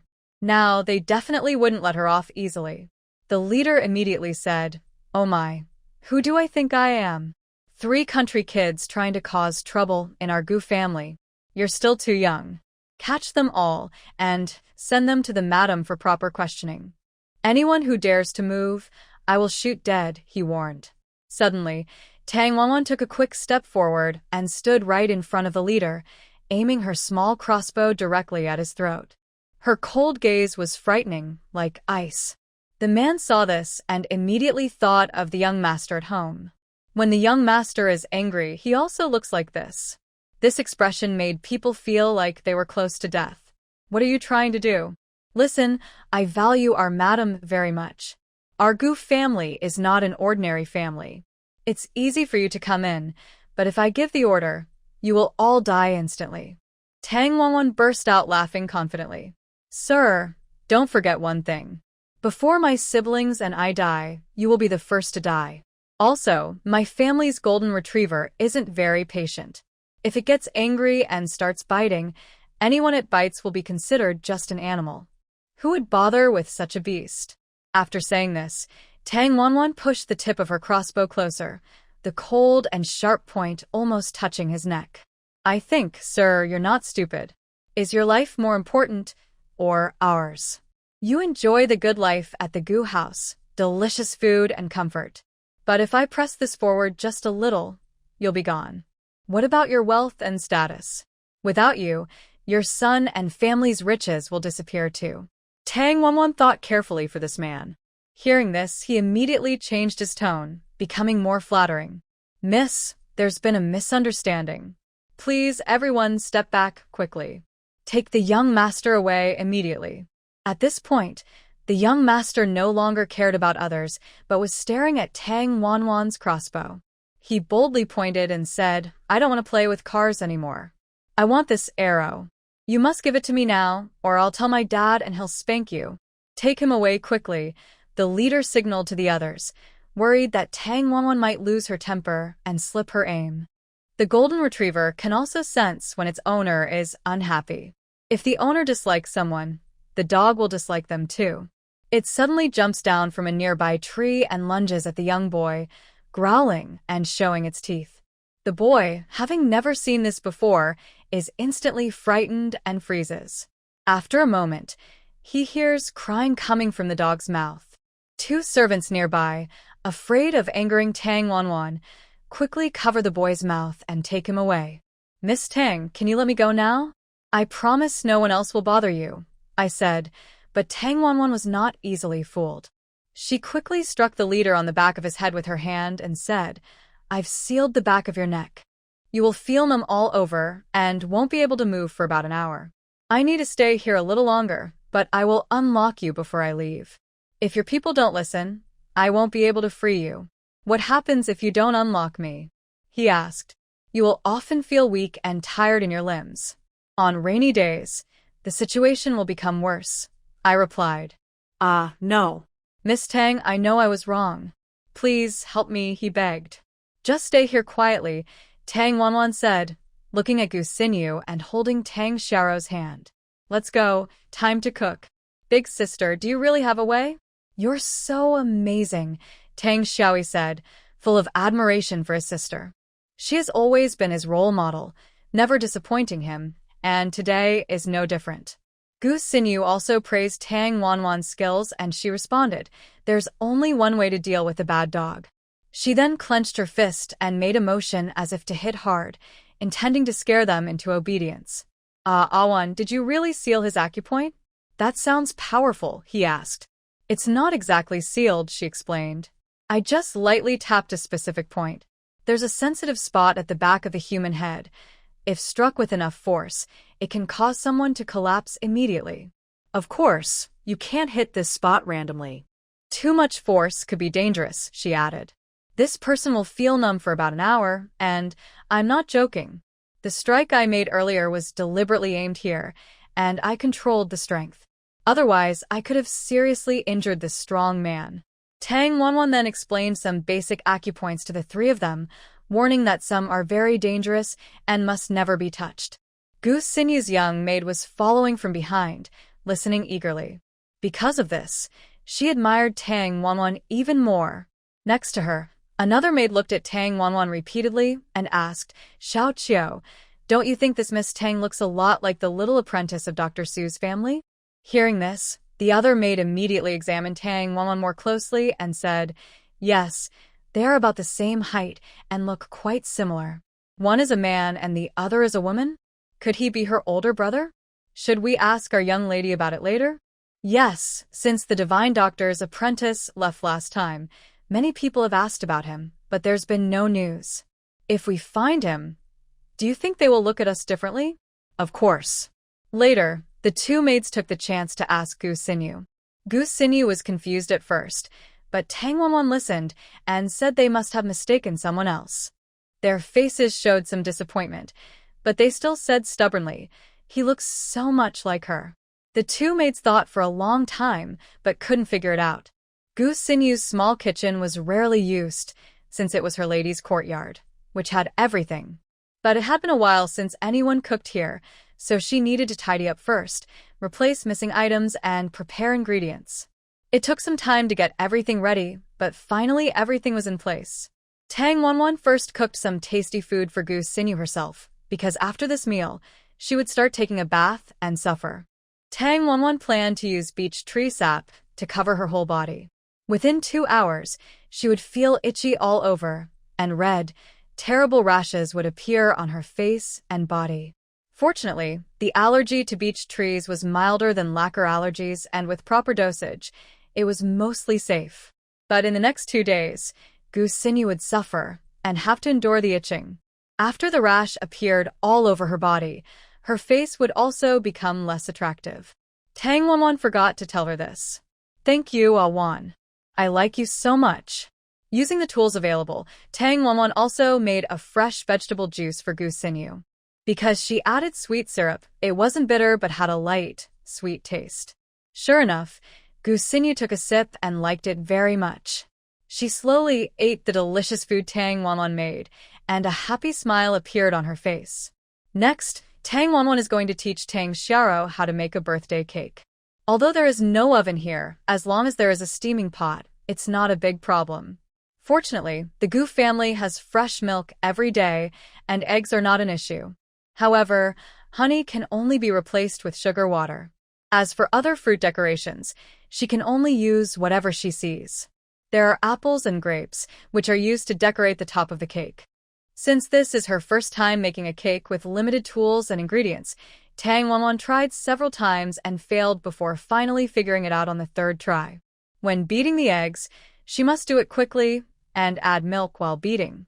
Only then will it turn into a milky white cream. When adding milk to the egg yolks and stirring, it should be done in several parts. Before turning the mixture into cream, the egg whites and yolks are separated. First, coat the egg yolks with flour and keep stirring until it becomes thick, then slowly add the milk. Continue stirring the milk and yolks until a lot of white foam appears. This foam looks very much like the cream. Then beat the egg whites. If there is no butter, chicken fat or tea tree oil, or peanut oil can be used as substitutes. Tang Wanwan thinks chicken fat is better because it's naturally yellow, making the cake look brighter. To get chicken fat, simply put raw chicken skin into a hot pan and fry until the yellow chicken fat is rendered out. The amount of fat depends on the size of the cake and dough, so estimate accordingly.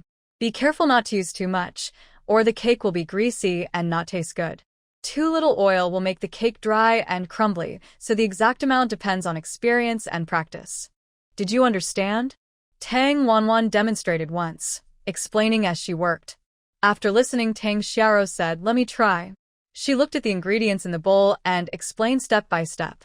If she made a mistake, Tang Wanwan would add her own notes and correct her errors. Unexpectedly, after just 2 demonstrations, Tang Xiao learned quickly. Next, Tang Wanwan explained how to bake the cake and prepare the batter, while Tang Xiao practiced. Perhaps because Tang Xiao has a natural talent for cooking, she managed to make a very attractive cake in such a short time. Tang Wanwan tasted with a spoon and said she could give it an 80 out of 100. It was great for her first try, and Tang Xiao was very happy. Her sister's praise was the biggest encouragement for her. Tang Xiao also specifically left a piece for Gu Xinyu, while the other pieces were shared among the 3 siblings. Not because she didn't want to share with others, but because this was Tang Xiao's homework and needed to be kept secret in advance. However, Tang Wanwan didn't need to worry too much, since her modern-style cake was so unique that even if others saw it, they wouldn't know how it was made. After teaching Tang Xiao how to make the cake, Tang Wanwan prepared some beech tree juice and herbs for bathing Gu Xinyu. These things had to be kept secret. So, after letting the leader of the Gu family go, she went out alone to prepare some items and then brought them to Gu Xinyu. After repeatedly reminding her how to do everything, Tang Wanwan and her younger siblings said goodbye. "Miss Xinyu, if anything happens, just send someone to find Dr. Su. Or you can find Dr. Su Xiaoyu, or any trusted doctor. Just don't let anyone find out, or this will become very difficult, especially since your wedding day is coming soon. Because you're marrying far away, many pre-wedding ceremonies were skipped. There was no engagement ceremony at all, just exchanged the gung tai, a traditional letter, and then they went straight to marriage negotiations. There was no buffer time at all. If you feel itchy later, you must endure it and avoid spicy foods. If I have time in the next few days, I will come to see you again. If you need anything, just tell me." Thank you so much, Awan. I really don't know how to thank you. There's no need to be so polite between us. After you get through this, be careful and see if there's anyone you like. Women will marry someday, so rather than marrying someone you're unhappy with, it's better to marry someone you like. Although Gu Xinyu looked shy, she agreed with Tang Wanwan's words. She realized this time that, although she was the second miss of the Gu family, she was not much different from other girls. If she had caring parents like Awan, they would respect her wishes and not force her into anything she disliked. But her family only saw her as a commodity to trade, ignoring her happiness and well-being. "Okay, I understand. If I have questions in the future, I'll ask you," she said. Good. When Tang Wanwan and her group were about to leave, Gu Xinyu wanted to see them off. But Tang Wanwan didn't let her. Fortunately, when they left, Madame Gu did not make things difficult.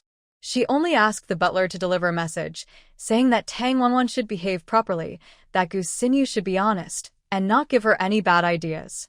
Tang Wanwan remained very calm, and simply said she was here to visit the oil press. She knew nothing else about other matters. The butler, seeing Tang Wanwan's words, looked at her deeply before replying and leaving. Before leaving, no one caused trouble, except Gu Wenwen. For some reason, she told her maid to block Tang Wanwan's way. "Stop right there. My young lady wants to talk to you."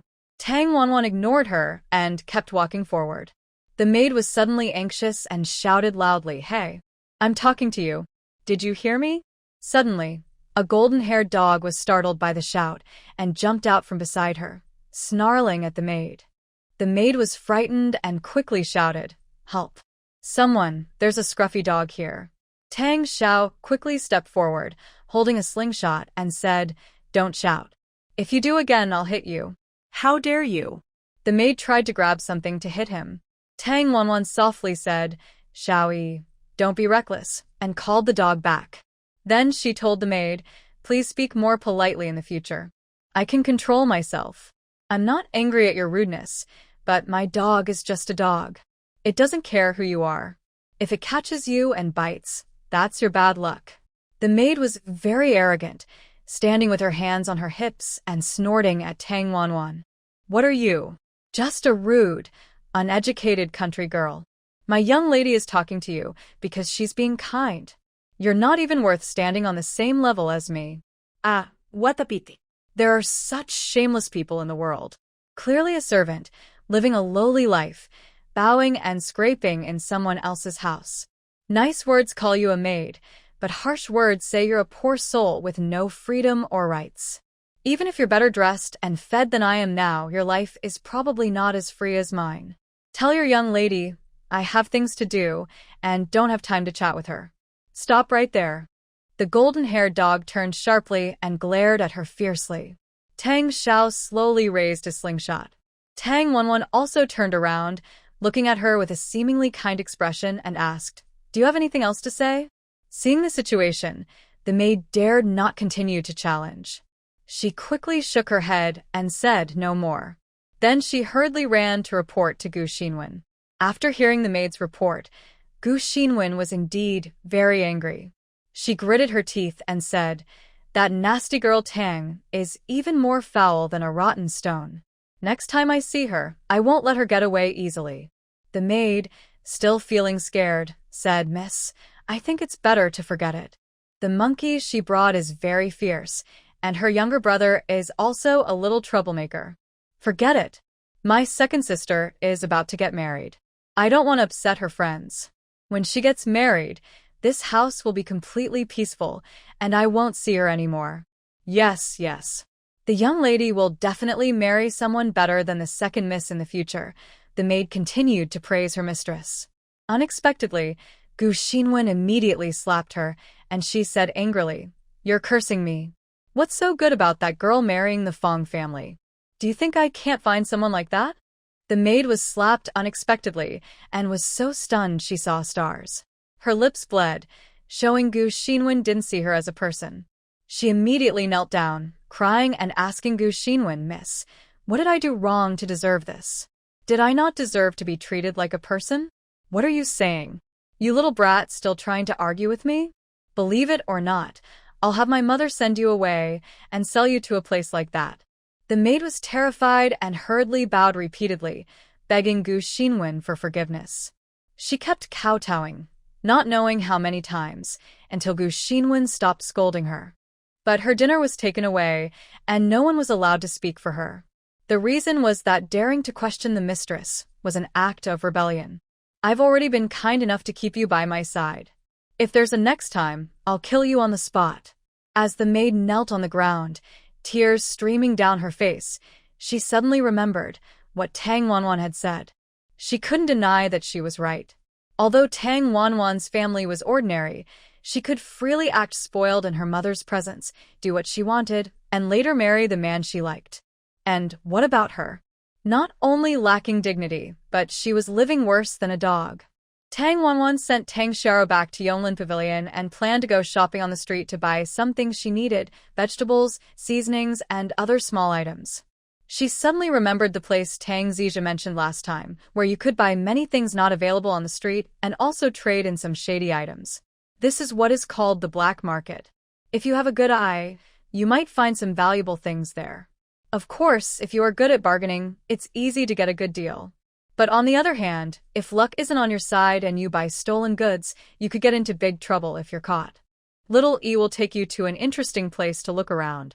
Do you want to go?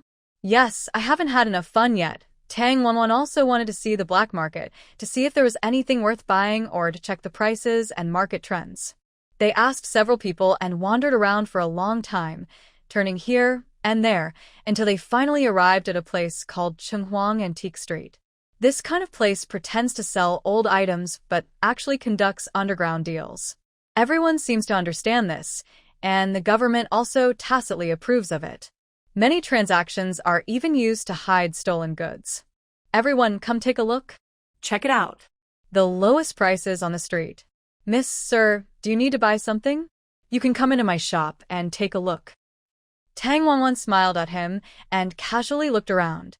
The place was full of old items, nothing particularly attractive. After browsing for a while, she decided to leave and went to the shop next door. Just as she reached the door, the shop owner's wife pulled her aside. Girl, are you tired of the high prices next door?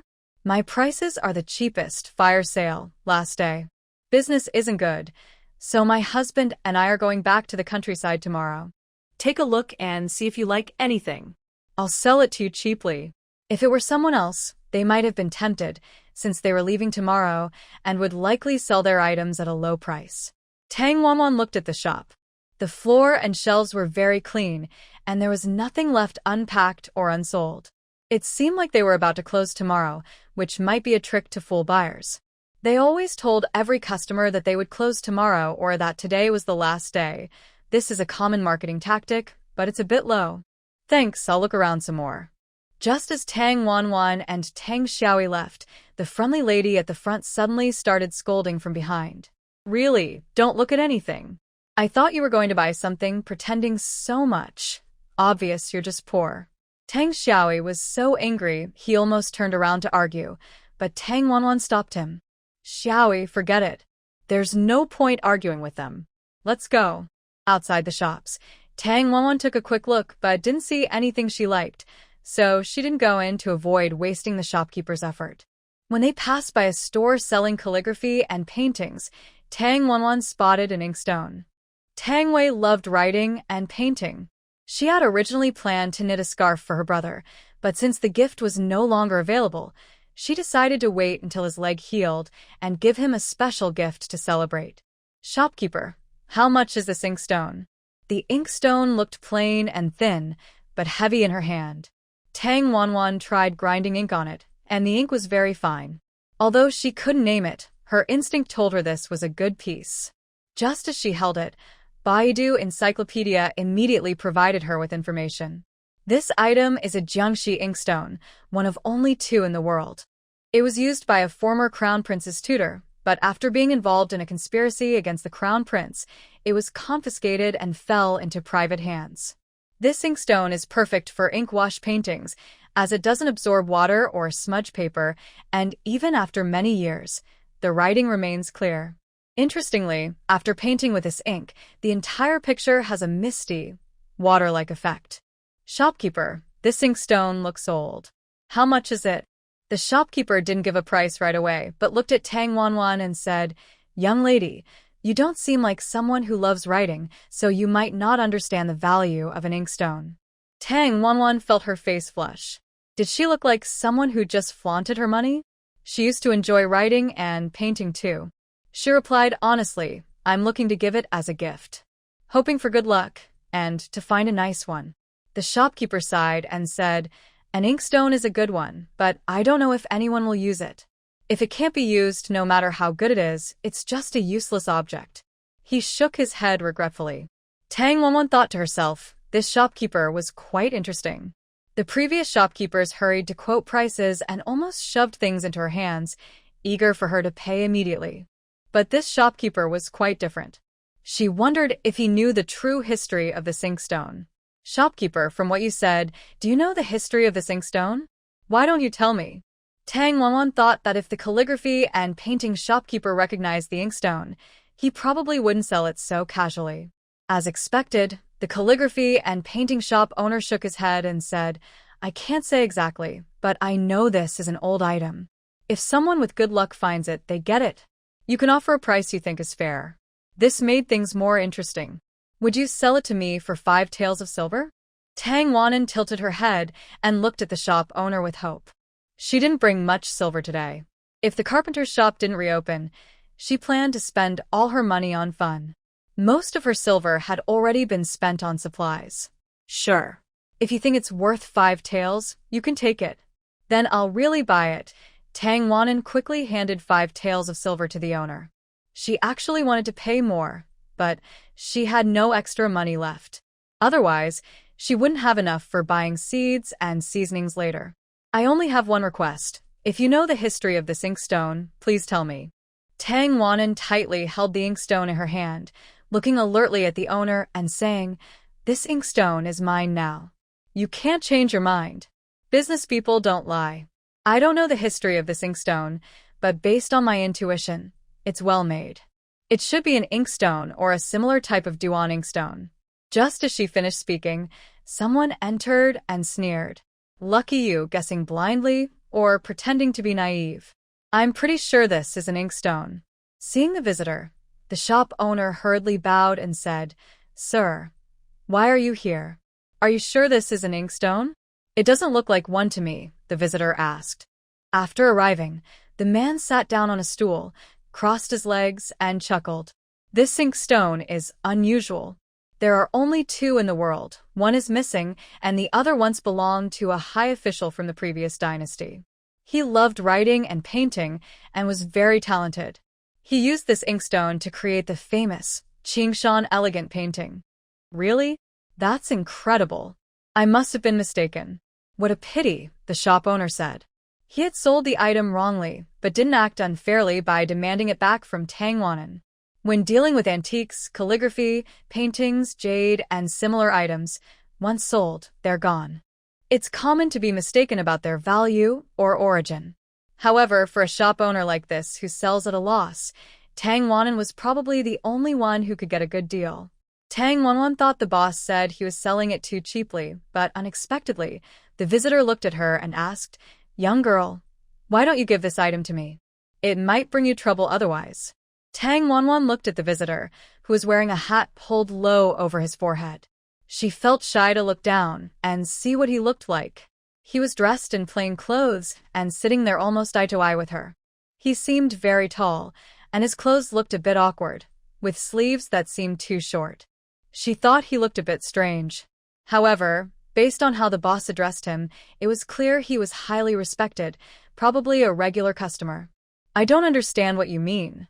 This was an item once used by a famous official from the previous dynasty who was skilled in painting and calligraphy. The inkstone, called Qingshan Elegant Pavilion, was also well known, but she didn't know much about it. Why would it cause trouble? Ha, young girl, I guess you're from the countryside. You're still young and not involved in court affairs, which is normal. Please tell me more," Tang Wanwan said, feeling more interested in the item in her hand. The former grand tutor of the previous dynasty encouraged the crown prince to rebel. The prince angered the emperor and was demoted to commoner. The current emperor is the 3rd son of the previous emperor. Sadly, the crown prince was very talented and caring for the people, but he was too weak in personality. Now, the emperor is known for being warlike and loves martial arts. I see, it's not a big deal. I'm just a commoner. I appreciate this inkstone from a literary perspective, Tang Wanwan said with a smile. After speaking, she slightly bowed to the visitor. "Thank you for your advice, sir." "Boss, thank you for the inkstone. I'll be leaving now." Tang Wanwan, with her brother and their golden retriever, was about to leave the shop. Unexpectedly, the man behind them didn't stay calm. He initially thought she would be scared and not want it, but she was quite brave and even happy about it. She said she appreciated it from a literary perspective. That was strange. "Wait. Young girl, are you really going to take this inkstone?" The man stood up and blocked her way. Seeing this, the golden retriever immediately showed a warning expression. "Is Wanwan mine? Don't think about bothering her." Tang Wanwan pulled the dog behind her and said to the man, "Yes, I think this inkstone looks nice. It's probably just love at first sight. When I came into the shop, I saw it right away. Isn't that fate?"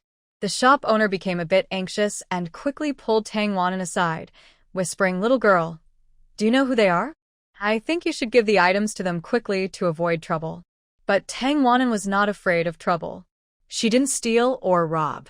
The inkstone should have arrived long ago. "If you don't buy it, I will. If you want to buy it, you won't know what I'm thinking." "Thank you for your kindness, but I know what to do," she replied. Then she said to the man, "Sorry, I've already bought this inkstone. I like it very much and don't plan to resell it." The man warned her, "Little girl, think carefully." By then, Tang Wanan had already left the shop. "Big sister, we really shouldn't sell this inkstone. I think that person looks suspicious. It's just an inkstone. We don't steal or rob. Not many things here are truly clean. That old item has been handled by many people. Xiao Yi, if you go out in the future, you must have your own opinions and not be easily deceived by others," her sister advised. "Yes, I understand," Tang Wanan replied. At first, she thought the man might follow her, but when she saw no one was following, she felt relieved. She looked around and found there were still many raw stones. She couldn't resist and bought 2 more pieces of jade, costing about 1 tael of silver. They looked plain on the outside, but inside, they contained real quality. Tang Wanan bought them, but didn't plan to cut them herself. She wanted to go home and do it herself. Her mother's birthday was coming, and she wanted to make a jade ring for her. The family had a polishing machine, so she could shape it however she liked. But the stone-cutting master, wanting to do business, asked, "Little girl, do you want to cut it? No charge if there's no jade." "No, thank you," she replied. Nearby, 2 sisters were also looking at the jade stones. The older sister kept looking but seemed unsure. The younger sister appeared to know nothing about jade. She was just browsing here and there. Tang Wanan found her quite strange and couldn't help but say, "Isn't it funny that you bought these stones just to play with? Ha, what a strange person." "Xiao Yu, stop messing around," the older sister said to her younger sister. The girl called Xiao Yu replied, "Sister, I'm just saying. Look, she bought 2 stones but doesn't want the master to cut them. She must lack confidence. My older sister is very good at judging things. She doesn't want to cut here." It turns out it was Tang Xiaoyi who jumped out. Seeing that girl mention her sister, I couldn't help but reply, "Good at judging? Such small stones can't have jade. If there was jade, I would cut off my head and use it as a stool for you." Little sister Xiao Yu pouted and said, "Xiaoyi, don't cause trouble. Let's go." Tang Wanan pulled Xiaoyi to leave. At this moment, someone recognized their sibling pair and whispered among themselves, saying that Tang Wanan had bought an inkstone for 50 taels of silver, worth at least 100 taels. Is this really a big profit? The news spread quickly, Tang Wanan thought. Could it be that the young man earlier was trying to make her give up the inkstone willingly? Because of this, Xiao Yu became even more upset and said, "Anyone can brag. And talking about inkstones?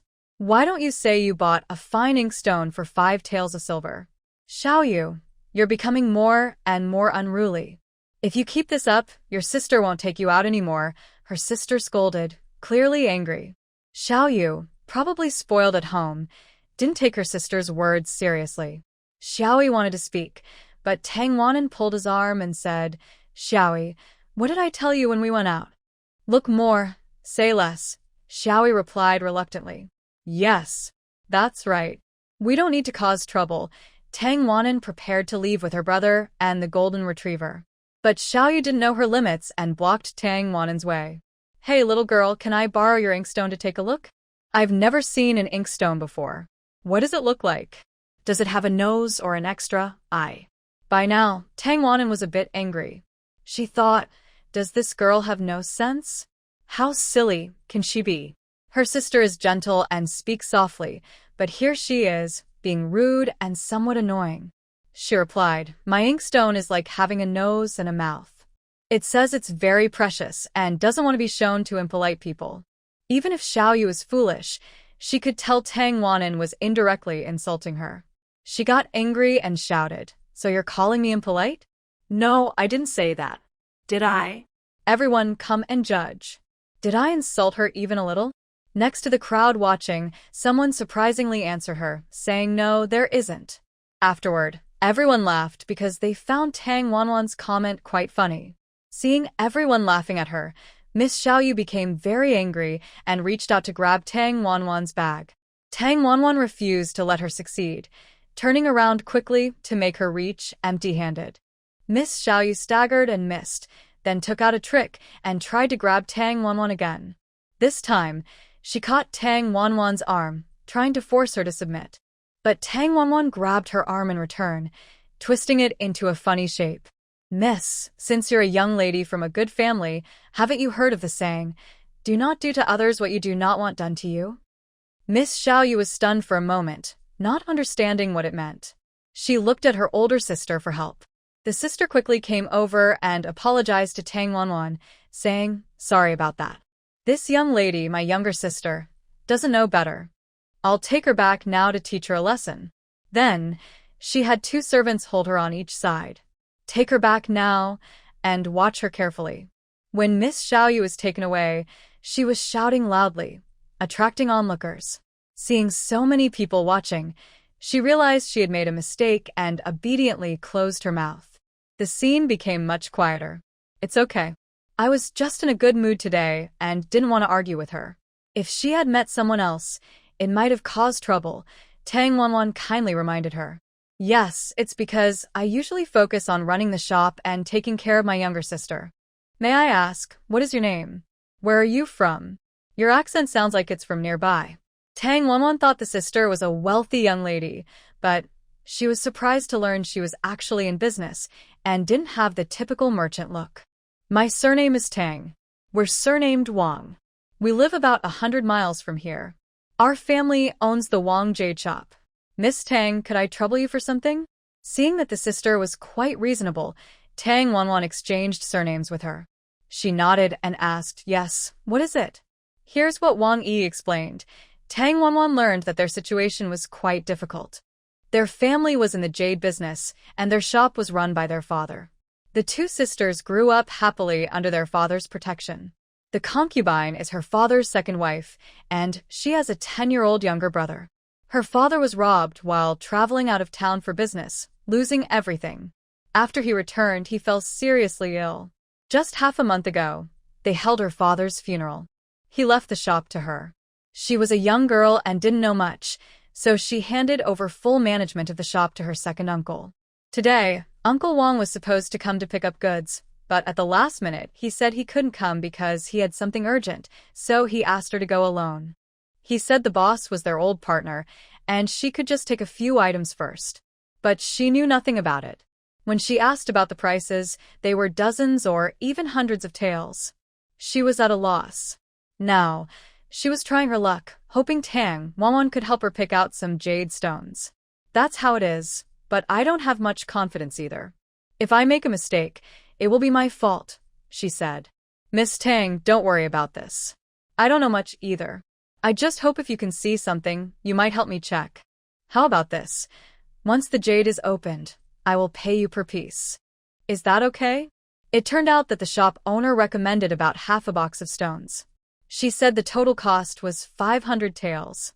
500 taels is a huge amount for ordinary families like theirs, and for the Wang family, it's not a small sum. They often need cash for their jade business. Also, Wang Yi was a complete beginner. Logically, she shouldn't be the one to pick up the goods, since she knew nothing about it. But her second uncle kept reassuring her that she just needed to pick up the stones, and everything was settled. Wang Yi seemed to have inherited her father's calmness. If it had been Wang Xiuyu, she probably would have already taken those rough stones into her shop. "Miss Tang, can you help me take a look?" This was a coincidental situation. Plus, since the girl was just starting her business and had lost her father, she was also supporting her family. From Tang Wanwan's intuition, she sensed someone was secretly behind the scenes causing trouble. Just hearing about the concubine, a 10-year-old son, and the shop being managed by her second uncle, along with her father's incident out of town, made her feel something was off. But she and Wang Yi had just met, so she couldn't say much. Tang Wanwan really didn't want to get involved in this. If things went badly, it would be a lot of effort for little reward. It all seemed like a trap, a bottomless pit. "Miss Wang, I suggest you wait until your second uncle arrives before buying the stones. It will only be a little later, the shop owner said. Seeing Tang Wanwan trying to ruin his business, he quickly walked over and said to Wang Yi, Miss Wang, do you not trust me? Your second uncle has already spoken to me. Would your uncle really deceive you? He picked out 2 large stones from the display, which looked dark on the surface, and said, any stone I pick is good. Trust me, I won't cheat you. Then he glared at Tang Wanwan and said, little girl, you probably come from the countryside. If you don't know something, don't talk nonsense, or you'll choke on your words. Earlier, Tang Wanwan had chosen 2 small jade stones. The shop owner looked unhappy because she hadn't let him make money. Now, since she was interfering with his profit, he wasn't pleased. Tang Wanwan remained calm and said softly, Sir, are you afraid I might check the stones? Or, are these stones actually just fragile shells? They look nice but are useless? Haha, this girl even knows about fragile shells. The shop owner's face darkened further. Nonsense. These are good stones. If it weren't for Miss Wang coming, I wouldn't be willing to sell them. Many customers are waiting for me to bring out new stock. A fragile shell is a term for raw stones that still look like they did when they were dug up. Beautiful on the outside, but actually hollow inside, with little or no color, often misleading. Sometimes, these stones may contain jade, and then one needs to identify the type of jade. Old jade, Hatian jade, or Yangji jade. Yangji jade is considered high quality, often used to describe handsome men, with the phrase gentle as jade. Yangji jade feels smooth, slightly warm to the touch, and very pleasant. Objects carved from Yangji jade are usually very detailed and exquisite, often sold at high prices. Choosing the right raw stone is very important.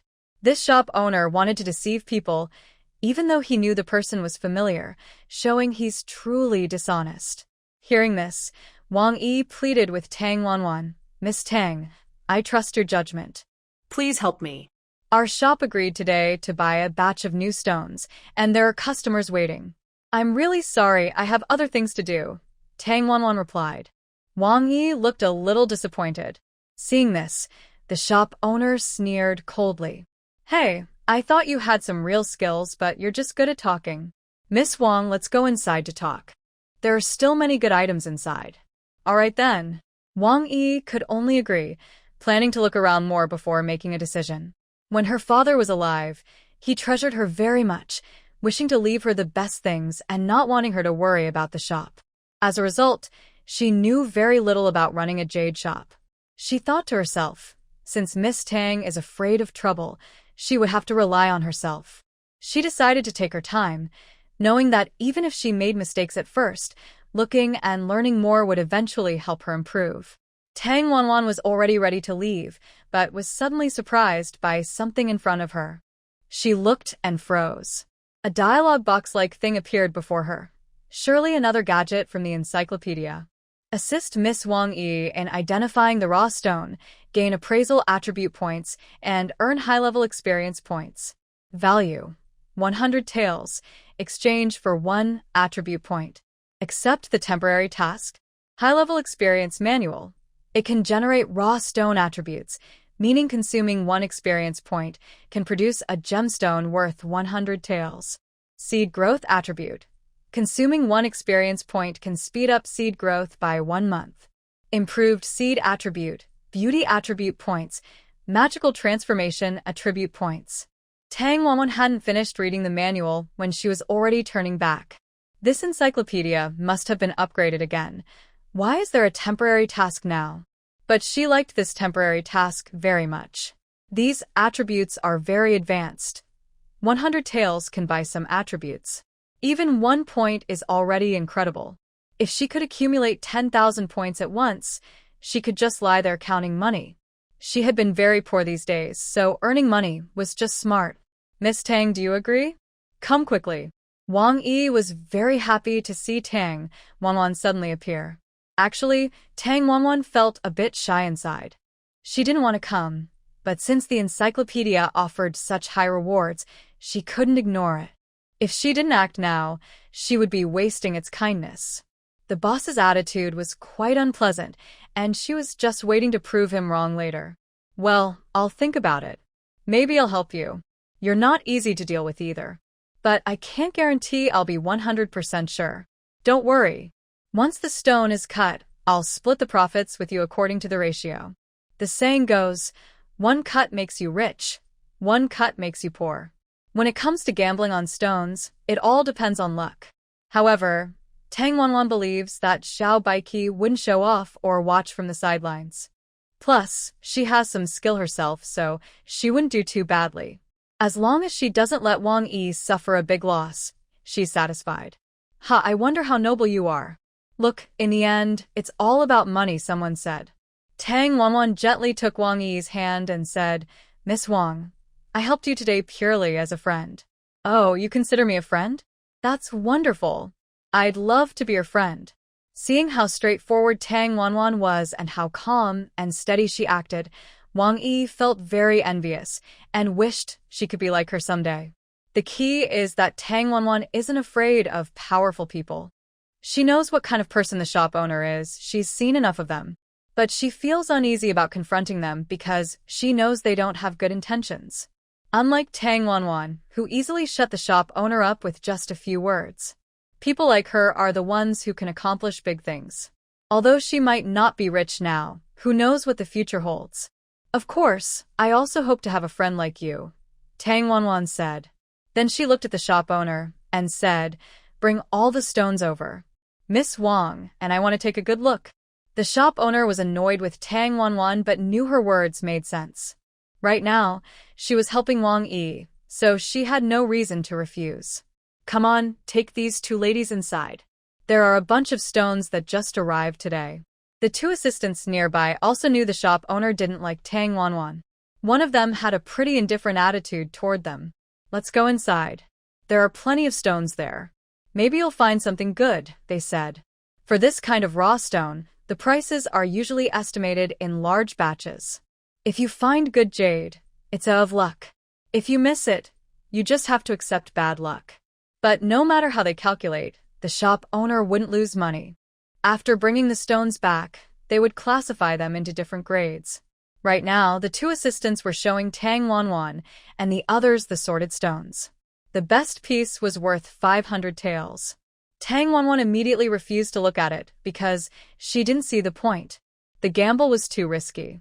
She preferred to look at medium-grade stones.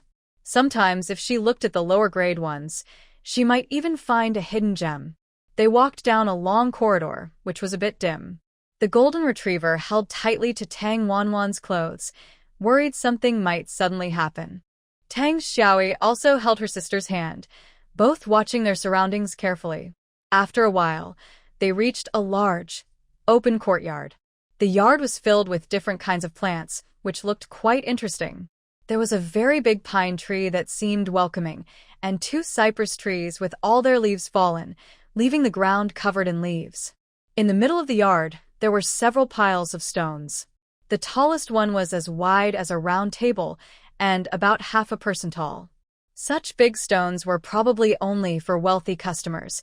Without thousands of taels, they wouldn't buy them. Cutting these stones took several skilled workers' days, and usually, they wouldn't dare to cut unless they were sure. If they made a profit, it meant lifelong wealth for the family. If they lost, they'd become poor overnight. Miss Tang, which one should we look at first? Wang Yi asked. Tang Wanwan looked at Wang Yi and said, just look around first. If one catches your eye, pick that one. Really? Just like that? Wang Yi was surprised. She thought Tang Wanwan had some special way of choosing treasures. Just picking what looks good? How does that work? Mrs., you can actually tell from the appearance of the jade stones. Some have patterns or look better, and most of those contain good things, another clerk kindly reminded them. Wang Yi shyly said, thank you. Tang Wanwan signaled her to pick freely. Wang Yi looked a bit confused, examined several piles of stones for a long time, and finally chose a medium-priced one. Some stones cost 100 taels each, others 200, some 50 or 60, and the cheapest about 20 taels each. The stones at the very end were junk, similar to the small stones Tang Wanwan picked earlier. The cheapest was worth 100 coins, and the most expensive about 10 taels of silver each. Of course, whether these stones contained jade was still unknown. Wang Yi picked one, and Tang Wanwan glanced at it. The clerk next to her followed, helping place the chosen stone into a frame. They would carefully examine the stones later. They spent a full hour selecting, ending up with about 10 or so stones. Wang Yi was exhausted, sweating, and red-faced, which added some color to her delicate face. Wang Yi's name suits her well. She is slender and has a gentle, feminine appearance, more so than her sister. She gives off the impression of a delicate, fragile woman. However, from their interactions, Tang Wanwan sensed that Wang Yi is actually strong inside and has a strong personality. That's why she decided to get to know her and help her. Although she also had some personal reasons deep down, she genuinely wanted to help her. She also had a feeling that helping her might bring her trouble, but she didn't care about that for now. Miss Tang, I've picked out some stones, but I really don't know how to choose.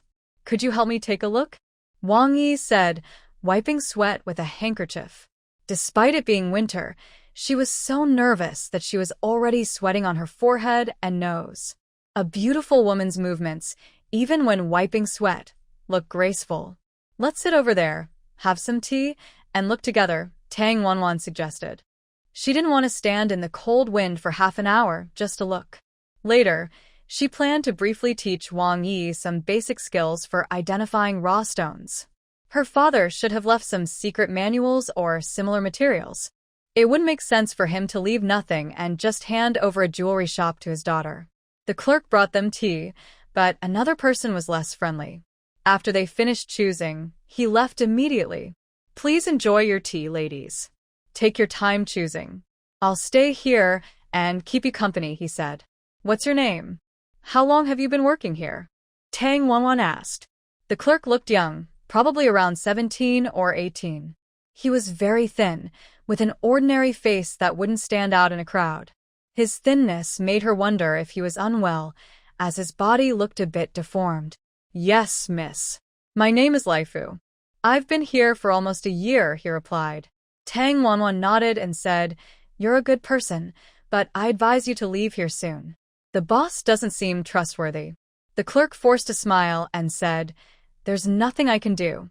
I finally found a job that doesn't require much effort, and I'm happy with that.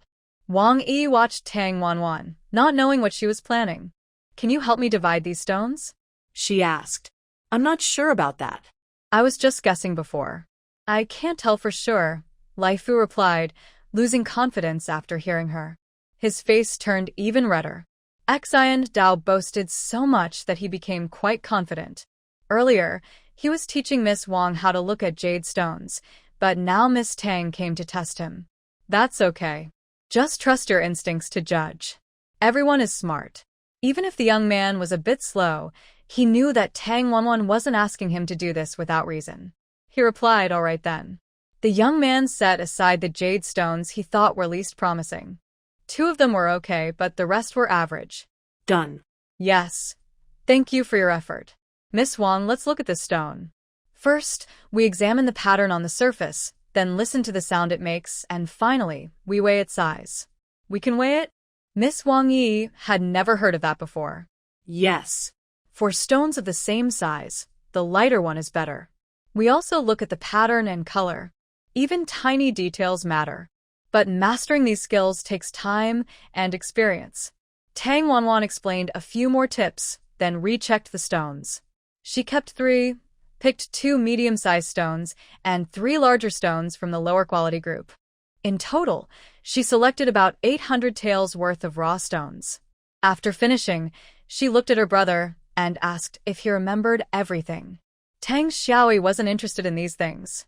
He scratched his head and said, I remember, but I still can't tell them apart.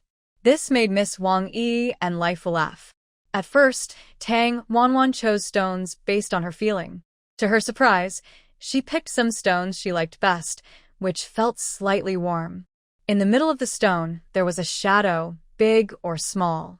Normally, regular stones are either very cold or have no temperature at all and no shadows. She thought she might be seeing things. She tried a couple more times and confirmed her suspicion. Then she confidently took the stones. That's all. Miss Wang, do you want to look again? Do you have enough money? Tang Wanwan was worried she might have taken too much. If Miss Wang Yi couldn't pay later, it would be awkward. I brought enough. Since she was in the jade business, Miss Wang Yi carried 1,000 taels in silver notes today. She originally wanted to bring her sister to see the stones, but her sister nearly offended her important guest, and her servant took her back. Now she had to choose alone. Later, her servant would come to pick her up and take the stones back. There's no need to look anymore. Let's ask the master to cut it. There are 3 masters here who specialize in opening jade. Seeing her pick so many stones, each of their necks stretched out eagerly. Tang Wanwan noticed that the 2 nearby masters were very strong and even gave a look to the older one, signaling him not to compete with them for business. Knowing that dealing with such big clients can bring a profit of a few taels of silver, sometimes even more, the older master quietly begged them, implying he wanted to do some work. The 2 younger masters immediately pushed him aside. Get out of the way, old man. Don't block our chance to make money. Then, the 2 young, strong masters stood up to greet Wang Yi and her friends. Miss Wang, let me handle this. I will make sure everything looks perfect. Miss Wang, I've done the best work among these 3. I believe you hired me today, so I will definitely find a good treasure. While the 2 were busy competing for the business, the old man sat quietly on a bench, looking helpless. Tang Wanwan was about to speak when the shop owner arrived, bringing several wealthy-looking guests. He smiled as he entered. Oh, Mrs. You chose so quickly. I happen to have some regular customers here. I heard you're about to open some jade stones, so I came to join the fun. Let's see how lucky you are today. Maybe you'll find a big treasure. Fingers crossed. I hope it won't disappoint you, Tang Wanwan said, glancing at Wang Yi. Wang Yi nodded, replying, Please, all 3 masters, start together. Thank you for your kindness, miss, said the older master, giving Wang Yi a grateful look. Although Tang Wanwan didn't like the way the other 2 masters looked at the stones, if they wanted to see the results quickly, all 3 would start at the same time. Usually, when opening jade, the master asks the owner how to proceed. If they make a mistake and break the stone, the owner has to accept it. If the master is skilled and opens it just right, it's a perfect find. Tang Xiaoyi had never seen such a scene before and became curious. She gently tugged at her sister's sleeve and whispered, Big sister, is there really a treasure inside this stone? Do only certain stones have treasures inside? Tang Wanwan pulled her younger brother, Tang Xiaoyi, close and explained, This kind of stone is not ordinary. It is buried underground and can produce jade. They grow in special places. Some stones contain jade, and some do not. But if you remember what your sister says, you will be able to see the treasures. Oh, I see. I want to learn more from you, sister. Tang Xiaoyi finally understood that these stones grow in special places. He thought happily that he had been mistaken. He used to believe that any stone could have a treasure inside. He even planned to go home and carefully examine the stones there, hoping to find something valuable and make their family rich. But secretly, he also thought he must learn well from his sister and remember her words carefully. That way, if he saw such stones again, he could tell which ones were special. Let's go and take a look, Tang Wanwan said, holding Tang Xiaoyi's hand. She walked over to Wang Yi and said, Miss Wang, shall we start? Wang Yi nodded heavily and tightly held Tang Wanwan's hand, saying, Miss Tang, I rely on you. Tang Wanwan smiled and said, Don't worry. We've already chosen. Now we just wait for the result. After hearing this, Wang Yi looked much more relaxed. Yes, everything was settled now. They just had to wait for the final outcome. In fact, the result was already decided, but they didn't know if it would be good or bad. It was a bit like gambling, betting on her own judgment and Tang Wanwan's luck. Although Tang Wanwan had quickly given Wang Yi some advice and shared her experience earlier, once it came to the real work, she felt nervous and unsure. Moreover, opening jade stones was very careful work. If she made a mistake and misjudged, that hundreds of taels worth of stone could turn into just a few taels, or even worthless. Tang Wanwan also didn't dare to be careless. She focused intently on one of the stones, trying to see the outline of the shadow inside. That shadow was probably the jade, which might have energy, so she could see it. She didn't understand the reason yet, but as long as she knew that shadows indicated treasures, that was enough. She told the master, "Master, please cut from here first, then cut horizontally like this." "Okay, but miss, you can have some tea while I work. I'll need a little time." The master said it would take a little while, but in reality, that is the most conservative estimate. When actually cutting, depending on the size, even the smallest piece takes about the time of 2 tea breaks. For slightly larger areas, it could take over an hour or more to finish. A few customers nearby looked skeptical. Only one middle-aged man said, "Maybe so." The shop owner then said, "Are you sure you've thought it through? Once you decide, you can't change your mind." It was clear he wanted to distract Tang Wanwan and make her doubt her judgment. Tang Wanwan smiled slightly and said to the master, "Master, please go ahead." The master sat next to the manual machine. Tang Wanwan watched the polishing and cutting tools with curiosity, thinking, could this be the legendary tuo machine? The tuo machine is an early tool for cutting jade, still operated entirely by hand. The process is slow and inefficient, requiring manual effort to turn the machine. The master responded, "Miss, watch carefully." Then he stepped on a large object with his foot, and the tuo machine began to slowly turn, starting to polish the stone.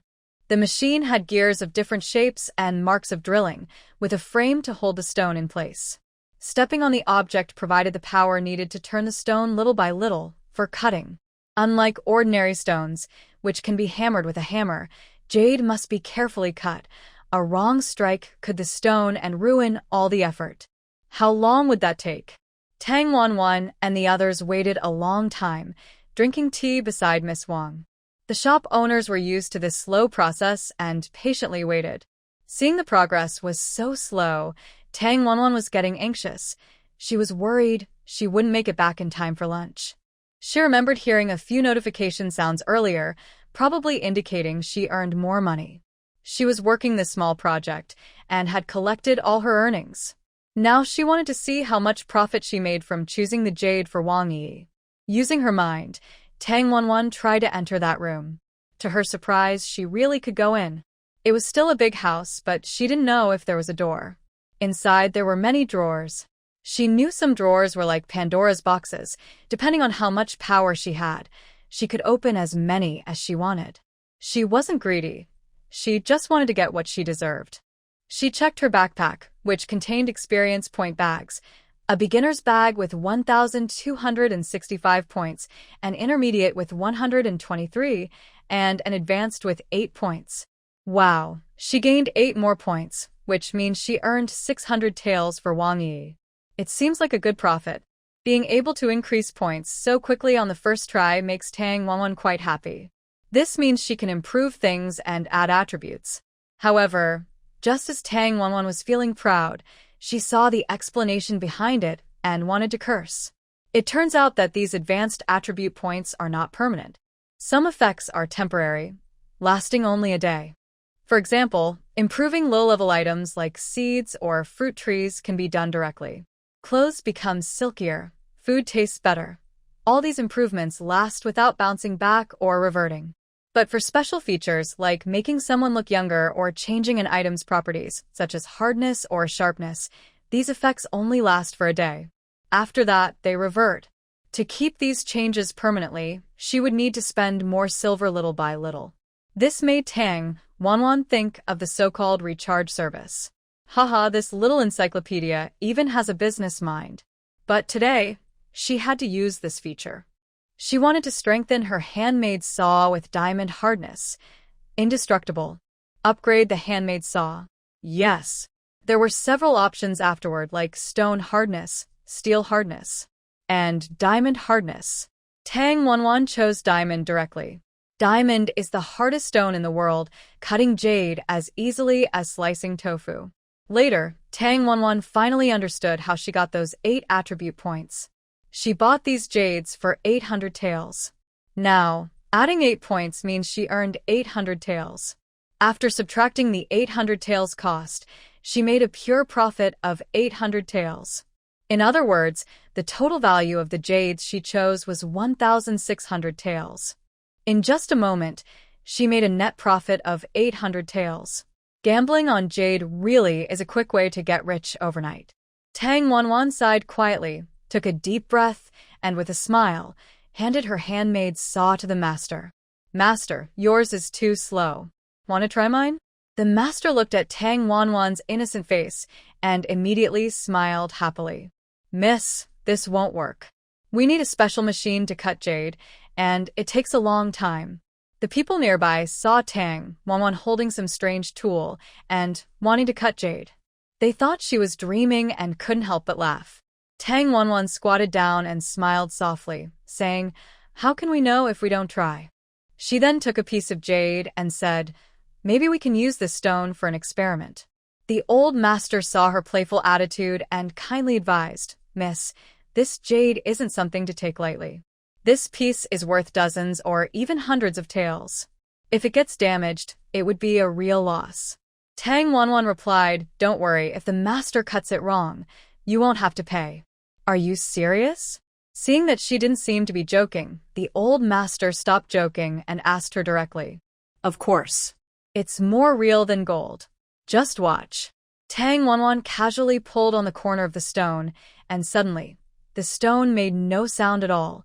One corner was perfectly cut off. The scene instantly fell silent. Everyone looked as if they were spellbound. Then they reacted and exclaimed, "Wow, that's a divine blade. It can really cut through stone. That's incredible." As expected, the old master began cutting the jade according to Tang Wanwan's instructions, each cut precise. Soon, he was slicing through the jade as easily as cutting a watermelon, regardless of whether it was a horizontal cut, a straight cut, or a curved one. His skill was impressive, and having worked as a cutter all his life, he had never done so freely and effortlessly before, almost moved to tears.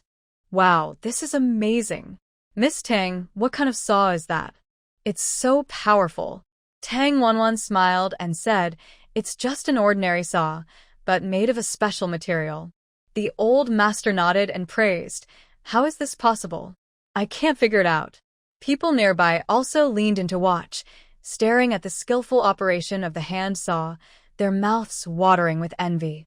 "How can this be? It's so fast, it's unbelievable. Could she be practicing some kind of magic? Boss, should we report this to the authorities?" The rude young shop assistant, feeling mischievous, suggested. The shop owner was also confused. This girl was too strange. He had never heard of a descendant of a noble family producing such talented people. She knew how to identify gold and jade, and even her cutting tools seemed divine. Who could compare? He immediately hit the guy's head with his hand and whispered, "Are you stupid? Someone like her definitely has a background. Offending her is like offending the god of wealth. Look at those stones she picked. None of them are empty. Wow, impressive. It's a pity, though. I've been watching people for most of my life, but this is the first time I've been fooled. Really, boss, do you regret it now? Get lost. If you don't speak, no one will think you're mute."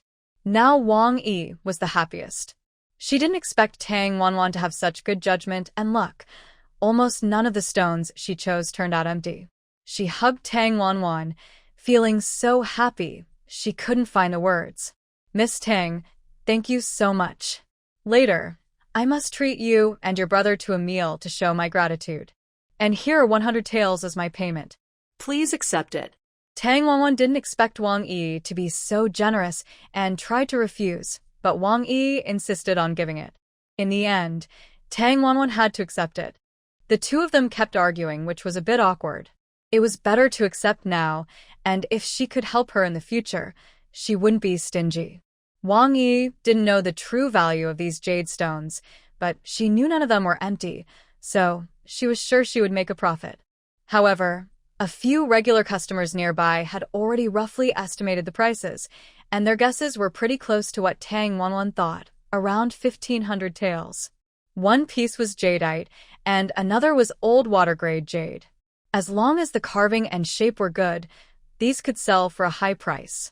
Luckily, Tang Wanwan didn't get too greedy and didn't pick the most expensive stone, or the others might have gotten angry. Miss Wang, are you willing to sell this stone? I'll offer 300 taels. One of them couldn't hold back anymore. Usually, good stones would be bought on the spot by knowledgeable buyers, but Wang Yi had promised to save some for her customers, so she couldn't sell it. She still needed Tang Wanwan to help her estimate the price more precisely, so she'd know when she returned.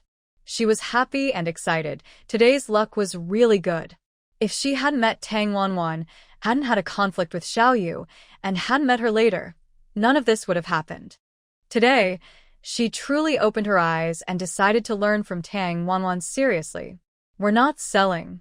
Please help us pack everything, master. Tang Wanwan looked at the stone and said, this piece is worth at least 400 taels, and it's the largest one. The quality of the jade is very good, so carving a small Buddha or something similar is no problem. All right. Wang Yi paid the master a handling fee. The two other masters could only watch eagerly because they hadn't been useful at all. They could only blame their bad luck. If it weren't for Tang Wanwan's cutting tool, they might have made a lot of money today. Tang Wanwan noticed that when she put her manual saw into her bag, several people nearby looked at her with interest.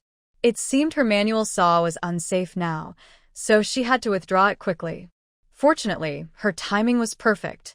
Two assistants beside Wang Yi came to the shop looking for her, knowing she was buying goods and needed help moving stones. You're here. Has my second uncle returned? Miss, the second young master hasn't come back yet. Wang Yi nodded and said, this pile is all good material. Be careful when you move them. One of the assistants looked at Wang Yi and asked, are these all seed jade? Miss, your luck is really good. Wang Yi didn't mention Tang Wanwan's situation and just said, yes, it's okay. As long as the customers don't wait in vain, that's good.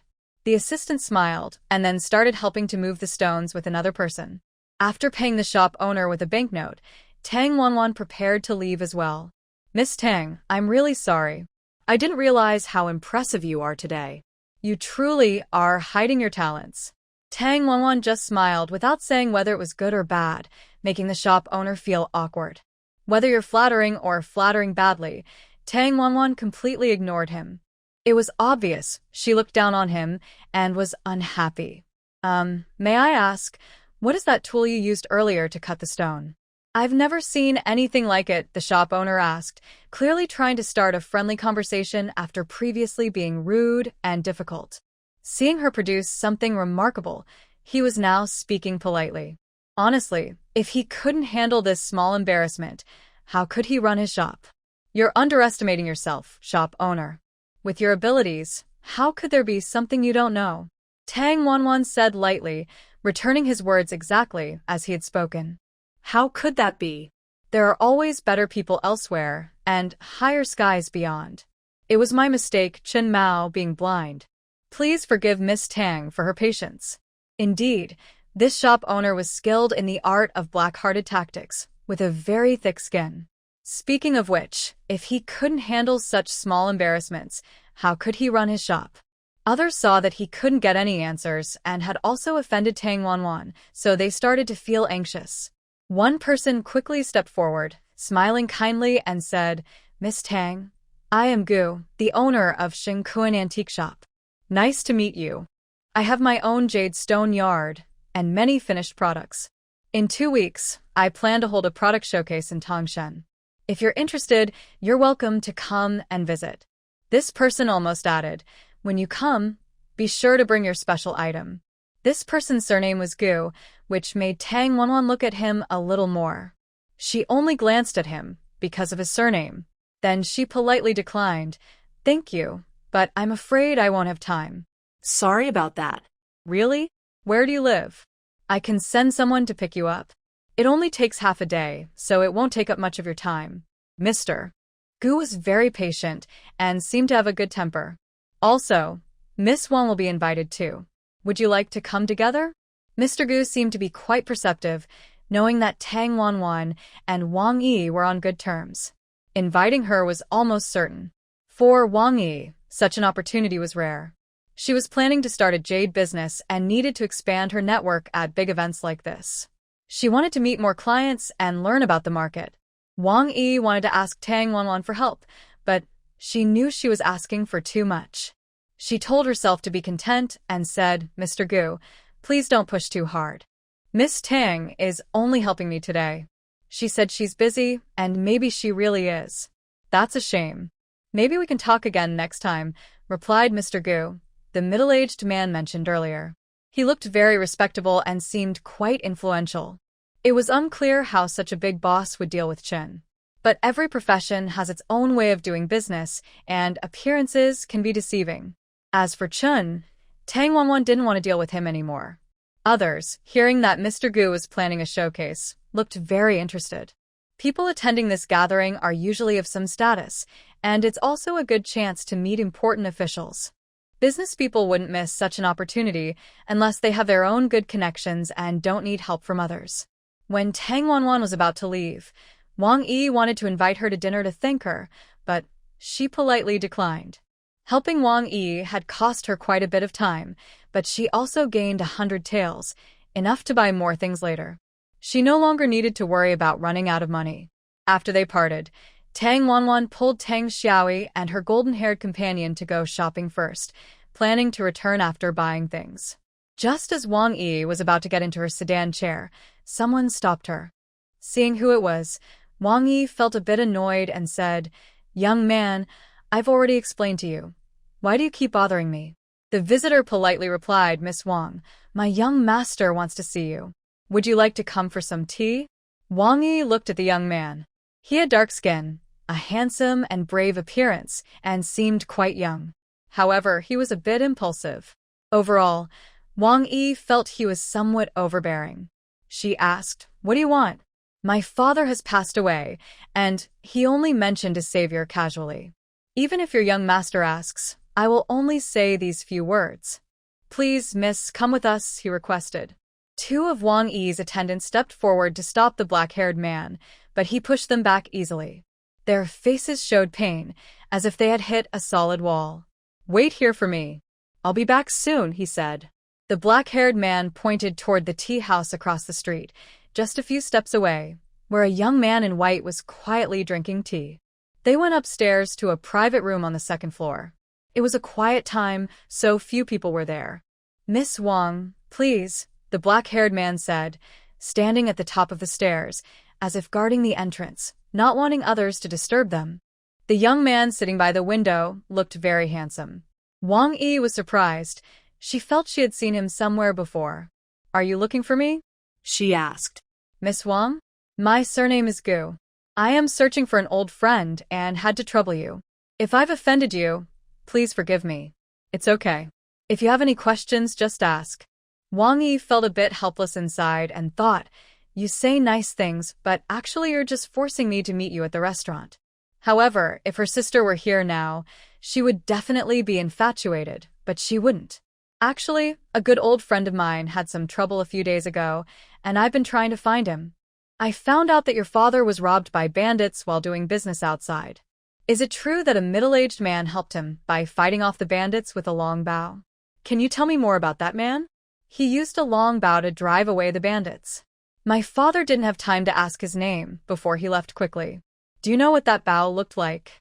Did the man have any other features?" "I'm not sure about that." "Where did your father meet the bandits?" "Can you tell me?" "At Dashiling, near the Shirling River. That area had a bandit hideout with 3 brothers who ruled the mountain. Because the terrain was remote, people were often robbed unexpectedly. When someone reported to the authorities, they didn't care much. Thank you for your help, miss. If you need anything in the future, you can come to Yonglin Pavilion and look for me. My surname is Gu." Not many people would willingly offer help like Gu Yunji did. Wang Yi didn't know what kind of luck she had today. She met 2 important people. Tang Wanwan wasn't a famous person, but today she became Wang Yi's teacher and would help her a lot in the future. As for Gu Yunji, with his reputation outside, just mentioning his name would be very impressive. Could it be that young Master Gu is the Gu Xiaoga master? "I apologize for my rudeness," Wang Yi said, knowing this young man looked extraordinary, but didn't expect him to be Gu Yunji. After meeting him today, she realized his reputation was well-deserved. His demeanor alone, not to mention his looks, could make many girls unable to sleep at night. That's correct, he replied plainly, not hiding anything and not using his less capable brother Gu Mingyuan's name anymore. By the way, may I ask something else? Yes, go ahead, Wang Yi said, looking at him curiously, wondering what else he wanted to ask. Was the girl you were with earlier surnamed Tang? Wang Yi nodded and said, yes. Do you recognize her, young master? Today, I just met her. She helped me a lot. She is really impressive, young but with great insight. Then Wang Yi told her about how she met Tang Wanwan and how she helped her. After finishing everything, she finally left. Wang Yi went downstairs and let out a gentle sigh. She felt as if Gu Yunji was about to swallow her whole. She is a woman, not a man, and won't steal her Miss Tang. Let's go. Gu Yunji stood up and left 5 taels of silver on the table for the tea. The shop assistant saw the generous tip and was very happy. Young master, are we going to Dashiling now? The black bear asked. Not in a hurry. Since we met, I should thank my lifesaver properly, Gu Yunji replied. The black bear looked at him in surprise. Young master, you already know? He asked. Gu Yunji rolled his eyes. Know what? The black bear quickly shook his head. Nothing. Seeing his awkwardness, Gu Yunji felt amused. He thought, what a silly kid, he can't even lie properly. At this moment, Tang Wanwan was at the seed shop, buying various seeds. She bought a big bag with celery, radishes, cabbage, and some small vegetables. She also bought a few bundles of fruit tree saplings like pear, peach, plum, and apricot trees. Her favorite was the osmanthus tree. People say osmanthus falls in front of others, and in the quiet night, spring flowers bloom. The moon surprises mountain birds, and they chirp in the spring stream. Tang Wanwan remembered this poem by Wang Wei. She longed for the feeling of osmanthus falling to the ground, birds singing in mountain streams, and the peaceful, ethereal spring nights. She wanted to bring these flowering trees back to decorate the western mountain nicely. Maybe she could even run a farm stay someday. By mid-August or the Mid-Autumn Festival, she could enjoy mooncakes, smell the osmanthus, and watch the moon with her family. Perhaps even with her loved one. Hey, shopkeeper, do you sell sugarcane? Is this all? Do you have thicker ones? She asked, pointing at a small bundle of rather thin, somewhat dry sugarcane covered in yellow mud. If Tang Wanwan didn't recognize sugarcane, someone unfamiliar might think it was a bundle of small bamboo sticks. This shopkeeper's trees and vegetable seedlings were the most numerous. Unfortunately, the watermelon seeds Tang Wanwan wanted most were not available. The shopkeeper looked at the ground and said, "Oh, you want to buy sweet stalks? These are from other things I bought." The shopkeeper gave them to me, saying they're edible. After he finished speaking, he couldn't help but laugh at himself and said, "I think this is just a trick. This thing looks like a bamboo root and you can't even chew it. Who would want to eat that? Can the boss give it to me? If you want it, I'll give it to you. You've bought quite a few things today. Come back and visit my shop again." "That's fine. Thank you, boss," Tang Wanwan said happily, feeling like she had found a treasure. She left with a big smile. The boss watched her go, shaking his head and thinking, this girl doesn't look silly. Why is she so happy with that thing? Of course, others couldn't understand either. She came with a bundle and returned with many items. Tang Wanwan looked at her hands, still holding 2 balance bikes, and suddenly felt a bit burdened.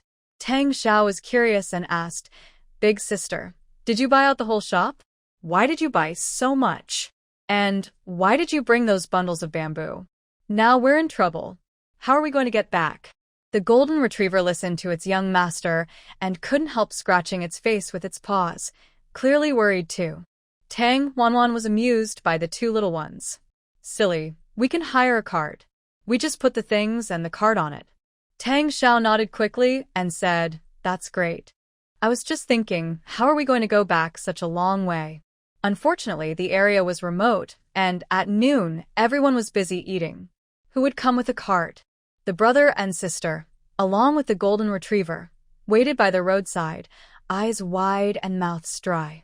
Tang Wanwan was thinking about putting the stuff on a cart and pushing it forward to find a vehicle. Suddenly, The sound of hooves clattering came closer. She saw a carriage slowly approaching from afar. Tang Zhao's eyes lit up immediately. He pointed at the large carriage ahead and said, "Big sister, look, there's a carriage. Be careful. That's someone's private carriage, not something you can hire." Tang Wanwan felt a bit discouraged. The carriage looked very luxurious, clearly belonging to a wealthy family. No one would let them ride with their messy things. If they dirted the carriage, the cleaning costs would be quite high. "Oh, that's a pity," Tang Xiao said, slumping to the side of the road, holding his face in his hands with a helpless expression. "All right, I guess we should look for another place to move to." Tang Wan bent down to bundle sugarcane and a bunch of fruit tree saplings together. Just as she placed them on the balance cart, she was approached by a clear, cheerful voice asking, "Miss, do you need a ride?" "No, thank you. I won't ask for your money. Can I give you a lift?" That voice sounds a bit familiar. Before I could look at the person, I saw Tang Xiaoyi tugging at her clothes and whispering, "Big sister, look, is that big brother the one from our house?" Tang Wuan looked up and saw someone sitting steadily on a carriage, looking at her. Their eyes met, and it felt like time suddenly stopped. It seemed like there were 1,000 words to say, but also like no words at all.